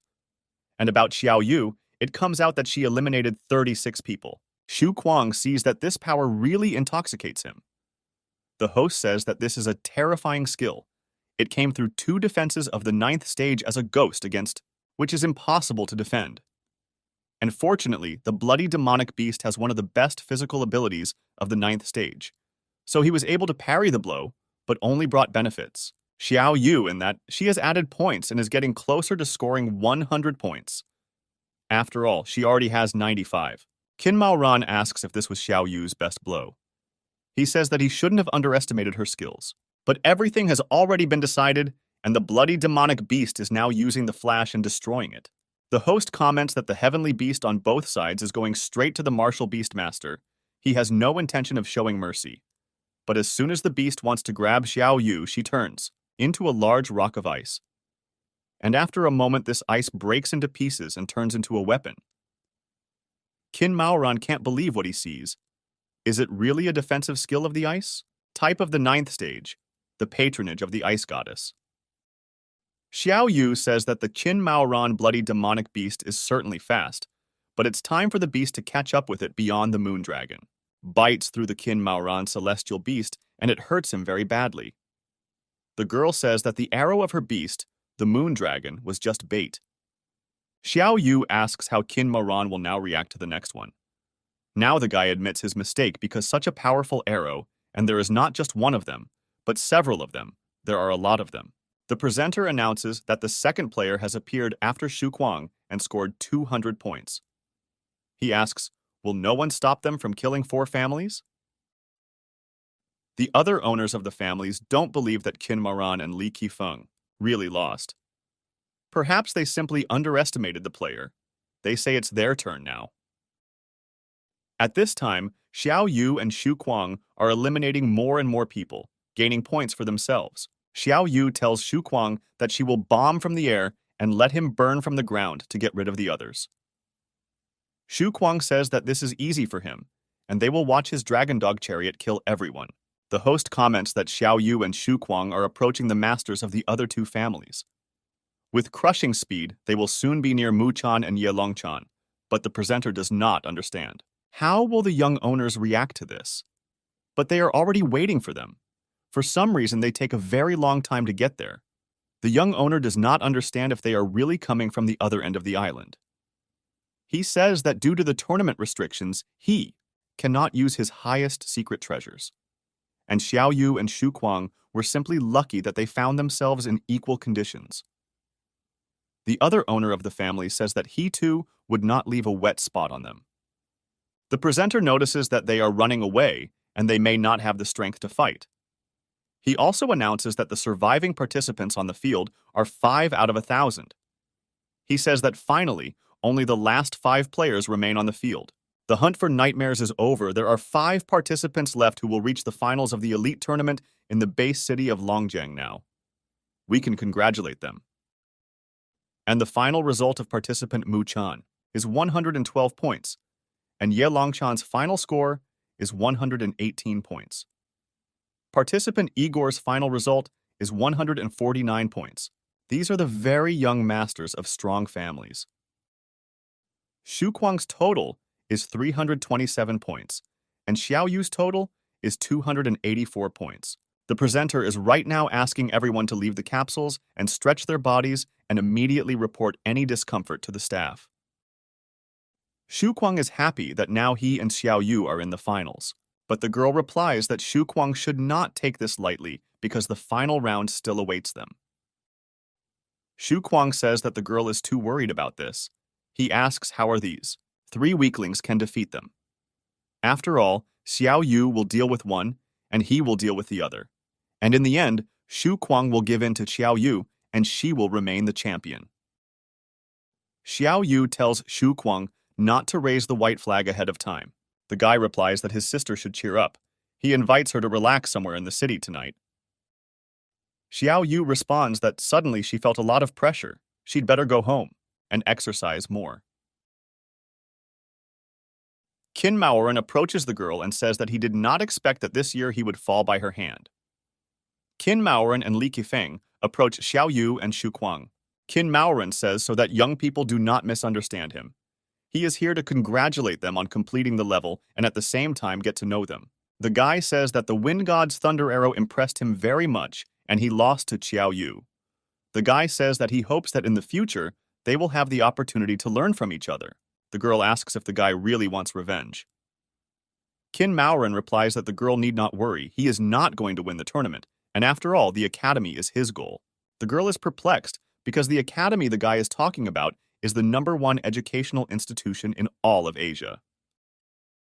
Shu Kuang turns to Li Qifeng and says to fight him. It was unrealistically cool. He invites the guy to repeat it sometime, but Li Qifeng is very angry. He is perplexed and does not understand who will fight such a monster as Shu Kuang is not only strong, but his skin is thick. Li Qifeng gets angry and leaves. He says that he has things to do. The director of Fei Fei Pet Store approaches Li Qifeng in the name of Liu Yuan. He asks the young master not to be angry, and this time the Xiao Tao Key Store was lucky to get the better of him, but the director has a new plan. Suddenly, Li Qifeng punches him in the face with all his might. To the director of his family business and tells him to get lost. He is very angry and asks why he still hasn't realized how strong the Xiao Tao Key Pet Store is. And how is this one? The director dared to involve their family. This is all. Li Qifeng says that he will hold the director accountable for such actions. Tang family teachers say that Xiao Yu technique is a mistake. After all, it cannot be that this is a stationary glazed body. They urgently say that the family needs to be informed about this. Vice Rector Dun says that Xiao Yu is among the top 5 in the city. This is the best result in the history of their Fengshan University. Dun turns to Su Ping. He says that if he is free later, but before he has time to finish, Su Ping replies that he is busy because the snake heart sent him something. He says that someone in their family tried to secretly send a report on the use of the fixed glass enclosure. The earthly heart is afraid that this will cause problems, so it asks the owner what to do about it. Su Ping replies that the earthly heart can forever hush up this matter, so let him publish this news in a few days, and Su Ping already has countermeasures. Zhou family resident Su Ping comes there. He sees that training is going on there now. The captain tells his subordinates to train harder or not to be lazy. Suddenly, the captain notices Su Ping. He orders the army to stop because the patriarch ordered them to greet Su Ping when they see him. The guys greet Su Ping. The guy understands that, despite the fact that the patriarch swore allegiance to him because of his interests, others are still unhappy and their loyalty is low. Therefore, you will have to teach them a lesson again later.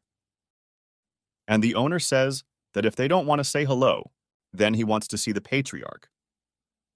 The captain orders one of his subordinates to take the master to the patriarch. Mr. Su Ping has a lot to do, but today he decided to visit the humble abode of the Zhou family. Su Ping says that some time ago, they placed over 100 orders to cultivate high-level celestial beasts. Therefore, the guys are interested in what effect this will have. The master replies that the results of cultivation are excellent. They can say that everyone is a pet, which were sent to his pet store got rid of all the shortcomings. Su Ping says that since this is the case, why didn't he notice any changes among the members of the Zhou elite army? The master answers that these orders provide high-ranking personnel of their Zhou family. He asks how ordinary servants can deserve such a good thing. Su Ping thinks about it. He understands what this means. After he eliminated the thrashing of low-ranking employees, nothing changed now for the guy. It is not surprising that the elite army of the Zhou family behaved this way. The guy asks if the master saw, yesterday was an elite league tournament. The master replies that of course he saw the performance of the master's sister and the follower. They immediately caught his eye, and if he doesn't even talk about victory over 2. As young owners, they were incredibly cool, especially those two thunder techniques that he had never heard of before. The master was so excited to see there were many of them. The disciples of the Zhou elite army recorded this and watched every day, hoping to one day learn the divine art of Su Ping. The gentleman says that this is all very good. Then let the Zhou family army will summon all major celestial beasts.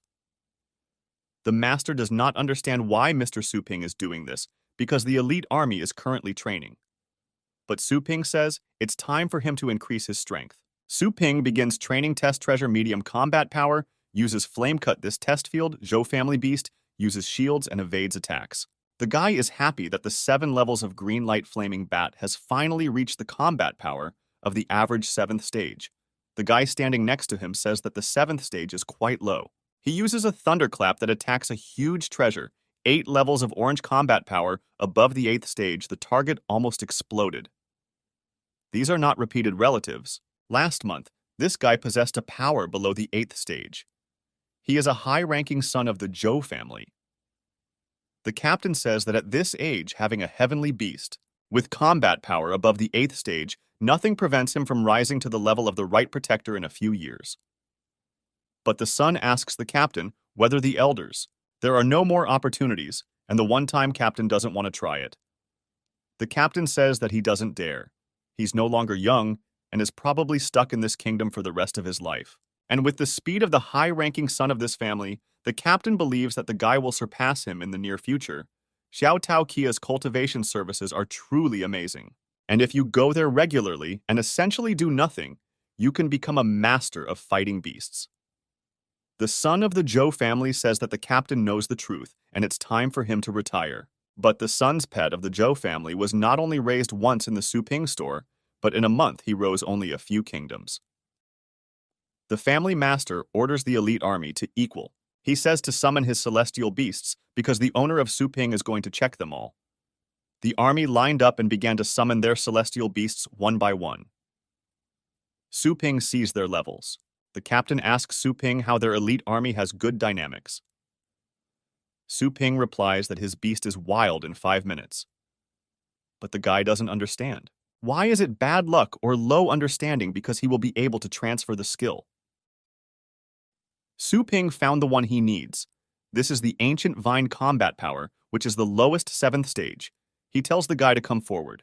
The owner begins to analyze because the ancient vine belongs to the type of plants with the 7th stage pedigree and belongs to the class of healers. He asks if the beast is not enough. Up to the main force. But the guy replies that he plans to train his beast so that it becomes a multifunctional fighting beast that can fight and heal after all. And the son of the venerable Zhou family, he says that the guy talks well, but the fact is that his beast is completely zero in attack and attraction. He says that such garbage should be kicked out of the squad altogether. He asks why Mr. Su Ping doesn't go to him, because pay attention to his thundercloud beast. At this time, the owner of Su Ping asks if this is whose style. He combines healing and attack in the sky because he sees such an interesting combination. Su Ping commands the beast to use thunderous dragon wave straight. Engraving pet skills. Even a 9th stage cultivator can only dream of such a skill. Su Ping says that he gave him a new pet skill based on the guy's idea. The owner asks why the guy doesn't try out the healing and attack abilities. But the guy who serves in the Zhou family army is very surprised that the pet has new skills. But he says that there are no wounded here who need healing. But Su Ping points to the son of the family and says that this guy needs help. He uses the demon god's suppressive fist first powers and injures the guy. He now commands the little celestial beast to use healing. The army warrior tells his beast to use thunderous dragon wave. But the son of the Zhou family sees what is flying at him, and he says that this thing will kill him. She completely pierces the guy, and the severed part of his body grows back. But this turns out to be an unsuccessful attempt. After all, they use the regeneration of a severed hand. The captain can't believe his eyes, because it was only the healing technique that betrayed the 8th stage as being capable of something like that. Suddenly, the target was destroyed. The destructive force even reached 9th stage peak. This means that in this world there really is a pet skill that can attack and heal at the same time. The beast itself was so easy to control with one wave of the hand. He climbed several small kingdoms. The owner of this beast, a warrior from the army, is surprised just as much by his beast. Because his ancient vine can demonstrate such terrifying power, he does not believe in what he sees. Su Ping realizes that the severed limb has not healed completely. He says that thanks to his teachings, the guy will be able to unleash the full potential of his beast. Therefore, he needs more training. The Zhou family army does not believe what they are hearing. Can Su Ping really teach them such complex skills? This is incredible generosity. The guys who were rude before regret it, that they were grimacing with dissatisfaction in front of him. He wonders if it's too late for him to make friends with Su Ping, or perhaps he still remembered everything. But if you miss this opportunity, this will be very bad, so you need to try your luck with all your might. Now the elite Zhou army swears that it will watch Mr. Su Ping until his death. The owner understands that this is very good, but a loyal army is by no means enough. He says that they will all come to him day and night for pumping and while the off-season lasts. This way, you can strengthen them in a short time. The master understands that Su Ping. This boy plans to uproot him in order to directly control the elite army. Therefore, he asks Mr. Su Ping why there is such a rush. But Su Ping asks Mr. Has he still not noticed that something is changing in Longjiang? Su Ping receives a message from the snake heart. It says that the master should take care of himself. After all, the purpose of the trip is to the Starry Sky. This is a victory for great families in the tournament. The presenter announces that the final of the Elite League tournament has finally arrived, and today, the candidates representing the base city of Longjiang will determine the champion. Today, spectators will compete. They notice people in the towers. They are all people with noble names. But there is one free place there. No one understands who it is for. The heads of Seme sit there. Tang Longzhan is the head of the Tang family. He says that Xiao Tao Qi should be cursed for dragging him into this damn game. Mu Bei Hai is the head of the Mu family. He replies that Brother Tang family should not worry. After all, if the finale is spoiled, the Lord will not sit idly by. Qin Dujuan, the head of the Qin family, asks, "Did this girl really defeat his son?" Liu Tianzong, the head of the Liu family, says that he wants to see for himself how strong this Xiao Tao Qi is. Ye Wuming, head of Ye family, say that it looks like something unimaginable will happen today. Another person sitting next to him is Zhou Tianlin, the head of the Zhou family. An unknown girl suddenly comes in and thanks everyone for waiting. This is the Star Guard. She says that the corrector tournament can begin, and Su Ping doesn't understand who this girl is leading and announces that this is a grand appearance. She actually sits on equal terms with the patriarchs of large families. The presenter says that Yan Binyue sits in the center. Miss Yan Binyue will directly participate in their finals as a member of the Starry Sky organization. The audience is discussing that an outsider immediately qualified for the finals. This is completely unfair, and the Starry Sky is the most powerful organization on the continent. People understand that staying here is a little dangerous. They would rather watch the live broadcast at home. The presenter says that today 6 participants will compete for the championship, and it is a great honor for the city of Longjiang to attract. Attention Starry Sky, and due to the change in the number of participants, the final rule has also been adjusted to the appropriate sizes of 6 participants will be divided. In 2 groups A and B, using a draw, each participant must defeat the other 2 in order to go further. 2 winners will fight for the champion title, and the remaining 4 will be in the first. 6 Xiao Yu and Xu Kuang do not understand what kind of draw this is. The players are divided into 2 teams of 3, so they will fight even before they reach the real final. The first to start the match in the group is Yan Binyue opposite Mu Chun. Suddenly, Mu Bei Hai raises his hand and says that the Mu family is giving up. The audience doesn't understand what's going on. After all, the Mu family from which the previous champion came voluntarily gave up the chance to become a champion. Perhaps this is a matter in the Starry Sky. Alas, even large families do not dare challenge the Starry Sky, and strangers want to appropriate the highest and only title of their people. Su Ping doesn't understand what's going on, Vice Rector Dun says. That although the government would never be happy about this, Su Ping should have known about this rule. Elite tournament, royal tournament, various talent selection mechanisms are large and small for individuals. It is an opportunity to rise in class. But for the city as a whole, it is a bargaining chip to receive the resources that the Blue Star Federation pours into it. Base cities that cannot raise strong people do not value the Federation. And if membership in the elite tournament is appropriated by outsiders, the development of the city becomes several years. Otherwise, it will go completely backwards. The vice-rector says that these large families usually demonstrate their power, but as soon as they collide with the stars, they become similar. For dogs with broken spines, the vice-rector asks Su Ping to win this championship. The host announces the second round. It is Yan Binyue versus Ye Lutnian. Ye Wuming realized that the old fox from the Mu family, they are trying to get rid of Xiao Tao Kia by the beckoning of the hand of the Starry Sky in this siege. The Ye family also wants to get a share. Although the price is high, it is acceptable as long as they avoid pointless losses, until the subsequent royal tournament, and now announces that the family is also giving up. The host comments that suddenly the two main families, one after another, admitted defeat, and Madame Herd, Yan Binyue, directly advances to the finals. Ye Wuming addresses Zhou Tianlin.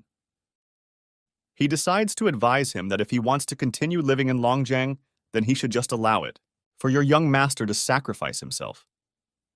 Xiao Yu was left with a few runs in the first match in Group B Xiao Yu against Zhou Wen, but old Zhou Tianlin says that now you need to listen to him. After all, he is afraid that Starry Sky and the others will not be able to protect themselves this time, and if they still want to have a place in Longjiang, then let them be flies that get confused before your eyes. Ye Wuming is very angry. Did this master really call him a fly? But Zhou family announces that it is also for rent. Viewers understand that the Zhou family on Xiao Tao Kia's side, they are happy that now the chances are even higher. Other masters don't understand. Did he really choose Xiao Tao Kia? They say that with old age, Zhou Tianlin has come with weakness, and now their family can only expect destruction in the second match in Group B, Xiao Yu against Xu Kuang. Xu Kuang says that the master said that Yan Binyue never showed her strength to others, so Xiao Yu should be careful. Xu Kuang announces that he is surrendering. He screams for Xiao Yu to get up and jerk her ass. He wants the girl to show this champion title thief where the crayfish spend the winter. Everyone wishes Xiao Yu good luck and they believe in her. The host announces that the long-awaited final match of the Elite League tournament of Xiao Yu against Yan Binyue has begun. Yan Binyue was walking one day when she saw a small cat and went up to him to look. A little girl runs up to her and says that the kitten is very cute. She asks the lady if she wants to pick him up. If so, the girl will now bring the carrier. The girl replies that it is not necessary, and at the moment the kitten is killed. Yan Binyue says that he hates cute things. Both participants are already in place, and the 9th stage protective barrier is installed. They must win in 2 out of 3 rounds. Surrender or loss of consciousness is considered a loss, and no one will be able to carry. More than 1 7th stage secret treasure, everyone wishes Xiao Yu good luck. But unexpectedly, a blow comes from the battlefield into the spectator's seat, and it turns out that a man has been killed. This is the Star Master Zhou Wuji titular demon weapon combat power above the 9th stage. He says that anyone who dares to speak ill of his celestial beast will end up like them. Starry Sky Master 4. Star member Yin Feng Xiao. This is the titular Dragon Knight combat power above the 9th stage. He says that it seems that the people in Longjiang need to be re-educated. Everyone sits still, and the tournament will continue. The host announces that the judges should continue to read the rules. Healing is not provided during the tournament, so participants must monitor the duration of their pets. Xiao Yu asks Yan Binyue for some reason, immediately reached the finals. It's not because they don't have the confidence and strength to first win this champion of their city. The battle begins, the girls use all their strength and call upon the heavenly beast to fight. But Xiao Yu did not have time to summon her beast. How Yan Binyue's lightning strike damages Xiao Yu, the presenter comments that, a sudden blow, this power is far beyond the 6th stage. He wonders if Xiao Yu can withstand it. But the girl member Xiao Yu successfully took the blow safely. Tang Longzhan understands that of course it was a movable glass body. He understands that this is a matter of the pet store and its owner. After the tournament, he wants to publicly destroy them. Vice-Rector Dun says that as soon as the round began, Yan Binyue immediately attacked. He says that this is very low. Su Ping replies that the star patterns on Yan Binyue's body are not simple. With the protection of the motionless glass body, Xiao Yu flew so far, meaning the power added by her star patterns could far exceed the 7th stage. The Vice-Rector wonders how this is the 7th level. Why then the judges pretend that they don't see anything? The owner of Su Ping replies that at first he doubted when they were divided into groups A and B, Among the organizers, including among the judges, there should be many people subordinate to the star. A warning for a premature start. And even if the Starry Sky violated the rule, they will not do anything about it. The vice-rector asks if there is any point in fighting further if everyone is bribed. But Su Ping replies that this makes sense because this is what makes them better than them. Xiao Yu summons his dragon. She orders her celestial beast to use. Met notice that the shape of this beast is different from what it was last time. Perhaps it has evolved. After all, the holiness of Yan Binyue is felt in the golden radiance. In bewilderment, a blow from the dragon flies at her.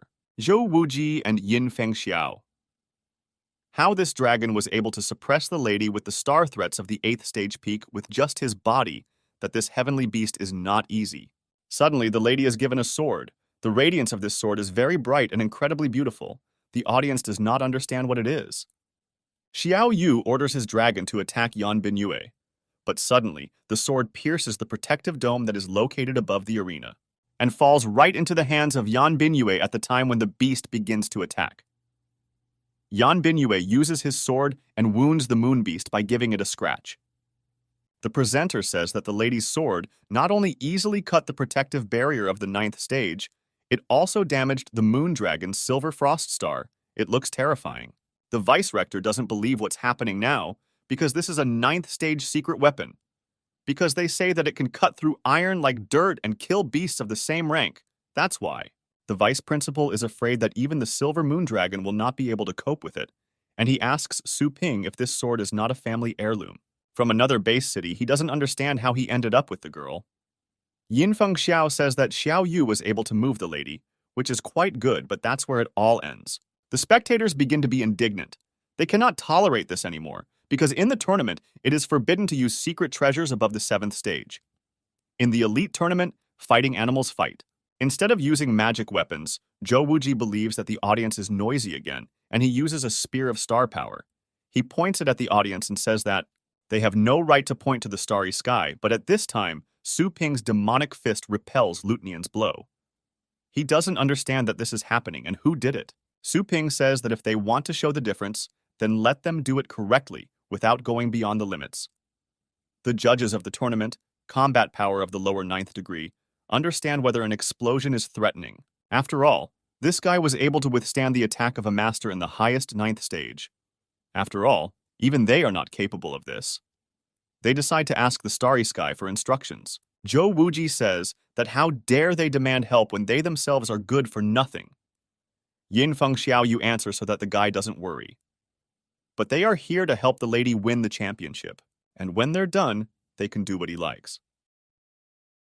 Zhou Wuji. Request Shu Ju, who is the sword-bearer of the former 9th stage combat power. She explained to the judges that the sword is considered a star beast since the mistress signed a contract for its use. That is, he is the caretaker of the pet. Jie Shui remembers that there was indeed a case when a cultivator at the peak opened the spirit of an object and endowed it with the mind of Madame Yan Binyue's copper, meets the requirements of a star pet and is unlimited by rank. Therefore, the round continues. We can only say that this is truly the strongest organization on the Asian continent. They have a wide range of contacts, and this organization even works better all over the world. The spectators don't understand the coaches. In what place is the sword a pet? Because this is clearly a deception. With the support of such a strong organization, it will be very difficult to win this match. Yan Binyue uses sword spirit mastery. The lady's star power level began to rise higher and stronger. She summons her beasts at a time. She brought 3 war beasts. This is the sandworm, the middle 9th stage of strength. The wrathful devil has the middle 9th stage, and the Asura dragon has the highest 9th stage. The presenter does not understand whether all these animals are at the 9th level of strength. One of them takes 2nd place in drowning dragons. The presenter announces that they are ready to begin because Yan Binyue will not leave the slightest trace on the jinn. At this time, Xiao Yu orders his beast that it is time for them to engage in battle because they must win. The girl uses the resonance of the beast's blood. The girls begin to fight.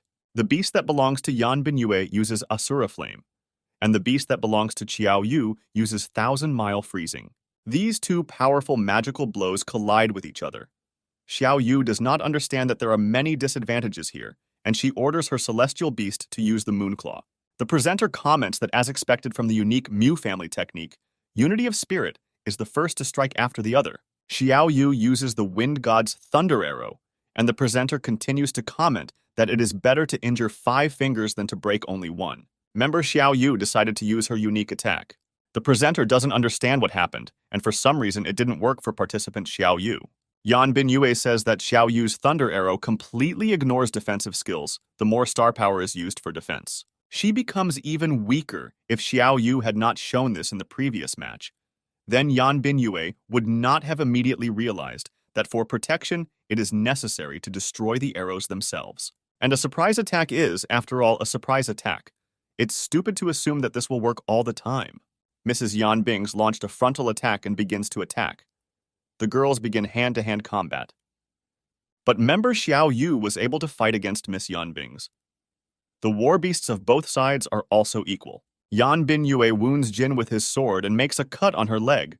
While the head-to-head fight continues, member Xiao Yu constantly pushes away from the blade of the sword, moving away from her battle beast as a result.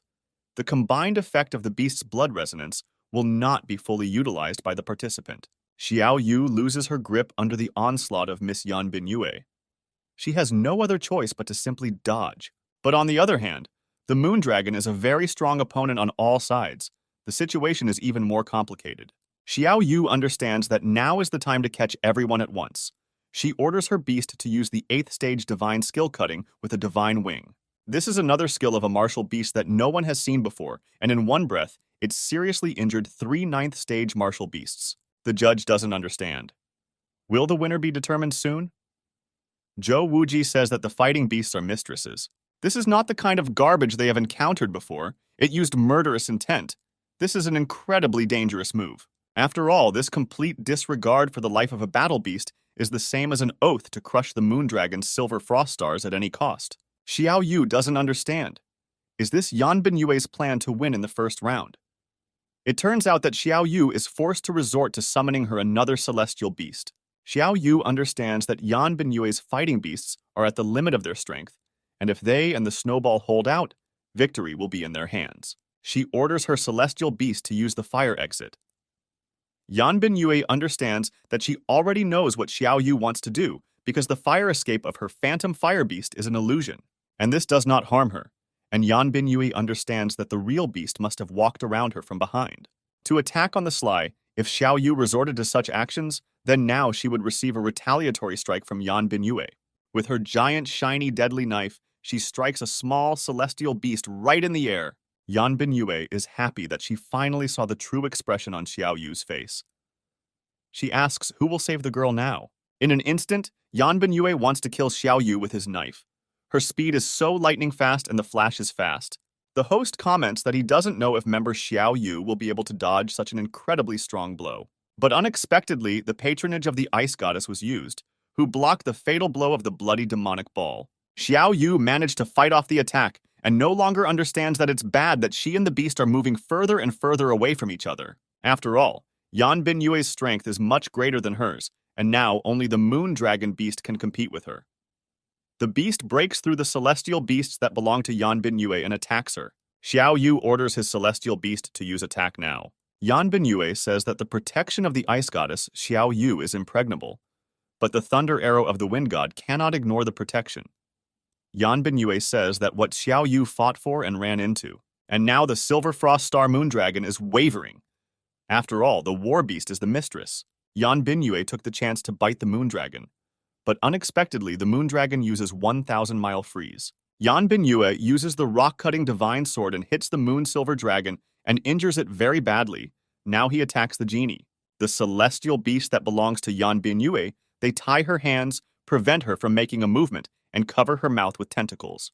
The host comments that Xiao Yu's 2 celestial beasts were seriously injured, and she herself is completely connected. He asks the court if they are ready to make a verdict, and they say that Xiao Yu has not given up yet and is still able to resist. Then the round continues. The spectators are angry because it is obvious that the girl wanted to give up until they shut her mouth. They call her swindlers and say that this is a mockery. Zhou Wuji says that there is nothing wrong with bullying and the strong should bully the weak. Otherwise, there will always be fools who want to break the rules. Zhou Wuji wants mistress to teach a lesson. Xiao Yu at this time The animals tied Xiao Yu's hands and lifted her up. The girl wanted to give up, but they did not give her the opportunity to do so now in her hands. Yan Binyue, she holds a sword and can kill Xiao Yu at any moment. The audience doesn't understand that this is happening. In broad daylight, they can't look at it anymore. The masters understand that the Starry Sky is really overdoing it. But if they dared to claim first place, then let them get it in the teeth at once. Yan Binyue is about to kill Xiao Yu with his sharp fire sword, but suddenly the sword is right in front of the girl's face. Suddenly, her brother Su Ping, he says that Xiao Yu said that she gave up, then the first round is over. And the family of sister Yan Binyue does not understand when this guy was able to make it in time, because he grabbed this sword with his own hand and nothing happens to him. The presenter says that in the 9th protective barrier, a huge hole appeared on the steps. He asks, hasn't the court made a decision yet? They announce that in the first round, Yan Binyue held the victory for Yan Binyue.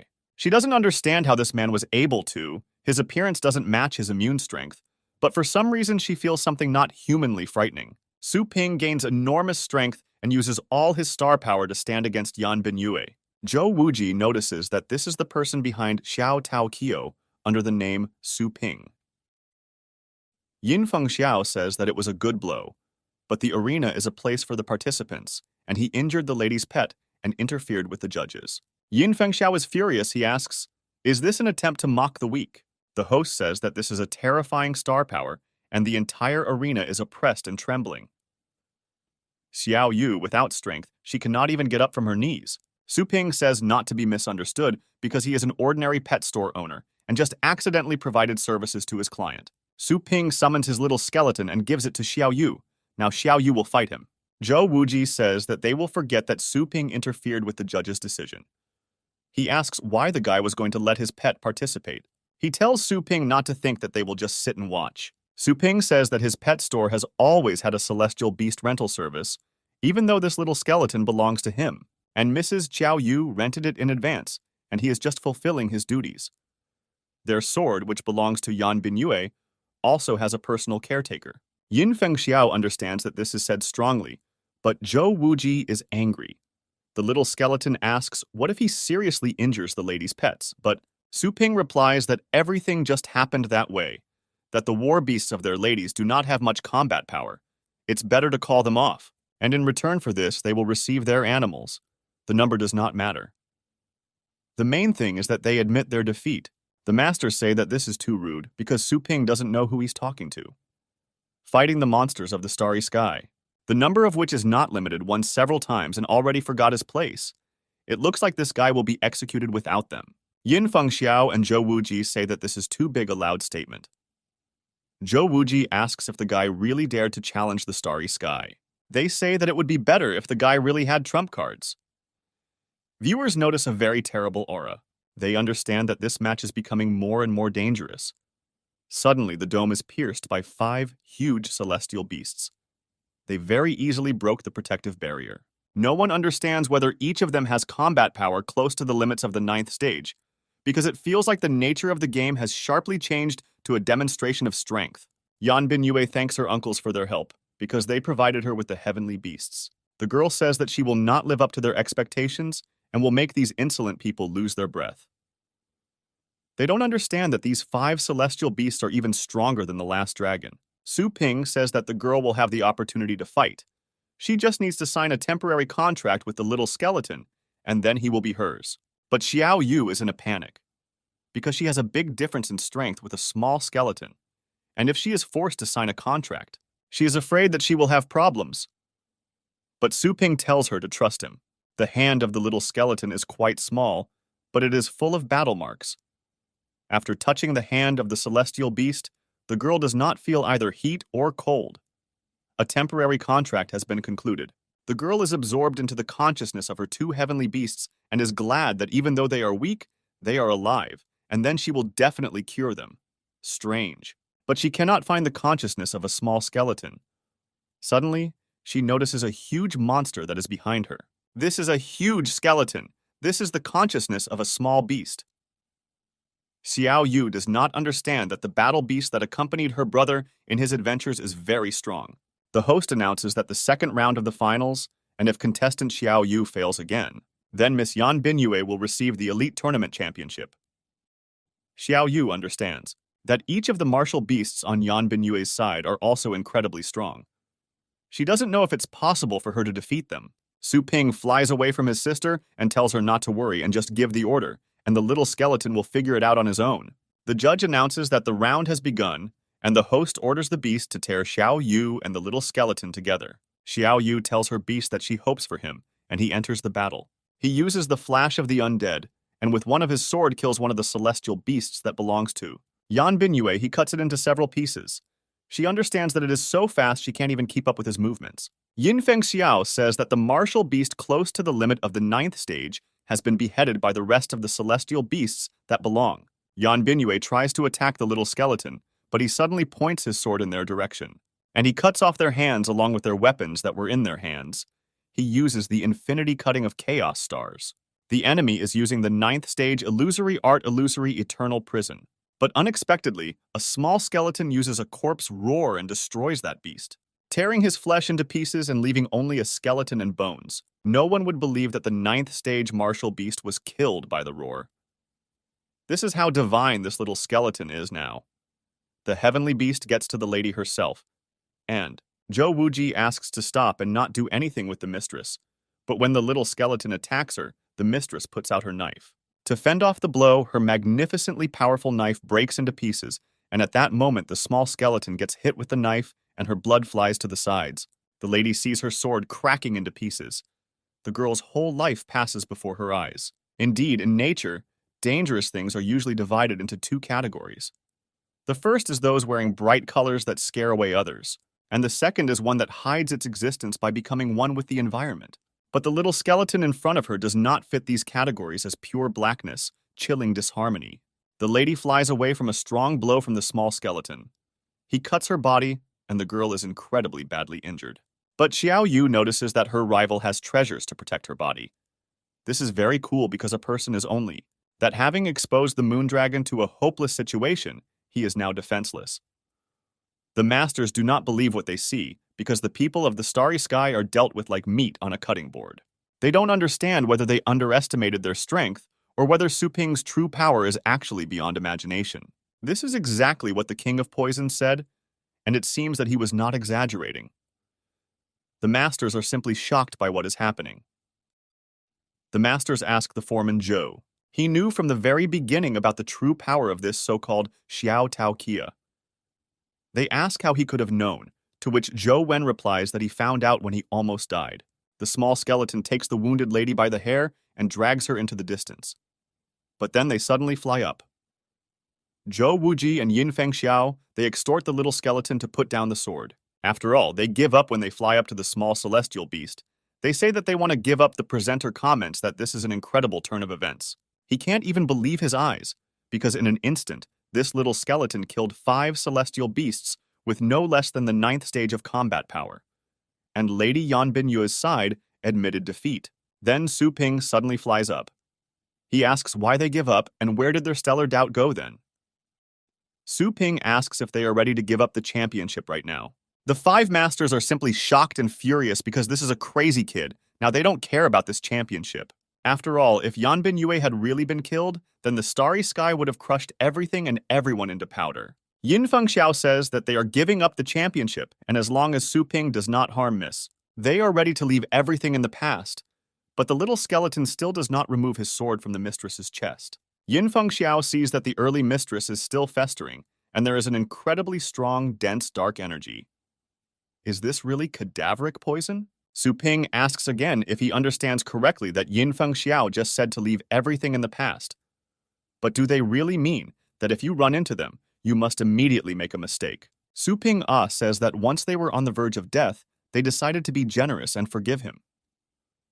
Zhou Wuji tells Su Ping to quickly neutralize the poison if it causes their star to fall. Then the base city will be buried with them. Yin Feng Xiao says that it is only they who give mercy, because the Starry Sky is beyond anyone's strength. Su Ping reminds Ye Lutnian of how he said that the strong, we must mock the weak.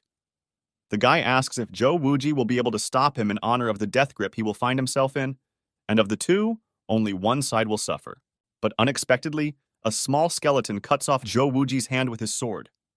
The hand flies to the side, and the guy himself is simply furious. He asks how Su Ping dared to do this.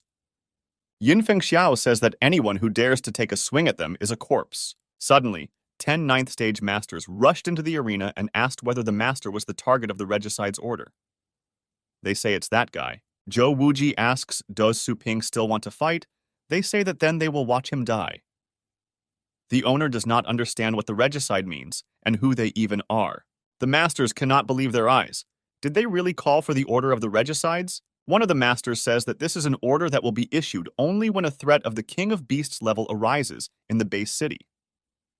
Having issued an order, the subordinates of the Starry Sky, 30 high-ranking 9th stage masters are dispatched, and 10 9th stage peak masters are dispatched to suppress the threat. They have the strength that can cope with the King of Beasts. This is the greatest dependence on the existence of the Starry Sky organization. A master with 6 stars in the name of the Gypsies is the titular king of the soldiers. His combat power had reached the peak of the 9th stage. He orders the others to leave the territory and find shelter, because if it comes to battle, he estimates the small city of Longjiang. It will turn into ruins, and then it will be useless to run, that's all. People are just scared. They don't want to die. Xiao Yu doesn't believe what he hears. Is the whole city really crazy? She has to tell her mom to leave town, but Su Ping tells her sister not to worry because their mom is already in the safest place in the world. Mom notices that the broadcast of this year's tournament was suddenly interrupted and asks Joanna if her children are in danger. To which the girl replies that all these ants are equally worthless. She asks if Auntie wants some more tea. Su Ping asks again, which means he has been ordered to kill the king. He says they chose an unattainable goal. Zhou Wuji begins to get angry. How dare this guy consider himself a king? This is the highest degree of arrogance. Suddenly, there is an announcement for the families of Longjiang City to listen to the order. Those who help the Starry Sky destroy the enemy will be generously rewarded, and those who obey this order will be considered a traitor. Tang Longjian is absolutely furious. He doesn't need words, because the guy dismantled his beloved daughter Tang family has long wanted to drink his blood and bite his flesh. He calls the flying army and tells it to go forward. The presenter does not understand what is happening in the sky because thousands of purple thunder have appeared. 9th stage peak birds. Tang Longjian orders them to help the Starry Sky and give it Su Ping. All high-ranking masters and the flying army enter the battle. They fire archery fire arrows, and attacking everything that moves, the roof of the dome, the building where the competition was held, collapses. People ask for help. Pieces of stone from which this building was built fall on them from above. Guys from the greatest families like what is happening, they say. That the Tang family's Thousand Wings army is really strong. But one of the guys says that the Tang family has gone too far. He jumps out of his place under protection. Where he was and calls his heavenly beast, the vice-rector sees in front of him a natural patron who catches stones right above his head. He sees that the young master of the Qin family did this. Qin Maoran orders the immediate withdrawal of civilians. Vice-Chancellor Dun thanks the guy he can't believe that the Tang family. Indeed, it has taken such high-profile actions, it is destructive power. One of the masters, Tang Longjian, says that Su Ping is within range of his flying army, so he can fall without resisting. Everything that happens is like a tidal wave. Yin Fengxiao asks what the other patriarchs will say. Zhou Wuji says too. They did not even try to pass themselves off as neutrality, because neutrality would also be regarded as disobedience to the will of the Starry Sky. Zhou Wen says that he naturally belongs to Su Ping's side, so he tells the others to take their time and think carefully. All the masters don't know who to help the Starry Sky or Su Ping Knights, no matter which side they are on. They still can't joke with anyone. And if they are unlucky and find themselves on the losing side, then after that they will be crossed out by the winning side, and these will no longer be minor grievances. And related to the survival of the entire family, the current strength of Su Ping is capable of easily crushing 5 battle beasts of the 9th stage peak, although this is incomprehensible. But the enemy's Starry Sky, which has already been destroyed more than once by the crisis of the King of Beasts in the base cities, is reinforced in the form of a warrant order of regicides at least 20 times stronger than ordinary masters. This is an undeniable strength obtained through military merit. In addition, the masters have tripped up the mischievous man before, and he is still their enemy, and even if they help Su Ping, there will be no benefit from this. On the other hand, the Starry Sky promised a great reward. It seems that the question of which side to choose for the Masters is clear at first glance. Qin Maoran sees his father Qin Dujuan joining the side of the Starry Sky. The father sends a mental message to his son. He says that it is too dangerous here. They must unite with the Starry Sky. To fight Su Ping now, the son must take cover. But Qin Maoran begs his father to change his mind. His father asks how he can change it. Qin Maoran says that the Starry Sky does not care about their lives and the lives of everyone living in this city. And even if they win, what will happen to them? The father asks if the son really wants to take the side of Su Ping, because this is no longer a joke, and the son is too serious, and asks the father to open his eyes because the Starry Sky demands more and more every year. And today they will cut out more resources from 5 cities and will not blink an eye. Pleasing the Starry Sky is like putting out a fire. After all, the fire will not go out while the coal is burning. The father says that no one can stop the king's order to kill, and now is not the time to be a hero. You need to save your life and choose the right side. Qin Maoran says that the power of a mischievous person can only be known by fighting with him, and they are not opponents. Qin Maoran asks the father to trust his child's judgment. After all, Su Ping can really overthrow the king of the Starry Sky. Qin Dujuan does not believe what he hears. How is it possible to overthrow the Starry Sky? This is something incomprehensible. But suddenly the masters notice that the Zhou family is not with them. Zhou Wuji says that children always say stupid things because of the wind in their heads. But as the head of the clan, he should not listen to his son. Qin Dujuan asks if his son has gone crazy, but the guy still stands his ground. Tang Longzhan says that with age, the guy has become more impulsive. He asks not to spoil his fun and orders his army to shoot. Qin Dujuan agrees with his son. He says that his son is right and he is getting old. He also confirms that he was exhausted by the worries of the whole family. All this time, Qin Dujuan was silent, because everything that the Starry Sky created was their life. But Qin Dujuan's main title is God of Wrath, and he will never sink to the level of mediocrity. The master tears off his cloak and shows all his strength. Personal arrows fly out of him and hit the head of the army of the Tang family. The masters notice some incredibly powerful roar. They did not suspect that the God of Wrath is the Qin family. After so many years of silence, he did not weaken, but became even stronger. Tang Longzhan orders his flying army to regroup. He says that the Tang family has never had to answer to anyone. He says that this also applies to the God of Wrath. Now the guy wants Su Ping dead. Qin Dujuan says that he will be happy to help the guy. Su Ping says that Chief God of Wrath shouldn't dirty his hands with these fry. He summons the elite Zhou army. Tang Longzhan can't believe his eyes. A huge, powerful army comes out in front of him. Along with his war beasts, Xu Kuang rides with them on a dark dragon dog. He orders the army to surround the arena and prevent them from leaving. Xu Kuang says that it's finally their turn. Xu Kuang turns to the master. He says that those people in the sky, he can leave it to them. Tang Longzhan does not believe that the elite Zhou army is standing in front of him. He doesn't understand. Isn't this a group of 7th or 8th stage scum from the Zhou garbage family? He asks how they are going to defeat the flying army of the peak 8th stage Tang family. Su Ping asks what his store is for then, according to Tang Longzhan. The owner orders Xu Kuang not to leave anyone behind. He remembers how he refined the Zhou army's celestial beasts by using the engraved paths of thunder. Xu Kuang orders the heavenly ones. Zhou army beasts prepare anti-aircraft guns. He uses a destructive chain of ferocious thunder. This destructive chain occupies the 1000th place in the path of thunder. During an attack, it automatically hooks nearby opponents, causing them equal damage, and is capable of hooking Yewuming up to 12 people.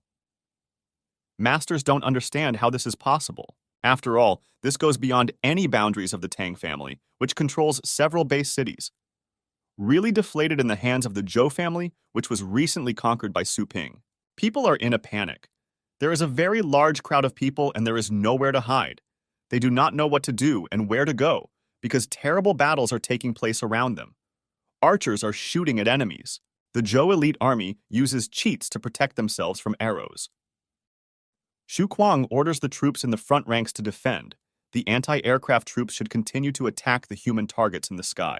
Tang Longzhan notes that the flying army is known for its stealth and agility. The thunder technique of using Code Army can auto-attack the enemy. He doesn't understand how it could be a coincidence that they are unable to defend themselves.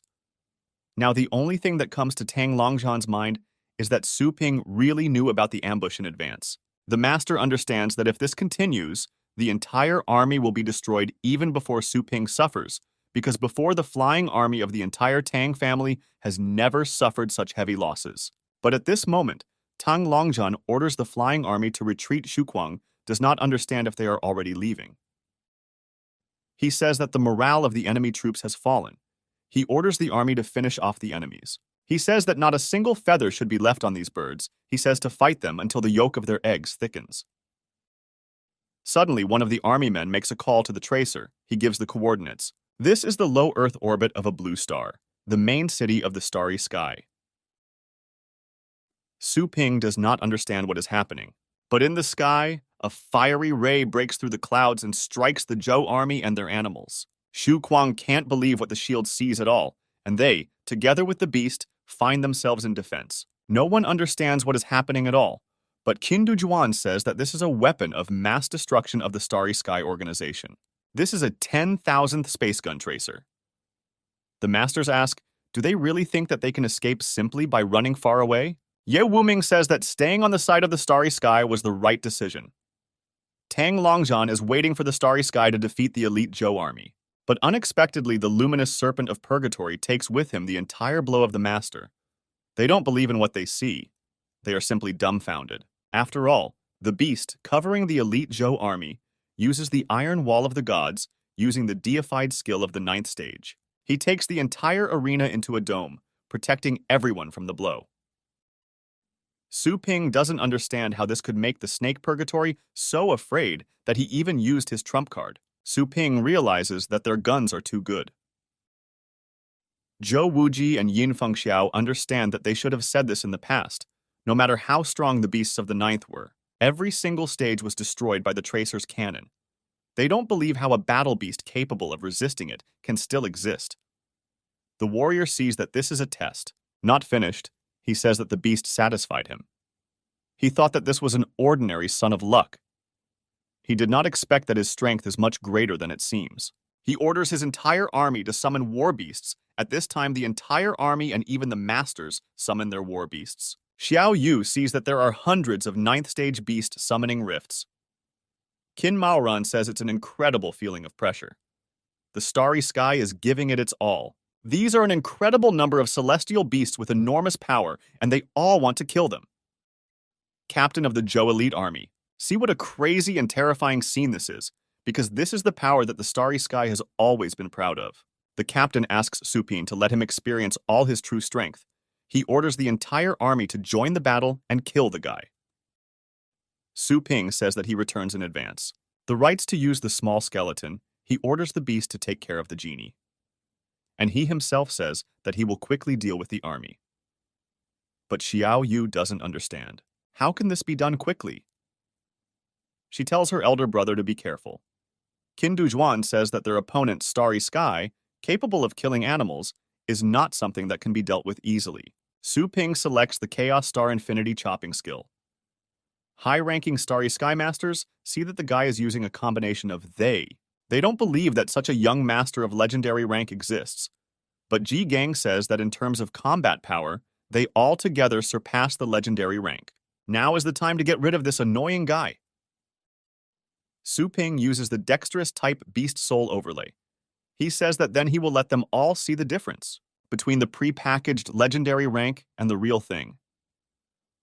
Su Ping goes into battle to defend himself and all those loyal to him, but he is attacked by a huge flock of thousands of heavenly beasts. To the highest degree, but when grouped with a small skeleton, Su Ping takes out a deadly lightning sword that he can kill in one blow. And this is so because with one swing the guy kills everything that stands in front of him on the way. He cuts these heavenly beasts in half. High-ranking masters do not believe what is happening. Can this guy kill so many animals with just one blow? One of the commanders orders the soldiers in the front row to go into battle, and he orders those behind to quickly take their places. They use the 9th stage defense enhancement. But Su Ping does not stop and goes forward. He kills the heavenly beast one by one. Su Ping understands that if the owner of the war beast dies first, then his beast begins to get out of control. He orders to get rid of those war beasts, which attack indiscriminately, but suddenly, Su Ping attacks a group of these masters and kills them all with one swing of his sword. They only have time to be surprised at how fast the guy broke through the front line. This strong guy deliberately provoked them to shoot at their cunning mortals. He orders someone to kill this guy. After all, ownerless war animals bring misunderstanding to the entrance of battles, and this guy has disappeared without a trace. Qin Du-wan understands that after all there must be, after all, the biggest difference between the legendary martial beastmaster and the king of beasts is strategy. After all, the king of beasts could get tired due to the exaggerated number of people of the Starry Sky, but with a person this does not work. As soon as the owner of the war beast dies, the war beasts summoned by him will lose, control the contract, and go wild, so their numerical advantage becomes a disadvantage. And most importantly, Su Ping is a legendary master, an incredibly smart guy and a good warrior. Qin Du-wan praises his son for doing a good job. The high-ranking masters understand that this guy Su Ping is a tough nut to crack, so they decide to get to his team first. Xiao Yu see that they want to kill the master of the 9th stage. The beast that belongs to Qin Maoran is very wounded. Qin Du-wan says that the army should first go through the nickname. After all, they cannot let their brother down. Su Ping, there are too many of these animals, and they attack Su Ping's team. Zhou Tianlin orders Qin Maoran to watch the flank, but Qin Maoran replies that there are too many of these creatures. They will be very difficult to deal with. They are trying to defend against 2 beasts. Zhou Tianlin uses a shield, but suddenly the snake of purgatory crushes them with one of its paws. What physical strength does this beast have? After all, its defense is not only strong enough to withstand a cruiser, but its attack power can easily crush an enemy of the same class. Xu Kuang tells his scary dark dragon not to be a dog and go forward and make a fuss. He tells the beast to use the loud killing border. This is an incredibly deadly, scary battle of survival. They fight for their lives, and in the end it will be decided who will win the Heavenly Sky or Su Ping. None of them wants to lose, so they fight until blood and sweat, walking on the bones of their own people. The masters understand that quantity does not equal quality, and they are no longer rivals to Su Ping. Lucy says that it doesn't matter that this guy is of a legendary level, but the people who stand under him are also outrageous. They understand that it was in vain that they did not join the enemy. Jai Gang tells his bloodsucker demon that this field is his sacrifice. He tells the beast to absorb them and grow. The commander orders his beast to trample the enemies of everyone under his feet. He sees that this beast has become more than the luminous serpent of purgatory. He draws energy from nearby corpses, and there are so many corpses of 9th stage masters here that this is no longer a joke. Su Ping says, "What is surprising is that they allowed their troops to die so easily.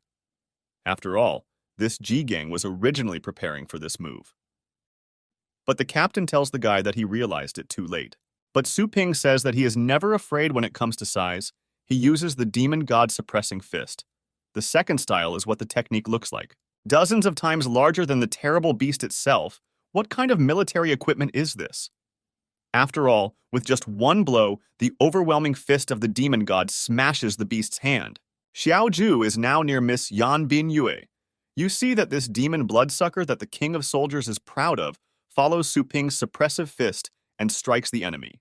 But at this time, Lady Yan Bin Yue orders Xiao Ju to quickly take her away from there. She understands that the eldest soldier king is no match for this guy. The lady says that they must be patient and all they can do is wait. She says that they will return with revenge when they gain strength. Xiao Ju says that they will make Su Ping pay 100-fold. The girls want to go out, but they understand that the barrier does not open. They don't understand why this is happening. But Xiao Ju tells the lady that maybe this pet's defensive skill is like a cage that you can't get out of, and now maybe they're just locked inside. Su Ping says that this is exactly so, because the iron wall of the gods cuts off everything, and it is impossible to convey the message, and the outside world will not be able to observe the situation inside now. The owner says that now none of them will ever be saved, and he strikes, cutting off the head of a huge enemy monster. Suddenly, Zhou Wuji calls the lady and once turns his head. She sees how their heavenly beast, which fought for the Starry Sky, falls. Blue Star Earth orbit.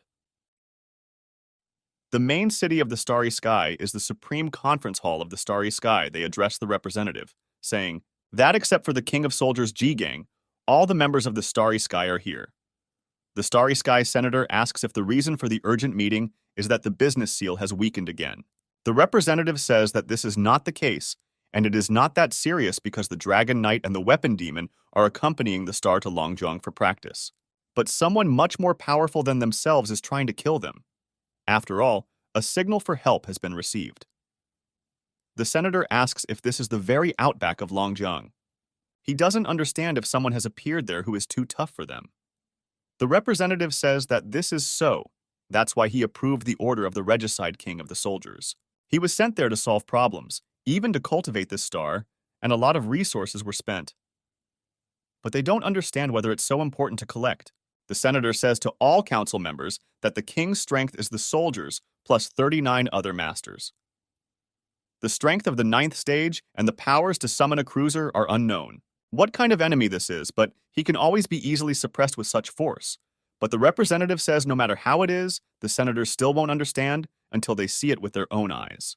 The representative comments on the photographs of the killed masters because there are pools of blood around them, and you can also see captured masters of famous families and the captain of the G Gang, an incredibly large mountain of killed celestial beasts from all those who fought there.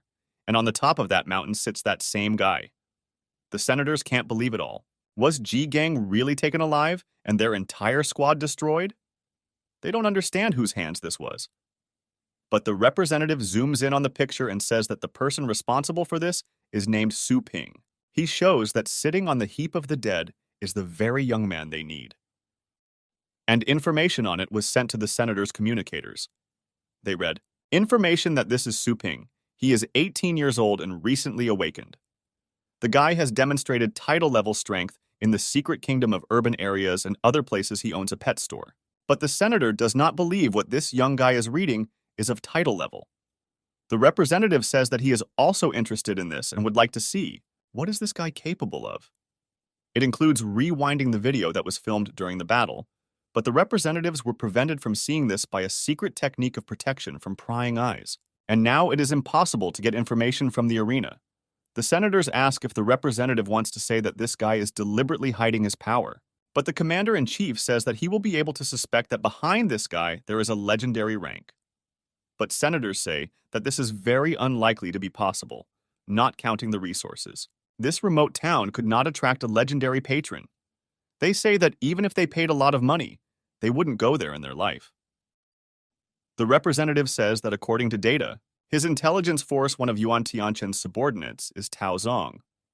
And he is very close to Su Ping because the guy even has a photo of this master hanging in his store. Senators ask that this man is known as one of the legendary marksmen. The senator answers that it is true, and if a person does not have certain connections and origins, but if he dared to use the swordmaster's name to make money without permission, he would be dead on the street the next day. They understand that it makes sense, and so they need to conclude that the relationship between Yuan Tianchen and Su Ping is also not bad. They continue to find out information about the guy they assume. What exactly is Yuan Tianchen hired Su Ping? The senator asks the representative how they will respond and whether it is worth mobilizing troops because the king of soldiers is now in the hands of Su Ping. The representative says this is not necessary. Although the legendary rank of the Starry Sky has fallen, but with connections to power and the ability to kill the kings of beasts, the organization, just like Yuan Tianchen, others. Battles between legendary ranks will only benefit organizations in other continents, and this is a taboo representative is confident that Yuan Tianchen. He also knows this, so he will not kill the king's soldiers, leaving the opportunity for negotiations. In addition, it was their star who first caused trouble, and if it goes like this, and then this will lead to official repression. It seems to the representative that he will not be able to save his face, so there is no need to jeopardize the public image. Starry Sky for the sake of the younger generation. Therefore, they need this news and, as always, declare that a wave of beasts attacked the arena and their Starry Sky came to the rescue in time. But several of their agents and civilians were still killed.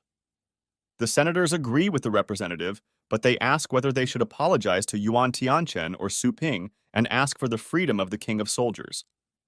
But the representative goes into a rage. Why should he apologize? After all, the murder of one of the main detachments was excessive in any case, and this reduction is useless. The representative says that he will personally deal with this issue, and they are the Starry Sky organization #1 on the Asian continent. not to mention a simple guy. Su Ping is even Yuan Tianchen gotta show a little respect. Shu Kuang looks at the pile of dead celestial beast people and the stones that fell from the arena. He says that they brutally trampled their enemies into the mud. The guy notifies the master that there is no one else left, but Su Ping says that they have guests and they need to be greeted with honor. The elite army of the Zhu family is surrounded by these ships of unknown origin. A representative comes out and tells all of them ignorant children to back off. The army sees that this is a master of title rank. This is the master of the Starry Sky, the supreme chairman he came to negotiate. The G Gang captain sees that a representative has arrived. Masters, you see that reinforcements have arrived from the Starry Sky. They are asking for help. But Qin Dujuan and Zhou Tianlin say that masters talk a lot, so Qin Dujuan uses the star seal of the larynx covers the mouth of these prisoners. But the representative says that this is clearly overkill. He asks Su Ping what his demands are. After all, the people are under his command, ignorant and offended. The representative asks the young man to do him a favor. Hearing all this, Shu Kuang becomes furious. Did this old man call this legendary master a youth? He says that if the representative came to beg for mercy, then let him not pretend to be tough. Shu Kuang says that he will throw all his dentures to hell. One of the senators gets very angry and asks how the little guy dares to talk to the representative like that. But the representative tells the senator that he should stop arguing and should not swear with the younger generation. The representative realizes that he did not notice the presence of Yuan Tianchen and Tao Zong. Are his patrons already gone? Representative believes that Su Ping is not able to create a storm alone. Therefore, he tells the guy that they killed a detachment of 9th-level masters. The representative also says that Su Ping should hand over the king to the soldiers, and then he will give him life. But Su Ping asks what will happen if he refuses. The senator gets angry and tells the guy not to let his legendary status get the better of him. Even Yuan Tianchen himself trembles at the sight of Star Master. The representative agrees with the senator's words and says that he also advises the guy to stop pretending to be a tiger. But Su Ping asks that they are really very confident in their abilities. So the guy suggests to them, how about arguing with him? Senator addresses the king of soldiers. He tells him not to worry, and he will seek justice for G Gang. The representative asks what Su Ping wants to supply. But the guy replies that the conditions are very simple. And if the representative survives 3 seconds of his attack, then he will be able to take his people. And if not, then they all must obediently obey him. That this is all very funny, because the guy simply relies on his young title. He doesn't understand. Is the guy really going to defeat him in 3 seconds? It's not possible to see this even in dreams. Therefore, the representative asks what will happen if he agrees. The king of soldiers tries to warn the representative not to agree. This asshole is the owner of the legendary rank. But alas, G Gang cannot say anything. The chairman asks the arrogant boy if he really says that he only needs to hold out for 3 seconds. He is also interested in how the guy is going to act if he defends himself with all his strength, but Su Ping seeing the chairman's celestial beasts. But the chairman is at a loss. These 5 dragon beasts are with the bloodline of the peak of the 9th stage, and each head is hardened to the limit and can shake the mountains and seas. But he doesn't understand why this guy is not only not afraid of him, but the chairman also feels like Su Ping is somehow contemptuous of him. The chairman flies into a rage. He doesn't understand how this stupid boy dares to look down on him. Angry and perplexed, he guides his celestial beasts. He tears things on himself and turns into a strong and pumped-up guy. He tells Su Ping that he will now show him what form he had 70 years ago. And if Su Ping dares to play word games with him, then he will suffer the wrath of the ruler of the Starry Sky. The senators rejoice because their chairman is using a forbidden technique that crushes life expectancy to increase physical strength. They see that the chairman seems to be serious. Su Ping replies that there is no problem at all, and he promises to convince the senator of how strong he is along with his celestial. As a small skeleton beast, he uses beast soul imposition. He recalls how the system made it possible to temporarily acquire a skill that the united pet, and this skill will be twice as powerful as the original one. And that's when he chose to cast the beast's soul. This means that the guy will be able to merge with one more beast at the same time. and the effect of the selected skill will be twice as large as the outgoing one. That is, after the guy has merged, in addition to temporarily gaining the powers of a small skeleton, he can also receive double, the fighting power of another beast. The owner understands that this is a good test package, and now he will be invincible with it because it would be rude not to use this skill. Now Su Ping summons another celestial beast. This is the light-bringing serpent purgatory. Now, applying the soul of a special type of beast turns an invincible and unkillable enemy into Su Ping. The senators do not understand how it is possible to use double fusion at all, but two who have reached the legendary rank are not capable of such a thing. His team is at a loss whether Su Ping has already reached the Void Cave realm of the second stage of the legendary rank. Now the guy enters the fight and tells the chairman to mark the time. He is about to attack, but the chairman uses the protection of the 9th stage giant dragon. Now the chairman understands that it is possible that this guy has nothing to do with the Yuan. And it seems that Su Ping is himself a legendary master and has also mastered the Void Cave realm. The guy uses his dragon fist to gather his strength and strikes. At this time, the chairman is simply perplexed because he is being defeated with incredible force. He understands that this is impossible, but he has no other choice, and he turns to the legendary Su Ping and says that he gives up and asks for mercy to be shown to him. But Su Ping asks again whether the chairman is really giving up. And not a moment passes before Su Ping hits the ground with a giant dragon fist, making a huge hole. The masters who took the side of the Starry Sky are simply at a loss. They don't know what will happen to them now.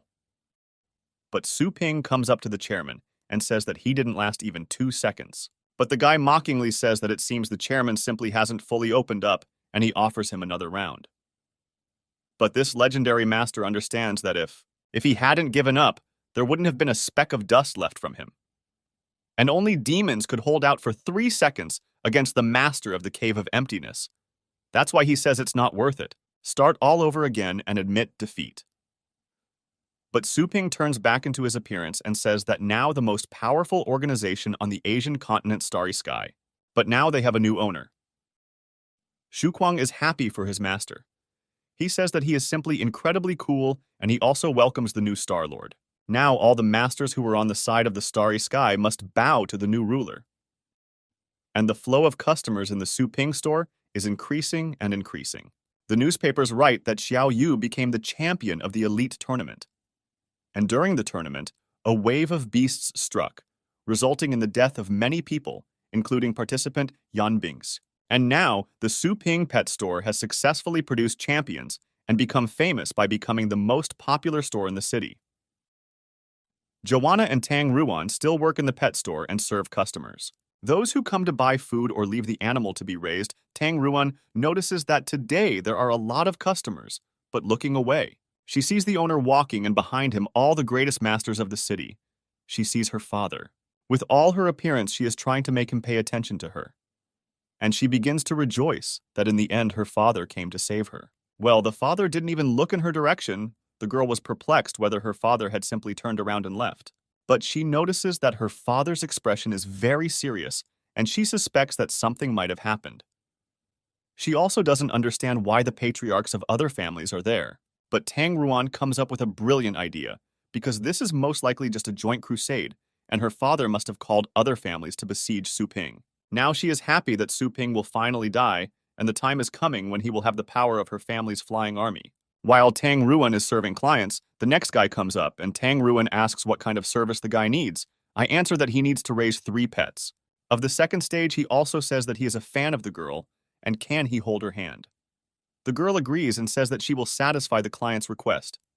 The guy is undoubtedly happy now he has decided that he will not wash his hand until the end of this month. Joanna notices that her employee is in a good mood today. She asks what's the matter, to which Tang Ruan replies that in truth, her father joined forces with all the big families to talk to Su Ping, and soon the girl will be free. She also says that out of solidarity with the same prisoner of this bastard, when she manages to run in, she will lend a helping hand to Joanna. But Tang Ruan is worried about that for some reason they are very slowly dealing with Su Ping, and there is no reaction for a very long time. The girl decides to look into the room and understand what they are chatting about, because soon she should be free. There is a crowd of masters, and in front of them stands her father, who bows to the owner and asks if he is satisfied. At this time, the owner tries on the cloak. He says that this is not bad, because the black thread armor is a secret treasure of the ninth stage. The materials and techniques used for its manufacture were lost. But when wearing it, you can automatically evade star power and spiritual attacks below and above the ninth stage, including the skills of both detection and blocking, which will also bounce back. She asks whether this armor will work all the time while she wears it, because it is much more convenient than his spiritual lamp. Seeing all this behind the doors of Tang Ruan, I just can't believe my eyes. She is confused because she sees black thread armor in front of her. This is the further secret treasure of her family. And she doesn't understand why her father gave it to someone else. She also sees what's on the table, full of treasures of legendary families. But the chairman notices that someone is behind the door. He pulls the girl out with his force and tells her to explain how she dares to eavesdrop. But Tang Ruan asks what is happening here. She is interested in the fact that these masters are not Su Ping's enemies. The chairman asks how the girl dared to interrupt their master. Na Su Ping says that Tang Ruan is just in time. He says that he wants to sing and let the girl bring tea. The owner also says that everyone present there is also guests, and therefore they also need to remember to pour it. Tang Ruan tells the old gentleman to drink tea. But the chairman is at a loss because this girl overheard their conversation about Su Ping and is not going to take action. These secret treasures that cannot even be seen in the eyes. Why does the owner not want to hide even the eyes of others? But the chairman thinks that this girl might be Su Ping's most trusted servant. If it's the former, then everything is fine. And if not, the gentleman is afraid that he will get into trouble if he offends her. Tang Ruan asks the elderly gentleman why he suddenly began to sweat. But he abruptly begins to ask for forgiveness from the young lady. He did not want to bother her, and because of old age, his eyes became completely cloudy. He asks Tang Ruan not to inform to the owner of Su Ping, and he will definitely settle accounts with her. But Tang Ruan doesn't understand what this means. Shouldn't this old man help her father's beard without Su Ping? After all, the star power he radiates is probably at the peak of the ninth stage. But for some reason, he became too modest. One of the masters asks Tang Ruan's father. Everyone's ears are buzzing that the young mistress has disappeared, and the master is bewildered if this maid doesn't look like his precious daughter. It turned out that he just sent her here to study. But the master replies that his daughter was kidnapped by Su Ping, and other masters understand that he got off cheaply because that the girl has clearly become stronger than before, and the young mistress clearly has a holy aura. After all, in their entire lives, they had never heard of kidnappers improving their hostages. But Tang Longzong gets furious. Why did he look for it everywhere if he gave it here himself? But other masters answer that maybe it was just a trick to hide this fact from them. Tang Ruan approaches his father and asks when the flying army will be on its way and when they can start. Well, the father doesn't understand what his daughter is talking about. But Tang Ruan replies that of course we need to save her, because her father came specifically for this. But Tang Longzang replies that from now on, the daughter must follow the owner, Su Ping, and work hard for him to have a good contact. The father also says that something happened to their family, and now the daughter is absorbed into the Zhou families, and they are subordinate to the owner of Su Ping. Whether their family will be able to regain their authority or not depends only on Tang Ruan.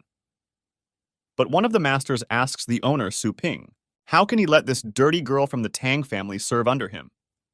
Then the master offers to invite his son as well. Other families begin to say that they are also ready for their children to serve the owner of Su Ping, because their children will be very diligent in sweeping the floor and massaging their backs, under the guidance of the titular master himself.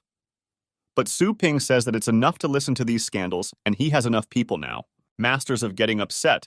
This is an incredibly powerful but missed opportunity, and if only they could have thought about it earlier, they wouldn't have wasted a second. But the owner continues because he said that only in the main office of the store there are enough people. He also continues to say that their families have quite a lot of property, and if it were not for wastefulness on his part to use them, then it would be time to open a branch. And young masters from each family will be appointed administrators of branches in their regions, and those who show satisfactory results will receive a promotion to temporary staff positions. But unsatisfactory work or collusion with others will lead to irreversible consequences. Therefore, the life of each member of their families is in their own hands. The owner says that if he explains himself clearly, then let the masters clap their hands. It calls the system and updates the store. New opportunities for the 4th level store. The number of sections for cultivation will not be limited, and while in the store, the owner can spend 10,000 energy points to teleport to any of his stores. He understands that with the help of teleportation of a 4th level store, it will not be a problem for him to open a branch even on Mars. The owner receives a message from Tao Zong. It says that in the secret kingdom of the Dragon Ledge Mountains, there is progress, and Su Ping understands that the legacy of the Dragon King will soon begin. The allocated areas will be converted into new shops. Su Ping asks to allocate space for this. Branch employees do not yet have access to the cultivation function, and in this case, the owner needs to place a larger section for cultivation. And if the client needs to raise a pet, then it will simply be transferred to the main store where they will do it. And the dormitory conference room's reception facilities will soon remain the same. But there is still something that Su Ping needs to deal with before heading to the secret realm. Xu Kuang and Xiao Yu come to Su Ping. The sister says that Joanna said that Su Ping was looking for them. Su Ping says that he is going on a trip, and he asks Xu Kuang and Xiao Yu if they still want to go to the wasteland. If so, he can take them with him. Xu Kuang happily agrees because since the last time he went with the master to the wasteland, he has read a lot of materials from the Academy's combat course, and they turned out to be both old-fashioned and superficial. The owner says what it means. The guy's horizons have become wider. The tournament was not in vain. The owner asks what the sister thinks about this, to which Xiao Yu replies that she wants it too, because in this tournament she failed miserably. And if it weren't for the little skeleton of her older brother, it is unknown what would have happened to her. But Su Ping tells her sister not to be so strict with herself and Starry Sky to use many forbidden techniques. And everyone thought that it was a fight between a girl and Yan Bing's. But in reality, the forces behind the two sides were competing. The girl doesn't understand. Does the brother really think what if? Then there was someone else there, she would have won. The brother replies that of course the sister won, he is absolutely confident in her. Suddenly, 2 treasures appear in the hands of Su Ping, which he gives to Xiao Yu and Xu Kuang. He gives his sister water armor that is constantly torn. It will develop, as its level increases and combines well with a fixed glazed body. And Xu Kuang, since his mental defense is weak, Su Ping gives a spiritual lamp. Who can compensate for the guy's shortcomings? Xu Kuang thanks the master. The guy says that now he no longer has to worry about making the dragon bigger, but the owner says that secret treasures are always foreign objects. So the guy shouldn't relax. Now the owner turns to the girl. He says that he will be gone for several days. He reminds the girl not to forget to raise her pets every day and return them back to the branches. He also asks the girl to check how the guys from large families work. He wants Joanna to punish those who cast, and for this there is an extension to the use of new store functions. Su Ping is sent to Explorer Base Number 7. There lies a huge dead heavenly beast. They ask someone to raise their paw up. They don't know whether to leave the beast's fur and decides to saw off its bones. The new captain of the Polar Star Group is gold-ranked Chen Shan. He tells the passage itself to take another drill that lies further, because with this, they will not break through anything. This 9th stage wild beast is of good quality, and there is no need to spoil it. Xiao Yu says that this is a professional team. Xu Kuang replies that they have never encountered such a big beast. Su Ping greets Chen Shan. The new group captain is happy when he sees Su Ping. Chen Shan asks if Su Ping told about these two, pointing to Xiao Yu and Xu Kuang. Su Ping introduces Chen Shan to his sister and assistants. He says that this is the current captain of the North Star Squad, Chen Shan, and in the future, Xiao Yu and Xu Kuang will train in his team. Xiao Yu says that at the university, she heard that they mainly recruit new people only from the best places in the upper part of the city. And Xu Kuang says that this is big for him, while Chen Shan says that everything is too exaggerated, and if it weren't for the owner of Su Ping, he would already be dead. The guy says that he will organize Xu Kuang and Xiao Yu to join the team, and from now on, they will work in a group. Chen Shan takes the guests around the base and invites them to familiarize themselves with the environment and asks the Xiao Yu and Xu Kuang team to take care of them. Su Ping asks how the daughter of the captain who died is doing. Chen Shan says that thanks to the blessing of the owner of Su Ping, on the same day after taking the fruit of the spiritual tree, she has regained normal vital signs, but she needs time to come to terms with the loss of a loved one. Thank you very much that the owner did not forget about the request of Captain Ni Chung Kong. But Su Ping says that he had to, because they have been through a lot. The owner says that he still has things to do, so he leaves his sister and assistant at Chun Shan. The captain asks how urgently the owner needs to leave, because he can stay for lunch. But Su Ping says that if only next time. Captain Chen Shan says that he will do everything possible to raise the people of Su Ping's master. Su Ping understands that if only he were stronger, then he could have prevented that tragedy. He understands that he must obtain the Dragon Legacy. The guy enters the secret realm of Dragon Ledge Mountain, the gate to Dragon Ledge. There, the masters raised into the sky, floating in the air, say that at such a moment, the guards must carefully monitor everything that happens and not let a single fly pass by. Security guards drive people away. After all, no unauthorized person should enter. People don't understand why this portal was closed so quickly. People say what they hear is that they want to cleanse the continent of dragon scales. They are interested in who will receive the inheritance in this secret kingdom. They are not even surprised that there are titular rank guards standing here. The chairman says that talk is unnecessary and that anyone who should be the pride and favorite of the Lord, and this is Yuan Linglu. Suddenly, the young titular master appears in front of them. People notice that this is the person who entered the secret realm alone in front of the legendary family last time. But suddenly, the title master is asked not to approach because this secret kingdom is closed to the public and the guy should leave. But Su Ping is perplexed. Is it closed? And isn't the Star Rift open? The guy says that he thinks that someone is trying to take over the legacy of the secret kingdom. But the masters tell Su Ping to watch his language. After all, the Lord has already decided on the candidate to receive the inheritance in the barren wasteland. A legendary rank martial beastmaster is equal to the heavens. They ask if Su Ping can challenge the will of heaven. But people don't understand. Are they all going crazy because he's a 9th level student? And last time he got involved with the legendary family. And now he wants to contact the Lord. The audience is waiting for the show. They say it will be fun. But Su Ping asks, are they really talking about this will of heaven? And he sends them the coordinates. And the target is being calibrated. And Su Ping aims directly at these masters. They see in front of them, but to be able to mobilize this gun. Without the order of the regicides, then only the one who is at the head of the Starry Sky and is capable of such a thing will be needed.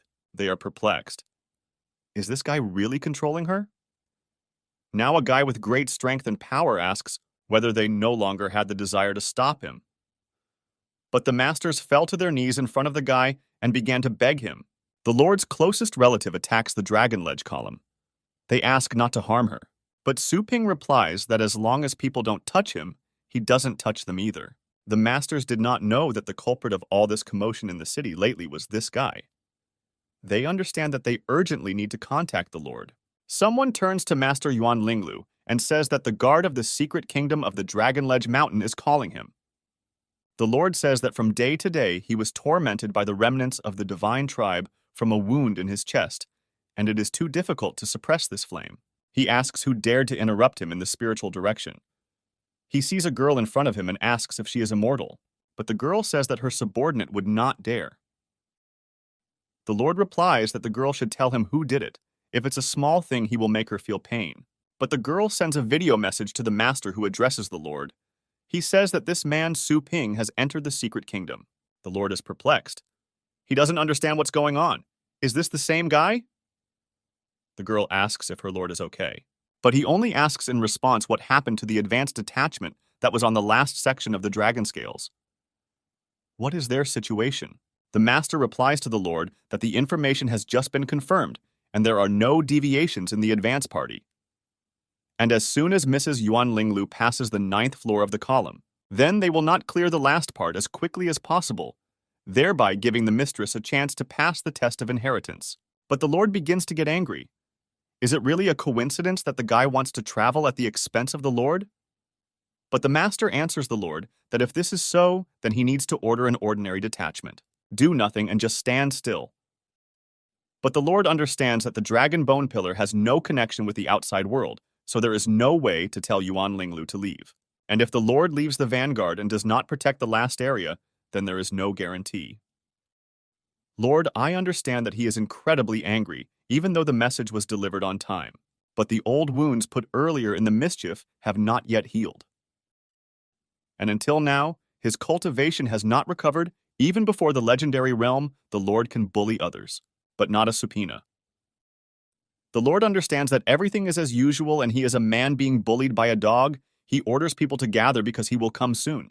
Su Ping approaches the gate and notices that the door opened automatically. The applicant is told that the mortal has already passed through the 9th floor and there is no need to waste time. They say to go to the top floor. Su Ping understands that this is reasonable. The guy notices that the 9th floor is already on fire, which means the girl is already upstairs. He remembers that in order to go through the entire column, you need to hold out for 10 minutes in front of the golden scaled bearded dragon, with superior 9th stage combat power. But basically, only the heads of famous families have such power. Su Ping wonders what methods Yuan Linglu used to get there. The dragon tells the girl that time has passed and she has passed the test.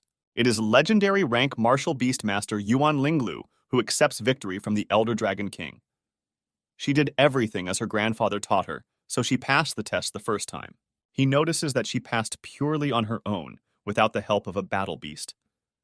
He feels that her real level is set with his both at about the 7th stage. The owner regrets that he could not watch the battle, but he was suddenly struck by a good idea. He wants to test the girl's strength. Yuan Linglu notices that someone is walking towards her. She says that this secret kingdom was blocked by her grandfather. She asks how this guy was able to get here. But the guy says that this is the president who has passed 1,000 of his tests. The girl does not understand this person in front of her, or he just looks like a human. Is it really the Elder Dragon King's body? But the girl says that the guy should not dare to lie to her because his grandfather told him that there is another person who cleared the Dragonbone Tower, and it was him. But suddenly, it is heard that he has been waiting for tens of thousands of years for an heir like her. The girl notices that the guys are using 3 dragons. Grandfather told her that there once existed highly intelligent legendary creatures that imitated the human form. And there was also this human-like creature living among people, and she couldn't determine its level of power at all. Perhaps this is true. He says that if the girl does not want his legacy, he will wait for others. But Yuan Linglu kneels down and asks the Elder Dragon King not to be angry, because this is all her ignorance, and she begs him to pass on the legacy. But Su Ping is already starting to smile, and understands that today he will teach her a lesson about what real danger is. The guy further says that for her sincerity he will show leniency. And he also says that this is not the place of his true death, but just a false mound. The girl asks the Elder Dragon King if this means that his legacy is hidden elsewhere. Su Ping replies that this is absolutely true. He says that the girl is very smart, and the real dragon's resting place is hidden under a mountain 72 miles south of the Dragonbone Pillar. The girl says that she understood him and should go there immediately, but Su Ping tells her not to rush because his tomb has restrictions, and those who enter it with weapons will be killed if they try to do something. Therefore, Yuan Linglu should discard all of her secret treasures and equipment at this time. He will take care of them. Yuan Linglu happily gives everything she has and thanks him for his guidance. The army tells the Lord that the last area of the Dragonscale continent has been destroyed. This means that Miss Yuan Linglu has successfully passed the 9th floor, that he is counting on this legacy for her future success or failure. The dragon says that their king's soul has finally been fully restored, and the challenger, whom he has been waiting here for tens of thousands of years. But when he sees the girl, he does not understand what she is doing here without her special form. Yuan Linglu starts to get angry at Su Ping how he could lie to her. But the guy told her to shut up. She starts to get angry. Is this guy trying to shut her mouth? But Patrick replies that the girls heard it, which makes her even more angry because again the guy is deceiving her, because he just said it. The dragon sees that it looks like one person has never faced real competition and is a loser too straightforward for her. Yuan Linglu tells the guy to look at her when talking, but the guy says that suddenly his girlfriend will hypnotize. And about the second person, the dragon still doesn't know what he went through, and maybe he's very cunning because he's so easy, deceived the girl and deprived her of her equipment. It doesn't matter who he gives it to, he has a feeling that the power will be used for other purposes, but he doesn't understand. Is there really no better applicant? Su Ping says that they should start because the kingdom that belongs to the dragon was captured by the forces behind the Yuan Linglu family, and there will be no other candidates. And even if the dragon doesn't want, he still has to choose one of them. The dragon sees that the guy is talking to him as if they already know each other. He understands that this applicant is a real thorn. And is this guy not afraid of his supreme power as the head of 50 dragons? But it is worth noting that if he did not have the courage, you would be worthy to accept. Legacy of the dragon. The dragon says that they both passed the initial test, and now the final test will begin. The dragon sends them to the new dimension. There is a huge skeleton, and a very tall dragon says that it doesn't matter how, but they must climb up the ridge. The girl notices how big he is and asks if this is the last test. Su Ping understands that the star power in this space seems to be suppressed by enormous power, making it difficult to gather on a large scale. He decides to try to fly with the help of the spirit, but it will not be possible to open the summoning rift and summon flying animals. Yuan Linglu decides that she will simply rise higher than Su Ping. She says goodbye to the cunning one. She says that the guy can take his time doing his tricks behind. Su Ping understands that it looks like he will have to climb the group when he steps on this ridge, and small skeletal hands come out of him, who are trying to grab him by the leg, and behind these hands a huge pile of human-looking skeleton crawls out. Su Ping realizes that he is faced with a stream of skeletons, but he does not understand why his black armor does not work on them. Su Ping gathers all his power and uses the dragon's roar, thanks to whom all the illusions have dissipated, but their realism in large numbers exceeds the illusion created in the Dragon Bone Tower.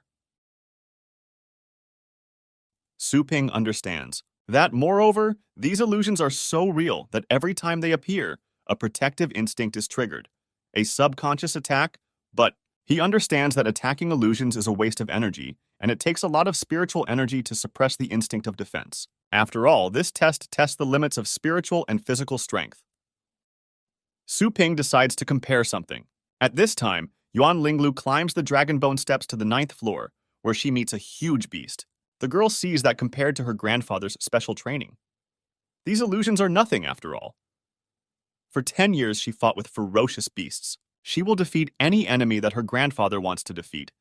And without further thinking, you just need to do then what her grandfather taught her, and everything will work out. Yuan Linglu understands what it was then and what it is now. Grandfather is always right, and so she will receive the dragon inheritance. Yuan Linglu sees a grandfather in front of him who says that his granddaughter did a good job. But when the Lord turns to face her, she sees that black blood is coming from his eyes, mouth, and nose. He looks furious and asks, "Does Yuan Linglu think that this is enough?" He attacks the girl and says that the creature that grew up without a father should die.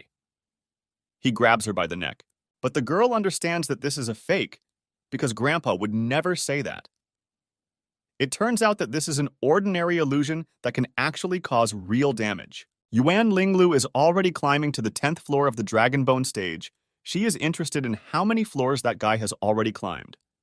But suddenly, she notices how past her, Su Ping slips by. Yuan Linglu starts to get angry. She doesn't understand how this guy could even overtake her.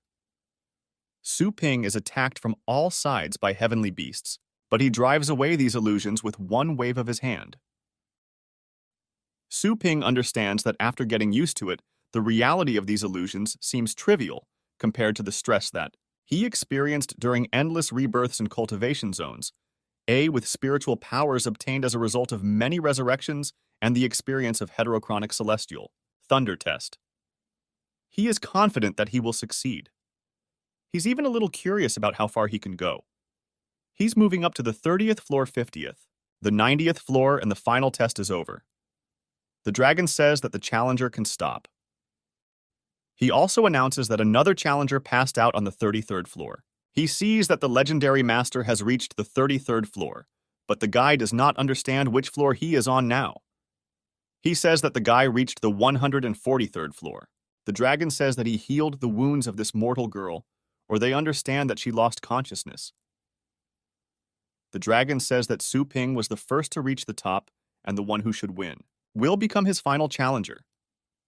Yuan Linglu realizes that this guy stole her opportunities and she really lost to this bad man. The dragon says that it's too early to talk about the result, and the participants must be patient because with every 10th level of the bone ladder, the load increased and those who climbed to the 10th floor with human capital already has the right to inheritance. Even after losing all knowledge, the girl reached the 33rd floor. This is talent meeting for the first time in 100 years. Regardless of the final result, He will reward her, so he asks her to work hard. Su Ping asks what he needs, to which the dragon replies that the guy doesn't need it. Yuan Linglu is perplexed that this gift is only for her. She thinks that maybe the Elder Dragon King is more optimistic about her, and this is a good opportunity for her. The girl turns to the King of Dragons. She asks to quickly begin the next tests for the dragon. She understands that he feels sorry for this good child. He does not want her to lose heart. Therefore, he gives her a consolation prize, and a perverted genius like Su Ping is born once every 10,000 years. He can be swallowed up by a catastrophe at any moment. Therefore, you should always have a tail. The second test is a battle of forces, and the winner is the one who defeats the opponent.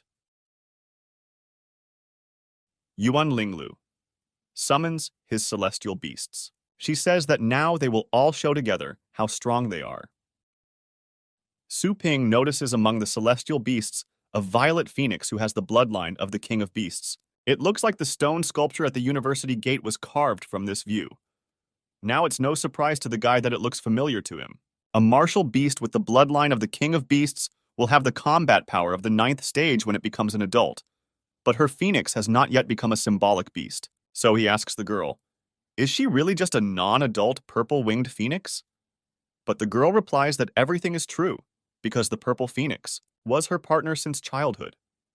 And although he is not yet an adult, he has already defeated countless 9th-level masters, and even the elder Tao Zong. Once defeated, thanks to their joint efforts. But the guy starts laughing with the girl. He doesn't believe that Tao Zong could lose to her. The guy says that most likely her grandfather simply forced him to succumb. Su Ping summons a black dragon dog. The dragon sees that although dragon dogs contain several thousands of dragon blood, but it's still an ordinary dog. However, the dark dragon dog Su Ping does not have the aggression and mania that are inherent in animals, and the aura is extremely restrained and refined. Perhaps he has already passed the heavenly trials. At this time, Yuan Linglu uses a wind spirit enhancer on his phoenix. Phoenix also begins to attack and use Phoenix's divine flame. With this blow, the beast hits the target and hits Su Ping and his dragon dog. But the girl sees that after the smoke cleared from the beast, nothing happened. She doesn't understand why there isn't a scratch on the beast because the purple phoenix got there. But the girl understands that this is an illusion, and she decides to fight the beast herself, hitting him with a knife. But before she has time to get to him, he pushes her away with one paw, and she flies into the distance. With this, she understands that this is not an illusion Yuan Linglu does not understand. Is it possible that the physical defense of this beast exceeds the strength of her phoenix? Su Ping asks, is this all the girl is capable of? At this moment, Yuan Linglu uses the inherited technique to his beast called Dazzling World. But the Su Ping heavenly beast did not move from its place, so the guy asks, is this flame stronger than before? Yuan Linglu sees that at least the beast has not yet reached the ideal. But in order to defeat you, we'll have to use this, and the girl at one moment uses her sword art, combining skills inherited from the bloodline of the King of Beasts. This cutting of the dazzling phoenix. Su Ping says that this is quite a beautiful technique, but he says that he will not further humiliate it in honor of respect, and will let the dark dragon dog you. He uses all the possible skills of the celestial beast and sends it to attack. A strong battle begins. The aura emanating from the tower is insanely strong. The army sees that this is too creepy as expected from the granddaughter of the Lord. Her combat power is not much inferior to the real titular dragon. The Lord understands that he has received the inheritance of the Dragon King. Yuan Linglu will be able to directly break into the legendary realm.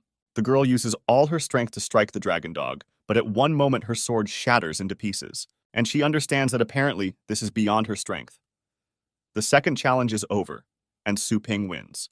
The dragon says that Su Ping won 2 victories and stands up now as his successor. He asks the girl if she admits she was right. The girl begins to cry. She says that in the end she lost to this man and could not even touch him. The girl puts the sword against her neck and says that she could not live up to her grandfather's hopes. Su Ping sees that she couldn't accept her defeat, but it remains the same. And at the last moment, Su Ping flies his foot into the girl and does not allow her to cut herself with a sword. The girl, in bewilderment, holds onto the side where Su Ping hit her. She asks what he is doing, but the dragon is at a loss because he only cured her. Na Su Ping says that nothing is happening. You just vowed to use his power correctly. But Yuan Linglu didn't understand anything. Su Ping says he has a pet store, and the girl was going to abandon her pet, which he can't come to terms with. He doesn't care whether she dies or not. But he is afraid that the purple-winged one will go crazy and turn into a monster and attack the base city. The girl does not understand what the guy means. Su Ping replies that if she is unhappy, then she should resume training and improve her level. He says that his pet store has an excellent nurturing service, so she can come at any time. But Yuan Linglu is incredibly evil. She says that the guy was just daydreaming and only all kinds of insects need his help. But the dragon gets furious and orders them to stop fighting, and gives 3 drops which are dragon blood crystals. He gives this to the girl. He says that this dragon's blood has 3 uses. The first is to distract the king of beasts so that she can escape. The second is dragon blood can be taken to improve physical condition, and the third can be replaced with it. Some rare cultivation materials. The girl says that she understood the Elder Dragon King. She thanks him. And he says that she will never let him down and will become stronger. The dragon declares that now the time has come for the true inheritance, and he tells the mortal to leave. But at the last moment, she tells Su Ping to wait for her in 5 years. More precisely, in 3 years, she will surpass him. Su Ping replies that he will accept her call at any time. And at this time, the girl dissolves in space. The dragon tells Su Ping to prepare to receive his legacy. The guy understands that the Dragon King's little gifts have decent effects. But how amazing! There will be a true legacy. The dragon shows the guy the original world of his dragon soul. There is a chain with a large chest. Su Ping understands that dragons love treasures, but there are so many of them that it is truly worthy of the legacy of the Dragon King. These secret treasures exude the power of the 8th stage or even the Beast King level. There are weapons for frontal attack, sneak defense attacks, as well as items for cultivation and riding equipment. There are a lot of things to use here, which are unknown to Su Ping. These secret treasures are not worth mentioning, and if the guy likes them, then he can take them. But in any case, after the legacy ends, it is useless to stay here. Su Ping sees that there are a huge amount of treasures and there is not a single real heritage. Su Ping says that then he will not be modest and calls a scroll that appears in front of him in which he organizes all the treasures. But when he gets to the chest, he doesn't understand why he can't fold it. Su Ping reaches the spring. He asks if the Elder Dragon needs this water anymore. If not, then he will take it. But the dragon says that the heir will take it a little later. And now he asks the guy to clear his mind and accept his legacy. The dragon says that he is the true king of the dragon. In the Great Russian, he fought all his life, but one day he knew defeat. And now the coffin of the dragon guarding his immortality is broken. His life force is fleeting, and Su Ping must go out to meet it and become the flow of a true dragon. But Su Ping understands that by accepting the inheritance, he will receive a real dragon bloodline. But the dragon is perplexed whether the guy has something against his bloodline. Su Ping summons a striking fist, the Golden Crow star powers, and grabs the dragon's spirit. The dragon asks how Su Ping could be the descendant of the demon god Golden Crow. The dragon attacks the dragon dog and tells him not to move because the dog has some dragon blood.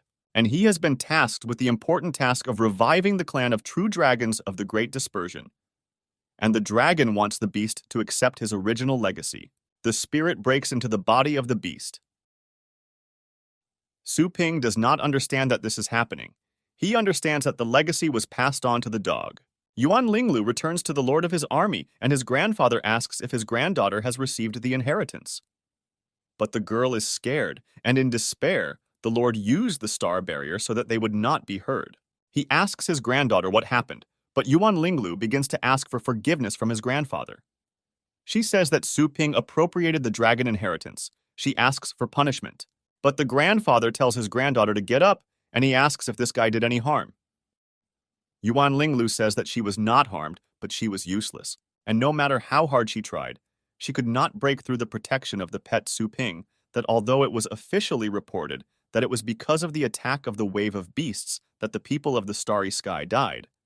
But according to subordinates, Su Ping was in the elite league arena in the absence of a dangerous blonde. He set great families against each other and became the actual language of the Starry Sky. His strength should really already far exceed the 9th stage title rank. The girl once again asks for an apology from the Lord, and says that the eldest king, dragons, gave her 3 treasures. She asks the Lord to look at this extremely rare blood crystal of the Dragon King. She invites grandfather to return home and continue her training because Yuan Linglu will definitely defeat this evil villain. Lord recalls that in the past, his baby Yuan Linglu constantly exploded when something went wrong. But this time after meeting the monster, Su Ping, she learned to remain calm. Perhaps she really grew up. Plus, a secret treasure donated by the Dragon King. This huge legacy experience was worth it. The Lord says that his granddaughter should go home, and he also says that the power of Su Ping has always been great, and if he receives another inheritance, his power will be immeasurable. The Lord says that he will not let him get it. Lars orders his army to enter the tower. He wants them to be careful. But Su Ping notices that something is happening. He hears an incredible noise, and his dark dragon dog has been packed into a huge egg with this thing for half a day, and his consciousness is completely asleep. He does not react to anything. He's only interested in whether the legacy will pass without incident, but one way or another he remains here until the beast comes out. And it doesn't matter whether it's a dog or a dragon, he will still wait for him until the last. The owner sees that grass has grown near this huge cocoon. He does not understand at what moment weeds have grown here. He realizes that something is feeding them. He suggests that it could be the rich energy of the dragon inside the cocoon that is released through star power. He suggests that near this source one can achieve great success in cultivation. He also wants to plunge into this energy. 7 days later, 2 are simply furious. They see a dragon asking for help, and so that the huge dragon does not bite them. This is the Lord's army. One of the warriors says that the dragon bone tower houses an overly powerful spiritual dragon, and even the spiritual strength of a 9th stage master would not be able to withstand it. The Lord then orders the use of more spiritual protection artifacts. The Lord is told that 7 days have already passed, and not a single fly has flown out of the dragon bone tower. They don't understand whether this Su Ping could have already slipped away somewhere unnoticed. But the Lord says that this is impossible, because the top of the tower still radiates strong star power. He orders the army to find a way to climb there. After all, the Lord doesn't think that this guy can do anything else. Between us, he notices that a very bright beam of light comes out from a huge tower and hits the sky. They see him flying out of there. This Su Ping, together with the huge fire dragon, is the great scattering dragon. The Lord sees this incredibly overwhelming aura. The army does not understand how this is even possible. After all, this dragon is similar to the 5-headed golden dragon which ranks first in the top, 5 blossoms to the bottom. He heard someone say that he couldn't do anything. The Lord says that it is very difficult. He understands that this is no longer a joke after all. An ordinary golden dragon is at the peak of the 9th stage. He asks Su Ping to be merciful. This giant dragon is definitely on the beast level. Su Ping doesn't understand why he should be merciful. After all, he hasn't done anything yet. He asks the legendary Lord what exactly bothered him. Lord, I understand that obviously this guy said this on purpose, and if only he had the strength, he wouldn't tolerate it. So he simply asks what Su Ping wants from him. To which the guy replies that he should ask what the Lord wants from him, judging by their gatherings. They wanted to kill him before he consumed the legacy. The Lord replies that it's all just a mistake. The owner replies that he did not harm his family, so he did nothing to Yuan Linglu, Longjiang. This is now the territory of Su Ping, and in the future, the water from the well will not disturb the river water. The guy hopes that the Lord will not do anything that will lead to unforeseen situations. And Su Ping flies away on his dragon from this place. It cancels the legendary dragon form art technique. Now his celestial beasts are the Great Dispersion Dragon Dog. His rank was upgraded, and so were all his powers and skills.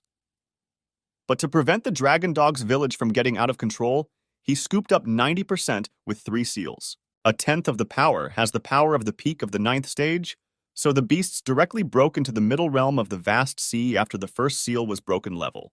And the fighting power of the Dragon Dog will reach the Void Cave realm after the second seal will reach the realm of Fate. And then, when the last seal is broken, it will surpass the legendary realm. He will go to the kingdom of the Starry Sky. Su Ping doesn't understand.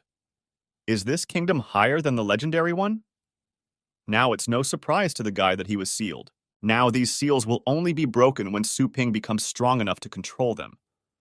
The dragon tells Su Ping to go already. He doesn't have much time. The guy thanks him. The owner returns to his dimension to the pet store.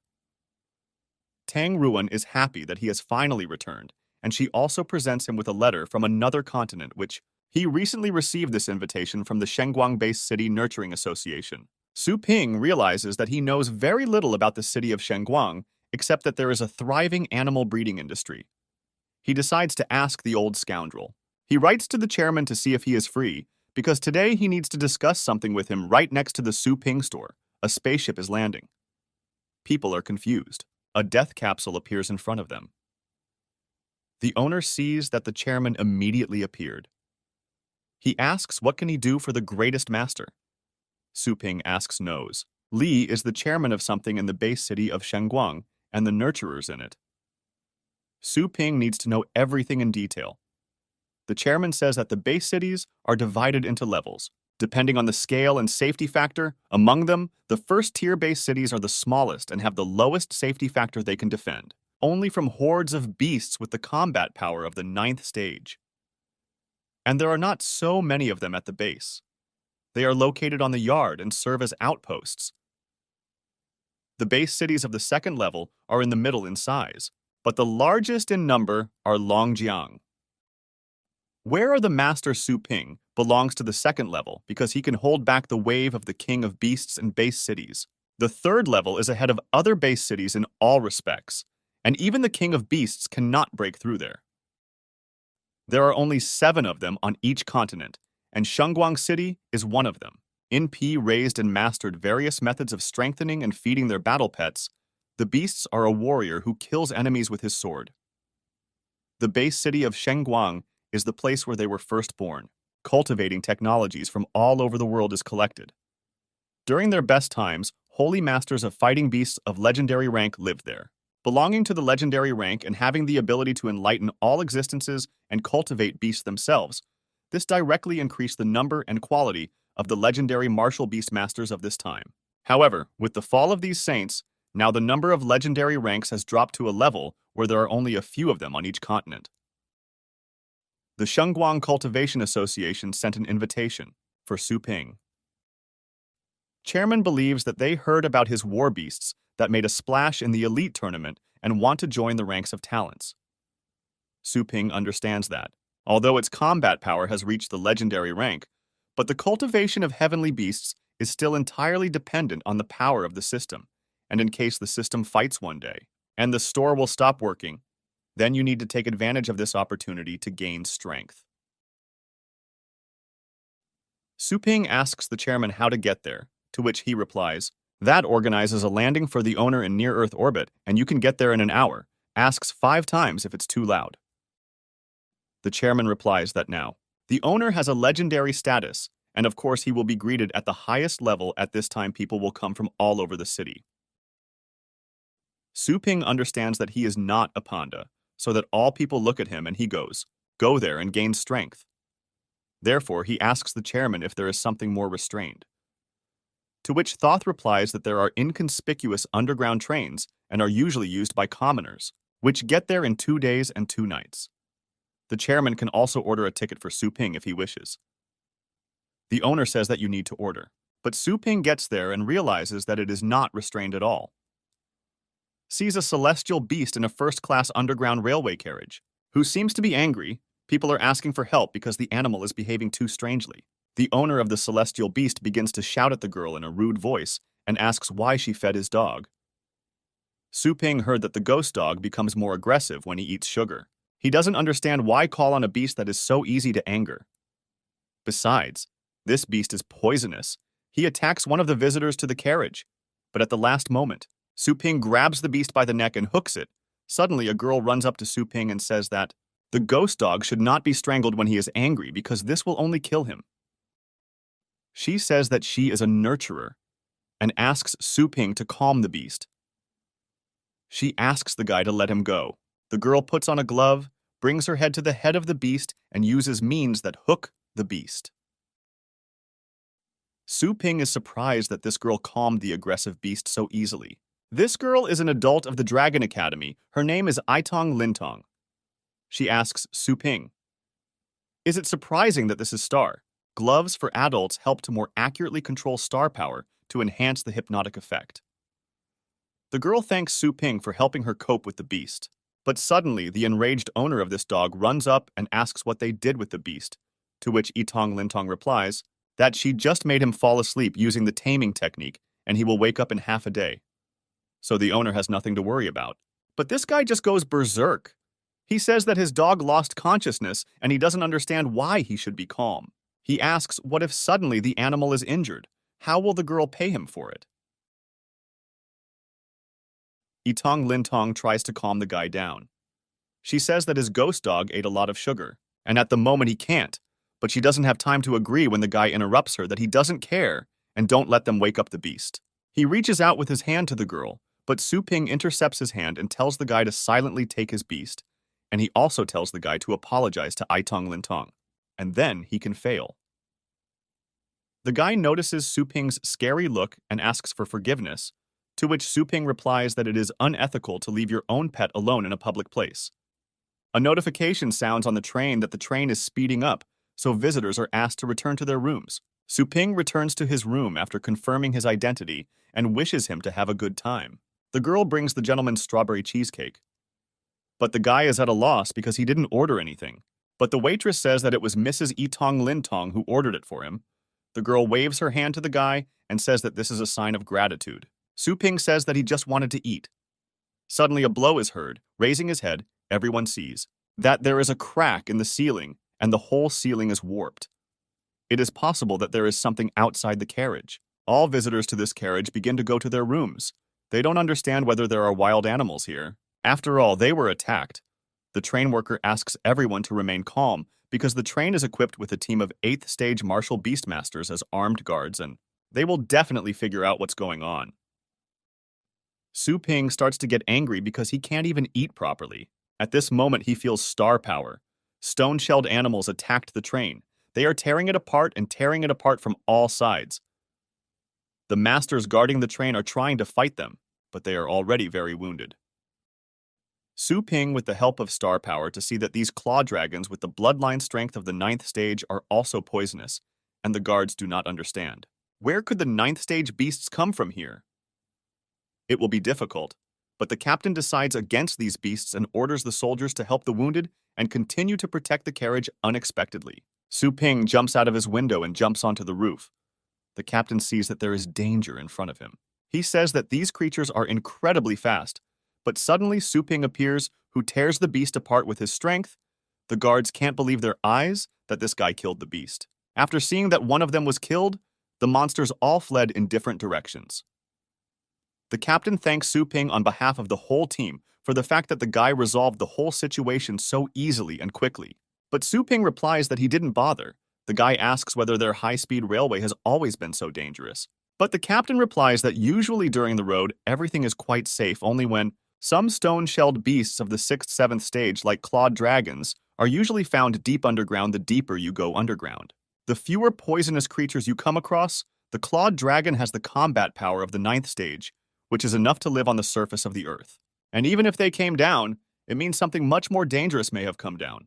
Su Ping was finally able to eat. He cannot forget the captain's words, because the current level of road safety in Longjiang is clearly insufficient. Su Ping decides to contact the government and directly enter into a contract to raise their military pets. This could not only improve the city's security, but also expand his business. But in the end, the city may be attacked by something that would make even the ferocious beasts of the 9th stage tremble. Longjiang should at least become a base city of the 1st level. Again, a notification that the train has arrived at the station of the base city of Shengguang asks passengers not to forget their luggage at the carriage. It turns out that Su Ping is coming out together with Itong Lintong. The girl says that this is an incredible coincidence, and she asks if Su Ping is also from the base city of Shengguang. But Su Ping replies that he is only here on business. He asks if Itong Lintong by any chance knows where the Nurture Association is located. The girls become funny because it's very funny that the teacher, which I don't know where the Association of Nurturers is located, the girl is now going to show him the way. At the entrance, security asks to show your student card or teacher ID. Itong Lintong shows her ID and says that she is an academy tutor. But initially, they didn't want to let Su Ping in. They asked for his ID, but the guy replies that he doesn't have an ID, but maybe an invitation will suit them. The security guard is simply shocked. Is this really an invitation from the Association of Parents? He says to let their dear guest pass. Itong Lintong is perplexed. After all, everyone who receives an invitation from the Cultivation Association is a big name in the cultivation industry. She asks if Su Ping is actually a strong master, an experienced grandfather who is hiding in the crowd. In response, she asks how many short stories the girl has read. The guy says that he cannot say that he knows everything about nurturing. He can only say that he knows nothing about it. Otherwise, he would have had an ID. On Itong Lintong says that she doesn't believe the guys because the association doesn't send invitations to just anyone. I remember that a friendly match is currently taking place, she asks. Does the guy want to watch it? But Su Ping immediately agrees because he just wanted to find out more. The forest monkey fights against the windbird. Su Ping is surprised. Is it possible that their enhancers also bring a war beast onto the field? It's very similar to a match of war beast masters. But Itong Lintong says that this is not a battle pet. This is a wild beast. For those who have not signed a contract, the first thing that is tested at breeding competitions is the ability to control the animal. Well, who can be the first to make their animal hold food in its mouth without swallowing it for 5 minutes? The second competition for the conditions of the ability for the specified time they use special materials to enhance and temporarily strengthen any part of the pet's body and then fight. They notice how fast the speed is because the forest monkey cannot keep up with the attack of the windbird, and strengthening the wings of the windbird is really a wise choice of the owner. But the forest monkey found himself in a passive and losing situation. This blow is approaching a vital point. Perhaps this will all end amazing. But the fortified part of the forest monkey turned out to be his back. There were stone-type teeth growing on the back of the forest monkey, and with just one blow, he pierced the bird's guts. This is the kind of match between plants that at first glance looks like a battle between pets. But in reality, we are talking about who can unlock the potential of the heavenly beast. And it is better to analyze the pros and cons of the situation and make the most appropriate strengthening. The teacher notices that Itong Lintong has already returned. The girl replies that she just arrived. The teacher's answer is for Itong Lintong to watch more matches and expand her horizons. But if she doesn't pass her thesis, her graduation seems in jeopardy. The guys who stood behind the teacher laugh at the girl because she watches matches and gets nothing out of it. After all, in the last match, she was a soft-footed shrimp who could not control her beast. The guys began to chase the girl away so that she would not irritate their eyes. They laugh at how obedient she is. Suddenly, Su Ping approaches them. He says that he saw the Itong Lintong taming technique and did not notice any problem with it. But on the contrary, they were cackling here and making it difficult to follow the match. The guys start getting angry. They don't understand. What kind of incomprehensible guy is standing in front of them? They don't understand how this guy dares to point his fingers at them in the eyes of 6th stage growers. But Su Ping laughs that they only have the 6th stage because the difference is not as if it is at the 9th stage. The guy goes berserk because he sees that Su Ping is underestimating him. He offers to arrange a match, if the guy wasn't scared, but this is a match between nurturers. Su Ping replies that this is no problem at all, but it's just not interesting. The guy offers to play for something. The guy understands that Su Ping wants to argue, so he asks what exactly they want to argue with him about.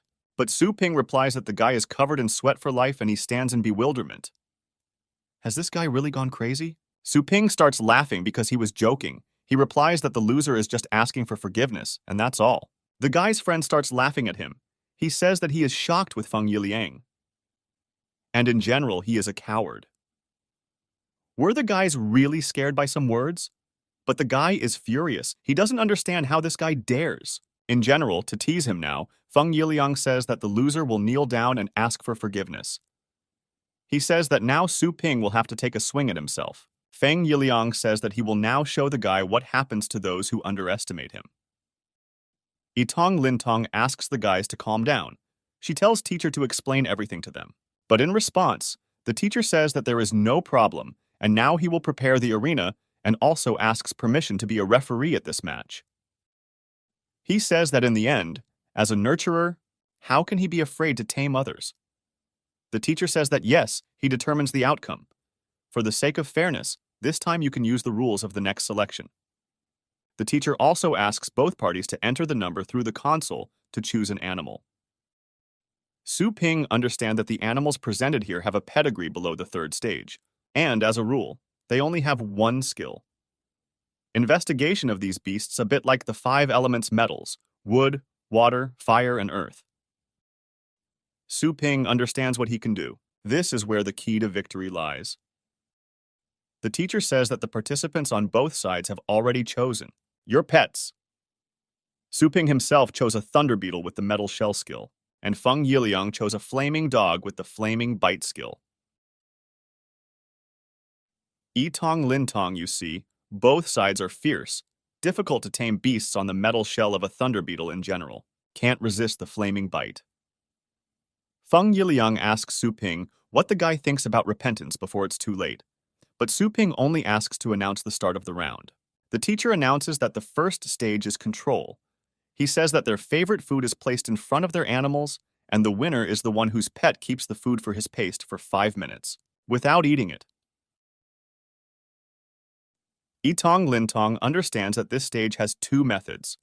The first is reward and punishment for mistakes so that the animal learns to carry them out. And if the animal does not eat the food it receives more food in the second method, you can skip this part and use star power directly to give the command just food. This command goes into beast awareness. But Yitong Lintong sees that Su Ping is not doing anything. Perhaps the guy is thinking which method to choose.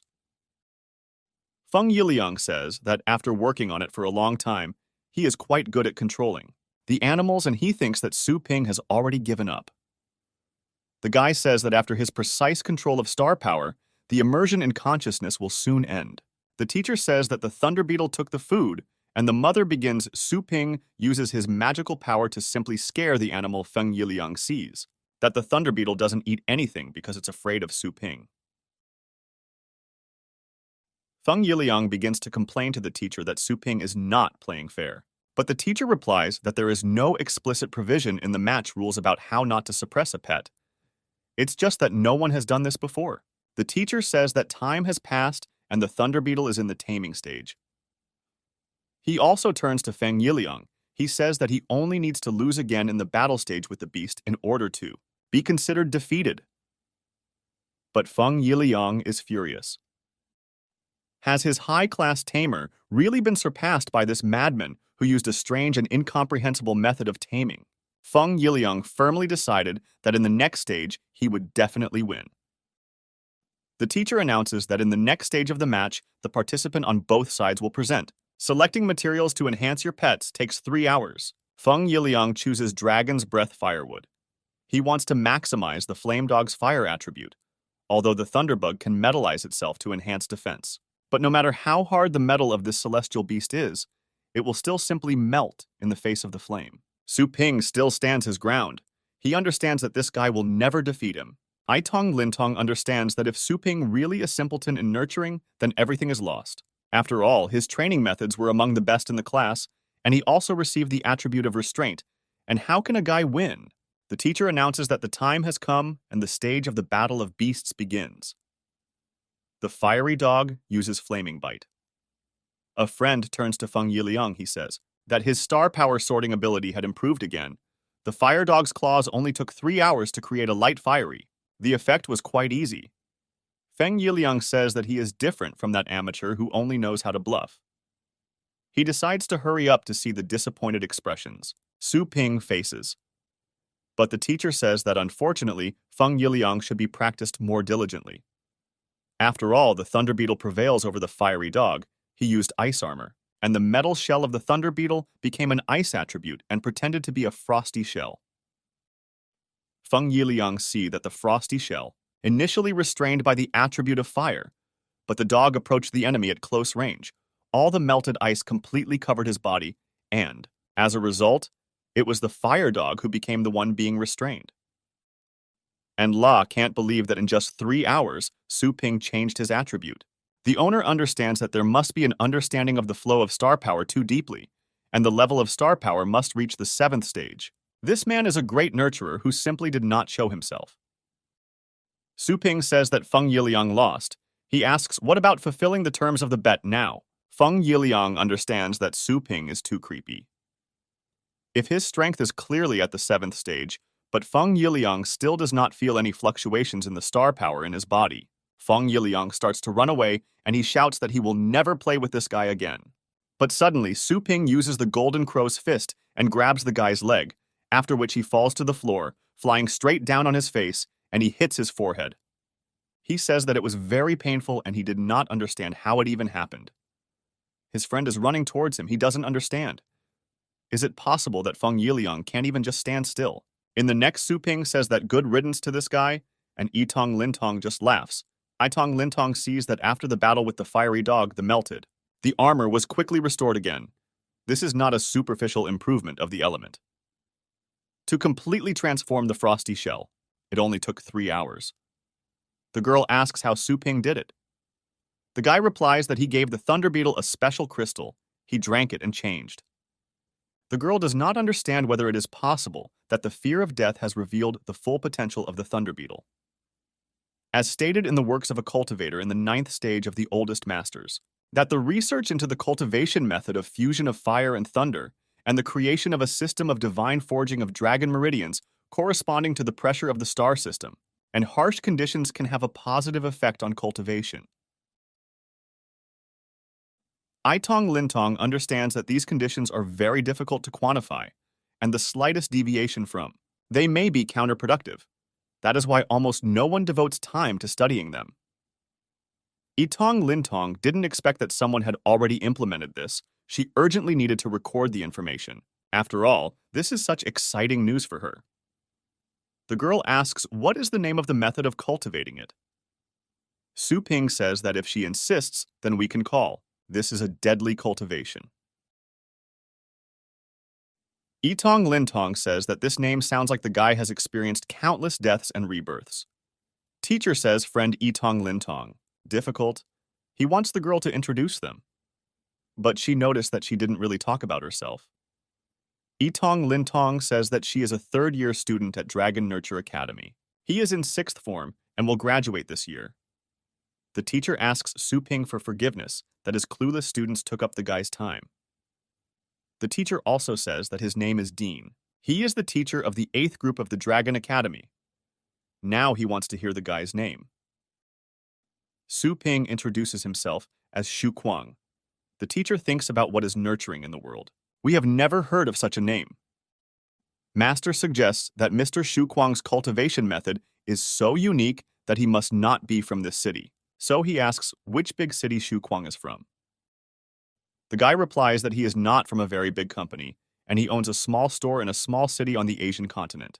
The teacher asks what is the purpose of Mr. Bond's trip to Shangguang.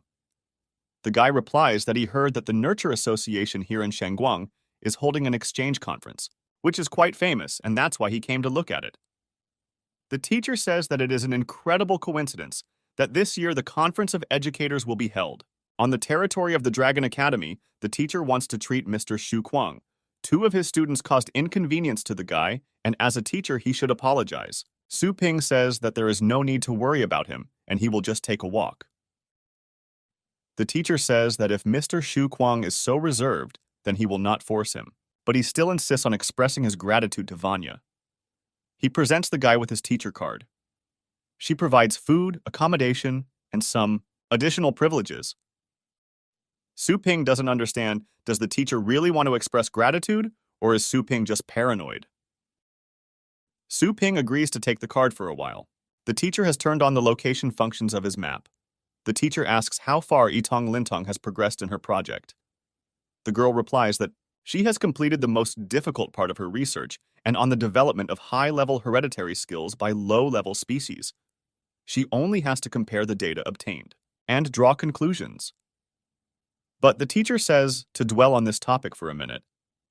The girl doesn't understand what the teacher means either. But he says that the girl has a problem with the direction of its topic. And also, Yitong Lintong will not be able to pass the graduation defense, and he advises her to immediately start researching the just-mentioned theory of death cultivation. Itong Lintong is just disappointed. Does the teacher mean that her research for the past year is wrong? The teacher replies that Itong Lintong is a smart child, and therefore, he advises starting to correct its direction right now, and there is still time next year. After all, many of its teachers had to go through a lot to become full-fledged educators. After all, the girl does not want to be the last in her group. Itong Lintong says that she understands everything. The teacher thinks about Shu Kuang. He realizes that the way his star power operates is clearly reminiscent of a martial beastmaster. But in the area of cultivation, the guy also has a lot of achievements. He is a genius in 2 areas at once, and unfortunately the teacher did not receive any useful information from this. The teacher decides to call someone. He has a project that is almost ready. He asks if the student would like to take it. The teacher says that if there is no intruder in the garden, he asks the student to get information about him. At this time, he sends the guy's location. This is the Dragon Academy Library. Borrowed from Su Ping Library, 67 books on cultivating the 7th stage, 14 books on cultivating the 8th stage, and 5 books on cultivating the 9th stage. As a result, 340,000 teacher points were spent and 580,000 teacher points remained. Libraries ask if this card belongs to Su Ping. But the guy replies that he will take her then and let them keep her with them. The library workers can't figure out who this guy is because he took a huge pile of materials that most teachers wouldn't take, and he took so many books at one time. The girls see that this is the student card of the 8th group of Teacher Dean. These are the best classes in the entire academy. Girls are shocked if a guy spends points so willingly. Then he should be treated like the boss's son. Su Ping understands that the chairman was right, because the base city of Shengguang is really a holy place, where the efforts of cultivators from all over the world are collected, a collection of books of the gods. There are many rare books on cultivation that are impossible to find on sale. Possible books on cultivation of beasts, dragons, elemental, and demonic update. Improving the encyclopedia transformation is all you need, although the guy can also cultivate celestial beasts thanks to his experience in cultivation zones. Ultimately, this experience is acquired by trial and error. Understanding things through experience always remains on the surface and is not deep enough. But these secrets and rules were previously understood by all great powerful people. Su Ping has already accumulated too much practical experience, but these little-known books, they don't look boring to him. They are even very interesting to him. After reading the books, the guy himself doesn't understand how he was able to read it all. He says that the card, issued by the teacher, also allows him to use a specific reading room so that he can read as much as he wants without being distracted now. The guy decides to go give away the books. He realizes that he spent an incredible amount of points and wonders if he can convert them into star coins to return to him. But when he was walking through the library, he runs into a girl. All the books fall to the floor. The girl tries to help the guy. But she asks how it is possible to carry so many books. She insists on telling where he got them. Su Ping returned the books and the workers told him that the number of books taken was confirmed. The girl doesn't believe what she sees. She doesn't understand. Could it be that this guy himself read this copy of the 9th stage of the cultivation method? She asks what level of nurturer her classmate is. She can't believe that reading such difficult books. Su Ping replies that the girl simply thinks too much and the teacher lent him his ID. He also says that he is not sure what level he is. He is not a professional nurturer. The girl was just about to give an exam for the qualifications of a 7th stage educator. She invites him to go with her. The guy runs away from the giant beast, but they shout after him that the testing hall is not a place for running to raise, or the guy doesn't pass the test. The instructor tells the guy to get out of here and let him turn around only when he has recovered. He hits him on the back with a stick. He says that he doesn't hear. Then the guy answers him. He orders him to speak louder if he wants to tame the pet. 3 guys left the test hall, and all 3 had cuts on their backs from the stick. The instructor is angry. He doesn't understand. Did the guys really think that after a few lessons they would be able to give an exam? This doesn't work here. He tells the boys to come for the next exam. But students are perplexed as to why this particular examiner is taking exams this month. After all, this instructor is known as the Fiend, and not only that the assessment standards are extremely strict, and he hits you every time if you fail the exam. So the guy says that he'd better wait until next month. One of the students says that he once failed the 5th level exam, and now if he fails the task twice more, he will be demoted in rank. Su Ping doesn't understand. How can you be demoted in rank? And the student says that the rank of their nurturers is different from the rank of martial beastmasters, for which a pedigree is required.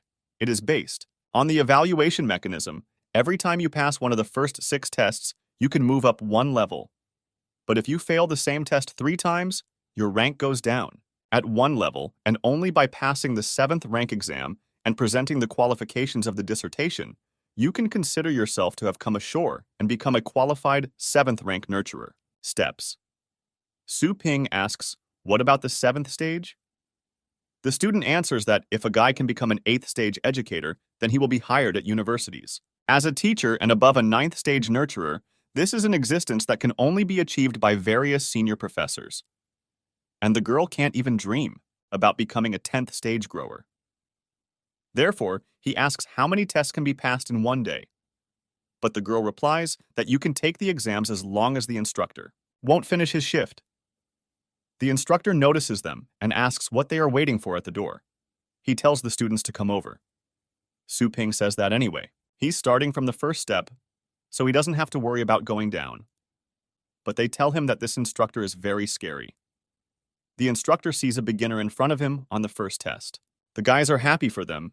It's a real holiday that those 3 children came in first. They understand that these 3 were unlucky in the draw. The girl understands that they shouldn't tell her, but the information included in the license is raised, or they are lies, and now the guy will not be able to hide even if he wants to. The student uses vision enhancement, but unexpectedly, she realizes that she is blind. Star Force Turbulence Barrier is an advanced method of manipulating star force that can distort surrounding light to create a blocking effect. Su Ping finished registration. Test assignment is using star power. Dye the hair of experimental mice black, and the time for this passage is limited to 30 minutes. Su Ping says that this is to be expected from the Holy Land of all cultivators, because even the mice are big here. The guys begin to take tests, but suddenly an instructor approaches one of them. He asks the student what he is trying to prophesy with his hand. He goes berserk. Is the student really afraid of some kind of bite? The guy stops entering the mouse's consciousness out of fright, and she loses the color she received. Therefore, the instructor hits the guy on the back and says that he failed the test. He announces to the remaining candidates that half the time has passed and they need to speed up, but unexpectedly do something scary with star power. The students notice that this is not raising battle beasts, and something is wrong here. But one guy says that he read in an advanced book that the key to coloring with star power, it's precision control of the force to stimulate pigment cells. Be it heating or stimulation, all this is possible. It's just a matter of time and complexity. In a few minutes, the mouse belonging to Su Ping transformed. The students are simply shocked because the guy only took a few minutes, and not only did he paint it, so he also grew his hair. The inspector sees that the whole body is an animal and shiny, and without traces of fur. He does not understand how the guy was able to paint it so carefully. He notices that there is something else going on in these dyed hairs. He says to notice that instead of stimulating the pigment cells in the surface dye, the guy used elemental fixation to change the properties of the mouse, affecting the color of the surface hair. These are still words, but she has acquired elemental abilities. Students do not believe what they see because it was done even without the help of materials. They understand that this is not first-stage content. It goes beyond its scope. The inspector understands that he has not seen this guy before, whether it is possible that some old master was secretly taking care of him. After all, he hasn't seen such a student for a long time, which could make him happy. He says that the student did well in the tests, completed all the points up to the 6th stage, so the inspector decided to make an exception, and he will allow the guy to immediately pass the test at the 7th stage. The students are shocked. The stern instructor with a face full of meat smiled. They understand that if a guy, now he will pass the test and he will immediately graduate from the academy. The instructor says that the content of the next test is to tame the beast and strengthen it in one go. Blood Mist Ghost Heavenly Beast, from the 7th stage pedigree. Half a day is given for the task. Everyone can see that the Blood Mist Ghost is an extreme, unpredictable 7th stage beast, at the same time demonic, of the spiritual type, and knows how to return people's hearts. And if you don't tame the beast, you can get brain damage or go crazy. Su Ping says that he doesn't need half a day and only 5 hours is enough for him. This beast is incredibly dangerous and evil. The students smell a strong smell of blood from this beast. They say that he is just a monster. The psychic attacks of the blood mist ghost are terrifying, and the skills of his bloodline. Spirit possession allows him to directly invade living beings. Thus, he devours the soul of his prey, ignoring all his physical attacks after the possession. Without a secret treasure of the divine or thunder type, not a single plant who had just advanced to the 7th stage dared would be associated with such a monster. The girl doesn't understand what Su Ping is planning to do with the beast, but Su Ping tells them to release the beast. The beast starts to attack him. The guy dodges, and then he starts to float in the air. He rises all the way to his head and asks the beast if he is familiar with the way of thunder. Su Ping calls out the path of thunder, and what he sees, the animal gets scared, runs back to the cage, and wants to climb into it. Su Ping says that he is done with taming. Now he can be given a boost. Void Practice describes the methods for raising the level of demon-type pets of even the 9th stage bloodline. This is the perfect opportunity to try a newly learned cultivation method at the same time. He decides to prepare a small skeleton for future improvement. He understands that since the Bloody Mist Ghost is afraid of thunder, then he decides to strengthen its weakness by first refining the soul harvesting grass and thunder orchid. With the help of star power, he uses fusion and launches this substance at the celestial beast. But the girl doesn't understand. Could this glow be a sign of evolution? The inspector sees the guy's very calm appearance and the way he works. He gets the feeling that the guy is in the middle of the river. It's extraordinary to watch the master with his eyes. Su Ping turns the beast into a giant storm ghost. The students see that the blood mist ghost's appearance has changed. They don't understand what kind of evolutionary technique this is, because the original disgusting appearance now has more majesty. Su Ping says it is in the process of destruction. He began to understand thunder type better, and thus the blood mist ghost's bloodline has been suppressed and is now resistant to divine and thunder attacks. But Su Ping says that there is one drawback because the beast has become more irritable than before. He also became stronger. The students notice that he is hitting the cage and it is already creaking. The inspector sees that the water mist ghost has evolved, increasing its level and increasing its combat power. He understands that something needs to be done before this thing breaks free, but he doesn't have time to get out. How the heavenly beast breaks the bars that make up the cage and breaks out.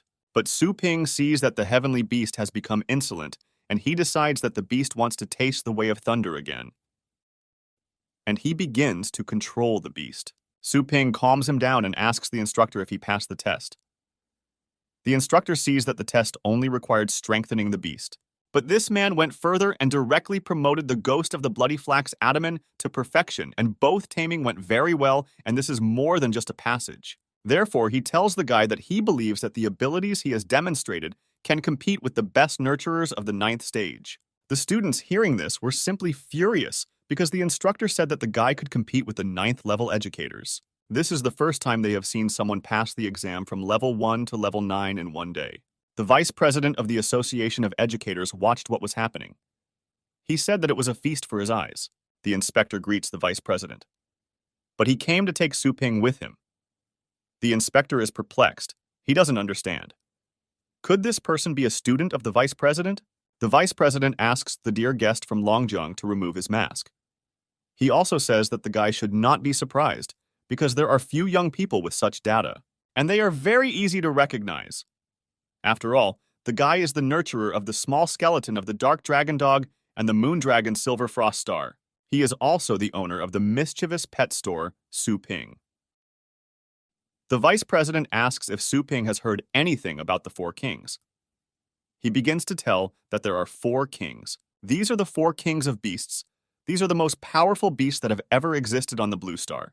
They know the language of people, and they are also treacherous and have destroyed countless cities. The walls are hundreds of meters high, and the blood they spilled is enough to drown the mountains. They are the #1 enemy for the people of the Blue Star. After all, each of the 4 kings has a power no less than that of the King of Fate. Su Ping is perplexed. Has he really heard about the King of Fate after all? This is the highest kingdom. Among the 3 legendary kingdoms, the guy understands that on the bluest star there are such powerful creatures. Even with his full strength, he is only in the realm of the vast sea of the legendary rank. And if these guys are so dangerous, then Su Ping doesn't understand why. He's never heard of them attacking human territory, but the vice president says that this is because in the distant past, the four kings were seriously wounded by a great human warrior, and the Great One sealed them under a cave without the cost of his life. Now they are guarded by young masters of legendary rank from all four regions to prevent them from invading human territory. And since then, they have never invaded these lands. He asks if there was a seal of the Cave of the Abyss, but the president replies that if the seal is broken, then all the base cities will be put on full alert.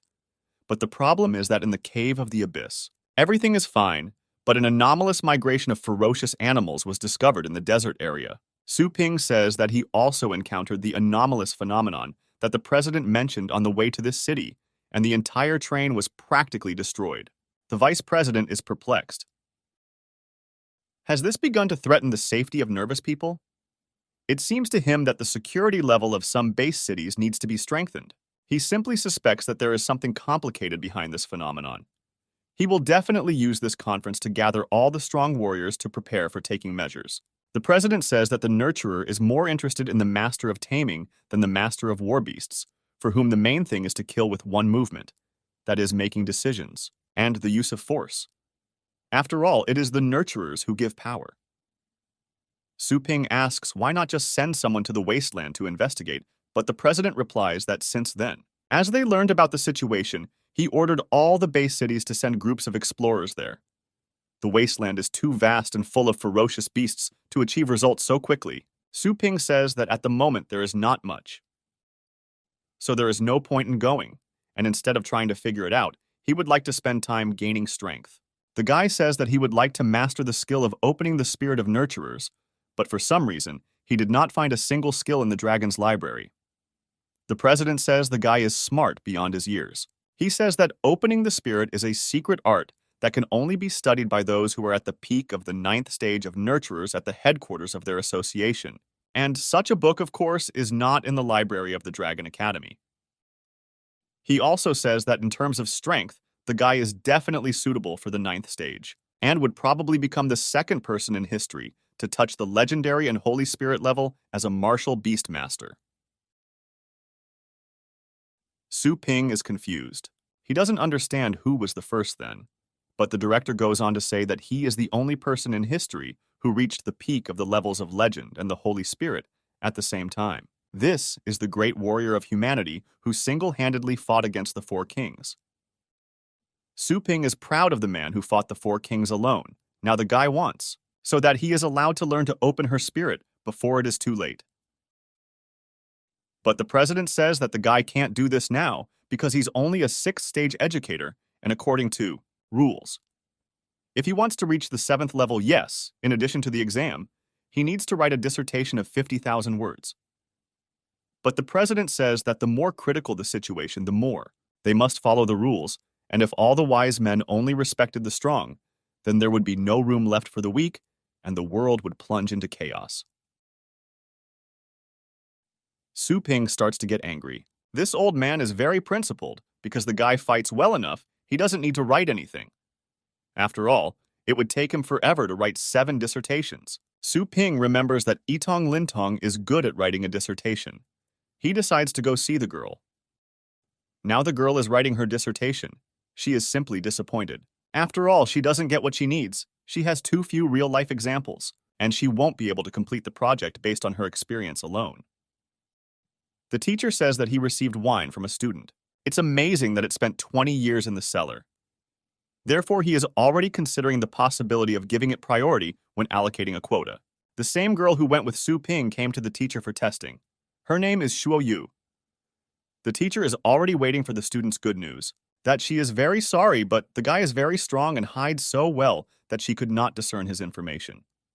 The teacher says that the student is just trash if she is not capable of even such a small thing. He asks what good is it then? But the student says that the guy started with the 1st stage test and easily passed the 7th stage. The teacher says that he already knows about this. Well, Shuo Yu goes on to say that the guy then left with the senior vice president. Teacher Dean is surprised, is this old man really?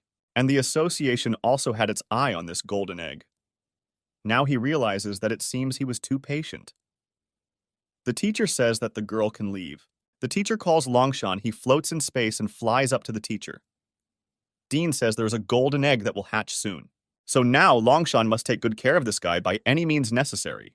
This guy's title rank is King Left, and his combat strength is equal to the average 9th stage. Su Ping understands that although it is still unknown what will happen in the future, in any case, it would be right to first stock up on traps sold in the system. Su Ping wants to find the address of the group where Yitong Lintong studies. Her teacher ID card says group number 8.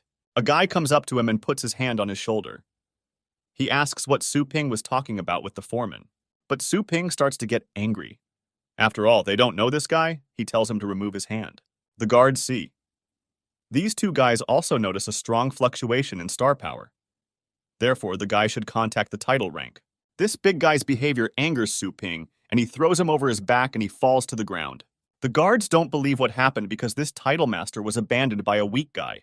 Longshan says he didn't sense this guy's star power. He asks if credit techniques were used here to hide star power.